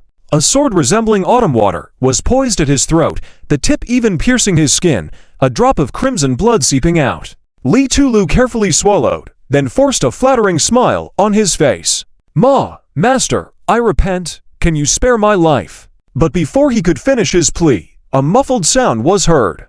Zuin pushed his hand forward, the long sword piercing through Li Tulu's throat, emerging from the nape of his neck. Li Tulu's expression froze instantly. Then with eyes full of resentment, he stared at Zuan, trying to speak, but no words came out. Sorry, when I said I would wipe out your entire clan, it meant I would wipe out your entire clan, no exceptions. Zuan said lightly, then pulled his sword back abruptly. Fresh blood gushed out like a spring, his life extinguishing along with it. This strike by Zuan didn't just destroy his physical body, but crushed his soul as well. Therefore, Li Tulu could only let out a few choked gasps, then slowly collapsed, revealing his true form. Surprisingly, it was a sickly tiger with most of its fur missing. Thus, what was a lively banquet hall had turned into a dead zone. All the high-ranking members of the White Tiger clan were gone, meaning this race was now eradicated from the Demon clan. The Jade Rabbit Demon tribe was dumbfounded, especially the Jade Rabbit Demon, who was now weeping bitterly. In her cries, there was relief from avenging old grievances, the bitterness of enduring humiliation, and most of all, the joy of witnessing the long-awaited moment becoming reality. Because they knew that the once arrogant and invincible Great Red Lotus had finally returned. Even Fox Knight couldn't help but mutter, "Wow, is this so cool?" He wiped out a powerful race with just a few words. Looks like old Zu's methods are much stronger this time. At the same time, Zuin turned slowly, a hint of weariness in his eyes. Even though Li Tulu, despite losing his courage, was still a formidable semi-celestial emperor, coupled with the entire White Tiger clan, Zuin felt some pressure. "Old Zu, how is it? Can you hold on? Do you need to faint again?" Fox Knight teased. "Get lost." Zuin scolded with a laugh, then looked down at the group of Jade Rabbit Demonesses and asked softly, "Speak, what happened? How did you end up being captured by the White Tiger clan?"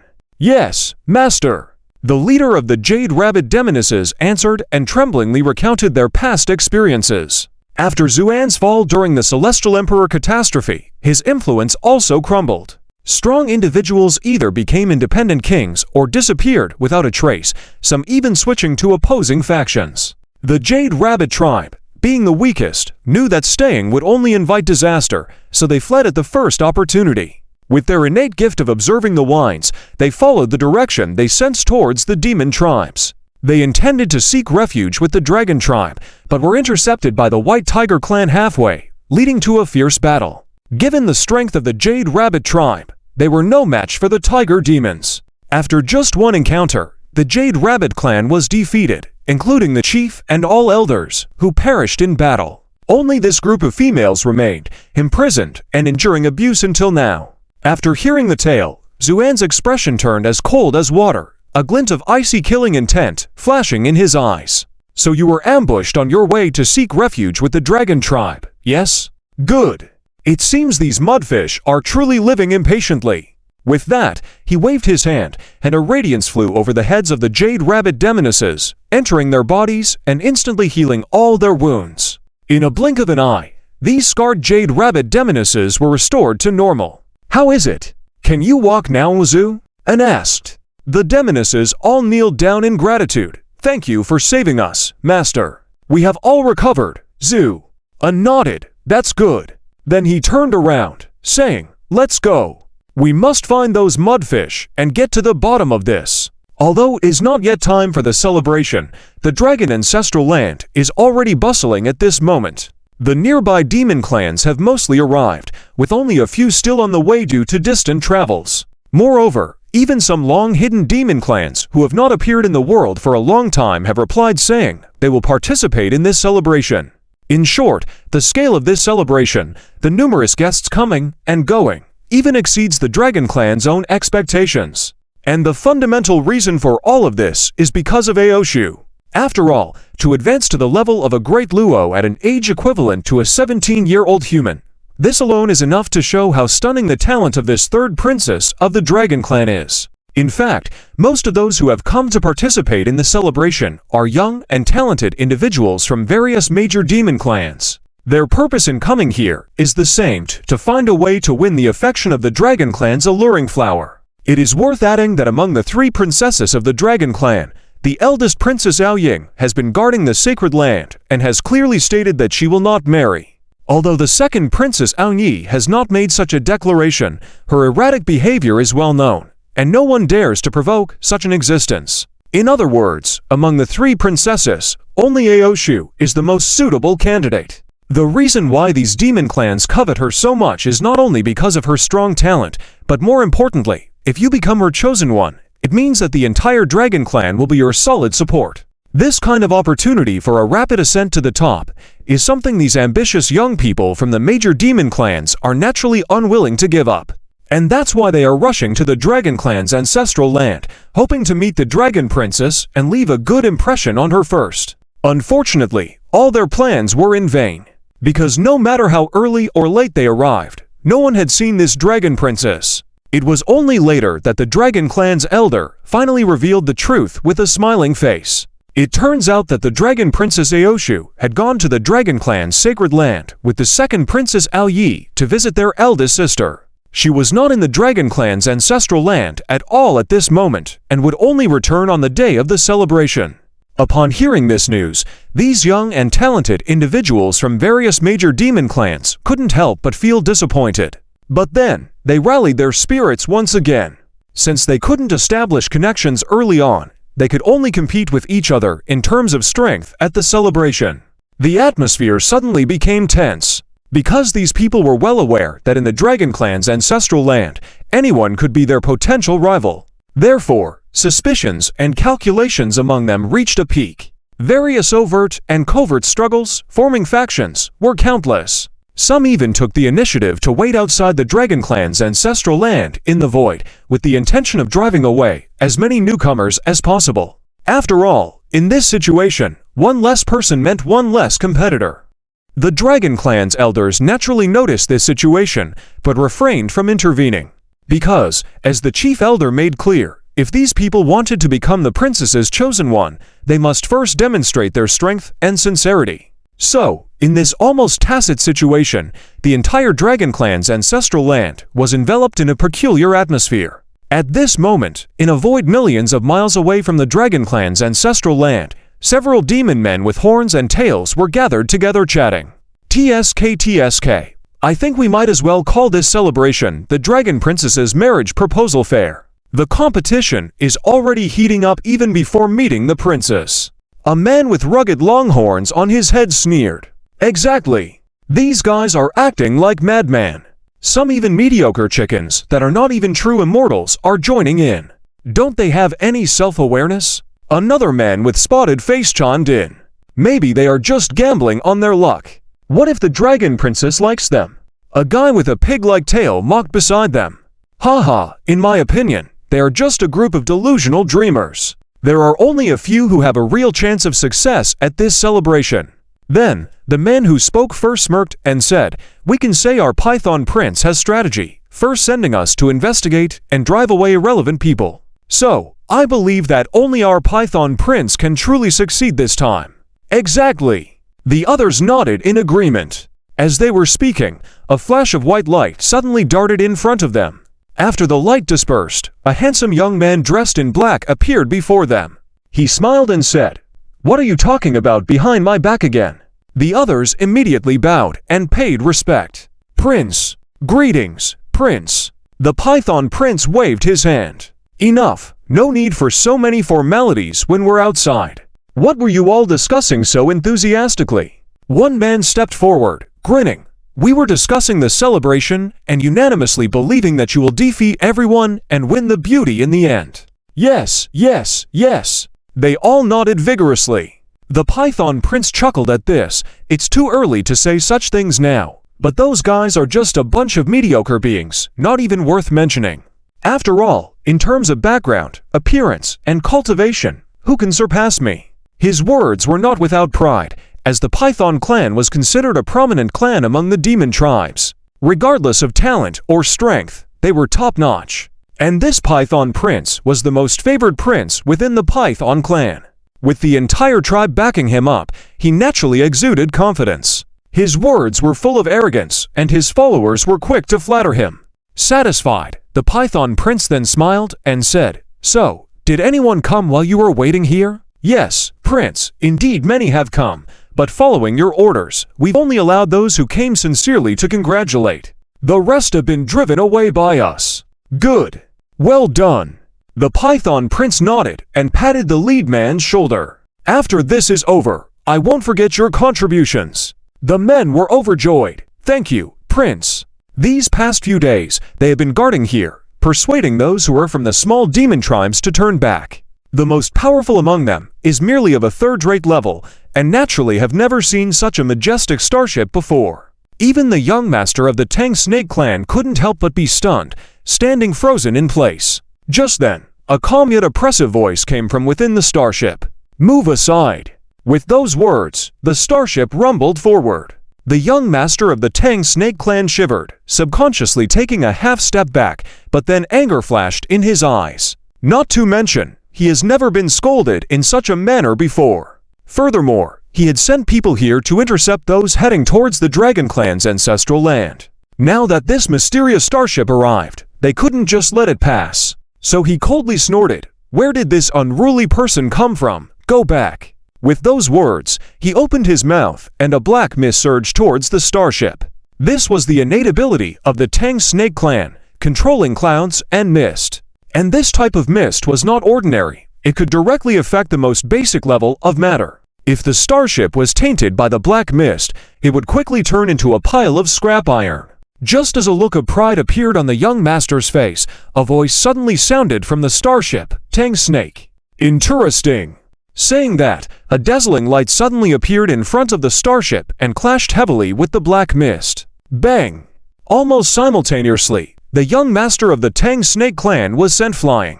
Following that, the starship calmly flew past him, heading towards the distant Dragon Clan's ancestral land. The young master of the Tang Snake clan felt his blood boiling in his chest, barely managing to steady himself before erupting in anger. He had never suffered such a loss before, especially since the other party didn't even show their face and just knocked him aside, which made the young master feel deeply humiliated.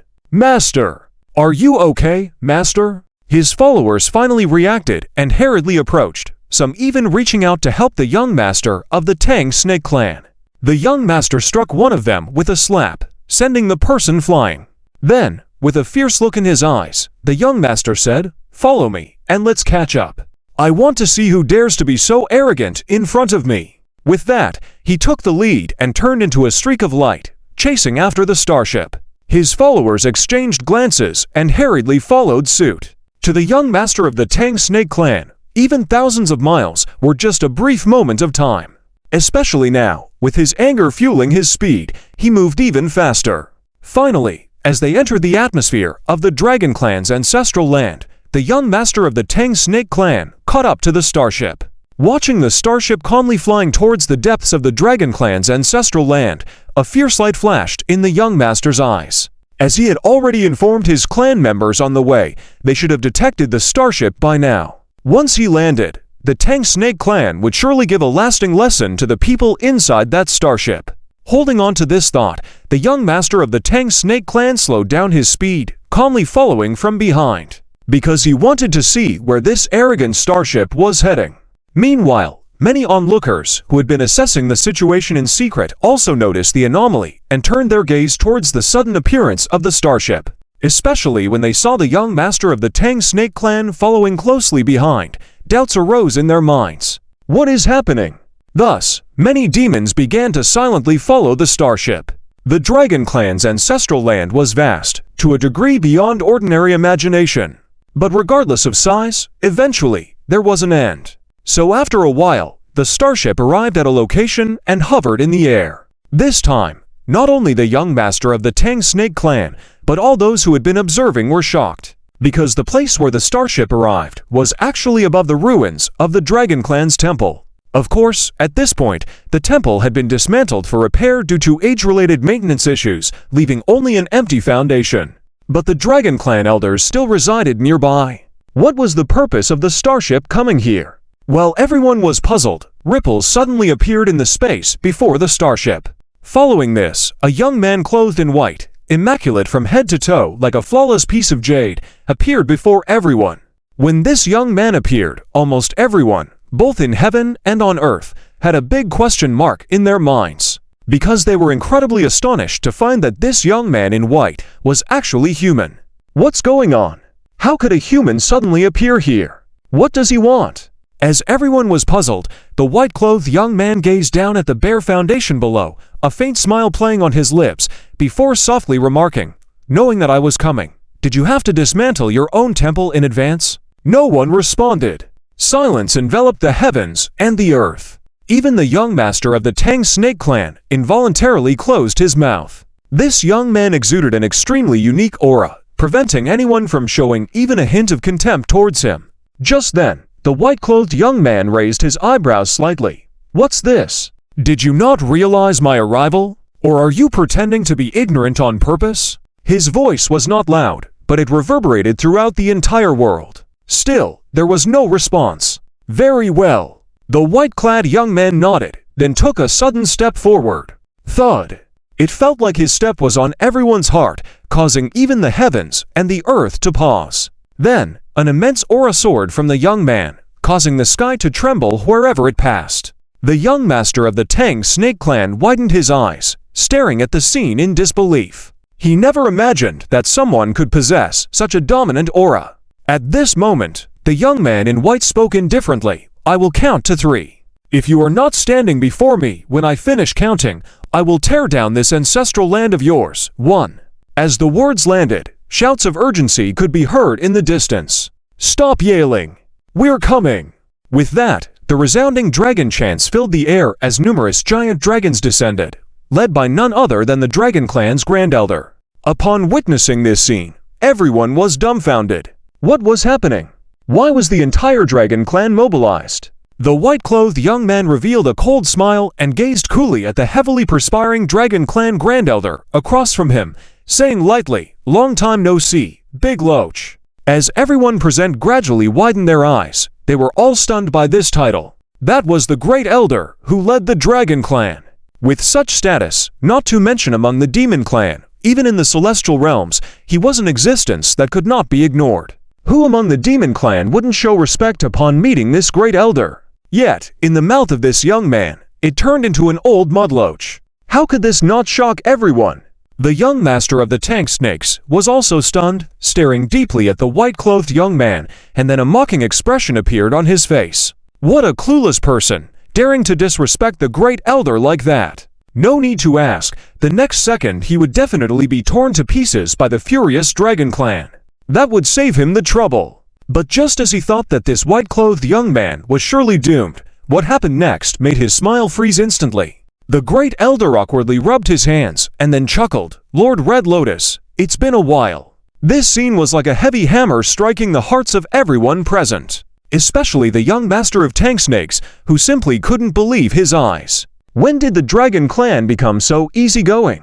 What's more, the other elders and giant dragons didn't react at all upon hearing their Great Elder being insulted by someone. What the hell was going on?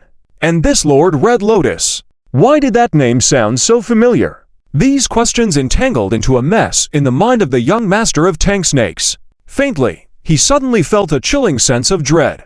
At the same time, Zuin smiled faintly. "I didn't expect that you still remember me." Though Zuin was smiling, the Great Elder felt a chill all over his body, cold sweat appearing on his forehead. He quickly forced a smile and said, "Look at what you're saying. How could we not recognize you?" "Right, Lord Red Lotus." As soon as they heard the 4 words, Lord Red Lotus, everyone present, as well as those observing the situation through various means, were shaken to the core, followed by a silent commotion. Because only then did they realize that the young man resembling crystal clear, with clear eyes, was none other than the Red Lotus Lord who had fallen before, but had recently been reborn, and then defeated the Emperor of 5 Elements. The Red Lotus Lord had already caused a big stir in the celestial realms. Once they knew his identity, everyone immediately understood why the Great Elder and the other dragon clans had been so cautious before. Because he was an absolute powerhouse. Though they had not seen him in person, there had been rumors circulating among the demon clans, saying that the Red Lotus Lord had visited the Dragon Clan ancestral land more than once, almost taking away the fortune accumulated by the Dragon Clan over thousands of years. If that was all, it would have been fine, but the key point was rumors suggesting that the Red Lotus Lord seemed to have some unclear connection with one of the 3 princesses of the Dragon Clan. Therefore, when the Red Lotus Lord fell, these dragon clans, who had almost lost both money and people, were simply overjoyed, almost throwing a party to celebrate. These rumors flashed through the minds of the people, and many who were quick-witted began to quietly retreat, because they knew that since the reborn Red Lotus Lord had come to the Dragon Clan ancestral land, it was not just a simple greeting. Who knew what this god of killing was up to? Therefore, for safety's sake, it was best to leave early. For a moment, people quietly retreated one after another. These people didn't even dare to show their aura until they flew a sufficient distance away, then they secretly breathed a sigh of relief. One person here, the god, stepped down. This was the residual prestige of Zuin in his prime. At the same time, Zuin said calmly, "Very well, since you still remember that I am the Lord Red Lotus and addressed me as Lord, I will now ask you a question, and you must answer truthfully." Seeing Zuan's expression becoming more solemn, the Great Elder's heart skipped a beat. What's going on? What does this god of killing plan to ask? Was it necessary to bring so much fanfare? But he reacted quickly and hastily said, "Lord, please go ahead. We dare not deceive you." Zuan's eyes shone brighter. "What's the situation with the Jade Rabbit Demoness imprisoned by the White Tiger Clan?"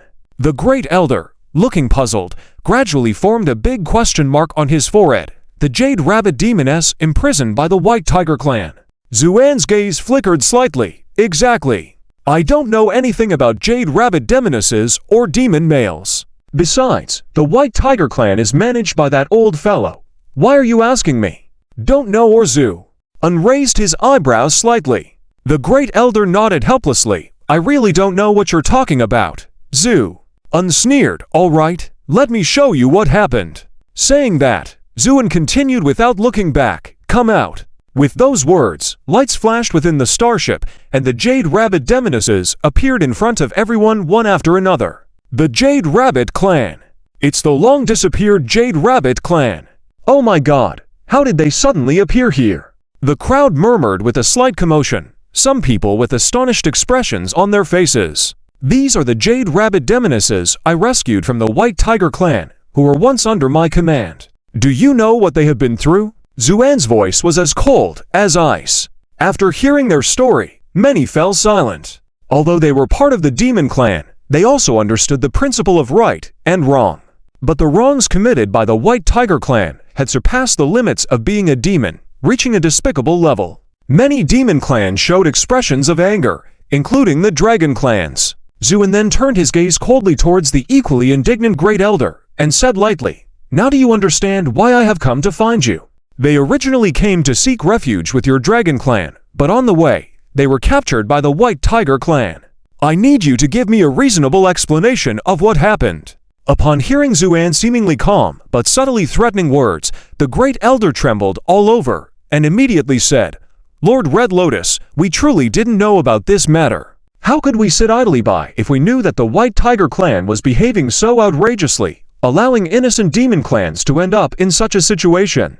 The beads of sweat on the High Elder's forehead were already clearly visible, and the dragons behind him also looked fearful. The Dragon Clan, known as the #1 demon race in the heavens, was actually being intimidated by a single person on their own territory at this moment. This was something that no one would believe if spoken out loud, but it was the truth. "Lord Hongleon, this matter truly has nothing to do with our Dragon Clan. I can assure you of this," the High Elder said with difficulty. Zuan's expression remained calm, neither sad nor happy, as if he hadn't even heard the High Elder's words. But this calm demeanor made the atmosphere in the arena incredibly tense. The High Elder opened his mouth, about to continue speaking, when a voice of excitement came from the distance. "You scumbag! How dare you come to our Dragon Clan? Watch how I teach you a lesson today." With these words, a figure rushed towards Zuin at lightning speed and delivered two consecutive punches without waiting for anyone to react. The punches were fierce and intimidating, causing everyone to be shocked. But Zuin didn't even blink, lightly dodging the two punches. It turned out that the one throwing the punches was a woman with an excited and manic expression on her face. "Princessa! Princessa!" someone exclaimed. Indeed, the one attacking Zuan was Dragon Princess Aoyi. After the two punches missed, Aoyi didn't stop, but instead took a step forward and unleashed a series of punches and kicks towards Zuan's vital points, full of a wild and erratic energy. Zuan maneuvered like a leaf in a storm, dodging left and right, seemingly in danger of being overthrown at any moment. Just then, Aoyi suddenly stopped her attack and took a few steps back, her face serious as she said, "Zu, why haven't you fought back?" Zu unsmiled, "Because I'm afraid of hurting you." "Stop the nonsense. You betrayed my sister after leading her on, causing her heartfelt affections to be in vain. Today, even if you beg for mercy, I will show you the power of this lady." Feeling belittled, Aoyi couldn't help but get furious and charged at Zuan again. The crowd erupted in response to her words. What? Lord Honglian led astray Aoyi's sister on, and then abandoned her. So, the previous rumors were true. Someone said with shock, while others looked despairing. After all, many of them had come for Dragon Princess Aoshu, but never expected to hear this explosive news at this moment. Zuan frowned slightly and said sternly, "Aoyi, I hope you don't spread rumors. I have nothing to do with your sister, let alone leading her on and abandoning her." But Aoyi didn't listen, continuing her reckless attacks while roaring, "You're so irresponsible to not admit now. I'll make you regret it." Aoyi was a true Saint King in terms of cultivation, and due to the Dragon Clan bloodline's enhancement, her strength surpassed others of the same level. With her full force, she even forced Zuan to retreat repeatedly. The Dragon Clan elders watching from behind couldn't help but admire the High Elder's foresight and insight. "High Elder, you are truly wise to use Princessa to deal with Zuan. I admire you." One elder even flattered. However, the High Elder showed no signs of pride at this moment. On the contrary, his expression was extremely grim, his eyes fixed on the situation in the arena. After hearing the elder's praise, he growled, "Shut up! Go find Princess Anne quickly and ask her to stop Princessa, this madwoman. Don't let them fight any longer." "Why?" the elder asked back. "You fool! If it weren't for the White Tiger Clan's matter, Princessa might have been able to hold off Zuan.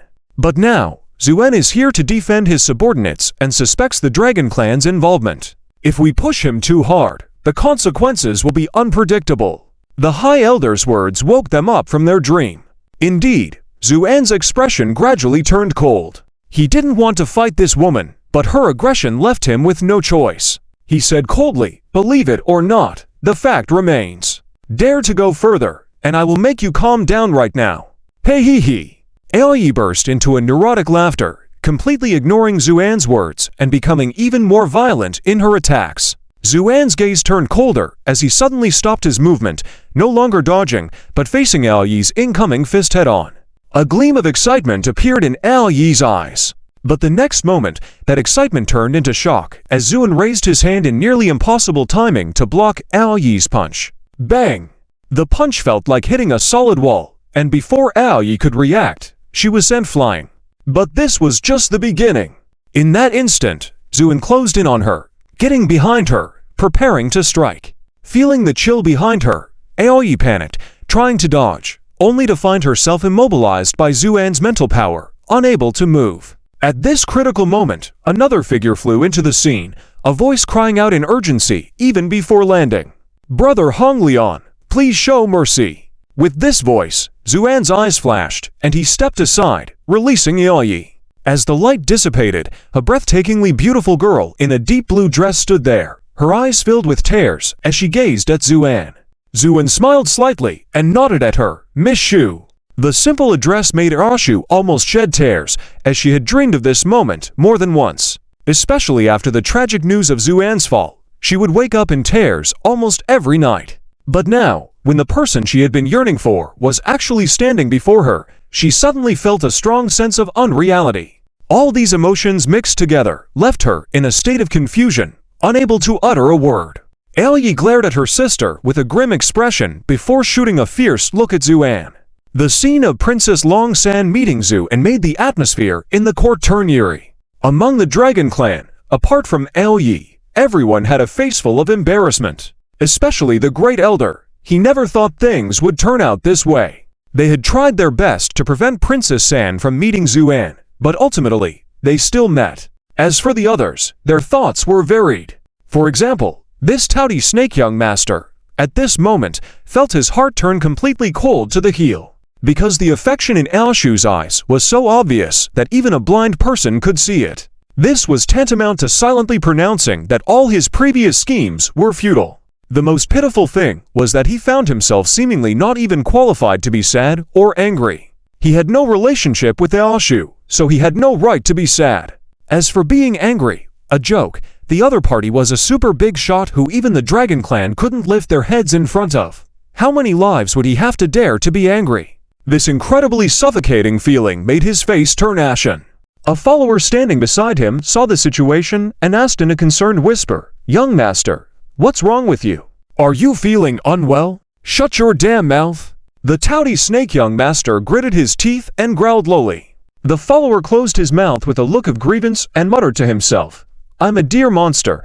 Where do I have a bird's beak?" Meanwhile, Rashu finally barely calmed down her excitement and gave a gentle salute to Zuan. "Brother Honglian, my sister has a bad temper. Please don't take it personally." "Hey, sure. Who are you calling bad-tempered? I am standing up for you," Aoyi shouted. "Enough, sister. Brother Honglian was right before. There is nothing between us as you think," Aoshu said gloomily. "You fool." Aoyi stomped her foot in anger at her sister's words. Although she was sometimes eccentric, she was not a fool. On the contrary, she was very intelligent. So she was aware that Zuan had not done anything to her sister. It was all just her sister's wishful thinking. But she still had to take a stand under this banner, as only by doing so could she force Zuan to make a statement and perhaps fulfill her sister's wish. But now, all the arrangements had been ruined by a few words from Aoshu. How could she not be angry? At that moment, Zuan suddenly smiled and then turned to the Star Pavilion, calling out, "Are you not coming out yet? Do you still plan to hide until the end?" What did he mean? Who was he talking to? Just as everyone was puzzled, a soft sigh came from the Star Pavilion. Then, a white light flashed, and a carefree young man appeared in the court. The eyes of the people widened gradually. This is the Celestial Fox Clan. People from the Chinku Fox country had actually come too. But the Dragon Clan had the biggest reaction. When they saw this man, even the Great Elder couldn't help but be surprised. Fox Knight. Fox Knight smiled awkwardly, then bowed to the Great Elder. Fox Knight of the Celestial Fox Clan from Chinku Fox Country greets the Great Elder of the Dragon Clan. The expression on the Great Elder's face could be described as varied. There was some comfort, some excitement, but mostly confusion.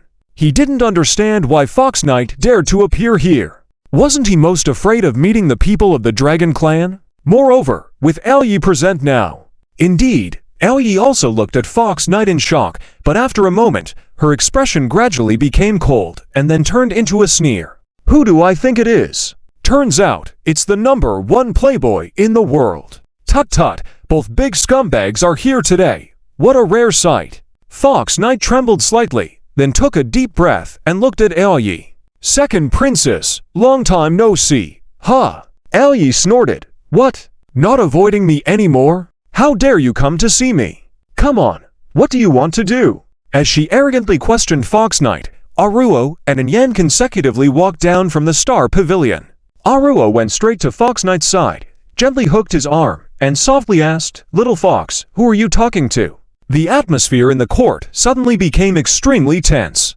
Almost everyone could see Aoyi's wildly flickering eyelids and the bulging veins on her forehead. The intense, almost tangible killing intent spread, making it almost suffocating. "Who is she?" Aoyi pointed to Aruo and asked. At this moment, Fox Knight became unexpectedly calm and said in a very calm tone, "This is my girlfriend, my future wife. Her name is Aruo." Bang! Scales appeared on Aoyi's shoulders, a sign that she was too excited and her human form was losing control. "What did you say?" "Say it again," Aoyi said coldly. "I can say it 10 times if you want." "Aoyi, forget it. You look down on me. Why bother so much about that so-called engagement? Let's forgive each other. Wouldn't that be better?" Fox Knight said solemnly. "Like hell I will, even if I look down on you. You can't go find other women behind my back. Aoyi was about to go completely crazy. And this hellish scene also made Anyan very anxious. She held Zuan's hand and murmured, "Husband, will Fox Knight and Aruo be okay?" "Don't worry, they won't. After all, the Dragon Clan won't allow this Aoyi to act recklessly," Zuan said. At that moment, Anyan suddenly leaned into Zuan's ear and whispered in a low voice, "Husband, that girl over there has been looking at you." Zuan didn't need to turn around to know who it was. And the smile on Anyan's face also made him feel embarrassed, so he could only clear his throat and say, "Cough, cough, Yanner, you listen to me. Okay, no need to explain. I'm not that petty of a woman." And Yan laughed lightly and then turned to look at Aoshu. At this moment, Aoshu was full of bitterness inside because Anyan's appearance shattered the last strand of fantasy in her heart. Even because of the noble air around Anyan, she couldn't even muster the thought of retaliation and could only stare blankly. And this pitiful and touching appearance made Anyan also feel somewhat sorry. For a moment, the entire temple space turned into an ultimate battlefield. The Dragon Clan elders were at a loss as to what to do. Advise them? Don't know how to advise. Take action. One is the Red Lotus Immortal, and the other is the Chinku Celestial Fox. In this dilemma, a woman's voice sighed faintly. "All right, Yair, you should back off for now." With these words, a woman appeared in the court. She was dressed in plain white clothes, with eyes like paintings, exuding a tranquil air all over her body. The various elders of the Dragon Clan all saluted when they saw the woman. "Greetings, Grand Princess." Ao King's steps were light and graceful as she moved forward slowly. The momentum she exuded made the entire venue fall into silence. Even the usually unruly Aoyi stood obediently in place, bowing her head without daring to speak. As Ao Qing passed by her, she faintly spoke, "I'll deal with you later." Upon hearing this, a rare flash of fear appeared in Aoyi's eyes, and she lowered her head even more. Ao Qing then approached Zuan, smiled slightly, and bowed. Ao Qing pays respects to Lady Honglian. Zuan nodded, but remained silent, knowing that the Grand Princess must have something important to say. Sure enough, Ao Qing stood tall, her expression solemn as she said, "Lady Honglian, I am aware of the situation. I sympathize with the Jade Rabbit clan, but this matter has nothing to do with my Dragon Clan. I have thoroughly investigated and found no evidence of collusion between the Dragon Clan and the White Tiger Clan. Therefore, there are only two possibilities: someone else betrayed the Jade Rabbit clan, or this is simply a coincidence. However, this matter cannot be left unresolved." Ao King's eyes showed a hint of chilling resolve. "The White Tiger clan acts recklessly, harming the Jade Rabbit female demon of our fellow Yao clan, dragging my Dragon Clan into unjust actions. They deserve punishment. I have already ordered for immediate action to exterminate the White Tiger clan." Her words were firm, logical, and convincing, showing her superiority in handling matters compared to the other two princesses. Juan remained silent, observing the Grand Princess Ao Qing across from him. Ao Qing didn't shy away, but faced Zuan's gaze calmly. After a while, Zuan finally looked away and nodded gently. "All right, I will trust you this time. As for seeking revenge on the White Tiger clan, it's not necessary." Zuan smirked coldly, "because I have already wiped them out." The crowd stirred at his words, the face of the Tengsh prince turning pale in shock. Ao King's eyes also showed a hint of surprise, but she quickly regained her composure and nodded slightly. "In that case, thank you, Lady Honglian, for your righteous action in eliminating this great threat to our demon clan." With a few words, the misunderstanding dissipated. The atmosphere in the venue eased. Ao Qing then turned to look at the Fox Knight beside her. "Fox Prince." Fox Knight looked a bit embarrassed but still bowed. "Grand Princess, no need to say more." Ao Qing waved her hand. "Yair has always been wild and inarticulate. She was wrong earlier, and I apologize on her behalf to you." Yi trembled at these words, looking up with a puzzled expression. "Elder sister?" She couldn't understand why she had to apologize to Fox Knight. Ao Qing glanced at her indifferently, causing Yi to swallow her words. Fox Knight also looked bewildered and quickly said, "Grand Princess, I also had faults in this matter." Ao Qing remained calm. "Right or wrong, it doesn't matter now. The key is, since you have found someone you care for, let's cancel the engagement between you and Yair." Fox Knight couldn't believe what Ao Qing had just said. He thought it would take some twists and turns to achieve this, but it happened so easily. It felt unreal to him. But the most shocked were the members of the Dragon Clan, especially the elders. The chief elder exclaimed, "Grand Princess, the engagement of the second princess was personally arranged by the former king and the chief elder of the Chinku Fox country. It may not be appropriate to cancel it like this." Ao Qing remained calm. "What's inappropriate about it? Since the king is no longer here, my words represent his will. Moreover, regardless of who arranged the engagement, both parties must be in mutual love. Otherwise, it would be a tragedy. Furthermore, my sister Yair is not without suitors. Why insist on a relentless entanglement with someone she doesn't like, who doesn't like her?" Fox Knight wanted to kneel down and thank Ao Qing for her words, which hit the mark perfectly. Yes, cancel the engagement quickly. That's what Fox Knight's heart was screaming. But to his surprise, at that moment, Ao Yi suddenly cried out, "Who said I don't like him?" The audience was shocked. Fox Knight nearly choked on his saliva, looking bewilderedly at Ao Yi. With tears in her eyes, Ao Yi choked and said to Fox Knight, "I have always liked you. I taunted you, looked down on you, because I wanted you to become better. But you never understood my intentions, even avoided me." Tears fell from Ao Yi's eyes. "But I do like you. I thought we would be together eventually despite the engagement, but you betrayed me, chose a human woman. You even used breaking off the engagement to humiliate me, you traitor. I hate you." With these words, Ao Yi cried, then turned and transformed into light, flying into the void and disappearing. The crowd fell silent, staring in astonishment at the scene, then looking at Fox Knight with strange eyes, as if he were a scoundrel who abandoned his wife and child. Fox Knight's mouth twitched, his face losing color. He never expected the situation to turn out like this. How did he suddenly become a heartless man? The problem was, he was completely unaware of the whole situation. Ao Qing gave Fox Knight a meaningful look and said calmly, "Fox Prince, since the situation has changed, we need to discuss this matter further." Fox Knight felt helpless and didn't even bother to look up. Ao Qing continued, "Lady Honglian, since you have come to our Dragon Clan's ancestral land, please come to the palace for a chat." Zhu nodded, "I'll be in your care." Ao Qing then addressed the many demon clans in the distance. "Everyone, I apologize for the inconvenience. The celebration is temporarily cancelled due to the changes. We will hold a banquet in a few days to apologize to all of you." Zhu patted An Yan's hand and made a gesture with his eyes. An Yan understood and walked forward to take Ah Ru's hand and left first. Zhu then walked up to Hu Yi, couldn't help but chuckle and said, "Hu Yi, I never thought your charm was so strong. Even the second princess is deeply attracted to you. Go away, it's already this late and you're still making fun of me. I don't need that crazy woman's affection." Hu Yi was really angry and said in a furious voice. Zuan, unfazed, lowered his voice and said, "Could you speak a little louder? If a Qing hears it, what do you think she would think? Don't forget your purpose for coming to the Dragon Clan." Hu Yi suddenly realized, his arrogant demeanor immediately deflated. Why am I so unlucky? What should I do now?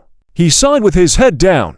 Zhu patted his shoulder. "All right, where there's a will, there's a way. If all else fails, just marry the second princess, then you can enjoy all the benefits. Isn't that great?" Hearing Zuan's words, a vivid image of his life after marrying Ao Yi flashed in Hu Yi's mind, making him shiver. That picture, just thinking about it, was very exciting. Because the temple had been destroyed by the Dragon Clan, Ao Qing led Zuan and the others to her sanctuary. It was a space closely connected to the Dragon Clan's ancestral land, forming its own world. According to legend, the Dragon Clan's ancestor was born from this very world. However, due to the passage of time, it was unclear if this legend was true or false. Nevertheless, this place had been passed down as the Dragon Clan's sanctuary, becoming the burial ground of generations of White Kings. Amidst the immense tombs, there was a picturesque little mountain with a tea pavilion on top. Ao Qing led Zuan, Hu Yi, and the elders to this place. "Please, have a seat, Zhu," and glanced around the tombs surrounding the mountain, with a pensive look in his eyes before sitting down. "I heard that Lord Honglian loves tea the most, so I specially exchanged this high-quality demon tea from the Tree Demon tribe. Lord Honglian, please taste it and see how it is." Saying so, Ao Qing personally poured a cup of tea for Zuan. Zuin nodded in thanks, then lifted the cup to his nose, where a faint tea fragrance wafted, refreshing the senses. After taking a sip, a warm sensation spread through his body, bringing comfort. Good tea. Zuin couldn't help but praise. I never expected the demon tribe to have such excellent tea. Qing smiled slightly. If Lord Honglian likes it, you can leave it here. Not only will tea be plentiful, but everything else as well. Even our dragon clan will assist you in reaching the peak of all realms. What do you say? This statement immediately quieted the tea pavilion. People could sense the implication behind Qing's words. Shu, standing behind her sister, had sweaty palms, not daring to look at Zuan but silently praying in her heart. Unfortunately, her prayers couldn't sway Zuan. Under everyone's gaze, Zuan didn't even raise an eyelid, calmly saying, "Thank you for the princess's kind offer, but if I want tea, I can buy it myself." As for ascending to the peak, Zuan smiled. "What I've lost, I naturally have to reclaim it myself, no need for others' help." Although they had anticipated Zuan's rejection, Shu still shivered and tears welled up in her eyes upon hearing it. Qing sighed lightly. "Are you really not considering it?" Zuan leaned back in his chair, grabbed Yan's hand beside him, gently massaging it, and calmly said, "What do you think?" After a moment of silence, Qing nodded. "All right, I understand." Then her tone shifted. "But I wonder, for what purpose did Lord Honglian come to our dragon clan's ancestral land?" Without hesitation, Zuin replied, "I have a subordinate who is a dragon. She suffered severe injuries and lost most of her life force. I want her to enter the dragon clan's sacred origin to help her recover." "No." Qing refused Zuin decisively. Zuin was slightly surprised. Qing flatly said, "If Lord Honglian came for this matter, then there's no need to continue. It's absolutely impossible." "Why?" Zuin couldn't help but ask. After a moment's silence, Qing slowly said, "Because only our dragon clan can enter the sacred origin. No one else is allowed to trespass." "But Xiaosha is also a dragon, isn't she?" Yan said. There was a hint of mockery on Qing's face. "Can creatures related to dragons be considered part of the dragon clan?" "Not considered. Not considered." With that, Qing picked up her teacup, took a gentle sip, and said, "Lord Honglian, if it's something else, I can help you, but not this." Zuin looked at Qing, his gaze flickering as if pondering something, without saying a word. Shu, seeing this, couldn't help but say, "Sister, there's no need to say. No one can sway this matter," Qing stated firmly. The situation fell into a deadlock, and the tea pavilion fell silent. Even the expression of the elder became somewhat unnatural. Finally, Zuin straightened up slowly, looking at Qing with a smile that wasn't a smile. "All right? Since the princess said so, I will give up on this matter. Let's call it even." And Yan was shocked. What did that mean? Was her husband giving up on saving Xiaosha? Qing didn't expect Zuan to give up directly. She was also stunned. At the same time, Zuin continued, "I have one more thing to ask the princess. That should be okay, right?" Qing nodded. "Please speak." Zuin leaned against the table, leaning forward, looking at Qing intently, and slowly said, word by word, "I wonder if the princess knows the whereabouts of Emperor River." Upon hearing this, Qing was greatly shaken. Her calm demeanor changed instantly. "Emperor River? What do you want with Emperor River?" Qing's voice trembled. Zuin calmly said, "It's simple, because I want to save someone." Qing pondered, and in the end, shook her head, saying hoarsely, "I don't know." She murmured with a dazed look, "In fact, in the various realms today, no one should know the whereabouts of Emperor River." The atmosphere became extremely heavy. You. Qing's words were incoherent. After you hesitated for a long time and couldn't come up with any reason, obviously thoroughly shocked. "Are you trying to ask how I knew about this?" "Right," Zuin calmly remarked. Qing did not speak, but her eyes revealed everything. Zuin stood up and walked to the window of the tea pavilion, outside of which were huge tombs like mountains, the burial places of the White Kings of the past. Zuin looked up at these tombs and said slowly, "If I'm not mistaken, the so-called source of the sacred land is actually formed by the convergence of the bloodlines of these White Kings. After their deaths, instead of dissipating, their bloodlines and powers returned here, becoming the sacred land of the dragon race." Qing didn't know what else to say, and even the elder's expression changed drastically. Because this was the most core secret of the dragon race. Being exposed by Zuin like this made them all shocked. Ju. Continued, don't be surprised why I know all this, because from the moment I entered this space, I sensed the abnormality here. With that, Zuin pointed to the tombs and said in a deep voice, these tombs are clearly continuously dying. Tombs were originally associated with death, but now Zuin used the phrase continuously dying to describe them. After hearing this, Qing slowly lowered her head with a face full of sorrow. Because the source of the sacred land is formed by the convergence of these White King tombs, their deaths signify the gradual disappearance of the source of the sacred land. Am I right, Grand Princess? Zuin turned around, looking directly at Qing. Qing remained silent for a moment, and finally nodded with difficulty. Yes, the power of the former kings is indeed constantly diminishing, and the source of the sacred land will not last for many more years. So you stayed here, trying to guard this land in an attempt to slow down their rate of death? Even if it means sacrificing your own life. If Zuan's previous words made Qing feel puzzled and shocked, then the current words left her speechless. She couldn't fathom how Zuan knew all this. Clearly, she had told no one about these secrets, not even the elder knew. Yet now, Zuin had laid bare the secrets. She sat there almost numbly. The elder was the first to react, exclaiming, Grand Princess, is what Lord Honglian said true? Are you really guarding the sacred land at the cost of your own life? With no more room for concealment, Qing slowly nodded, yes. This time, the elder sat pale-faced in his chair, unable to say a word. Shu couldn't help but cry. She suddenly felt worthless, hiding in seclusion in the secret realm, over trivial matters, thinking she was powerful. But in reality, her older sister bore all the burden silently. Zuin sighed softly. Is it really worth it? Qing smiled bitterly. If it's not worth it, what else can we do? Just as you said, the spirits of the former kings are constantly dying, and the source of the sacred land is dissipating rapidly. In a few years, this place will become desolate, and the sacred land of the dragon race will be no more. With a hint of tears in her eyes, Qing continued, at that time, without the protection of the former kings, the dragon race will become a hopeless group, and such a group is destined not to last. So, for the survival of the dragon race, even if it means sacrificing everything, I am willing. Even if it only delays it for a moment, Zhu. And questioned. Qing nodded. Yes, even if we delay it by just 1 second, it would still be meaningful. Zuin fell silent. The unwavering resilience of the Grand Princess of the dragon race was truly moving. As for Shu, she was already sobbing silently. Even the elder's eyes were red. His head bowed in silence. Zuin sighed softly. Is this why you refused me? Yes, because with the current power of the source of the sacred land, it is not enough to support a cleansing ceremony. I'm sorry.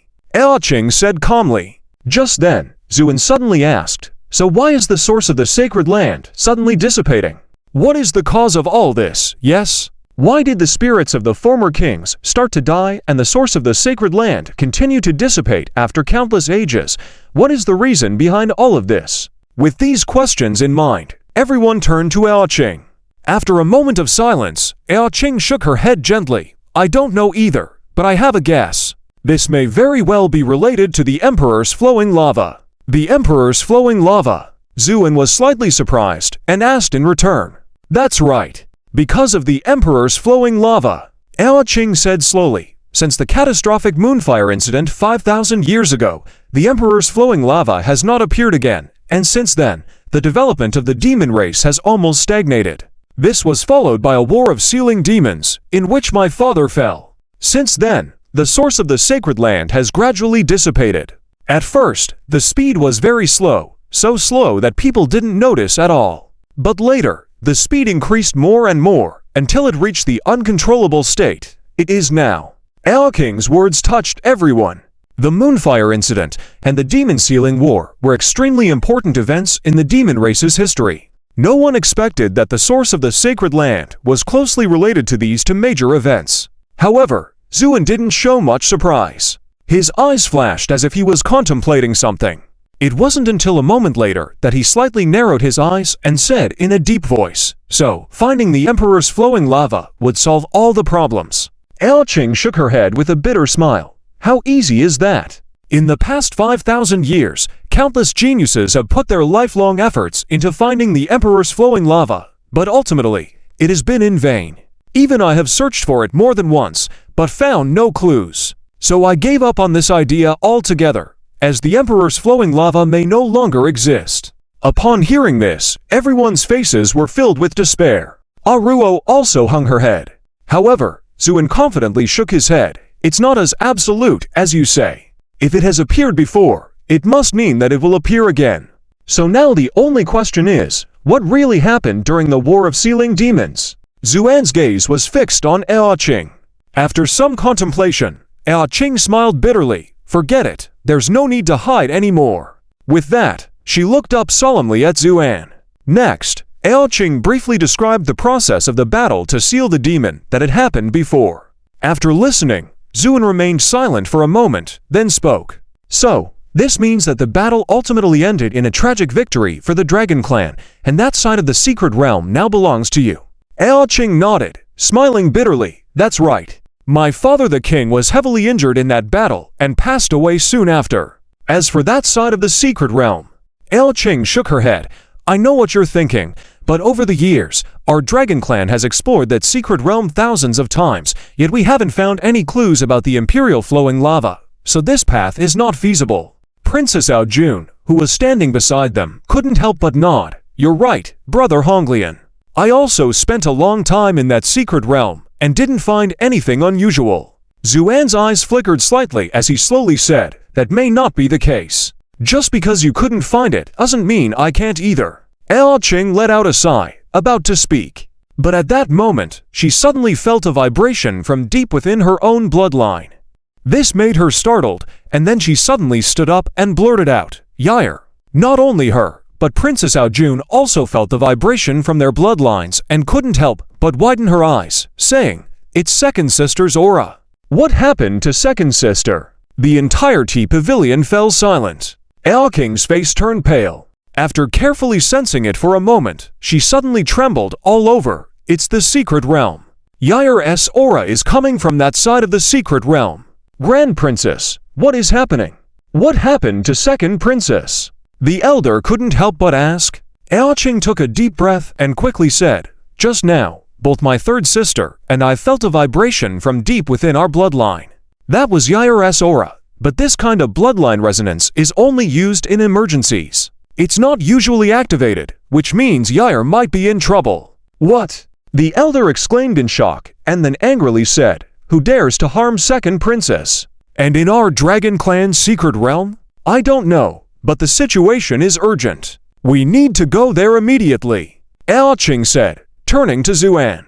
Lord Honglian, will you go with us? Of course, Zhu. Nodded. We also have a responsibility for second princess, so it's only right that we go. Then let's not delay any longer. Let's leave immediately. With that, the group immediately flew up and left the Dragon Clan's sanctuary, heading towards the secret realm in the vast void. 5 minutes back in time. In the Dragon Clan's secret realm not far from the Stardust Sea, a figure suddenly appeared. It was none other than second Princess Aoyi, who had just left angrily from the ancestral land of the Dragon Clan. She landed, her face full of sadness and despair. Images of what had just happened flashed through her mind like a revolving lantern. Especially the joyous expression on Haya's face after hearing about the breakup made Aoyi, who had never experienced a real setback, absolutely furious. Bastard, all men are bastards. How dare you break up with me, Huya? You're a complete asshole. You pig-headed fool. Ah! Aoyi swung her fists in anger, imagining the air in front of her as Haya's detestable smiling face. After a hysterical outburst, Aoyi finally collapsed on the ground, gasping for breath, then grinned and began to weep bitterly. Her crying was so pitiful, as if she wanted to vent all her grievances through tears. As she cried, Aoyi cursed in a choked voice, Huya! Huya! You're a big jerk, you big idiot, woo woo woo woo. Just as she was feeling heartbroken amidst her tears, ripples suddenly appeared on the ground where her tears fell. These ripples were initially very faint, so much so that even Aoyi did not perceive them. However, soon these ripples grew stronger and spread gradually in the distance. Sensing something unusual, Aoyi stopped crying and looked at this scene in amazement. At the same time, the ground of the entire secret realm began to ripple like a water surface, emitting a soft light. What? What is this? Aoi opened her eyes wide, murmuring in astonishment. Just as she said that, a large, radiant full moon appeared in the sky, as bright as the sun. The moonlight shone like jade, illuminating the silver-white area where ripples were forming on the ground. Aoi was completely stunned by this strange sight before her. Suddenly, she realized something and couldn't help but tremble all over, then blurted out, "Imperial flowing lava." Her voice became somewhat hoarse due to excessive excitement. But as if her words had disturbed something, the originally flourishing moonlight suddenly flickered, causing the entire secret realm to tremble as if on the verge of collapse. Aoi was horrified, because what she was facing now was the divine object that the Dragon Clan, and even the entire demon race had been searching for thousands of years. If she scared away this one clue due to her own words, she would be unable to escape blame even if she died 100 times. In her desperation, she immediately activated the power of her bloodline, using this bloodline medium to transmit the information. But everything was ebbing away like a tide. The moon gradually disappeared, the ripples faded. Seeing this, Aoi gritted her teeth and then, making up her mind, ran directly towards the fading scene.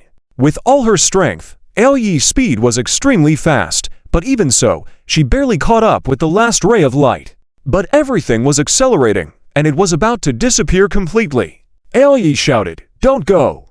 Then she rushed forward, her whole body suddenly disappearing into the light, and all the phenomena vanished without a trace.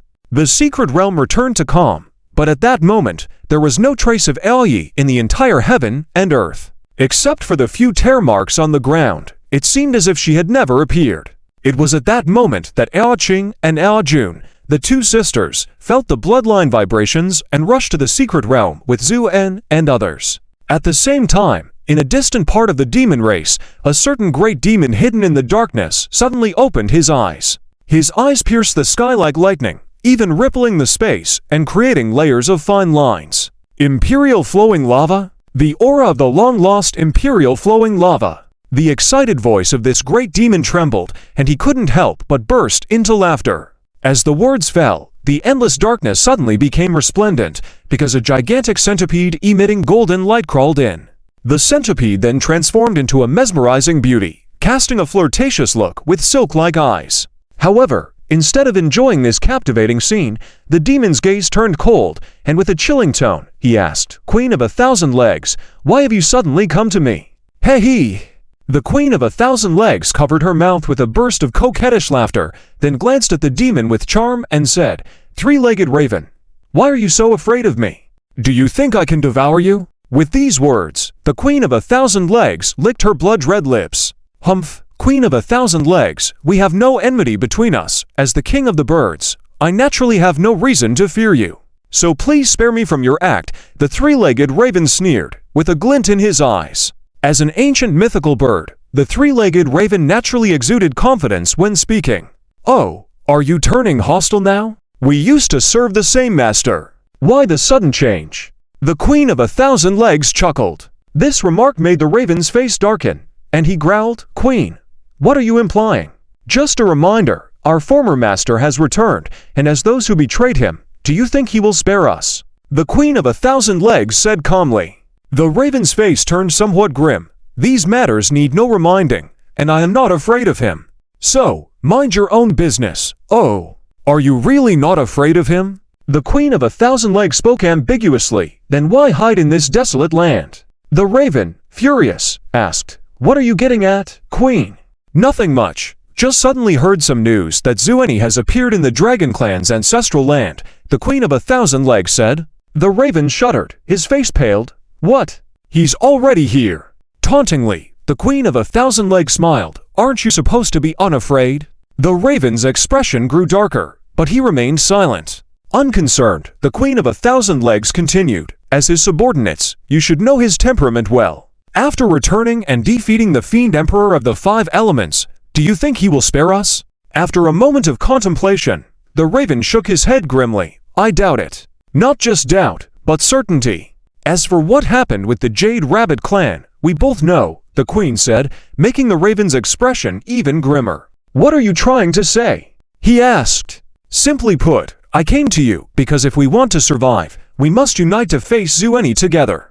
Otherwise, we are doomed, the Queen of 1,000 Legs said solemnly. The raven lowered his head, deep in thought. Not rushing him, the Queen of 1,000 Legs waited quietly, believing that as long as the raven was not a fool, he would make the right choice. And indeed, after a long deliberation, the raven finally made up his mind, raising his head to say, I am willing to cooperate with you, and I have a plan. We can not only survive, but also directly kill Zhueni and take his place. What? This time, the Queen of 1,000 Legs was surprised. Inhaling deeply, the raven continued, but the condition is that you follow my lead, otherwise all our efforts will be in vain. Understand? The Queen of 1,000 Legs looked at the raven deeply, realizing he was serious. Eventually, she nodded slightly, showing a hint of hesitation. I can agree to your request, but if you betray me, I will not hesitate to kill you at any cost. Grinning, the raven said, rest assured, this plan is reliable. Once we join forces, our chances of success will be high. Stop beating around the bush, tell me already, the queen urged. Inhaling deeply, the raven said, do you know about the Emperor's flowing liquid? The Queen of 1,000 Legs was taken aback. You mean that long-lost legend? It's not a legend. The raven shook his head. It was a real existence. Because I was fortunate enough to inherit memories from an ancient demon, I can sense its presence. Just now, I felt a hint of its aura. Could you be mistaken? The queen asked, quite surprised. This was beyond belief. An entity from legend suddenly appearing didn't seem real. I am not mistaken. It's the essence of Emperor's flowing liquid. And it's very clear, indicating its imminent rebirth. The raven said firmly, once we acquire it, we will become true powerhouses among the realms. And at that time, a smirk appeared on the raven's face. How could a Red Lotus saint, who hasn't returned to his peak, pose a threat to us? The queen's eyes also sparkled with excitement. What must we do? Where is it now? Don't worry. It was just a fleeting presence. According to ancient lore, once it appears, it will reappear shortly. I have an approximate location, and if we hurry, we can make it in time. Why wait? Let's go now. If someone else gets there first, we're finished. Besides, with Zhueni in the Dragon Clan, it might complicate matters further, the queen urged anxiously. With confidence, the raven smiled. Trust me, with me, no one can snatch away Emperor's flowing liquid. Even if it's Zhueni, the outcome will be the same. Just as the raven boasted, many powerful figures in the demon tribe sensed a strange aura. They turned their gazes, wanting to know what was happening. Only a few sensed the unusual aura and discreetly prepared. Simultaneously, Zhueni and his group had broken through the Sea of Stardust and arrived at the Dragon Clan's territory. Looking at the tranquility of the place, everyone was somewhat dumbfounded. Where's my second sister? Where did she go? Aoshu anxiously looked around, but found no trace of Aoyi. After contemplating for a long time, Zhuan slowly stood up and let out a sigh, saying, no need to search anymore. I know where the second princess went. Upon hearing this, everyone turned around. Aoshu anxiously asked, Brother Honglian, where did my second sister go? Zhuan looked up at the sky of this secret land and whispered, she should have gone to a very strange place, and this place is related to the Diliu Jiang. With these words, everyone's expressions changed drastically, especially Aoqing, who could hardly believe his ears. What did you say? Year's disappearance is related to the Diliu Jiang? Exactly. If I'm not mistaken, she must have triggered certain conditions at that time, causing the Diliu Jiang to appear in this world. Because the situation was urgent, she could only use bloodline resonance to notify you, and then disappeared with the Diliu Jiang. It had to be said that Zhuan's speculation was highly probable. After hearing this, everyone fell into silence, trying to digest the massive amount of information contained in Zhuan's words. If Zhuan's words were true and the Diliu Jiang had indeed appeared in the world, this news was equivalent to a bombshell for the entire demon clan. What should we do now? How can we save my second sister? Aoshu's voice trembled. Zhuan calmly replied, the only way now is to wait. Wait. Yes, because once the conditions have been triggered, the Diliu Jiang will definitely not appear only once. So as long as we stay here, we will definitely see it appear again, Zhuan said firmly. Upon hearing this, Aoqing immediately turned to the elder and said, Elder, you must return to our ancestral land now. Gather all the elite members of the Dragon Clan and bring them here immediately. The elder trembled. He understood what Ao Qing meant. The importance of the Diliu Jiang was self-evident, and now that it had appeared in the world, it would shake the entire demon clan. In order to seize this divine object, all demon clans would spare no effort. At that time, the pressure on the dragon clan would be unprecedented.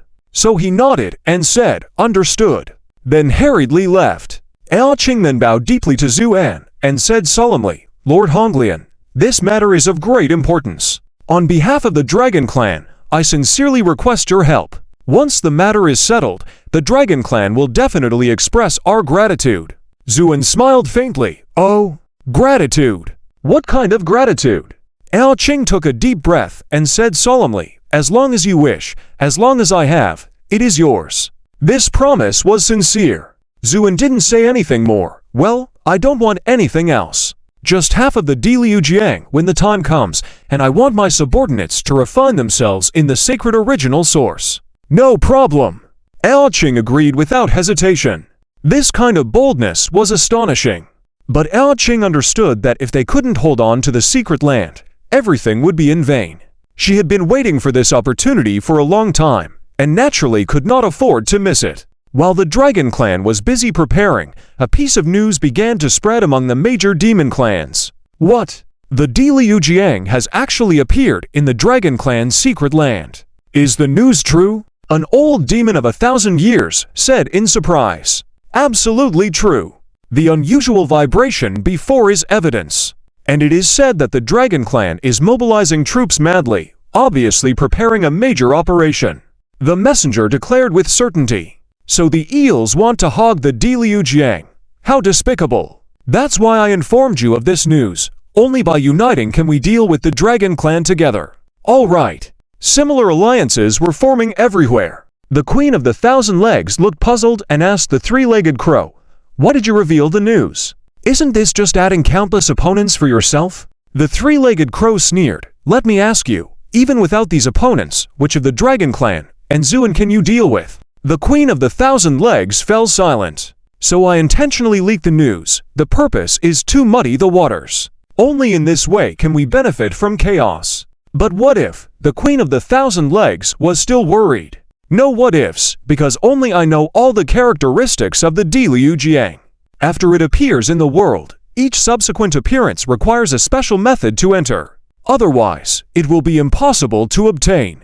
The three-legged crow spoke with full confidence. While the entire demon clan was restless because of this matter, in a very secluded corner of the void, a desolate dead star was slowly rotating. Such scenes could be seen everywhere in the cosmos, as planets capable of nurturing life were actually very rare, and most of them were these desolate dead stars. At this moment, on this star, a hurricane carrying a strong corrosion aura was raging. Wherever it passed, even the hard rocks were corroded. The environment was extremely harsh, and even the powerful beings of the Great Luo realm were unwilling to stay longer in such a place, as a slight mistake could lead to being devoured by such a dead star. Yet in this almost hellish environment, in the center of the star, stood a towering mountain made entirely of white bones. The mountain emitted a faint white light and was completely constructed of white bones. At the top of this bone-constructed mountain, there was a crude grass hut. In such a harsh environment, this hut seemed incredibly out of place. However, it stood there silently, unaffected by the raging winds, as if immovable. Inside the grass hut was surprisingly clean, without even a piece of furniture. There were only two meditation mats on the ground. On one mat, a middle-aged man was meditating with closed eyes, while on the other mat sat a skeleton. Other than these, there was nothing else. A dead star, a mountain of white bones, a grass hut with a man, and a skeleton. These elements created an extremely eerie picture, truly jaw-dropping. Just then, a white light suddenly tore through the dark sky, entering the grass hut and piercing into the man's forehead. The man shuddered, then slowly opened his eyes. As he opened his eyes, the violent wind outside the grass hut instantly ceased, as if a giant beast had encountered something that filled it with fear. At the same time, after crying for a moment, he embraced the skeleton in front of him with deep affection and tenderly said, "Junner, you are saved. Our wait was not in vain. Once I get the imperial blood, you will be able to come back to life." Of course, the skeleton did not respond. But the man seemed to hear something, and a doting smile appeared on his face, I know. Are you happy too? With that, he slowly bent down and deeply kissed the skeleton. This kiss was so long. After a long time, he raised his head again and then carefully held the skeleton in his arms. Let's go. I'll take you to find the Imperial blood. With that, he stood up tall, a flash of sword intent in his eyes, and with one swift motion, he cut the grass hut and the white bone mountain beneath his feet in half. Amid the thundering collapse, a sword light soared into the sky from the collapsed bone mountain, flying straight into the man's hand. It was a long sword made of white bones. The man held the sword, embraced the skeleton, and step by step walked towards the horizon. When he reached the dark sky, he raised his hand and struck with his sword. A sword light slashed through, and the sky burst into fragments. Then the man looked down at the planet beneath his feet and said lightly, "Junner, do you dislike it here? Then I will destroy it." With that, he exuded an aura of swords all over his body, then struck with another sword while softly saying, "Open." The sword light directly penetrated the ground. In an instant, the planet began to tremble, and with a deafening roar, a huge crack appeared in the ground and rapidly extended into the distance. In the blink of an eye, the entire planet was split in half, then completely exploded. Amid the earth-shattering sound, the man, holding the skeleton, turned into a flowing light and disappeared into the vast void. The Dragon Clan's realm began to get busy. Almost all elite members of the Dragon Clan poured out, guarding the area like an iron bucket. However, Eoching still felt somewhat uneasy, constantly reassigning troops to ensure nothing went wrong. In comparison, Zuan and Huyi had a much easier time. They sat leisurely drinking tea. "Old Zhu, when will the Imperial blood appear?" Huyi asked. "I don't know. I heard it's very difficult to obtain." "How confident are you in subduing it when it appears?" "Uncertain." "Why would the Imperial blood appear here?" "I don't understand." Zuan's three answers left Huyi very dissatisfied. "Hey, Zhu, if you don't know anything, how can we proceed with this?" Zuan said lightly, "Just do whatever needs to be done." "Is it useful to think too much now?" "But you ... what about me?" Zuan replied with a smile. "Haven't you ever thought that such a big matter will definitely attract the Qingqiu Fox clan's attention? How will you deal with it if the Grand Elder comes?" Hearing Zuan's words, Huyi shrank back nervously. "Don't scare me. The Grand Elder will not leave Qingqiu Fox clan unless it's a really urgent matter." "What about the other elders?" Huyi's expression turned grim, because Zuan's speculation was not unreasonable. Although the Fox clan in Qingqiu Fox clan was different from the Dragon clan and did not urgently need the Imperial blood, this was still a big deal concerning the entire demon race. Qingqiu Fox clan had no reason not to send someone. "I'm not afraid even if the other elders come. I've already decided on Aru, and it won't matter what they say," Huyi said resolutely. Zuan smiled, then looked at Aru in the distance. "Your stubbornness will only make Aru's situation more difficult. The most important thing now is to obtain the Imperial blood, cure Aru's eyes, otherwise, everything will be in vain." Huyi nodded solemnly, "I understand." Meanwhile, in the void outside the realm, faint figures appeared. "Is that the Dragon Clan's realm ahead?" A man with a pristine long horn on his head said in a deep voice. "Yes, with so many protecting Dragon Clan members, it seems like we've found the right place." Another man with intricate facial patterns responded. "So many Dragon Clan members, a bit tricky." "Don't worry, let's wait outside for now, because more than just us have come here." As they spoke, streams of light were continuously heading towards them, and after revealing their forms, they turned out to be various strange and monstrous demons. "My goodness, isn't that the giant turtle demon saint who has been missing for so long? He's also here. Look over there, it's the various demon saints." One after another, renowned experts began to appear, causing a stir among the crowd. Faced with more and more demons gathering, the Dragon Clan felt immense pressure. The Grand Elder's expression became serious. Even the long-hidden demon saints have been roused. It seems they all are determined to get the Imperial blood. Eoching, however, remained calm. This is normal. After all, the Imperial blood is crucial for the demon race. But I'm afraid that if this continues, we, the Dragon Clan, won't be able to hold on. The Grand Elder said worriedly. "Don't worry, they will not be so united," Eoching said calmly. Indeed, as more demons gathered, conflicts began to arise. Some demons, who already had deep-seated grudges, even started fighting on the spot, and the situation started to become chaotic. Three-legged crow, hidden in the faraway void, watched the scene with a smile. "Fight, the more chaotic, the better," Three-legged crow said. But Thousand-legged queen was not in the mood to watch. She faintly sensed something, and said solemnly, "He should be in the realm, and there is a powerful demon by his side." "Who is it?" "Considering the energy I sensed, it should be the Fox Clan." "Ching-Q Fox Clan. Are they allied with the Dragon Clan?" Three-legged crow was surprised. "Doesn't seem like it. Ching-Q Fox Clan has the 3-life tree, and obtaining the Imperial blood is not that urgent for them. That Fox Clan should be Hu-Yi." "That's good." Three-legged crow breathed a sigh of relief. Even with some means, he did not want to go against the Ching-Q Fox Clan. After all, they were a powerful presence, not inferior to the Dragon Clan. However, at that moment, several beams of light rushed over, revealing their figures. The leader turned out to be an almost unrealistically beautiful woman, with a charm of foxiness in her eyes.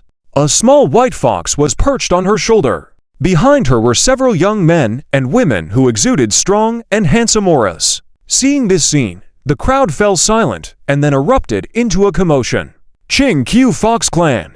At the same time, within the secret realm of the Dragon Clan, both Foxy and Foxying suddenly sensed something, causing them to tremble all over. They looked at each other in shock. "It's the third elder." After saying this, cold sweat appeared on Fox Yi's forehead, and his face turned ugly as he struggled to speak. "This is bad. Why did she have to come?"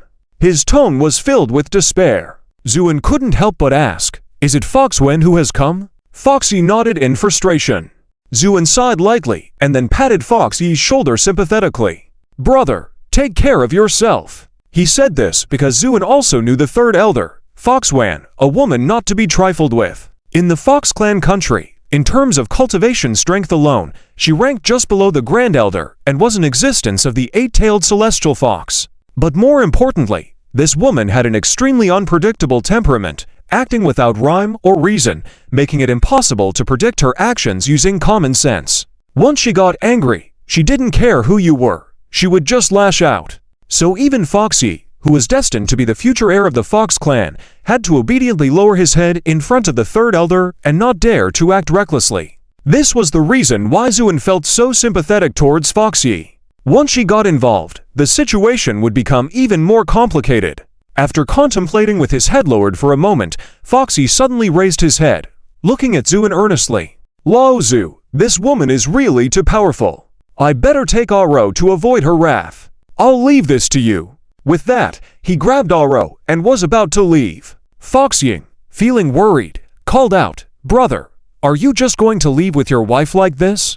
"Of course. If I don't leave now, it'll be too late. That woman is too powerful. I don't want to provoke her," Foxy said to himself. Just as he was about to break through space and leave, several rays of light suddenly flew across the sky, easily breaking through the Dragon Clan's defense and arriving in front of everyone.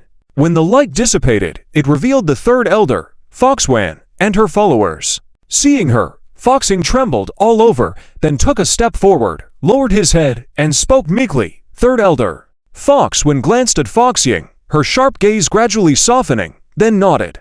"I didn't expect to see you here, little Ying. It seems like I've gained quite a bit this time." Foxying dared not speak and obediently stood to the side.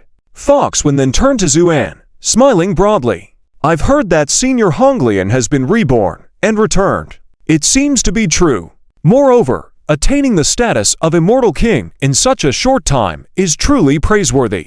Zuan nodded with a smile that wasn't really a smile. "Thank you. It's been a while, and the third elder's charm seems to have surpassed the past. Oh, Senior Honglian is still so good at flattery. But I've always felt that way too." Fox Wan giggled and laughed coquettishly, her every move and gesture enough to drive those with weaker willpower crazy. Then, Fox Wan turned her head to look at Foxy, who was standing not far away with his back to her, and said with a sly smile, "Little Yi, who were you calling old women just now?" "Me. Am I that old?" Though she was smiling, her eyes were cold. No woman could stand being called old, even if she were a powerful quasi-immortal emperor. Upon hearing this, Foxy trembled all over, then forced a smile that was uglier than tears. Third Elder, I was just joking with you. How could you be old? You're not old at all. In fact, you look younger than me. Satisfied, Foxwen nodded. That's more like it, but what are you doing now? Running away. Ha ha ha, how could I run? I sensed your arrival and was preparing to welcome you. Foxy forced a smile. But Foxwen didn't buy it. She calmly assessed Foxy, then focused her gaze on Aro standing beside him. Her eyes subtly narrowed when she saw their hands clasped together. Foxy noticed this and subconsciously attempted to let go of her hand, but then thought better of it. Instead of releasing her hand, he slightly turned his body, shielding Aro behind him. Little Yi, who is she? Foxwen asked calmly. Foxy fell silent for a moment, then solemnly declared, She is my woman. Your woman. Foxwen was momentarily stunned, then burst into laughter as if she had heard a huge joke. With her laughter, the little fox perched on her shoulder also curiously stared at Aro. After a moment, the laughter subsided, and Foxwen said coldly, Foxy, I hope you understand your identity. You are the descendant of the Celestial Fox, the future king of the Fox clan. Your woman should only be the most powerful demon race. As for this woman, Foxwen turned her head and said casually, I can turn a blind eye to this matter this time, but you must handle her well. Eliminate any future trouble, understand? At these words, Aru's face turned as white as paper. Foxy noticed this and gently held her hand, signaling her not to be afraid. Then, with a calm expression, he shook his head at Foxwen. Third Elder, I hope you understand one thing too. She is my woman now and forever. I have no interest in finding a powerful demon as my woman. Foxwen's expression grew colder. Foxy, I'll say it again. You need to understand your identity. You are the future king of the Fox clan ... Before she could finish, Foxy cut in directly. If being king means sacrificing my woman, then I don't want to be that king. After hearing this, Foxy couldn't help but silently applaud in her heart. Her brother was usually carefree and lazy, but when it mattered, he was quite impressive. He dared to directly confront the Third Elder, truly bold. Foxwen's face instantly turned pale, and the little fox on her shoulder began to bare its teeth at Foxy menacingly. The atmosphere instantly became tense. Foxwen stared at Aro firmly, with a dangerous glint in his eyes. Are you threatening me? Foxy shook his head. Of course not. In fact, I have always respected you greatly, but Aro is my woman. I promise to protect her forever, and I must fulfill that promise. Surprisingly, Foxwen did not get angry this time. Instead, a trace of confusion appeared in his eyes. Then, he slightly tilted his head and said coldly, Do you know what your actions imply? I can ignore this matter, even hide it for you. But you will eventually have to return to the Fox country of Chinku. When the Grand Elder and other elders find out about this, how will you deal with it? By then, the pressure they put on you will far exceed mine. Are you really going to hold on like this? Foxy smiled faintly. Third Elder, I know you mean well, but although I may be carefree most of the time, I always keep my promises, no matter the cost. Hearing this, Foxwen was furious. Fine.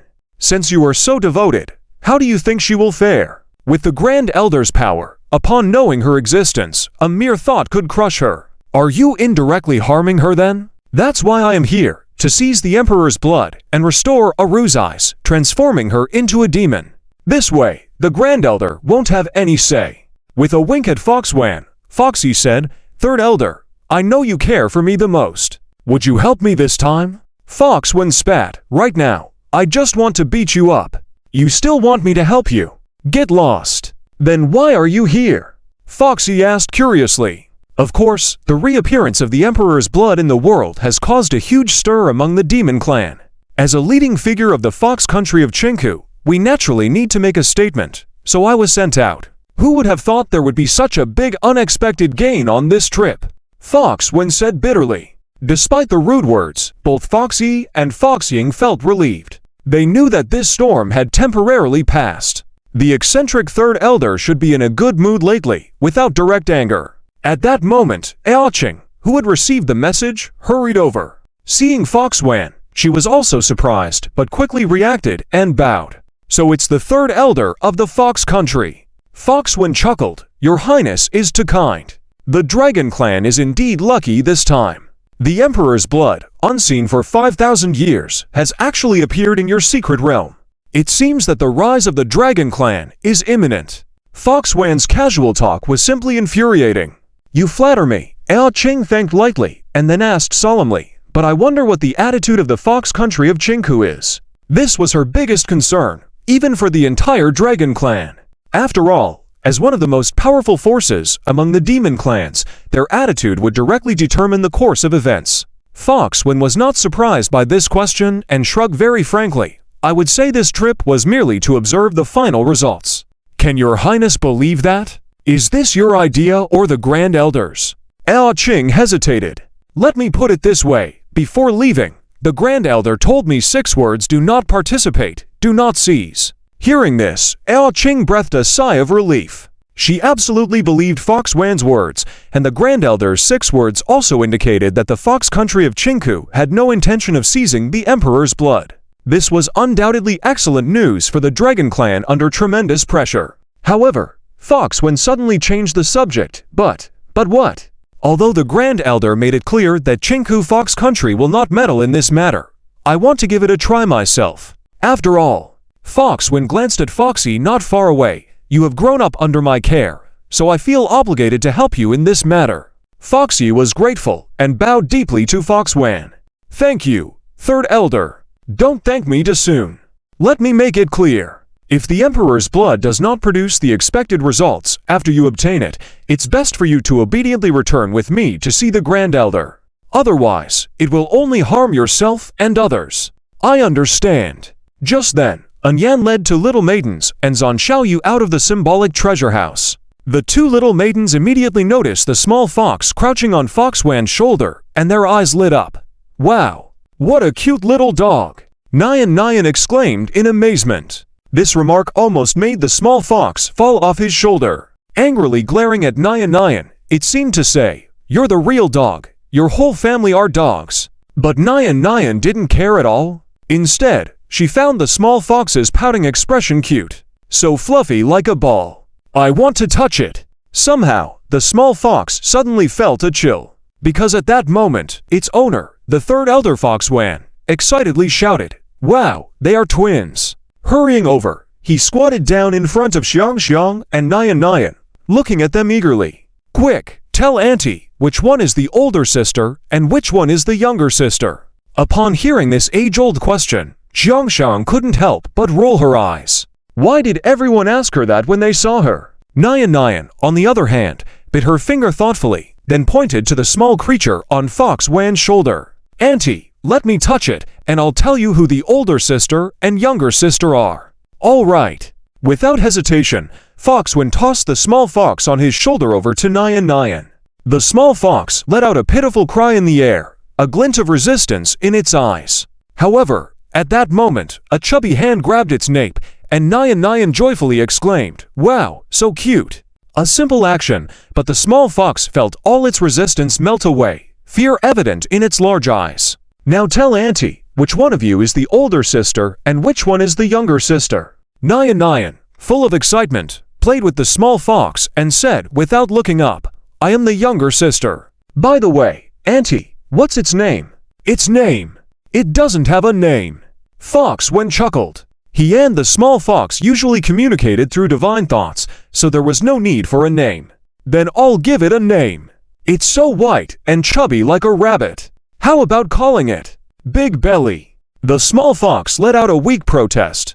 Every bit of her attention was drawn to the little fox, completely oblivious to the events happening around her. Beside her, Xiang sensed something was amiss, and bravely stepped forward, placing herself in front of her younger sister, sternly asking, "What do you want?" With her questioning, Huan felt all the momentum she had accumulated vanish in an instant. Even her inner core was shaken inexplicably. Huan, receiving the double blow, could hardly believe her eyes. Just then, Zuan walked over, smiling and saying, Xiang, don't be so nervous, this lady is just playing with you guys." Xiang relaxed a bit but still remained cautious, looking at Huan before pulling Xiang to the side. Zuan then casually said, "Third Elder, you seem surprised." Hu Wen finally snapped out of her shock and took a deep breath. Indeed, I am surprised. As she spoke, Hu Wen looked at the two little girls, playing with the little fox in the distance, her eyes still filled with lingering fear. Red Lotus Lady, your two daughters are not ordinary people. I know that. After a moment of silence, Hu Wen couldn't help but ask, Red Lotus Lady, why don't you let these two gifted daughters cultivate their talents? Zhu Un glanced at Hu Wen, smiled faintly, and then looked at Xiang Xiang and Xian Xian playing and said, because I want them to have a happy childhood. Hu Wen's eyes widened gradually, unable to believe it, just for that reason. Yes, just for that reason. Is there anything more important than a happy childhood? With that, Zhu walked over to the two little girls, playing with them happily. Hu Wen looked at Zuan's back, murmuring in astonishment, heavens, this is blatant waste. With such talents, a little training could turn them into world-shaking geniuses. At that moment, Hu Ying also walked up to her and whispered, Third Elder, I actually think what Zhu brother said is right. Xiang Xiang and Xian Xian are in the most innocent phase of their lives. If they start training too early, it might ruin their purity. As for those empty titles, I believe Zhu brother doesn't care. That's true, but do you know what the talents of these two girls mean? One can command with words, the other can understand the essence. Either one of them is a dream come true for many people. Hu Wen couldn't help but sigh. I think Zhu brother must have his own plans. Hu Ying said with deep affection. Hu Wen looked at Hu Ying strangely, then leaned forward and whispered softly, I haven't asked you yet, where did you go after running away from the Green Fox country? The elder sent countless people to find you, but couldn't. Faced with this string of questions, Hu Ying smiled lightly and said slowly, at that time, after running away from home, I accidentally entered a space and got trapped inside. If it weren't for Zhu brother's help, I might have been in trouble. Hearing this, Hu Wen pursed her lips, thinking that with the absolute protection of the elder, who could harm her in the myriad realms. But she didn't say these words out loud. Instead, she leaned forward again and asked in a low voice, then you stayed with him. Didn't his wife say anything? Hu Ying chuckled, Sister Yan is very kind and has always taken care of me. How could she say anything about me? This time, the expression on Hu Wen's face became even more peculiar. She coughed lightly, then leaned close to Hu Ying's ear and whispered something. Hu Ying's face flushed to the roots of her ears. She bit her lip gently and shook her head slightly. Third Elder, what are you saying? Zhu brother has always treated me as a sister. Hu Wen was even more surprised. Nothing at all. Not even a promise? Lowering her head, blushing cheeks, Hu Ying said in a low voice, I just want to see him every day, and that's enough for me. Hu Wen covered her eyes, feeling frustrated. My dear niece, our Fox clan is known for enchanting all beings, and you, looking so timid, are embarrassing us. Aren't you ashamed of your tale, of your bloodline? Gradually widening her eyes, Hu Ying said, What do you mean? Third Elder, are you not going to advise me? Hu Ying had prepared herself, thinking the Third Elder would surely advise her to go back, but she never expected Hu Wen to say this. Advise? Advise you about what? To part ways. Hu Ying fell silent. Hu Wen smiled and shook her head. If you like someone and haven't committed a crime, why should I advise you on that? I didn't even advise your brother, much less you. At least, your judgment isn't bad. The title of Red Lotus Immortal still holds weight. And I know that advising you would be useless. Because Fox women are always faithful. Once they have made up their minds, they will never change. This is the tribulation we Fox women have to face. With a tone of sadness at the end, Hu Wen's voice turned desolate, and a hint of melancholy appeared in her eyes. Hu Ying wanted to say something, but ended up keeping quiet. She recalled the rumors she had heard about the Third Elder. Suddenly, Hu Wen hugged Hu Ying's shoulder, whispering softly, But you can't continue like this. Sometimes, men like it when women take the initiative. Being so naive like this will only harm you. Come, let me teach you today. Teach ... Teach what? Hu Ying's voice trembled. Teach you how to be a qualified Fox woman. After all, as daughters of the Heavenly Fox, while strength may be lacking, the skill of enchantment must be mastered. If all of you are as docile as you, us Fox women won't have a place in the myriad realms. With that, Hu Ying was forcibly dragged away by the Third Elder. At the same time, outside the secret realm, the 1,000-Foot Queen and the 3-Legged Crow were having a conversation. The people from the Green Fox country have also entered the secret realm. This matter is getting out of hand. Can you still control it? The 1,000-foot queen asked coldly, a hint of disdain in her eyes. Really? The queen of the 1,000 clans still couldn't quite believe it. Of course it's true. Unless another strong contender enters, this imperial flowing liquid will be mine. Now even the people of the Chinku Fox Nation have arrived. What other strong beings can there be among the demon races? So you can rest assured, the three-legged crow said proudly. Just as he finished speaking, a crisp and piercing cry echoed throughout the entire void. Everyone was shaken by it because they all sensed the extraordinariness of this cry. Especially some long-lived demon races were alarmed. This cry ... Before the words could fully leave his mouth, a brilliant burst of flames appeared in the void. The flames were not ordinary. As soon as they appeared, the scorching heat forced many people to retreat, even distorting and swaying the space. But this was just the beginning. In an instant, the flames rapidly converged and coalesced into the shape of a firebird. After the firebird, a long tail feathers slowly spread out, exuding a grand beauty that made people want to bow down and worship. Phoenix! Oh heavens, it's a phoenix! Someone murmured in awe. No wonder he was so astonished. The Phoenix tribe had long disappeared among the demon races, becoming a legend. Many believed that the Phoenix tribe had been completely wiped out. But today, this extremely mysterious group appeared. The three-legged crow's mouth slightly opened, and he forced a smile. Hey, it's just a remnant of a phoenix, nothing to worry about. But just then, the giant bird formed of fire suddenly congealed into a woman. A woman with eyes burning like flames, crimson lips, pearly white teeth, and adorned in a fiery red gown. As soon as she appeared, she let out a laughter like wind chimes. Well, it's certainly lively here. Little sister, why don't you show yourself? As she spoke, a deep and chilling aura began to emanate beside her. Even though they were far apart, just a single glance at this chilling aura made many people shiver, showcasing its terrifying strength. The chilling aura also took the form of a phoenix and ultimately transformed into a woman. This woman, in appearance and figure, was exactly the same as the first woman to appear, with only two differences. Her eyes were filled with an icy blue coldness, and she wore a forest green gown. Other than that, the two looked like they were carved out of the same mold. Twin phoenixes! Heavens, such beings actually exist! Someone exclaimed in shock. It was a legendary belief that the Phoenix tribe, unlike the prolific dragon race, had noble and rare characteristics, making their numbers scarce throughout history. In times of crisis, a pair of yin and yang, fire and ice twin phoenixes would manifest. These twin phoenixes would possess an unpredictable and formidable power, capable of effortlessly dispatching beings of the same level. It was unimaginable that this seemingly absurd legend was true. As the crowd stood in stunned silence, the three-legged crow, determined, blurted out, "Just a pair of twin phoenixes, I don't fear them at all. Show me another strong contender if you dare. I'm not afraid." Today, it seemed like the three-legged crow couldn't stop speaking, his words bringing manifestations.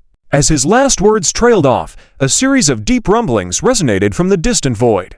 It felt as though a monstrous beast was slowly approaching, sending shivers through the hearts of all present demons. Then, a man emerged from the darkness, holding a skeleton, walking steadily as if in slow motion.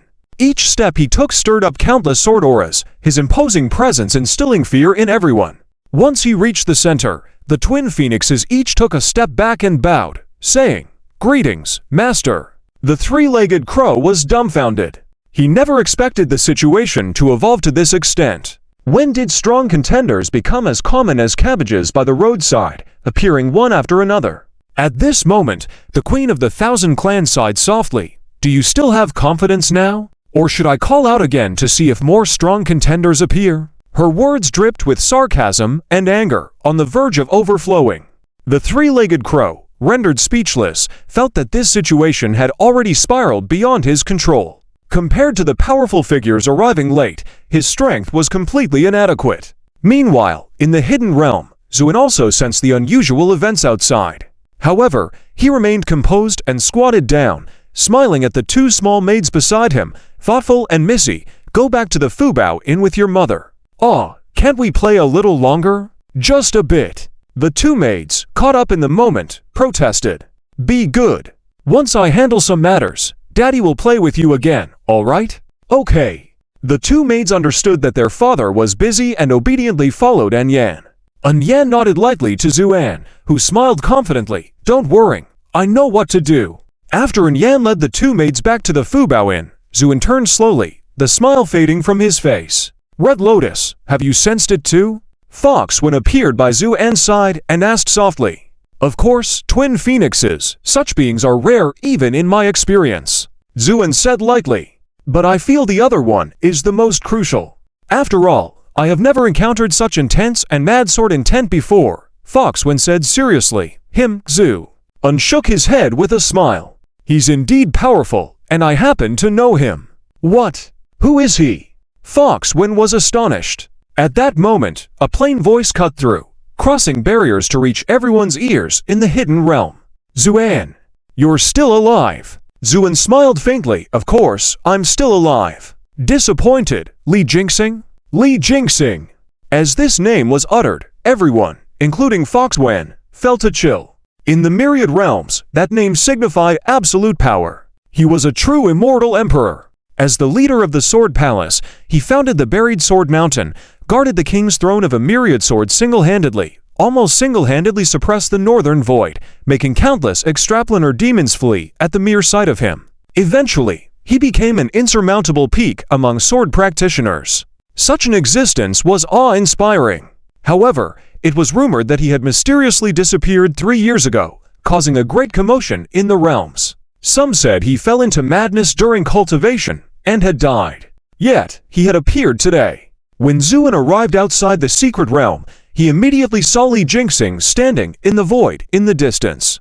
There was no escaping it. The sword intent emanating from him was too powerful. Just standing there made the stars and seas tremble. In Zuan's perception, he seemed like an unparalleled divine weapon, exuding a strong aura of killing intent. Just from this momentum and killing intent, ordinary strong individuals would not dare to face him, let alone meet his gaze directly, without their courage shattered. However, Zuan didn't even blink, as if all of this was just a gentle breeze brushing past him. He even looked meaningfully at the skeleton in Li Jingxing's arms. Then a thoughtful expression appeared in Zuan's eyes. At the same time, Li Jingxing calmly said, "Sardonic? No, I just disdain to hide.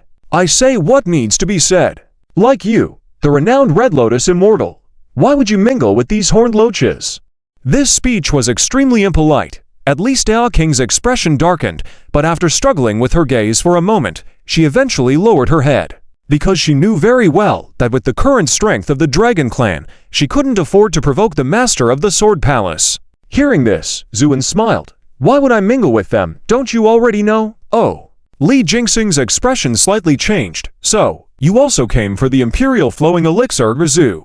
Nodded. "You're right, but unfortunately, there's no reward." Li Jingxing's expression gradually darkened. "Zuan, you are a human, but the Imperial Flowing Elixir is a saintly object of the Demon Clan. It has nothing to do with you. Why do you want it? Do you care? Couldn't I just snatch it for fun, Gzu?" An acted nonchalant and continued without waiting for Li Jingxing's response. "And aren't you the same? Both of us are human, but we wade into this muddy water. We're in the same boat, so don't judge me." Anger flashed in Li Jingxing's eyes, and he said coldly, "I'm different from you. I'm here because you want to resurrect the skeleton in your arms, right?" Before he could finish, Zuan took over, then gave a sardonic look at the twin phoenixes. "If I'm not mistaken, this skeleton should also be of the Phoenix tribe. Am I right?" Li Jingxing's face darkened to the point of dripping water. "So what? It doesn't matter. It's just a sigh. You've been missing for 3 years, all because of her." Zuan sighed lightly. Li Jingxing fell silent for a moment, then nodded. "That's right. I've tried almost every method to resurrect the Phoenix during these 3 years, but all failed." With fervor in his eyes, Li Jingxing continued, "I was already desperate, but I never expected the Imperial Flowing Elixir to appear at this moment. It's a blessing from the Phoenix.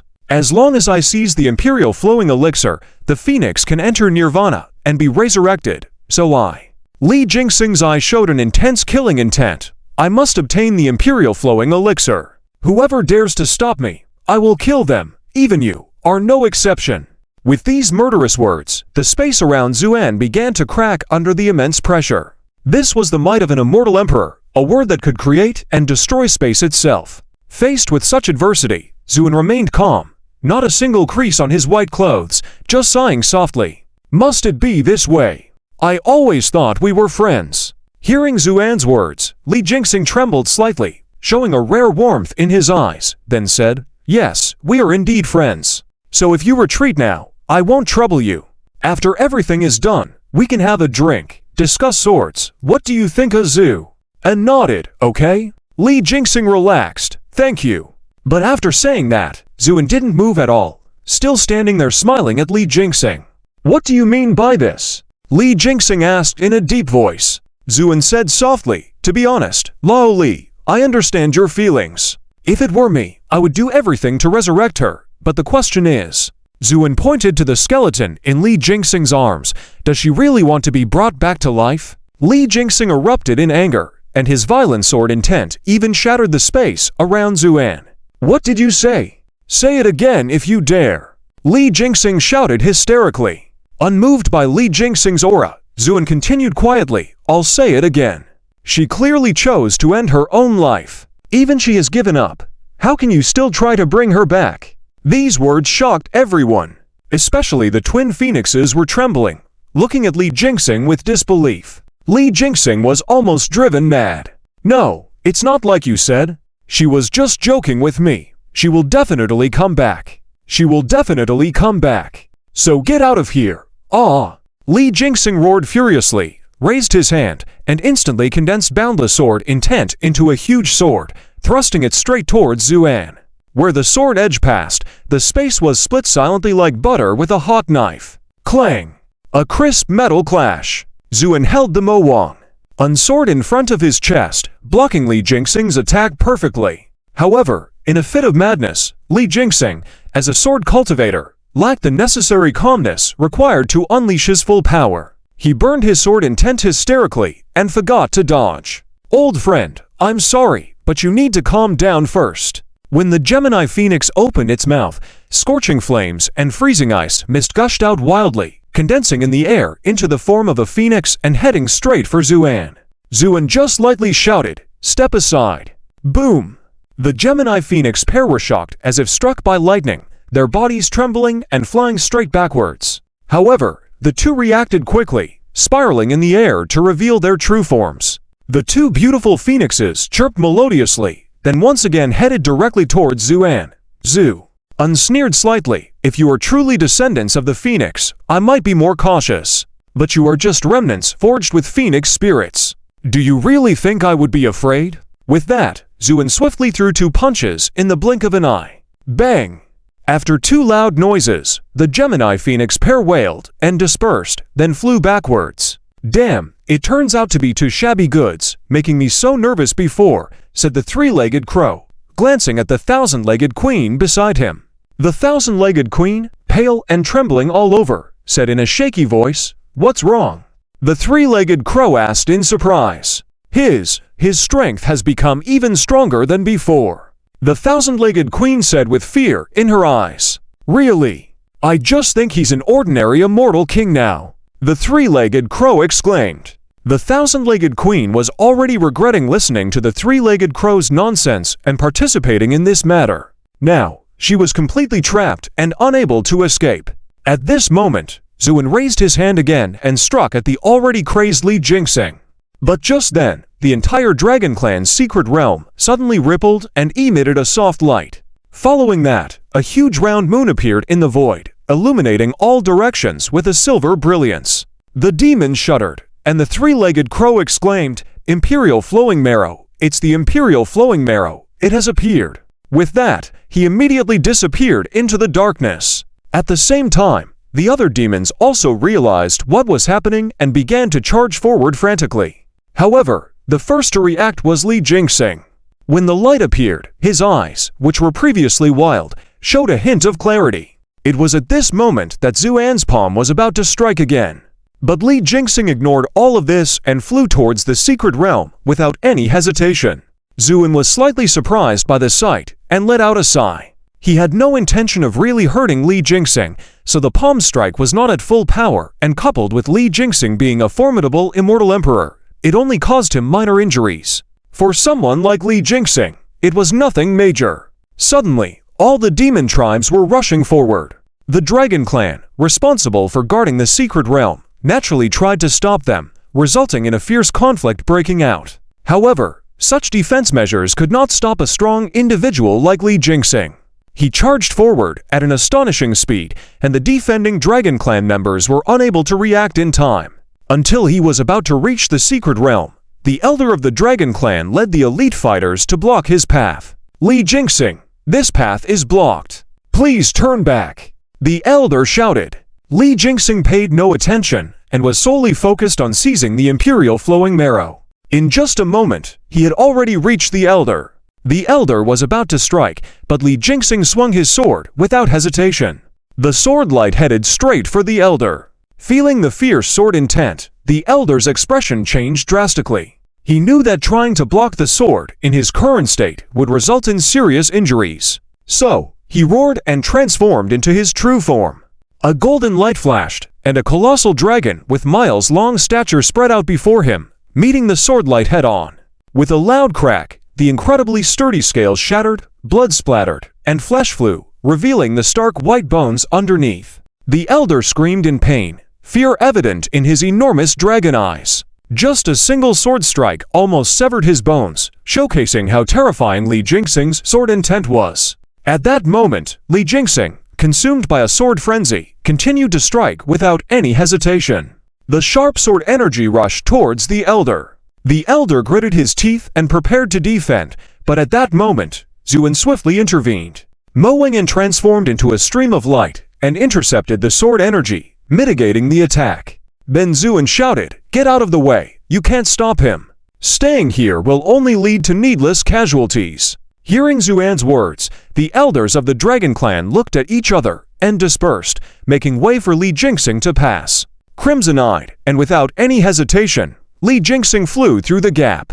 Zuan followed closely behind, grabbing Mo-Wang as they passed. Once the two of them left, the elders gathered around the elder anxiously. The elder shook his head as his wounds rapidly healed, then took a deep breath and said, "I'm fine.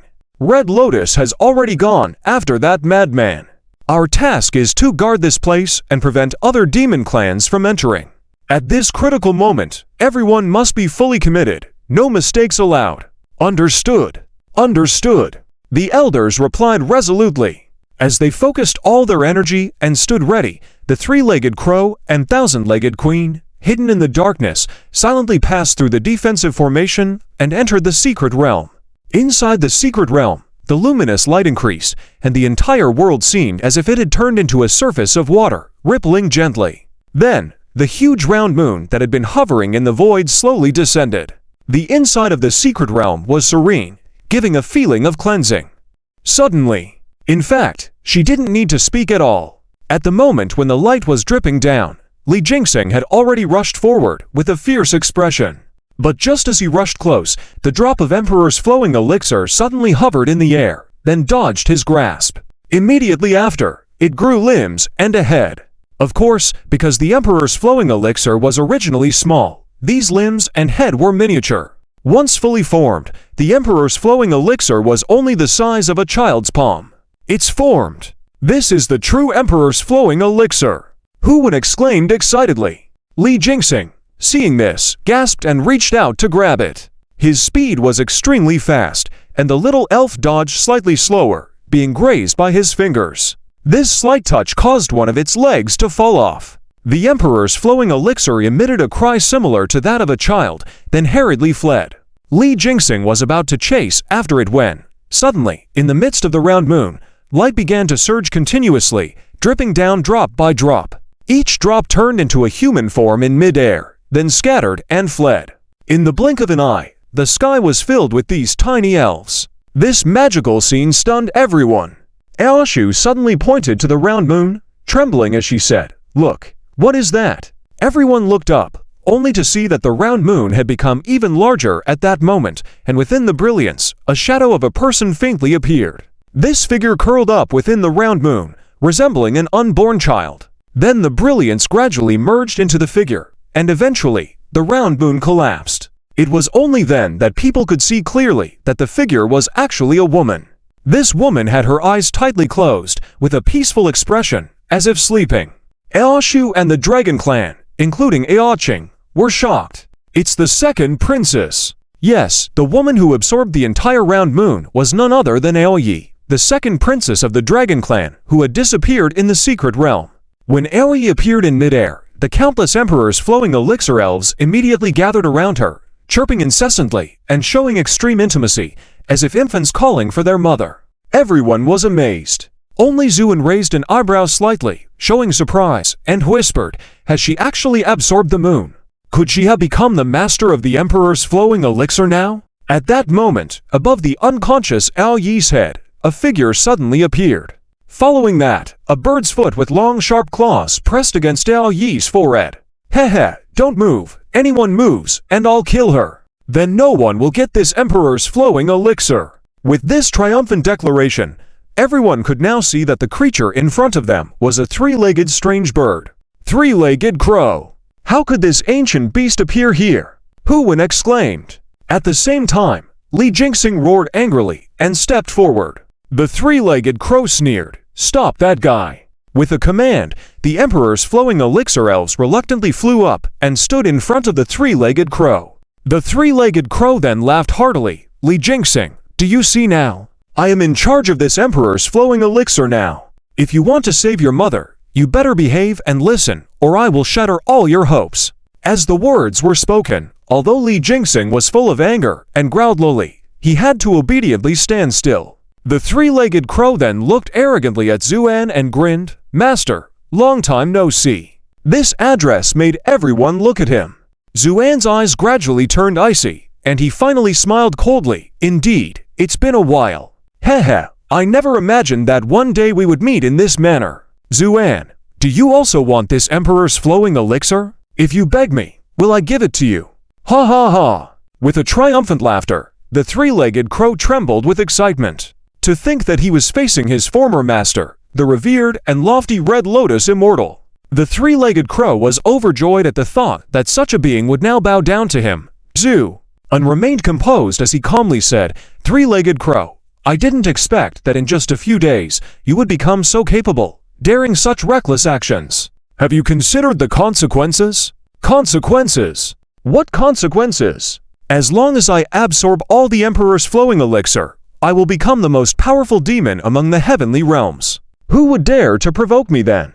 The three-legged crow boasted proudly. "And Zuan, let me tell you, I have been dissatisfied with you for a long time.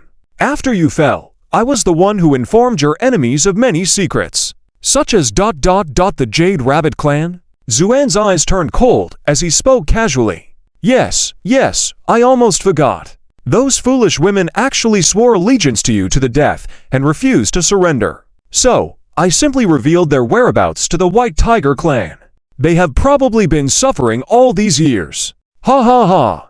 The three-legged crow felt an unprecedented sense of satisfaction, especially when he saw Zuan's icy expression. He became even more arrogant. "Zuan, upon hearing news of your return, we knew that things would not end well. After all, you won't spare me. But fortunately, the Emperor's flowing elixir has appeared in this world now, all thanks to my luck. Oh, no, I almost forgot. There's also the thousand-legged queen. Am I right?"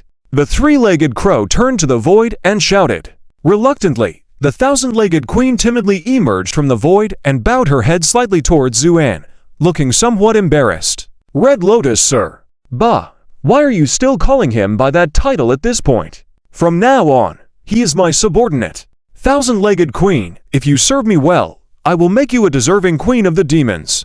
The three-legged crow snarled. Faced with his aggressive and domineering posture, everyone's eyes showed anger. No one had expected the situation to turn out like this. They had thought that just stopping Li Jingxing would be enough, but they never expected the three-legged crow to appear out of nowhere. Even Li Jingxing, driven by obsession, looked at the three-legged crow with a fierce intent. But the more everyone reacted this way, the more pleased the three-legged crow seemed to be. He grinned strangely and said, "All Emperor's flowing elixir, obey my command and merge into my body. Because he was holding Aoyi hostage, the countless emperors flowing elixir had to obey him. With his command, numerous emperors flowing elixir chirped and began flowing into his body, each drop brightening his eyes by a fraction.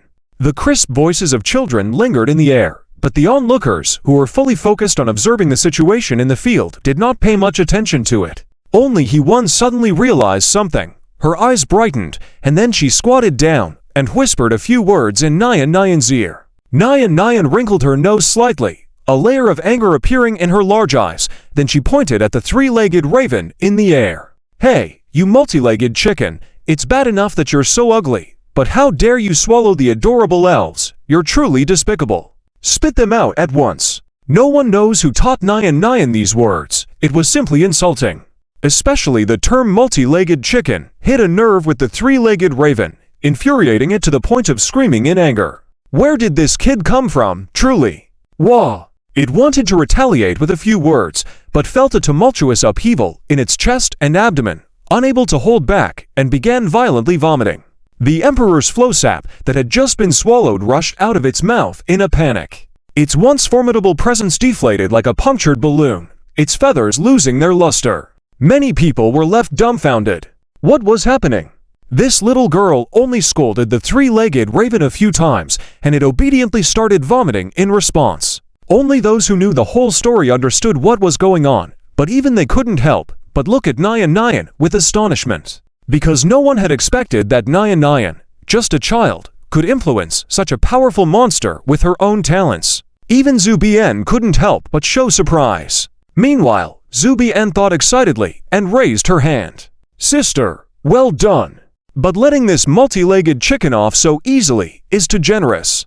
I've seen it. All its abilities are concentrated on the third leg. Just break that leg, and it'll submit." This statement spread throughout the field, making people's gazes towards the three-legged raven turn peculiar, especially LD Jiangxing, who was closest to it. His gaze lingered on the third leg of the three-legged raven, seemingly contemplating something. The three-legged raven was horrified. Its third leg was its biggest secret and its only vital point. It had disguised it very well, but today a child exposed its secret. Feeling LD Jiangxing's hostility, the three-legged raven couldn't help but shout, "Stay back, all of you. Anyone who comes closer, I'll kill this woman immediately. None of you will get the Emperor's flow sap then." As it spoke, its talons tightened, and its sharp nails even left a red mark on Oyu's cheek. Osher screamed, "Sister!" Okyung also shouted, "Everyone, don't act rashly. If anything happens to Oibe, the Emperor's flow sap may also disappear." This speech brought LD Jiangxing back to his senses. He stopped in his tracks, his gaze chillingly fixed on the three-legged raven, unable to move forward. The three-legged raven breathed a sigh of relief and smirked, "I'm sorry, I don't have time to play with you. Once I completely absorb the Emperor's flow sap, it'll be the time for all of you to perish." With those words, the Emperor's flow sprites began gathering around it, and its form began to gradually dim. "No, it's trying to escape. Stop it!" He-Won yelled.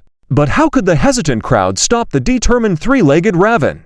As it was about to disappear from everyone's sight, Xiang suddenly pointed to a spot in the void and shouted, "Nyan-Nyan, here!" Nyan-Nyan's face was solemn, and she ordered, "Concentrate!" Following Xiang's direction, the void suddenly solidified. With a bang, just as the three-legged raven was about to escape, it felt as if it had collided with an iron plate, breaking out of its hidden state. At the same time, Nyan called out, "Multi-legged chicken, come down." Boom! The three-legged raven felt a force unlike any other directly acting on it, attempting to pull it down from the air. The three-legged raven was horrified. What kind of technique is this? Its whole body began to sway. Although Nyan's talent was incredible, she was still very young, too weak to make it drop down completely. But it was enough. Because of the uncontrollable swaying, the three-legged raven's talons were slightly lifted off Oyu's head. In that instant, He-Won shouted triumphantly, "Now's the time." But she didn't need to say anything, because at the same time, Okyung rushed over and snatched Oibe from under the three-legged raven. Before the three-legged raven could react, LD Jiangxing's sword aura had arrived. The sword strike was at its peak. The three-legged raven didn't even feel it, just a cool sensation under its foot, followed by a tide-like ebbing of its strength. LD Zhengxing's strike had severed its third leg directly. The three-legged raven was terrified, screaming, "No!" But the following scream abruptly stopped as another sword aura flew across the air, piercing its throat directly with such speed that it left a streak of blood trailing behind it. Blood gushed out, and the three-legged raven stood dumbfounded in midair, eyes wide, gazing at Zhu Bian in the distance. Zhu Bian slowly lowered her hand and said calmly, "At least you once served me. Let me send you off on this last journey." With those words, the three-legged raven's eyes showed a hint of regret and resignation, then its head exploded. Its lifeless body plummeted from the sky, crashing into a mush on the ground. The once formidable three-legged raven was now dead.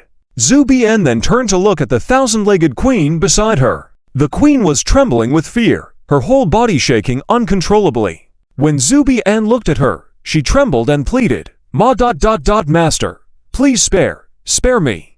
Zhu Bian said lightly, "Do you think that's possible?" The queen's face turned pale instantly. "Besides you, who else has betrayed me?" The queen was almost hysterical by now, chuckling, "Many have. Even almost all of your former subordinates have betrayed you." Zhu Bian fell silent. Meanwhile, behind the queen, a small clone was sneaking into the void space. This was her unique life-saving technique. Like a worm, as long as a part of her remains, she can resurrect. Saying that, another sword light slashed straight through.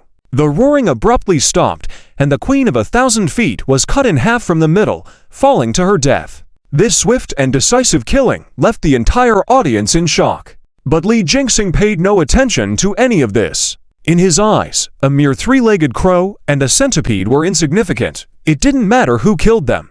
What mattered was the Empyrean flow jelly. So he landed on the ground and walked straight to Qing, who was holding the second princess in his arms. "Hand her over to me." Li Jingxing's voice was heavy, but unquestionably authoritative. Qing didn't change his expression and took a few steps back, saying lightly, "Lord Jian, please don't make things difficult. Yi is still asleep, and I will not hand her over to anyone." Li Jingxing remained silent because a strong sword intent started surging from him, clearly intending to forcibly seize her. The atmosphere suddenly grew tense. "Hand her over, or die." Li Jingxing's tone was indifferent. These words enraged all the Dragon Clan. Qing's expression also turned dark. "Li Jingxing, the Dragon Clan has always been accommodating, but it doesn't mean we fear you. I will not hand her over. Win against me if you can." "Fine." Li Jingxing agreed straightforwardly. Then his eyes glowed intensely as he prepared to take action. However, just then, a slender and delicate hand, like carved from green jade, suddenly appeared over his shoulder and lightly patted him. "Enough with the threats of violence. At your age, how can you still have such a fiery temper?" Li Jingxing didn't need to turn to know who was speaking. Thus, he said coldly, "Zuan, it's best if you don't get involved in this matter, because of the Empyrean flow jelly. I must have it, no matter who stands in my way." Qing was also provoked. "Then come and try. See if my Dragon Clan fears you." The situation once again fell into a stalemate. Zuan sighed lightly. One wants, and the other refuses. If a fight breaks out, both sides will suffer. How about this, Li? You simply want to revive the skeleton in your arms. It shouldn't take much Empyrean flow jelly. I can give you a portion of what I should receive. How about that? Zuan's proposal was quite perfect, balancing the Dragon Clan's dignity while giving Li Jingxing an opportunity. However, Qing shook his head. "Red Lotus Lord, thank you for your concern, but we can't agree at the moment." Zuan's expression changed. "Why not? Can I not use the part of Empyrean flow jelly I deserve? Or are you Dragon Clan planning to go back on your word?" With the questioning, Zuan's aura rose, and his eyes turned extremely cold. He couldn't help but get angry because Qing's words clearly hinted at reneging on the deal. At this moment, Huya, standing behind Zuan, also had a heavy expression. The atmosphere became even more tense than before. Shu, standing behind her sister, looked anxiously at the scene, then whispered, "Sister, what's wrong? Why not agree to Brother Honglian's proposal?" There was a hint of questioning in her words. At this moment, Qing smiled bitterly. "Red Lotus Lord, please calm down. Our dragon clan is a significant celestial race, and we won't break our promises. It's just that the situation is special right now, so I had to say that. Special situation? That's right. Qing lowered his head and looked at his sister, still sleeping in his arms, and whispered, "From ancient times until now, such a situation has never occurred. The rightful owner of the Empyrean Flow Jelly should have been that round moon. However, after it shattered, this Empyrean Flow Jelly became ownerless. But who would have thought that Year had entered the Moonlight Realm prematurely? And through a series of coincidences, she replaced the round moon as the current Empyrean Flow Jelly's owner. So now, all the spirits transformed from this Empyrean Flow Jelly consider her their master. If she doesn't speak, the Empyrean Flow Jelly won't integrate into anyone's body. In other words, not only can Red Lotus Lord not use his share, but even the Dragon Clan's urgent need for the Empyrean Flow Jelly cannot be met. Everything can only wait until she wakes up." After Qing finished speaking, the whole place fell into silence. Suddenly, Huya raised her head and asked, "When will she wake up?" "I don't know. It could be the next moment, or it could be hundreds of years later." "Damn, does that mean we have to wait here like fools?" Huya shouted in disappointment. However, Li Jinxing raised an eyebrow slightly. "I can't wait that long. Hand her over to me now, and I will find a way to make these Empyrean Flow Jellies obedient." Upon hearing this, Qing sneered. "What way? Do you plan to intimidate my sister like you did the three-legged crow?" Li Jinxing didn't reply, but his silence was an implicit agreement. "Let me tell you, if anyone dares to harm my sister, don't blame me, Qing, for turning my back on them." Even the usually gentle Qing was now enraged and shouted fiercely, like an angry cat. Li Jinxing smirked. "If your father were alive, I would leave now, but it's just you. You're no match for me." With that, Li Jinxing was about to act. However, at that moment, a timid voice said, "What if I try?" Everyone turned to look. The speaker was Nyan. At this moment, all eyes were on her, blushing and shyly looking down, fiddling with her clothes. She whispered, "I can command these little spirits, and they don't need to be devoured. Just a little guidance is enough." Zuin was first surprised, then a smile of paternal pride appeared on his face. He was pleased to see his daughter growing up. Not long ago, these two little girls were only following him around asking for candy. But now, she could play a role in such a situation. Zuin couldn't help but feel emotional. His daughter had truly grown up. At the same time, Qing exclaimed in amazement, "You can command these little spirits." Nyan nodded heavily, then raised her hand. "Come here." With a command, the little spirits immediately gathered around Nyan, dancing gracefully. People's eyes widened. Qing was ecstatic. Heavens, she can really command them. Just then, Li Jinxing walked quickly towards the two little girls. Yan's heart trembled, wanting to step forward and shield her two daughters. But just as she was about to do so, Li Jinxing bowed deeply to Nyan. "Master of the Sword Palace, Li Jinxing, thank you for your help, young lady." Everyone was stunned.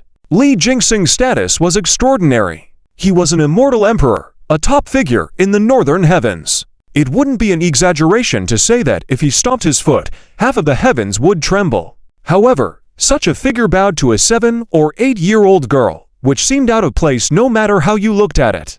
Nyan's face flushed, stammering, I haven't even done anything yet." "Even without action, gratitude is still due," Li Jinxing said earnestly. Many people are confused. What kind of character is Li Jinxing? Why is he sometimes terrifyingly paranoid and crazy, without regard for others, but at other times so polite and courteous? Only Zuin chuckled lightly. Only he understands that Li Jinxing has no flaws, except that his mind is a bit muddled from practicing swordplay. Many sword practitioners have this issue. Because they are accustomed to the purity of swordsmanship, they solve problems directly and do not understand flexibility at all. Just as they were preparing to take action, Xiang shook her head beside him and said seriously to Li Jinxing, "Uncle, there's no need to waste your effort. She cannot be revived because she is already completely dead." These words made Li Jinxing's face change drastically. Yan was even more frightened, clinging tightly to Xiang, looking at Li Jinxing nervously, afraid he might go crazy again. Many people couldn't help but gasp, not understanding why Xiang would say such things. "You're talking nonsense. She hasn't died. She can definitely come back to life, Li Jingxing said. Xiang broke free from Yan's embrace and said very seriously, Uncle, I'm not lying to you. If you are really unwilling to let go, you can try, but it's meaningless because it told me that it is too tired and to let it go. It told you? Who told you? Li Jingxing asked in astonishment. It was it. Xiang pointed to the skull in Li Jingxing's arms. Her phoenix soul hasn't dissipated yet. Li Jingxing shouted in excitement. Xiang shook her head. I don't know what you mean by phoenix soul. I can only see the essence of all things, and on it, there's a lingering breath that told me this. With that, Xiang tilted her head and looked at Li Jingxing. Uncle, is this lady's hair fiery red? Struck as if by lightning, Li Jingxing trembled and nodded, yes. Then it's correct. This lady's determination tells me that she wants you to let go because your mercy towards her is the cruelest thing to her. So, just let her go. As these words were spoken, tears streamed down Li Jingxing's face, and he slowly knelt down, sobbing. A man's tears sometimes touch more profoundly than words. Now, watching Li Jingxing cry like a child, the whole room fell silent. Xiang thought she had done something wrong and lowered her voice, asking Yan, Mama, did I say something wrong? What did that just mean? Yan sighed softly and gently stroked Xiang's head. It's nothing, just a cruel farewell. Is there such a thing as a cruel farewell? Of course. Yan said, and then sighed softly, and sometimes it can be even more cruel than swords. While Li Jingxing was crying, Zuan quietly approached him and patted his shoulder. All right, it's good to cry a bit. Do you want to try again? Zuan said softly. Li Jingxing gradually stopped crying, shook his head, stood up carefully, wrapped the skull in his arms, and bowed deeply to Xiang. This startled Xiang. Li Jingxing, however, said earnestly to her, Little girl, thank you for telling me this. I understand now. With that, the tears on his face had vanished, the madness had dissipated, and he once again became the powerful master of the Sword Palace. He turned to Zuan and said, Zuan, you have two remarkable daughters. Haha, of course, but look whose daughters they are. Zuan smiled and said, I will leave now and return in a few days. Will you still be here when I return? Li Jingxing asked. Zuan nodded. Yes, I have some matters to attend to in the Dragon Clan. Li Jingxing nodded. Good, wait for me to return.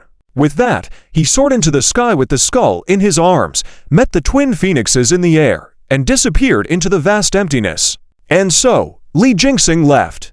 Hu Yi couldn't help but breathe a sigh of relief. Phew, that big guy finally left. He then turned around, his face full of smiles, and said to Xiang, since there's nothing going on now, hurry and treat your aunt's eyes. Xiang nodded, okay? She waved her chubby little hand, pointing to Ro. Little spirits, help me heal her eyes. As she spoke, the little spirits swarmed towards Ro. Ro stood there feeling nervous. She could roughly see the situation in the field through her hearing and naturally felt anxious about whether she could see again.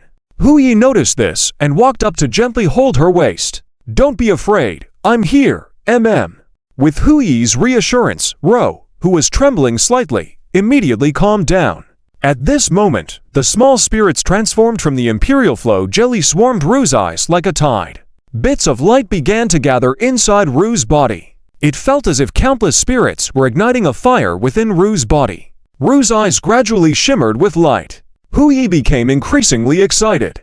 However, at that moment, Ru's entire body suddenly began to twist at a peculiar angle. Then, she let out a scream reminiscent of a ghost wail. In the piercing sound, Hu Yi was shocked. Ro! He reached out his hand, trying to touch Ro. But before his hand could reach halfway, Ro ascended and lifted her head in midair, opening her eyes. Bright red beams shot straight into the sky, and her eyes were a hellish crimson. Following that, Ro let out a chilling laughter similar to the sound of scraping metal. Heh, I never expected someone could actually unlock her seal. Hu Yi shook violently, then roared hoarsely, Who are you? Who am I? Tears of blood streamed down Ru's eyes. I am the one who took away her sight. Hu Yi was shocked and furious at the same time. You are dead to me. He was about to rush forward, but he stopped midway when Ro sneered, Come here. Do you believe if you take another step forward, I will immediately kill her on the spot? Hu Yi immediately halted his steps. Then, Ro looked around with an evil glint in her eyes. TSK, it is indeed the Imperial Flow Jelly. Looks like my luck is quite good. But just as these tentacles had just rushed halfway, a sword light suddenly flew across the sky in an instant, slashing all the tentacles in half as it passed by. The stench of foul blood splattered all over the ground, and Aru let out a painful wail. "Ah, sword cultivator, I will devour you." With that, she suddenly opened her mouth wide, and her cheeks instantly tore apart, revealing a mouthful of ferocious and terrifying teeth. Fox Knight was almost fainting at the sight, his whole body swaying, before finally screaming hoarsely, "Aru!" With the cry, his eyes turned blood red, and he roared as he charged forward. "I will kill you!" In Fox Knight's eyes, Aru had turned into this ghostly appearance, apparently having met an unfortunate end. How could he not be furious about it? Just as he had charged forward, Zuan's voice suddenly came from behind. "Be careful not to hurt her. Her current appearance is just the mischief caused by the monster attached to her. Aru herself is fine." Hearing this, Fox Knight was slightly stunned. And just in this moment of distraction, Aru suddenly flew up and headed straight for the sky, where the Imperial flowing lava was. Not only that, at the same moment, the tentacles that had been cut off on the ground began to wriggle as if they had life in them, and then they surged up one after another, following Aru flying away. This bloody and eerie scene was enough to make one's scalp tingle. Fox Knight was at a loss. He did not know what to do. If he attacked directly, he was afraid of hurting Aru, but if he didn't, this monster was clearly preparing to devour the Imperial flowing lava to strengthen itself, which would be even more troublesome later on. As he was in a dilemma, a figure suddenly appeared in the void, blocking Aru in front of him. "Get out of the way!" Aru roared, her head suddenly turned into a huge mouth, directly swallowing towards the person in front of her. The person blocking Aru's way was naturally Zuan. Faced with such a disgusting attack, Zuan frowned slightly. "Has anyone ever told you that you have bad breath? Huh?" This remark from Zuan caused the monster to be slightly stunned. At that moment, Zuan suddenly reached out his hand and directly into the large bloody mouth. The monster seemed to realize something and immediately began to struggle frantically. But Zuan's speed was extremely fast. In the blink of an eye, his whole arm had plunged into the large bloody mouth. The monster could no longer speak, only hoarse screams, while the teeth in her mouth grew rapidly, trying to bite off Zuan's arm. But it was all in vain. Before these teeth could touch Zuan's skin, they were directly crushed by the sword light. Even the foul blood could not drip, evaporating into nothingness in the air. Fear showed in the eyes of the monster, then her skin began to surge, as if something was swimming in her muscles, trying to break out. "Want to die together? Ha ha! Do you think you are worthy?" Zuan coldly sneered. With a sudden force, the monster instantly froze, and then Zuan slowly pulled his arm out. With each movement, Aru's body would gradually recover.